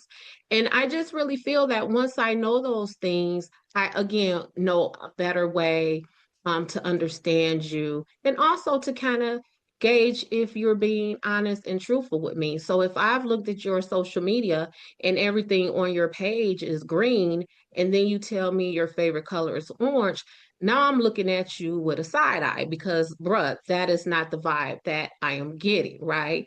Or if I run, let's say, a asset search on you and I see that you only own two-door coupes, and then now you're telling me like your favorite vehicle to drive is a van. Again, that math isn't mathing because I don't see this track record for that of you. So with that being said, let's kind of get into the ifs and the whats of what my investigation looks like and the skills and the services that I provide that you wouldn't necessarily think comes from a private investigator. And this list ain't in no order. It's just me talking to y'all, giving y'all an idea of my approach, my brand of investigations. So one of the first things that I do that people don't think about is providing transportation. So oftentimes, especially with me being a criminal defense investigator, some of the work requires footwork. So I might have to help you gather court records and documents. I may even need to get you to a physical evaluation or mental health evaluation that your attorney has ordered. And not everybody has a car. If it's now where the whole country is almost frozen over, you don't want to stand at the bus. And so, as your investigator, I'm going to pick you up. What time is the appointment? I'm on my way. Let me get you there. Because if I am your investigator, if I am on the work, I am trying to make sure that all of our tasks are handled and taken care of with no excuses. And in a similar vein to that, one of the things that I do is babysit. Now, babysit as a private investigator. Yep. So let me tell you about this one time. So at this time, my youngest kid was like 17, 16 years old. So obviously taking care of small children was definitely part of my past. But this witness had a 2-year-old child. So I was like, okay, I meet y'all at the court. So while mom is testifying, I had the baby with me. We were in the hallway coloring. I even think that we went in a judge's chambers where the judge's support staff was loving all over this baby, right? Now, granted, when I got home, I was exhausted because, like I said, childcare was long into my past, and that little 2-year-old kid wore me into the ground. Do you hear me? But the baby's mom got to testify in peace and didn't have to worry about if her baby was safe and sound, right? Now, this other one that I do takes a lot more human skill and a lot more finesse, and this is family crisis management. A lot of investigators may look at it as if that ain't my job. I don't care what you got going on in your life. That ain't got nothing to do with me. But in fact, I believe that it does because if my client is distracted by family issues, I feel that my client is not in their best condition to help me help them. And one time in particular, I had a client who had an extremely close relationship with their mother, and their mother was ill. Actually, their mother may have not survived this medical condition. And so, one of the things that I did is I fought with the legal team to have a grief counselor on standby so that if something happened with this client's mother, if the mom's medical condition deteriorated, or sadly, if the mom died, we would have some kind of care and professional services in place to help this client. Because if their mom died, how is this client going to be in a position to help us help them? How is this client going to be able to sit in any defense team meetings with us and answer any questions when they are feeling sad and depressed about the condition or even death of their mother? And those are some of the things that I do that don't necessarily um, involve investigation, but for me and my approach, they definitely apply because, again, it is my job to make sure that all impediments are overcome when I am trying to service my clients. And y'all kind of see some of that human approach I take in my 15 minutes of murder investigations. So that is why I refer to Dorothy Jane Scott as my homegirl Dot. That is why when we were talking about Caddy, where I referred to or described Sue Sharp as a hot girl, or even why I took total offense to Alan Wilmer being declared a suspect in the Colonial Parkway murders 7 years after his death, and even more years after he passed the FBI polygraph test. Because again, I took the time to research these people to get an idea of who they are.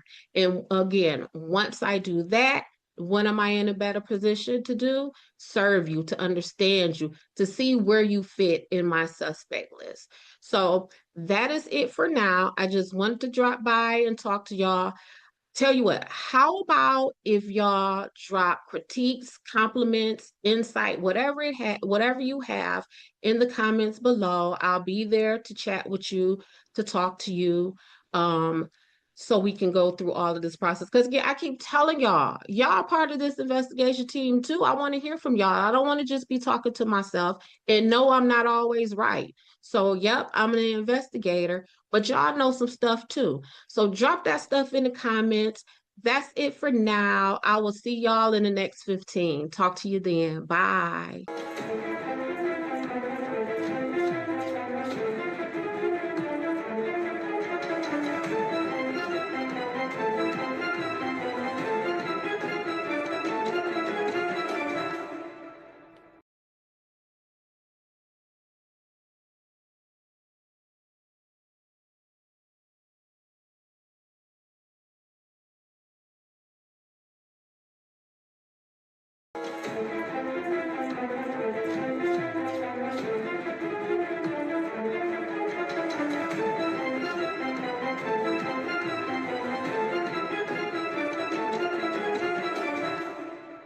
Hey, 15 Minutes of Murder family. How are y'all doing?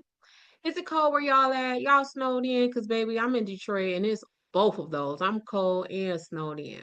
So, anyway, I wanted to come to y'all and give y'all a little quick list I made of things that crack me up about this work whenever I approach someone. So, let me tell you, when I first started as a private investigator, I had no idea that being a private investigator was a thing. I thought that was just like Magnum PI or just some stuff that you see on television. So I had no idea that this was a real full-time 9 to 5 job. So I kind of get some of the reactions that I get from people because I can only imagine how I would react if a private investigator showed up at my door or tried to engage with me for any reason. So, with that being said, here is a list of the things that crack me up when I approach people. This list ain't in no particular order. It's just some of the things that I thought of that crack me up, that happen more often than other things when I encounter people. So, number one on the list is, girl, how did you find me? Now, listen, as a criminal defense attorney, I make sure that no one can ever say that I misrepresented myself in any way. So when I approach you, I give the full introduction of myself. Hello, I am Desiree Edwards of Sunshine Investigations. I am a court-appointed private investigator, and here's my business card. And even with me saying all of that, people look at me and say, how did you find me?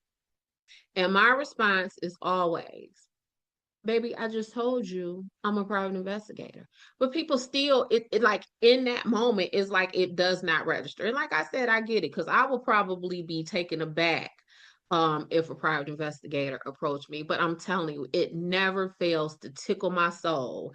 I be laughing so hard, like, I just told you what I am and what I do for a living. That's how I found you. Number two, when people tell me that I have asked more questions than the police did. Now, if you watch any of our shorts, videos, lives, whatever, you know that I am often very critical of the police. And one of the reasons I am critical of the police is because I don't feel that they do enough person to person contact in their investigations. So I am asking you everything, because I just consider myself as a private investigator. I like to think of myself as a fact finder. And although most times in my work, I am working as a criminal defense investigator, but if I am considering myself as a fact finder, it doesn't matter who I work for or whatever. I want to know all of the facts. And it's not just about getting someone off, because once I collect enough facts, all of that is going to resolve itself anyway. Because what do we have? We have facts.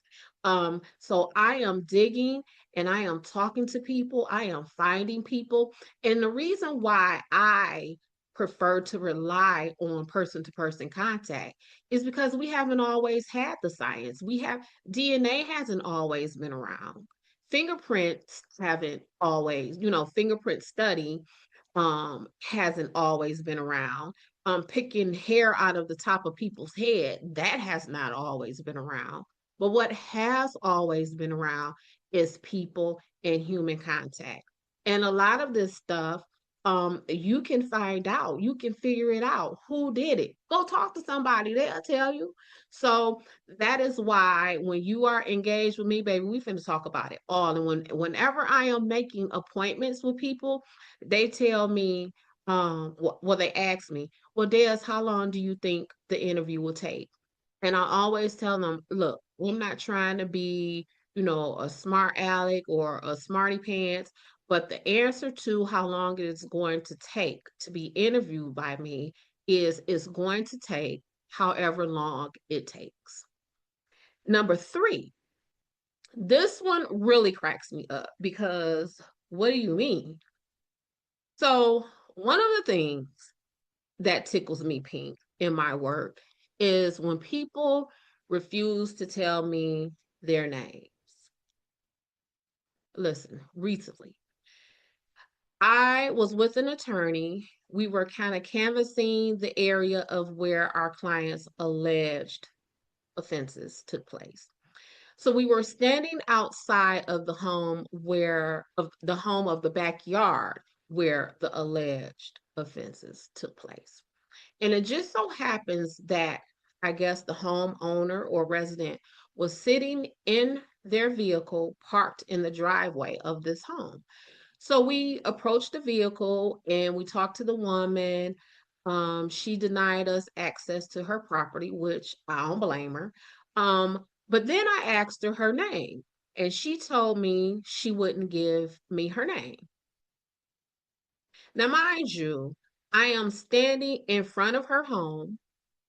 She is sitting parked in her vehicle in her driveway of this home.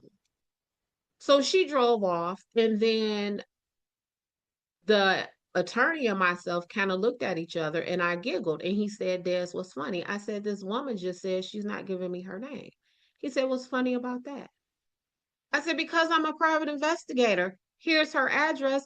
And I just peeped out her driver's license. I mean, what you call that thing? The license plate on her car. He said, well, Des, people don't know that. I said, well, I just told her I'm a private investigator. How did she not know that? But anyway, y'all, those are the three things that crack me up when I am out here working and being a private investigator out here in these streets of Detroit, or even working 15 minutes of murder. So look, this is what I need for you to do. Drop your comments, your insights, some jokes. Have you ever encountered a private investigator for anything? If so, drop it in the comments. Let me talk to you. I want to hear how that went. That is it for right now. My 15 minutes of murder family. I will catch y'all later in the next 15. Bye.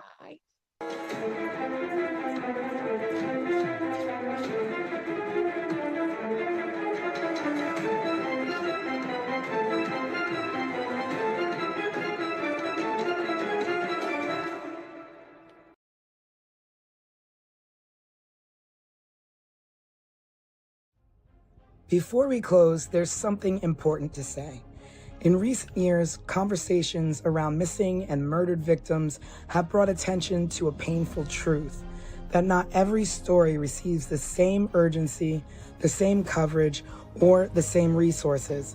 But let us show you what a champion from the ashes looks like.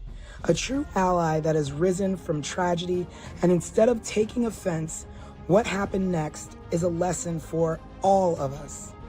After the loss of his daughter, Joseph Petito, father of Gabby Petito, became aware of such disparity in a rather harsh way.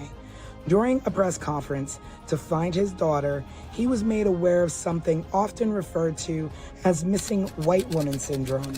Instead of turning away from that reality, he leaned into it. He listened, he learned, and he acted by channeling his grief into purpose. Through the Gabby Petito Foundation, his family now works to support organizations that help all missing persons, especially those from underserved communities, receive the attention and resources they deserve. And to go a step further, Petito is currently working on a new series titled Faces of the Missing, which he says will cover dozens of cases that have received little media coverage. This will bring such hope to families that don't often receive the national or even local coverage deserved to bring their loved one home or to find answers. Joseph Petito, thank you for being the change we wish to see. Your daughter is proud. Rest in peace, Gabby.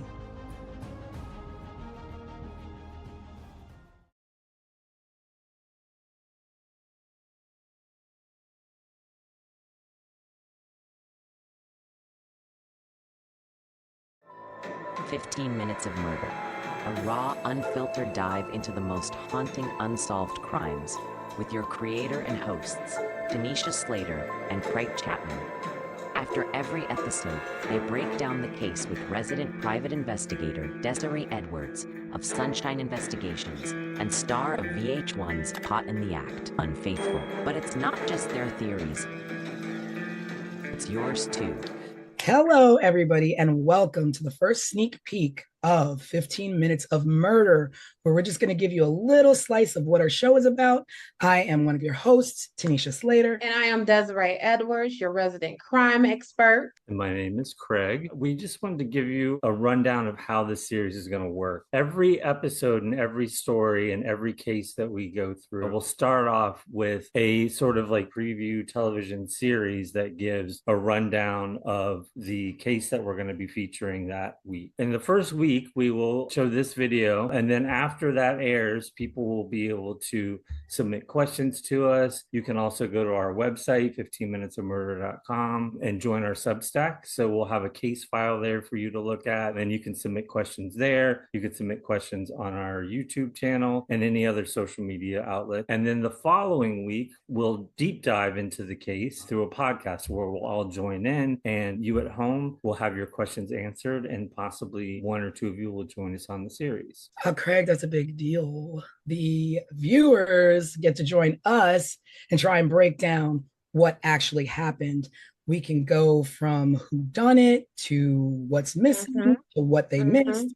And with the resident crime expert, we'll be able to pick apart cases a little bit deeper. And our viewers get to kind of like keep us in line and let us know, Desiree, you think you know everything, but you don't. Here's what I think.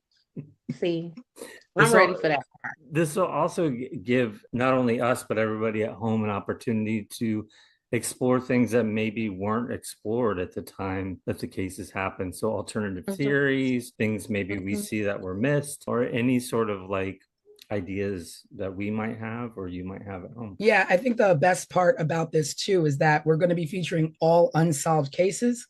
So it also brings light to the 15 minutes Yeah. of murder, which is also our title, obviously. But 15 minutes of murder doesn't mean like 15 minutes of murder. We're going to show you a 15-minute clip. It means every murder somehow gets its 15 minutes of, so to speak, fame. So hopefully with this, with cold cases and unsolved cases, we're bringing to light some things that maybe got overlooked. So you never know what we can crack. I'm hopeful that maybe some of these cases can become solved just from renewed interest, right?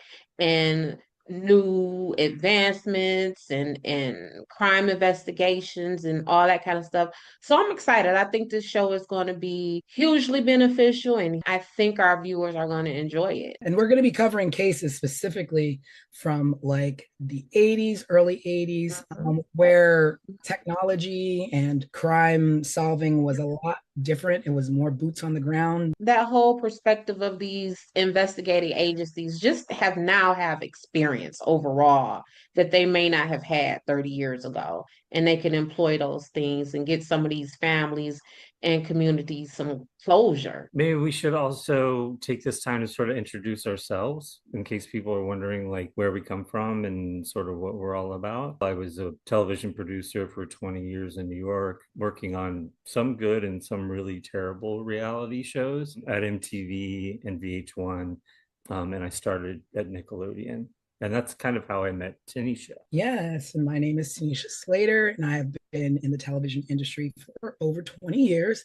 I have worked on live shows, morning shows, competition shows, reality shows, talk shows, you name it. I've worked on it from MTV, CBS, ABC, Hulu, lots of good stuff.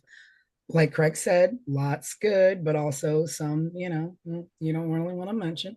But I am a big true crime fan. Me and my gals, we get together on Fridays and we watch crime documentaries and throw our 2 cents in there. And that's why this show is going to be really exciting for me. I will be editing your shows, bringing you all the details from what happened to what didn't happen. And I'm really enjoying that a lot as well. I am Desiree Edwards. I am a criminal defense investigator in the proud city of Detroit, Michigan. A woman approached me, said, "Hey, Des, I like your vibe. I like the way you talk, the way you move.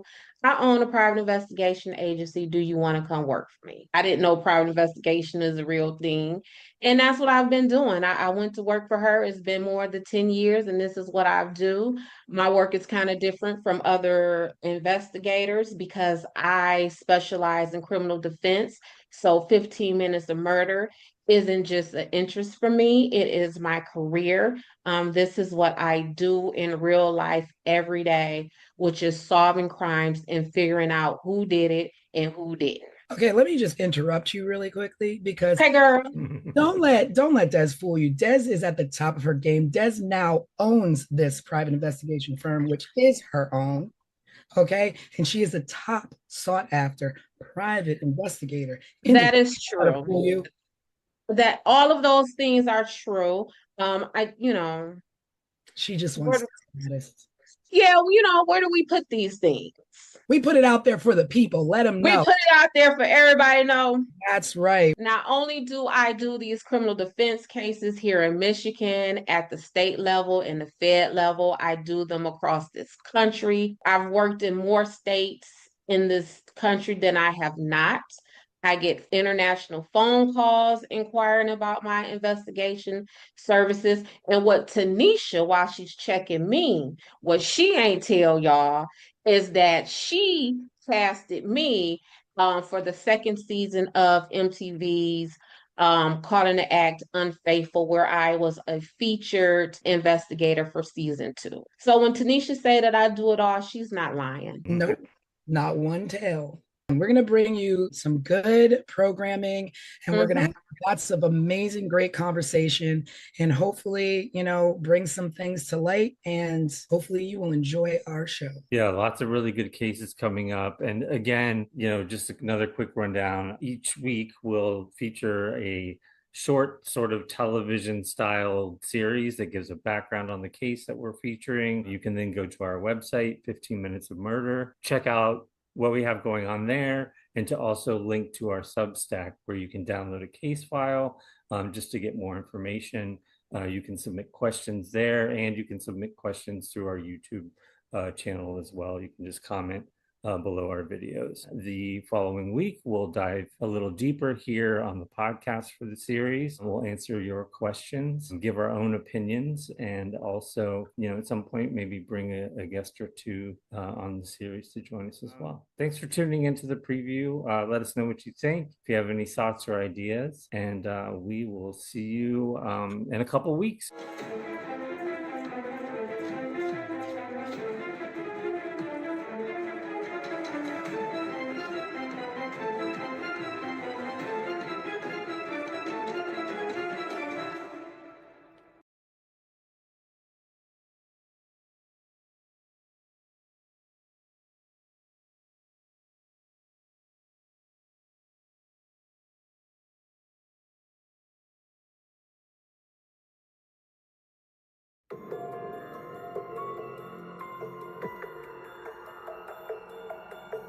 April 11, 1981. A quiet mountain town in Plumas County, California. A cabin in the woods, and one of the most brutal, unsolved mass murders in American history. This is 15 Minutes of Murder.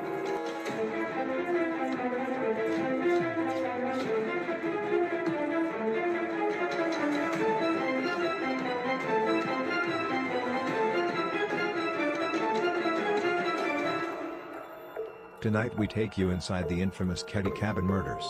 A case so disturbing it's haunted investigators for more than 40 years. Ketty was a tiny resort town tucked into the Sierra Nevada mountains. Population less than 100. In 1981, Sue Sharp, a 36-year-old single mother of 5, rented Cabin 28. She was trying to give her kids a quiet life away from a difficult marriage. On the night of April 11th, Sue's children were in and out of the house. Teenagers Sheila and Tina were with friends. John, 15, and his buddy Dana Wingate, 17, were out hitchhiking. The two youngest, Rick and Greg, were inside, watching TV with a friend named Justin. By dawn the next day, the peace of Cabin 28 was shattered. Sue's 14-year-old daughter Sheila returned home at 7 a.m. after spending the night at the neighboring cabin of the Seabolt family. What she found would scar her forever. Inside the living room, her mother Sue, her brother John and his friend Dana were dead, bound with medical tape and electrical cords. Their bodies, savagely beaten and stabbed. One of the boys had been strangled. And Sue was gagged with her own underwear, which was secured with tape, and her throat was slit. The room was chaos. Furniture was overturned, the walls and ceiling were splattered with blood. A butcher knife, a hammer, and a steak knife so violently used, the blade was bent in half. And then, one chilling detail. 12-year-old Tina was gone. Not in the house. Not in the yard. Vanished. Incredibly, the three younger boys were unharmed. As the murders raged in the living room, they slept through the night untouched, just feet away. Or did they? One of them, 12-year-old Justin, later told investigators he had dreamed, or maybe seen the murders happening. He described men with knives, even details of their clothes. But his story changed with every retelling. Who could have carried out such a savage attack? Suspicion quickly fell on two men, Martin Smart, a neighbor, and his friend Bob, a drifter with a violent history. Martin had a rocky marriage. His wife Marilyn told police that Sue Sharp had encouraged her to leave him. The night of the murders, Martin admitted he and Bo were out late. He later confessed in a letter, never shown to a jury, "I paid the price of my wife and I killed the problem." But no one was ever charged. Decades later, in 2016, investigators uncovered a hammer in a nearby pond believed to be one of the missing murder weapons. Still, DNA evidence has not yet solved the case.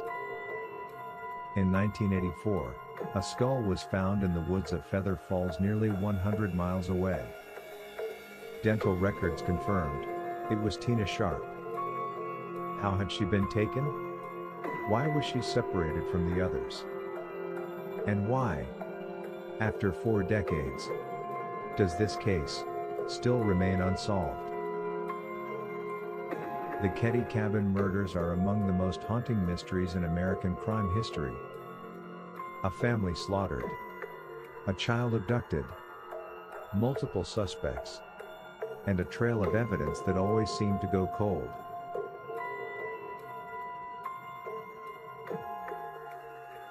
Was this the work of men fueled by rage and revenge?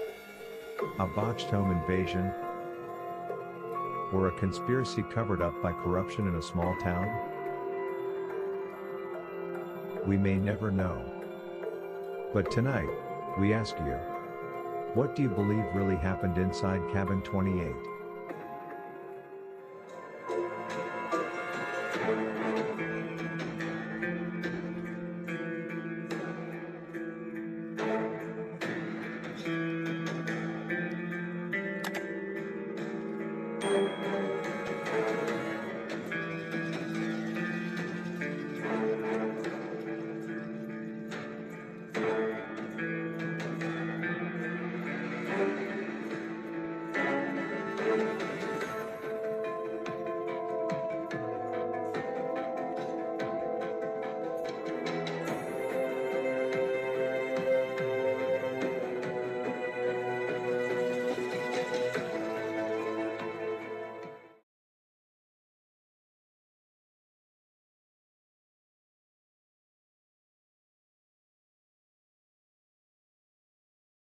When officers stepped into Cabin 28, they walked straight into a nightmare.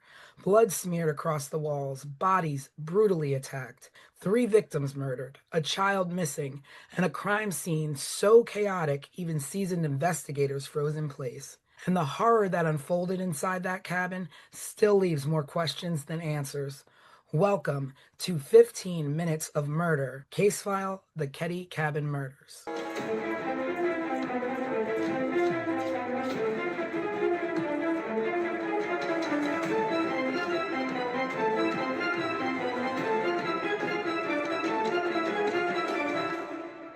Hello, everyone. Happy Sunday, and welcome to the full podcast version of 15 Minutes of Murder, where we are going to deep dive into the Ketty Cabin murder case.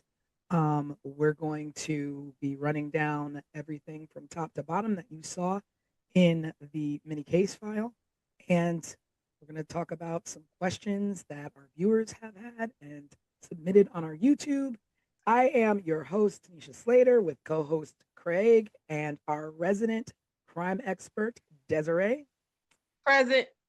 So we're going to be jumping into a deep dive of this first case that we've done, the Ketty Cabin murders, where a family was slaughtered in their home in a tiny mountain resort. And it's basically a 40-year-old mystery riddled with corruption. So this happened on April 11th, 12th, Ketty, California. The victims are Glenna Sue Sharp, who was 36. Her children, John, 15, Tina, 12, Ricky, 10, and Greg, 5. John and Tina were actually murdered. And John's friend, Dana Wingate. 3 youngest boys survived the attack. One of them was a friend of the young boys, and they were asleep in the back room. So we're going to get into the background of the Sharp family and a little bit of the background on Ketty. So the Sharp family, they were a military family, and Sue was in a bad marriage. They lived over on the East Coast, and she went out west, with her kids to make a better life for them. Wound up in a small town in Ketty, what she did for work. And she was receiving money actually from the US Navy through her husband, through her ex-husband. And it was only about $250 a month. Right. She worked a part-time job. Again, not making much. I'm sure she got by with what she could.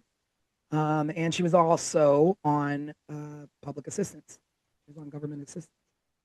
And I So, think she also received some kind of stipend for school or something like that. oh yeah, So she was yeah. in I college, remember.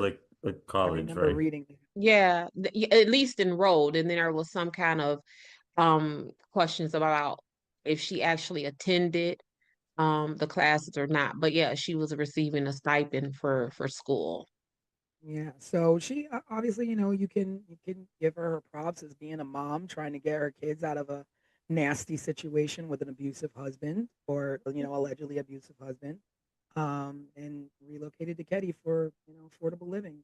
Um, She had a brother or somebody that lived near Ketty, California, right?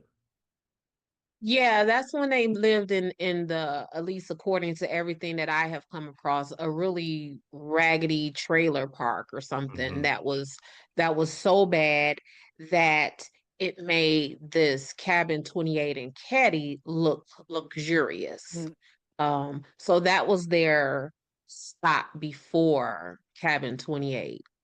yeah, and we keep saying cabin, and like you think of like a little small cabin in the woods, but this was a sizably large home that they lived in. It was once a vibrant railroad resort Hmm. town. It was thriving. But by the 1980s, it was run down. It was isolated. There was crime. Crime was getting, on the rise, and it wasn't so much of a safe place. You escape one, nightmare, and Hmm. walk into another. It happens. But a small population. I think, Des, you said, when you say small, we're talking Small. small. We're talking if the three of us, along with maybe two other people, we could count the amount of residents on our collective hands and feet, right? I believe the Google census search that I did said it was like 100 people in Caddy. I have worked dozens of cases where there have been more than 100 witnesses. So we're not talking a lot of people. Like if we were to probably to count up the people who lived on any of the blocks that either of us live on, we would probably come to 100 folks easily. Yeah, yeah. But when that's all that's in your town, then everybody knows everybody. You all know Everyone knows everybody. everyone. Or if you don't know everyone, you're related to half of the town. So, Right. the fact that, it's a small town and the fact that there was poor police oversight from the Plumas County Sheriff's Department, kind of puts this case in a tricky situation of being unsolved all these years Mm-hmm. later. Mm-hmm. So, let's get into some social dynamics of the town. So, supposedly there was some resentment towards Sue and tension with neighbors, um, jealousy, rumors floating about. Um, I don't know exactly what this jealousy was stemming from, Mm-hmm. but I could only guess that it might have been her neighbor and little thing happening there between her neighbor's husband, who wound up being a suspect for a minute. From the things that I've seen, I would kind of, I don't know, I would kind of describe Sue as maybe like a hot girl. I get from her that she was like maybe pretty and like the new girl in town. Um, that's the vibe that I get from her. And you know how it is when it's the even like think about when we were in high school or elementary school, when the new person comes, everyone is like, "Ooh, a new person. Let me look at that person." But I get that vibe from Sue that she was just like that girl. Whether because she's Sue Sharp and just that girl, or if she was that girl because she was new in this community. But I get that it was a lot of jealousy around Sue. And there's obviously things floating around of Mm-hmm. possible drug activity, Mm, uh, transient residents in and out. mm-hmm. And you mix a lot of that. You don't know how much she got mixed into. And I also wonder if she knew that's what she was coming into, being that she had family in Ketty. Did she know that's the kind of town she was walking into with her kids? Yeah, I don't know if because see, what I don't know is how long her family was in that area, right? So if her family was there long enough to know that this was kind of like a shady population, and they were just like, "Hey, sis, bring the kids to come out here." But it definitely was a shady population. And I think somewhere I read it was because the the sheriff lived there in cabin 28 previously, and it was some kind of scuttlebutt about the sheriff living in cabin 28 and therefore being surrounded around a lot of lawlessness amongst the community with him living in 28. So it was, it was a shady environment. No, so I was gonna say, like, one of the things as you're setting up and going into the intro of the stuff that we're talking about, something that has always stuck in my head is the husband's name is John. I'm Mhm. sorry, James. James Sharp is Sue's ex-husband and this military person. What do we know about his discharge or whatever from the military? You know, Like, I don't know much about what yeah. going on. Like I'm wondering what was because it was the allegations that he was abusive to Mhm. Sue and the children. And the military, they have a whole nother set of rules. Like you can't be Oh over yeah, here with this mess, right? So not I'm at all. wondering if like he was discharged from the military and what that looked like Yeah, in his that is definitely interesting. And you also wonder, like, what uh did he have any role in or say with her taking the kids, or was it, she yeah. just got up and left? Because even like how much contact would he have had with those kids? Because what we know about children, they gonna run their mouth Yeah. and they gonna tell everything. And if he was on the phone with any of those kids at any time and Sue had some mess going on in and out that house, Dad, mommy was hanging out with so and so and so and Mhm. so, and mommy was, you know what I'm Well, saying? but we have to remember too, it's 1981 or It in the early is. 80s, and we didn't Yep. have like quick, call up dad on FaceTime and tell him all about Yeah, what but mom did but on the even if weekend. even if it was a pay phone call once or twice a month, kids are always kids. Kids are always going to tell. So even if it was that monthly call, it would have been mommy, daddy, mommy has been hanging out with these people. And as Yeah. far as the investigation goes, um, was James ever part of that? And did he ever report back to the investigators any information that the kids would have given him about the company Sue was keeping? True. Like, just where is James? I think that's a good question. Like all the research I did and all of the background I read about this case, they mentioned him and they mentioned that she moved a pretty long distance from the east coast of Mm-hmm. the US all the way out to Ketty, California, which I believe is like northern mid California somewhere up Yes. in the mountains. But that was the extent of it, just that he was abusive and that she bounced and took the kids with her. Yeah. Because I'm gonna tell y'all, when I'm working cases and I really want to find out some good stuff about someone, I will go into the family court side because typically courts have two sides, the criminal side, well, maybe three, criminal, civil, and then family. So I would then go into the family court side and run a person's name to see if there were any divorce filings, any paternity filings, any child support filings, and I will go and talk to that person and get tons of information from those people. So essentially, I'm going to find your baby mama or your baby daddy to give me all of the tea on you as an investigative tool. And I think that Mhm. if they didn't do that with James, they may have missed Mhm. a lot of information.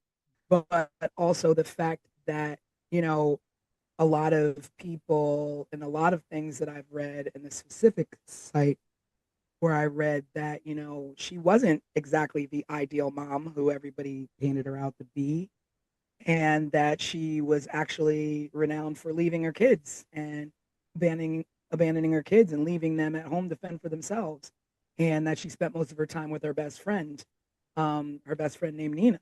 So, I mean, you just don't really know what happened, you know, because Right. but when I, people are saying, you know, I mean, people are quick to say when you leave your kids, when you're not a good mom, people are quick to, you know, point that out and just, you know, spread that. yeah, and then I mean, again, you just said it is 1981. So was she leaving her kids, or was Mm. she just like, because in 1981, leaving your I kids looked, mean, I mean, I was a latchkey kid. I had the I green string with repeat swear, on my neck. in 1981, it was you leave the house in the morning when you wake up, and then you come back at maybe street light time or something like that. So to say that she left the kids, right?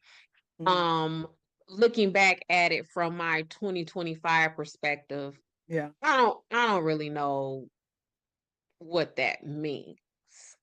Because we were all left if that's the case.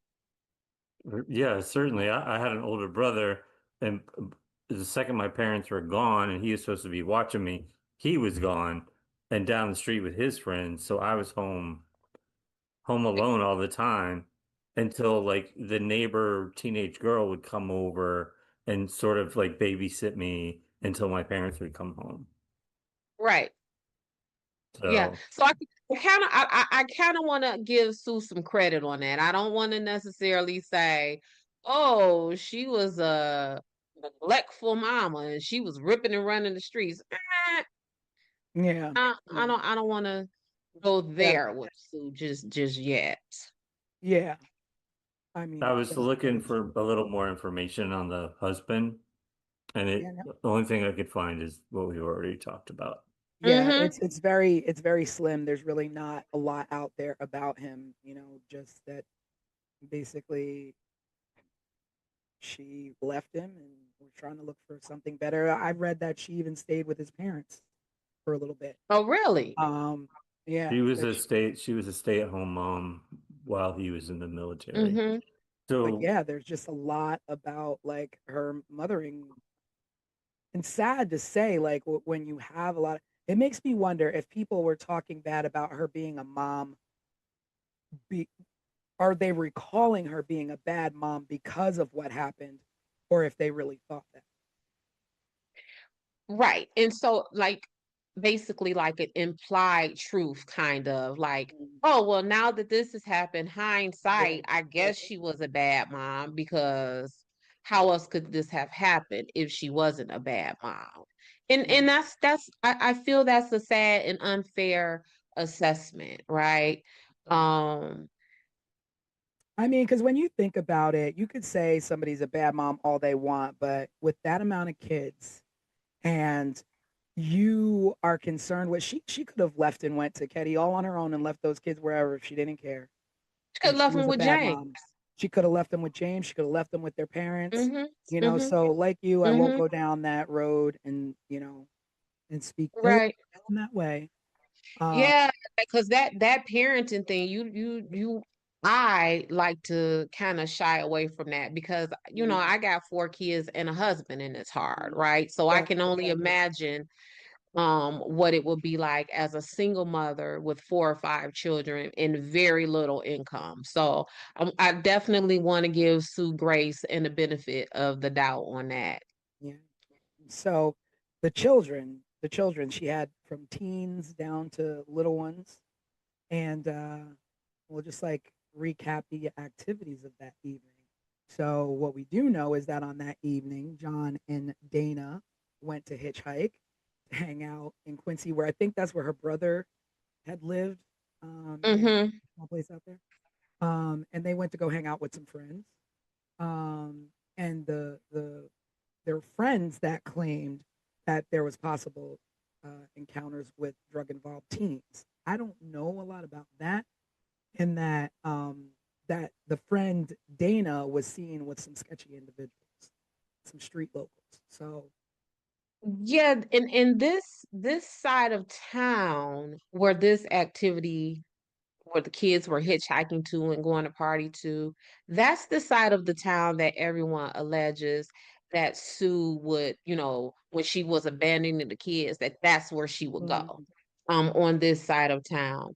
Um, and it was some like conflicting information about how the boys got back home and who took them back home and was that those sketchy people they were with in yeah, this were they sketchy part of followed? town. I mean, that's true too. If the kids Yeah, were like involved in something that mom didn't know about, did the kids owe money? Did the kids, yeah, get too cocky out there? Like we don't know. And yeah, and and who exactly was Dana Wingate? Like they couldn't have been, lifelong friends. These are new. This has to be a new friend. You don't know who he was or what he was into or what he got John into. Because I mean, you could go off on any angle and be like, oh, it was the kids hanging out with the wrong people, or it was right. Sheila hanging out with the wrong people. It was the neighbors who were jealous. There's just Yeah, so and that's what has frustrated me from the top to the bottom about this case because it has just been left with so many possibilities, right? So at some point, if we start off with 10 theories or 10 possibilities, at some point a thorough investigation will narrow that down. So now we went from 10 to now we're at 6. But with this case, all of these possibilities and all of these theories have been just left to fester and survive 40 years later. So we've got John and Dana who went off and they were out hitchhiking, doing whatever, young fellas do in the 80s. And Mm-hmm. then, you got Sue and the younger kids at home watching TV. Now, it's Sue, her two younger boys, and their friend Justin.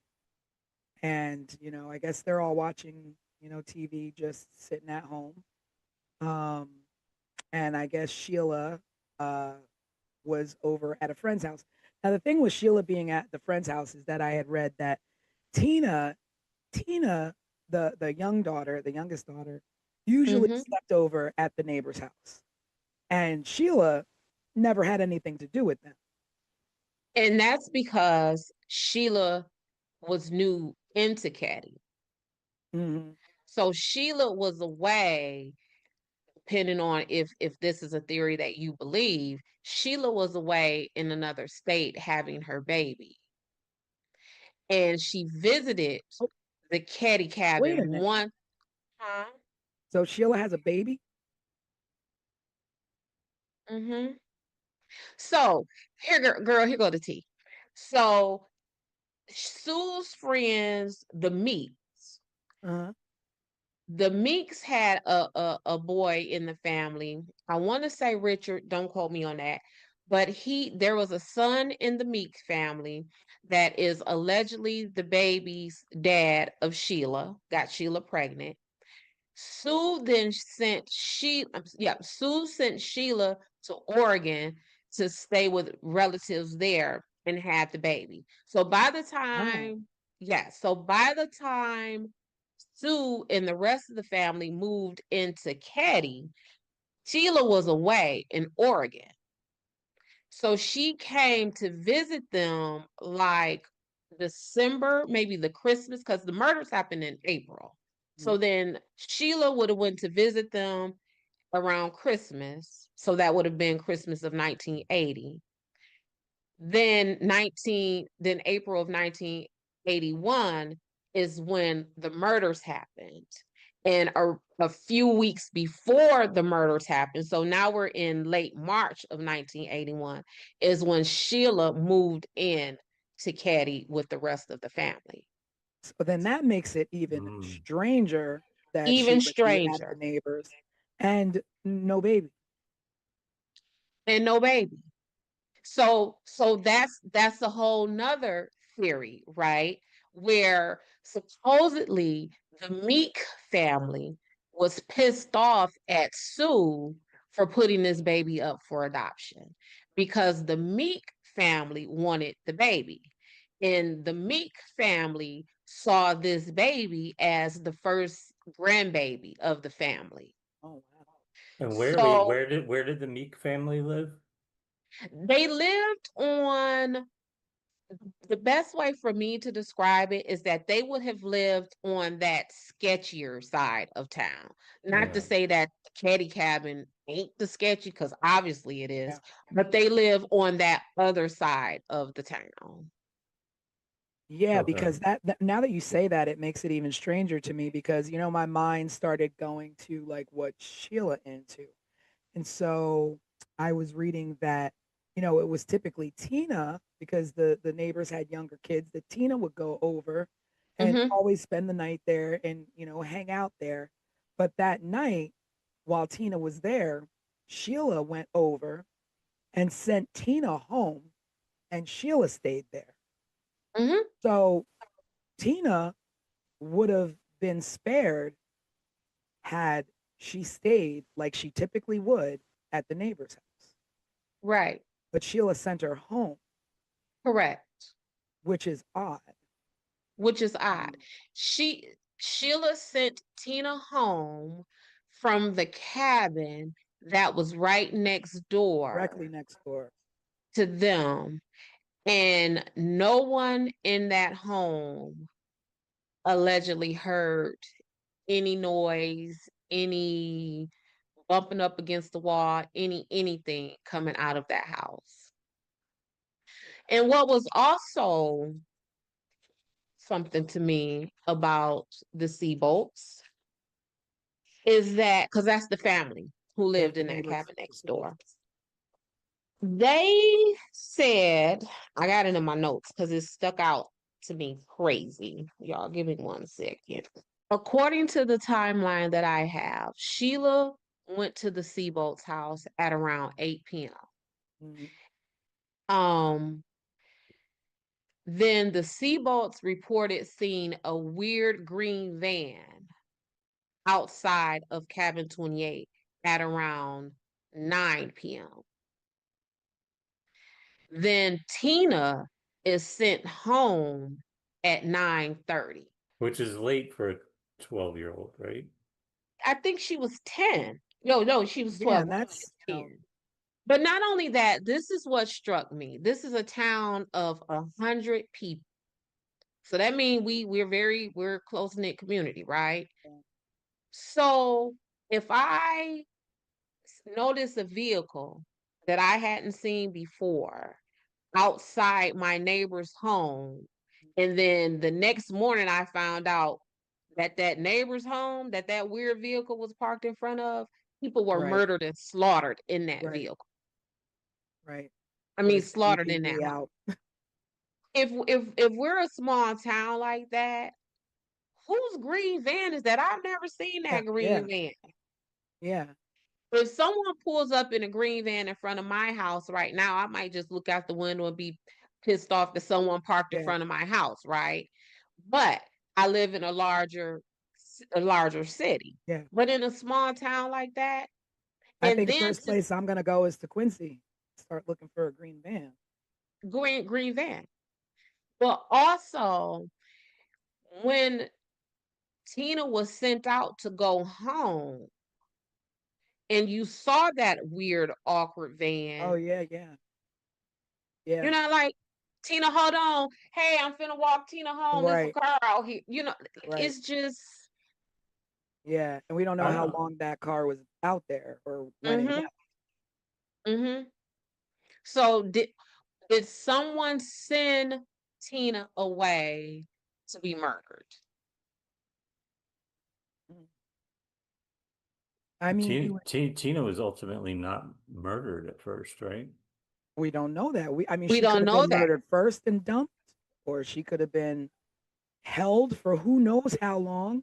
Mm-hmm. She could have escaped from her captors and died on her own.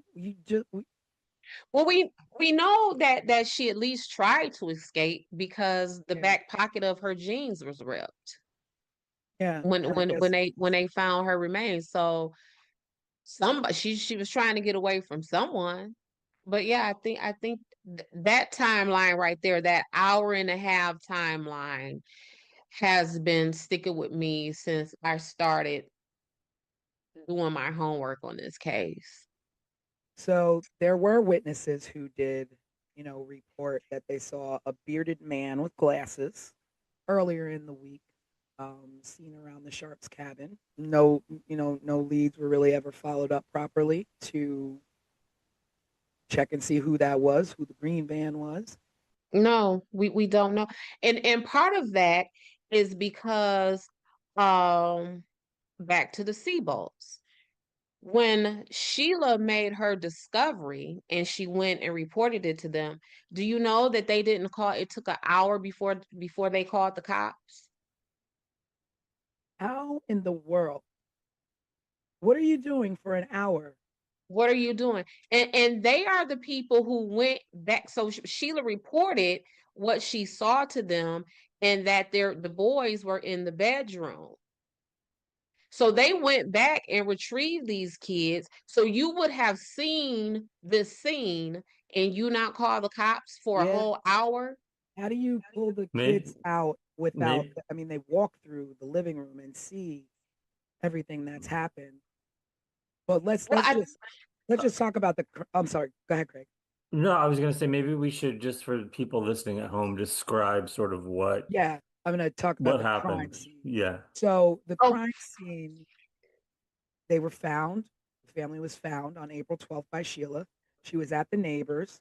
She got up in the morning. She walked home, opened the door, and found her mom, John, and Dana mhm, slaughtered in the living room and bound with medical tape, bludgeoned, stab wounds, blunt force trauma, blood splatter everywhere, uh, everywhere. everywhere. That it literally looked like there was just complete struggle and hours of torture. Hmm. Um, there was a knife that was bent in half. Like, do you know how much force it takes to bend a knife in half when you're stabbing somebody? That's violent. That is brutal. That is hatred. That is zero Hmm. regard for human life Hmm. and zero regard for a mother and children. Um, a hammer was used. Hmm. To murder with a hammer, that is that's monstrous. Yeah, and in my work, um, knives, stabbings are some of the most personal um crimes, right? We know if I'm working a case and the victim in my case has been stabbed, I immediately think of the closest people to that victim, who has the most access to him, who, whether that is physical or just like in the family, in the friend unit, because a stabbing Yeah. is a very intimate crime. Um, One of Sue's wounds was so deep that it touched her spine. Like that is the force. And just think about your torso, your body right now, like where your spine is. You know what I'm saying? Like someone would have to force that knife through your torso, through your chest cavity or wherever, and reach yeah. your spine. And your spine is deep in there for a reason. Yeah. And And It's so, protected. that knife I in the pictures, it almost looks like they would have had to like push down on them, like Mm-hmm. almost cave them in a little bit to reach down in that deep. Yeah, I don't even know how you would the direction and motion you would need to stab someone to get to a spine. Like, I don't even, medically, I don't even know how that's possible. If nothing else, like I said, we were created for our spines to be hidden and protected because they are literally the backbone, right, of our existence. And for you to reach that, and So I I want to mean, say, just for our viewers who are like, love timelines and accuracy and things like that, Sheila allegedly returned home that morning to make this discovery at 10 a.m. so the kids, so you're Wow. thinking kids. Now that I'm thinking, like, kids are early birds, especially that age That of young, the yeah. children that were. Mm-hmm. There's no way they didn't get up and walk around that house before Sheila got there and possibly Mm-hmm. seen what was happening. The neighbor, was it the Siebel father was the one that went to the back door to get the boys out? The boys that survived came out the back door. They didn't want to take them through Mm. the house to see the murder scene, essentially, is what I read. Yeah. And so I get that, but what also I don't get about that is if you walk into the home and you see all of that carnage and you see in this other room over there that there are alive people, you just leave them there. You don't say, "Come on, y'all, let's get out of here." You what do Yes, you she left and she went back next door, right? right? She went back next door, but if she would have saw them, why wouldn't it have been, "Come on, y'all, let's get out of here"? Or if they saw her seeing them, then why didn't they say, "Don't leave, Sheila, don't leave, take us with," you know what I'm like? I don't know. It's just so hard because it's just like, you want to put yourself in that situation, like just visually to try and think of what you would do or what happened. Mm-hmm. But if I walk in the door and I've just gone through having my own child, let alone these are my baby brothers, like I'm storming through there, I'm going out the back door with them. Is someone still in the house? Are they still Right, there? right. Like, how do you? Where's the sister? Where's my little Yeah, sister? where's my little sister? Like, what? Yeah, so what are they? Ricky, Greg, Justin, where is Tina? Yeah, Hmm. Yeah. I mean, Where's Tina? So it's again, it's we could do this. This caddy stuff is enough to but carry. it's like the theory or whatever is that either one, the killers weren't threatened by young kids or even worried about these kids being able to identify them or be able to pick them out of a lineup, or they knew them and were like, let the kids, that's not what we came to do. But what did you Mhm. come to do? Like, what is the Right. point? Like, why? And there goes the motive again. Why? Why? Like, Yeah. why do you slaughter a mom and her two sons? Were you there to murder Sue and the younger boys intervened and you had no choice there? Mm-hmm. Or were they all sleeping? Like when the boys came home, like what were they doing when they were approached or when someone broke in? Did they break in? Did they sneak in? There was no signs of breaking in. So they Right. obviously just came in. Right. Yeah. Well, no one needed to break in, because the way the house was laid out, like you see how the in the pictures, the front of the cabin looks very cabinish. Mhm. And the back of the house looks very houseish, Yeah. right? And that's because it's a addition back there. And the older son, I want to say is John, he lived back there. And there was only one bathroom. And so they kept the house open so that John could come in and out to access the bathroom and, the kitchen and, sit around with the family. So the door would have always been open. No one would have needed to break in. No, there wouldn't have needed to be a sign of forced entry. So like thinking and knowing and knowing about the case, three basically grown-ups, because when you're a teenager, you're big enough. Mm-hmm. I mean, you see the boys, they're not little, you know. They were So 17 at the time, right? yeah, so I mean, Mm-hmm. they're nearly on their way to being young men. So there were multiple weapons. I mean, I don't know from experience, but I do know that murdering someone is a physical, exerted activity, Mm-hmm. um, because you're fighting someone to overtake them. And Yes. so, can one person overtake two boys and a young mom trying to protect her kids? So, is there more than one? Yeah.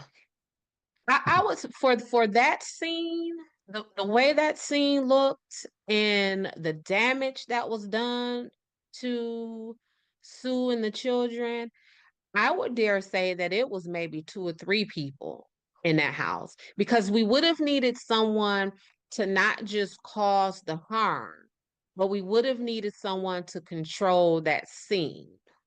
Because otherwise, you know, someone coming out the window, Yeah, someone's running out the back door. And yeah, in fact, while we're talking about the back door, there was a weird fingerprint or thumbprint on the railing of the back stairs, and linked to who? unidentified. Yeah, that's what. So, Ketty, this is what we're talking about. And but that jives with maybe that's the reason why there is no forced entry, because if you are Sue's friend and you visited the family regularly, you would probably know that they kept that back door open. So if you're coming in to murder them, Yeah, where are you coming from? You're coming from the back door, and you may have planted that thumbprint on the rail as you're coming up and down the stairs. But yeah, that's the well, cabin. Well, yeah, but so that takes us to the investigation, right? Which had all kinds of problems. Oh, some of which we've already discussed. Yeah. Let me say this too, y'all. So this is the full timeline that I know it. So we have Sheila going to the Seabolt's cabin at 8:30 p.m. that night. Then the Seabolts reportedly see the van outside cabin 28 at 9 p.m. Then Tina leaves the Seabolts to go home at approximately 9:30 p.m. Then John and Dana, depending on who says it, arrived home at sometime between 11 and 11:30 p.m. and then the murders supposedly take place between we don't know. Between we don't know. So around 1:15 that morning, the folks in cabin 16 woke up because they heard noise. Marty and Bo left the bar that they were hanging out at. Who is Marty and Bo? So Marty, Marty is I know who known. they are, but we I know. we should explain Go who they ahead, crime are. expert. we're Yeah. about to. We're about to. Okay. So Marty Smart is Jason, one of the little boys who are in the bedroom. That is his stepdad. I think it's Justin or Jason. Justin, Jason, what did I say? It was Justin, right? Okay. Justin. So listen, I'm a mom. I don't even know my Whatever kids' your name names is. sometimes. Yeah, whoever you are, that person. Um, so that's his stepdad, and Marty is married to Marilyn. Bo is Marty's homeboy. So they were at this bar acting a mess and drinking and fussing and causing a commotion, and they left the bar at 1 a.m. Now And the two of them depending, were actual suspects. they were suspects. That's where this is going. So they were the suspects. They leave the bar at 1 a.m. And not only are they actual suspects, but the legend is that Marty was having an affair with Sue. Mhm. And Sue may have told Marilyn, who was Marty's wife, that of this affair. And so, Or I heard or read what you that hear she was trying to convince Marilyn to leave her husband. to leave? So Marty and Bo at the bar, hanging out, whatever, they lit. Then they come. So then we got the people in cabin number 16 hear some noise and commotion at 1:15. Now, Marty and Bo allegedly returns back to that bar at 1:30. So what's the So time frame between they leave the bar and come back to the bar? 30 minutes. 30 minutes. Exactly. Mhm. That's a whole lot of stuff to have done to a whole lot of You're people. talking about travel time. You're talking about, and you can't, there's no cleanup. You're going to have blood all They over gotta you. clean themselves. Yeah. You can have blood all Mm-hmm. over you, and to murder Mm-hmm. 3 people in 30 minutes or less than 30 minutes, maybe 10 minutes, you're And leaving fingerprints. you're gonna want to sit down, because Yeah. if you're stabbing someone so hard with that much force where you're reaching their spine, you're tired, you're out of breath. It makes me wonder, like, why they're even suspected. Like, was it solely on the supposed affair, or because they were at a bar and left the bar, they were Well, hell bent? one of the young boys that survived out of the three described them. Mm. But Remember, he he was was, describing, but then Justin's just allegedly describing his dad. yeah. Correct.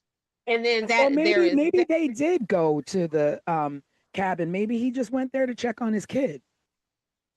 I mean, that's a yeah, possibility. that's a whole nother set of, like, a whole nother level of twisted though. Like, I am going to go into this home where my stepchild, if you want to be specific about it, where my child is asleep and there to have a good time with their friends, and I am going to go in this house, me and my drunk homeboy, and we're going to slaughter everyone in this house while my son is in the back room. Yeah, but I mean, maybe they did leave the bar in that 30 minutes, Mm-hmm. go visit, Okay. but nothing had happened at that point. They just Nothing called, happened. check in, and then Went back to the bar. go back to the bar. Yeah. Right. But So I don't. you don't think What'd that you happened? say? You don't think that happened? I don't think what happened. That they just kind of popped in, checked in, and then went back to the bar? Um, Because that places I them at just the scene of the crime, but doesn't mean they did it, because at the time that they arrived, maybe, the murders hadn't even happened yet. more than that, I just question the timeline. Not necessarily that they didn't, like, really do it, because maybe they did, right? But I know for sure they didn't do it in 30 minutes. I know that for sure.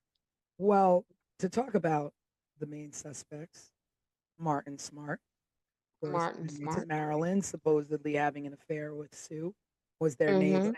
He was also Mm-hmm. an abusive man to Marilyn. And it's reported that Sue was trying to help Marilyn. I guess, she'd been through it before with her husband, James, or her ex-husband, Mm-hmm. James. So, I mean, she could have been just helping him out. I don't know how true this affair, business is. But Right. the smoking gun here is that the hammer used in the murder was owned by Marty. So the hammer belonged to him. And the fact that he told his therapist that he killed Sue. Why he Well, would. so there are supposedly two hammers. Mm, And the hammer that was found, weirdly found 35 years later, I believe, is the hammer that Martin says matches the description of his hammer. I don't think that the hammer that was left neatly and nicely on the table in Sue's home was that knife. I So mean yeah, that let's talk about the weapons, like where they were. The hammer was left on a table. Like, I mean, and then also yes, you leave the murder weapons. Like, who correct. leaves behind murder weapons? And you leave them not just scattered about, like where, like, okay, so if I beat you with a claw hammer, that claw hammer may be left next to your body because, whoo, I'm done. I done beat you, I'm tagged. But for them to leave the butcher knife and the claw hammer um still bloody on a table, that's like a weird level of care and Yeah, concern.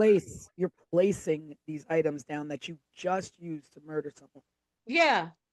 So are you what so when I try to unpack that in my investigator brain, it's like, is that a level of I don't care who finds out about this? Like, is that from a level of complete disregard? Maybe because Or not just I don't care who, it's that they know right, and but nobody. this is where I was going to go. Do you, because if we're going to run with the theory that Martin Smart and his homeboy did this, did Martin Smart and his homeboy leave those weapons at that table because they disregarded being caught because they are close friends with Mhm, Sheriff Doug Thomas? And if mhm. I just killed these people, I don't care where I leave this nice. My homeboy is the sheriff. He got my back. So at that point, she was still kind of the new, the newbie, but she'd been living there for months. So she kind of, integrated into the town. Integrated, I'm Mhm. sure people, adored her kids or, Well, integrated enough to where, she allegedly is sleeping with this woman's husband. yeah. Integrated enough to where her children were staying the night at other people's True. cabins and other people's children were staying the True. night at her Well, cabin. because my thinking was like nobody's gonna care because this is the new woman in town. She's not from here. Nobody's gonna care what happens to this woman or her family. Yeah. There is So some we don't kind of have to a, cover our tracks. yeah. And there was one more thing that I did read, which was strange. So I read that Ketty, the electricity in Ketty, the light supply or whatever, was the lights were controlled by cabin 28.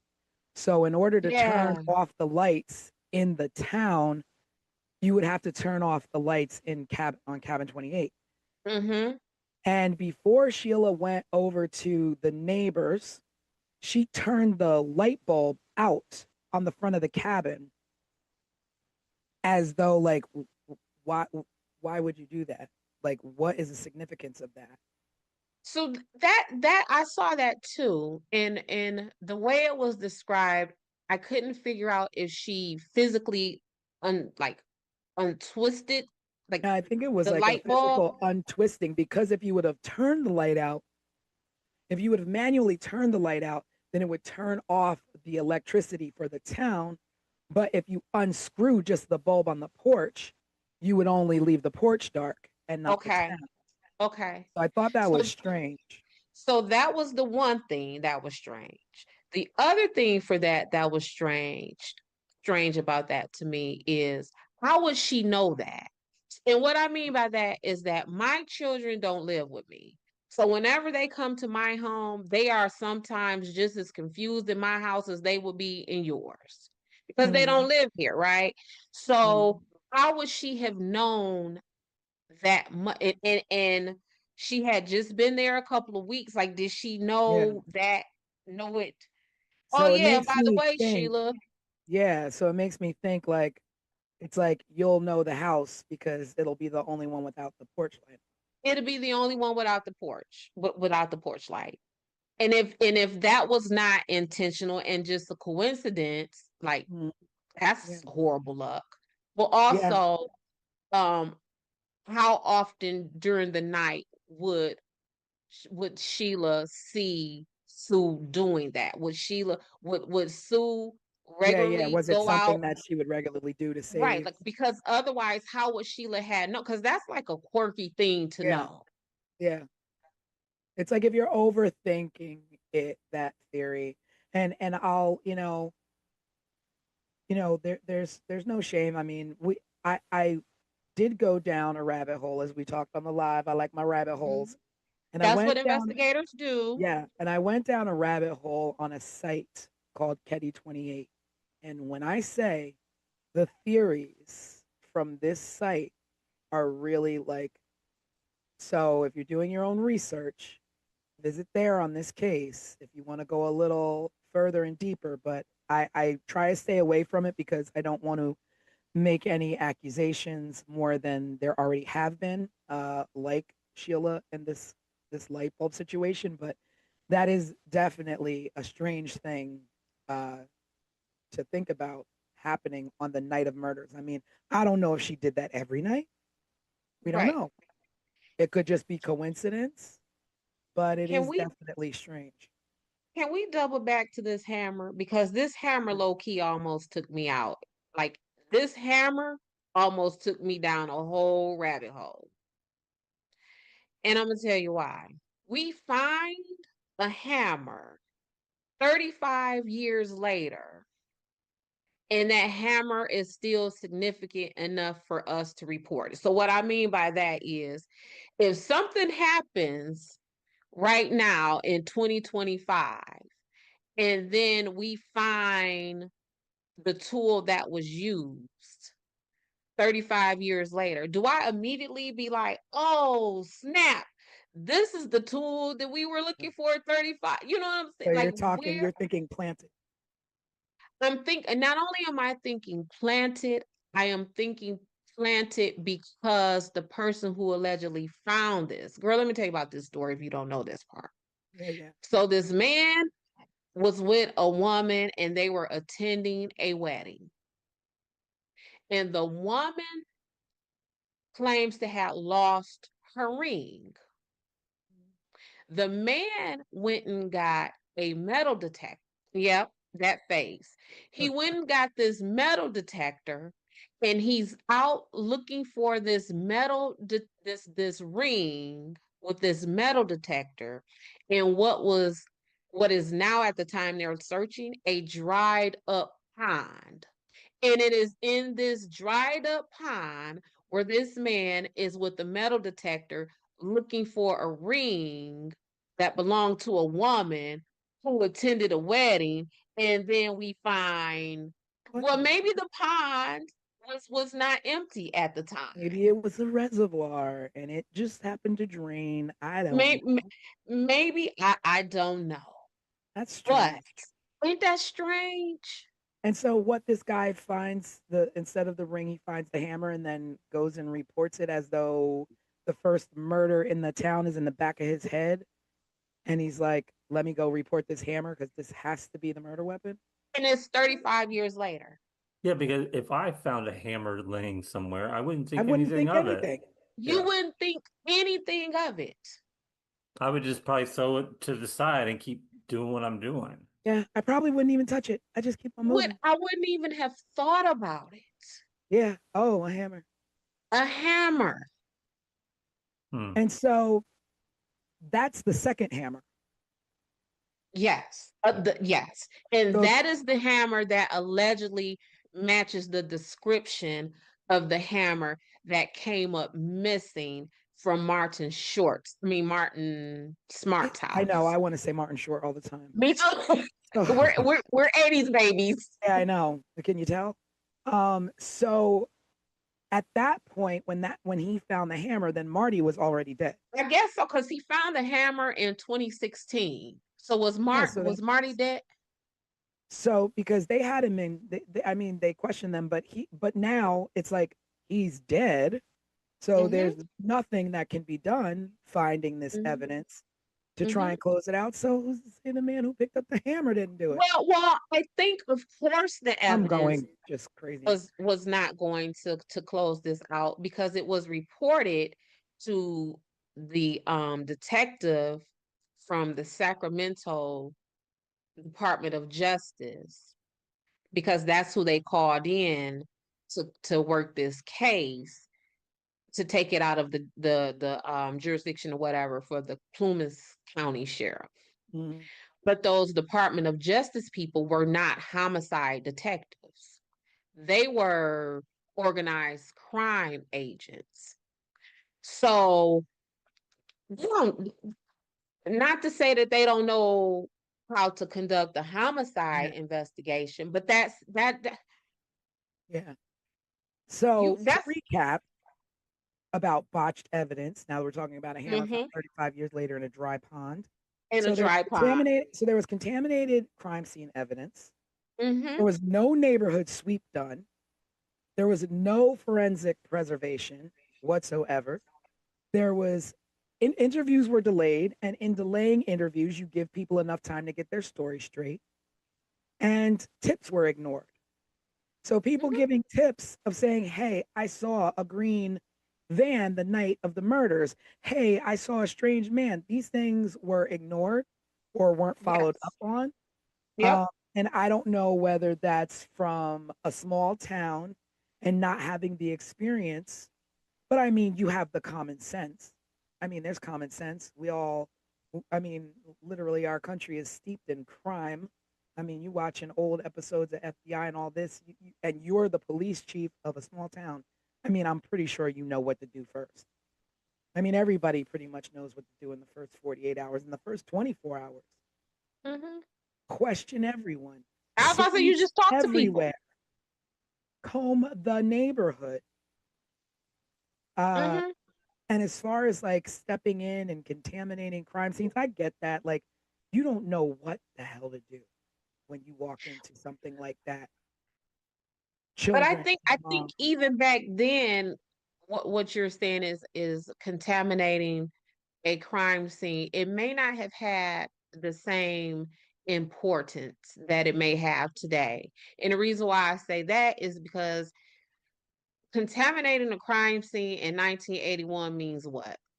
it Because means walking in the half the front door with your hand and turning the door. It means stomping and because walking all over. because half of the technology and science that would have been used to comb through that didn't even exist in True, 1981. So true. what But again, you don't want to walk into a crime scene stepping on blood spatter or touching anything. Touch nothing. Even I know, so grab a pen and pick up the yep. gun with a pen. Like, don't touch anything. And I can't imagine what they did walking in there, collecting Well, evidence. and And not just them walking in there, but the Seabolts, whomever from the Seabolt cabin had to go in and get the kids out. Even if they took the kids through the back, that is still a crime scene. what Did you It's anybody do. question the kids?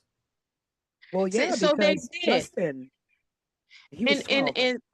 yeah, they talk to the kids, and Justin is the one who gave them the varying descriptions. So at one time they interviewed the kids and Justin said he saw this. And then another time they interviewed the kids, Justin gave a different account of what he saw. And that's the part where I say they needed to call in that forensic psychologist, because at that point we need someone who is specifically trained to withdraw that kind of memory and recollection out of someone through their trauma, through their sleep, taking in account that they are 10 years old or 12 years old, or however old he would have been. To just have a regular homicide detective to interview those kids, they got what they got because Yeah. of that. But also, like when he's saying if a kid, if they're claiming the kid slept through the night and saw nothing. Mm-hmm. How do you have Justin who is telling you what he saw? And Mm-hmm. if he saw something, did he see men hanging out there before he went into the room and nothing and everything was fine? And they knew these people who were in there and that's what he saw? Or did Or he how see the murders happening and ran back to the room? Like the questioning of the children, the ball was dropped there. or how about did you see your daddy? Yeah. Hmm. I mean, I mean, we don't know what's in those case files of Yeah. what Mm-hmm. was said Mm-hmm. or Yeah. what questions were asked to them. Yeah. Uh, Did you see your daddy doing this? And is that also why Justin gave varying descriptions? Because did he see his daddy? And oh snap, I did see my yeah. daddy. So let me hurry up and change Oh this wait, to I make don't sure. remember what I saw. It was Right. blurry. Now I don't remember. Mm-hmm. Mm-hmm. Yeah. Well, that would make sense if he did see them before, just hanging out. But then they have the alibi of being at the bar. But then is everyone at the bar telling the truth? I mean, we don't have, surveillance cameras to prove when they walked in the bar, Right. when they walked out of the bar. They might have never even been at the bar. Mm. They could have been at the house the whole time. And the truth of the matter is, who, even if all of these things were reported, so if the Seabolts would have said, hey, um, we saw John Smith in that green van, or if someone would have been able to identify this strange person in these glasses, or if someone was able to provide the name of this person who just so happened to find his hammer 35 years later. If someone would have provided all of that information, if the county sheriff is crooked and steeped in the middle of these people, what he gonna do?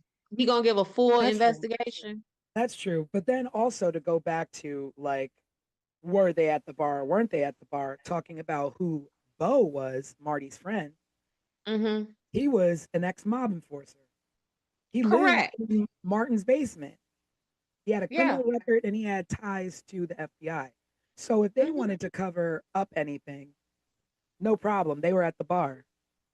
No problem. We're at the bar. Better yet, no problem. We just gonna go ahead and sit these knives on the table because Yeah, we ain't worried about that. We ain't worried about nobody no figuring out what. problem. We'll leave you something to investigate. That'll Mm-hmm. lead to nowhere. We got to leave Mm-hmm. something. Mm-hmm. I mean, that's crazy. And like, what exactly is an ex-mob enforcer? Like, you're it, you get out and they ain't not pulling you back in And they not pulling back in. Well, we know just in a from small neighborhood town. gangs, Yeah. just from neighborhood Where you gangs, been they at? say we can't let you go. Where do you think you going? An ex-mob enforcer. Like An I don't ex-mob feel like enforcer that is from just Chicago. So in a small town. Yeah. somebody from Chicago finna move to Caddy, California, and live in a cabin. No, Yeah. live in someone's basement in the cabin, Yeah. and you from Chi-Town. Nah. That's not happening. Mm-mm. Well, What you about to say, Craig? I'm thinking forward a little bit now because I'm starting now to think about three different things. Um, Okay. the letter that Marty wrote to his wife, where he Yeah, that's going back essentially to him telling admitted his therapist. admitted that he did it. The phone call that came in about Tina and her skull, I feel like it came from a payphone or something. And then I'm also now going back to Dez's theory of this family who wanted the the grandkid that Sheila had. Like, what happened to them and What happened to them? all of this? And Well, I don't do y'all know that that call to report Tina came in almost 3 years to the day that the and do we Katie know murders who the happened? call came in from or it was anonymous? It was allegedly anonymous. Because I feel like Yeah, that's a whole nother element to Mm-hmm. this. Is where did Mm-hmm. Tina go? Where's she been for 3 years? The skull was found 100 miles away from Ketty somewhere. Yeah. So And Tina how old when the murders happened? Who, Tina? 12, Yeah. She was And 12. so at the time they found her skull, she would have been how old? 15, 15. going on 15. But she could have been dead the whole time, you know? She could have been dead for Maybe 3 years. so Craig, you're thinking like she I was see your wheels turning, Tanisha. so you're thinking that the people possibly who no, that's not I'm not What are really, you about to say? I'm not thinking anything really. I'm just making sure we don't leave her out of the story because, Tina. Oh yeah, no. Well, yeah. yeah, no, we're just going down that rabbit hole of that whole who was involved and how criminal it was. Because like But did, I like the sheriff, like talking about the sheriff and being, Hmm. tied to not only Martin but Bo as well. He was close friends to Marty. So again, he was at the bar.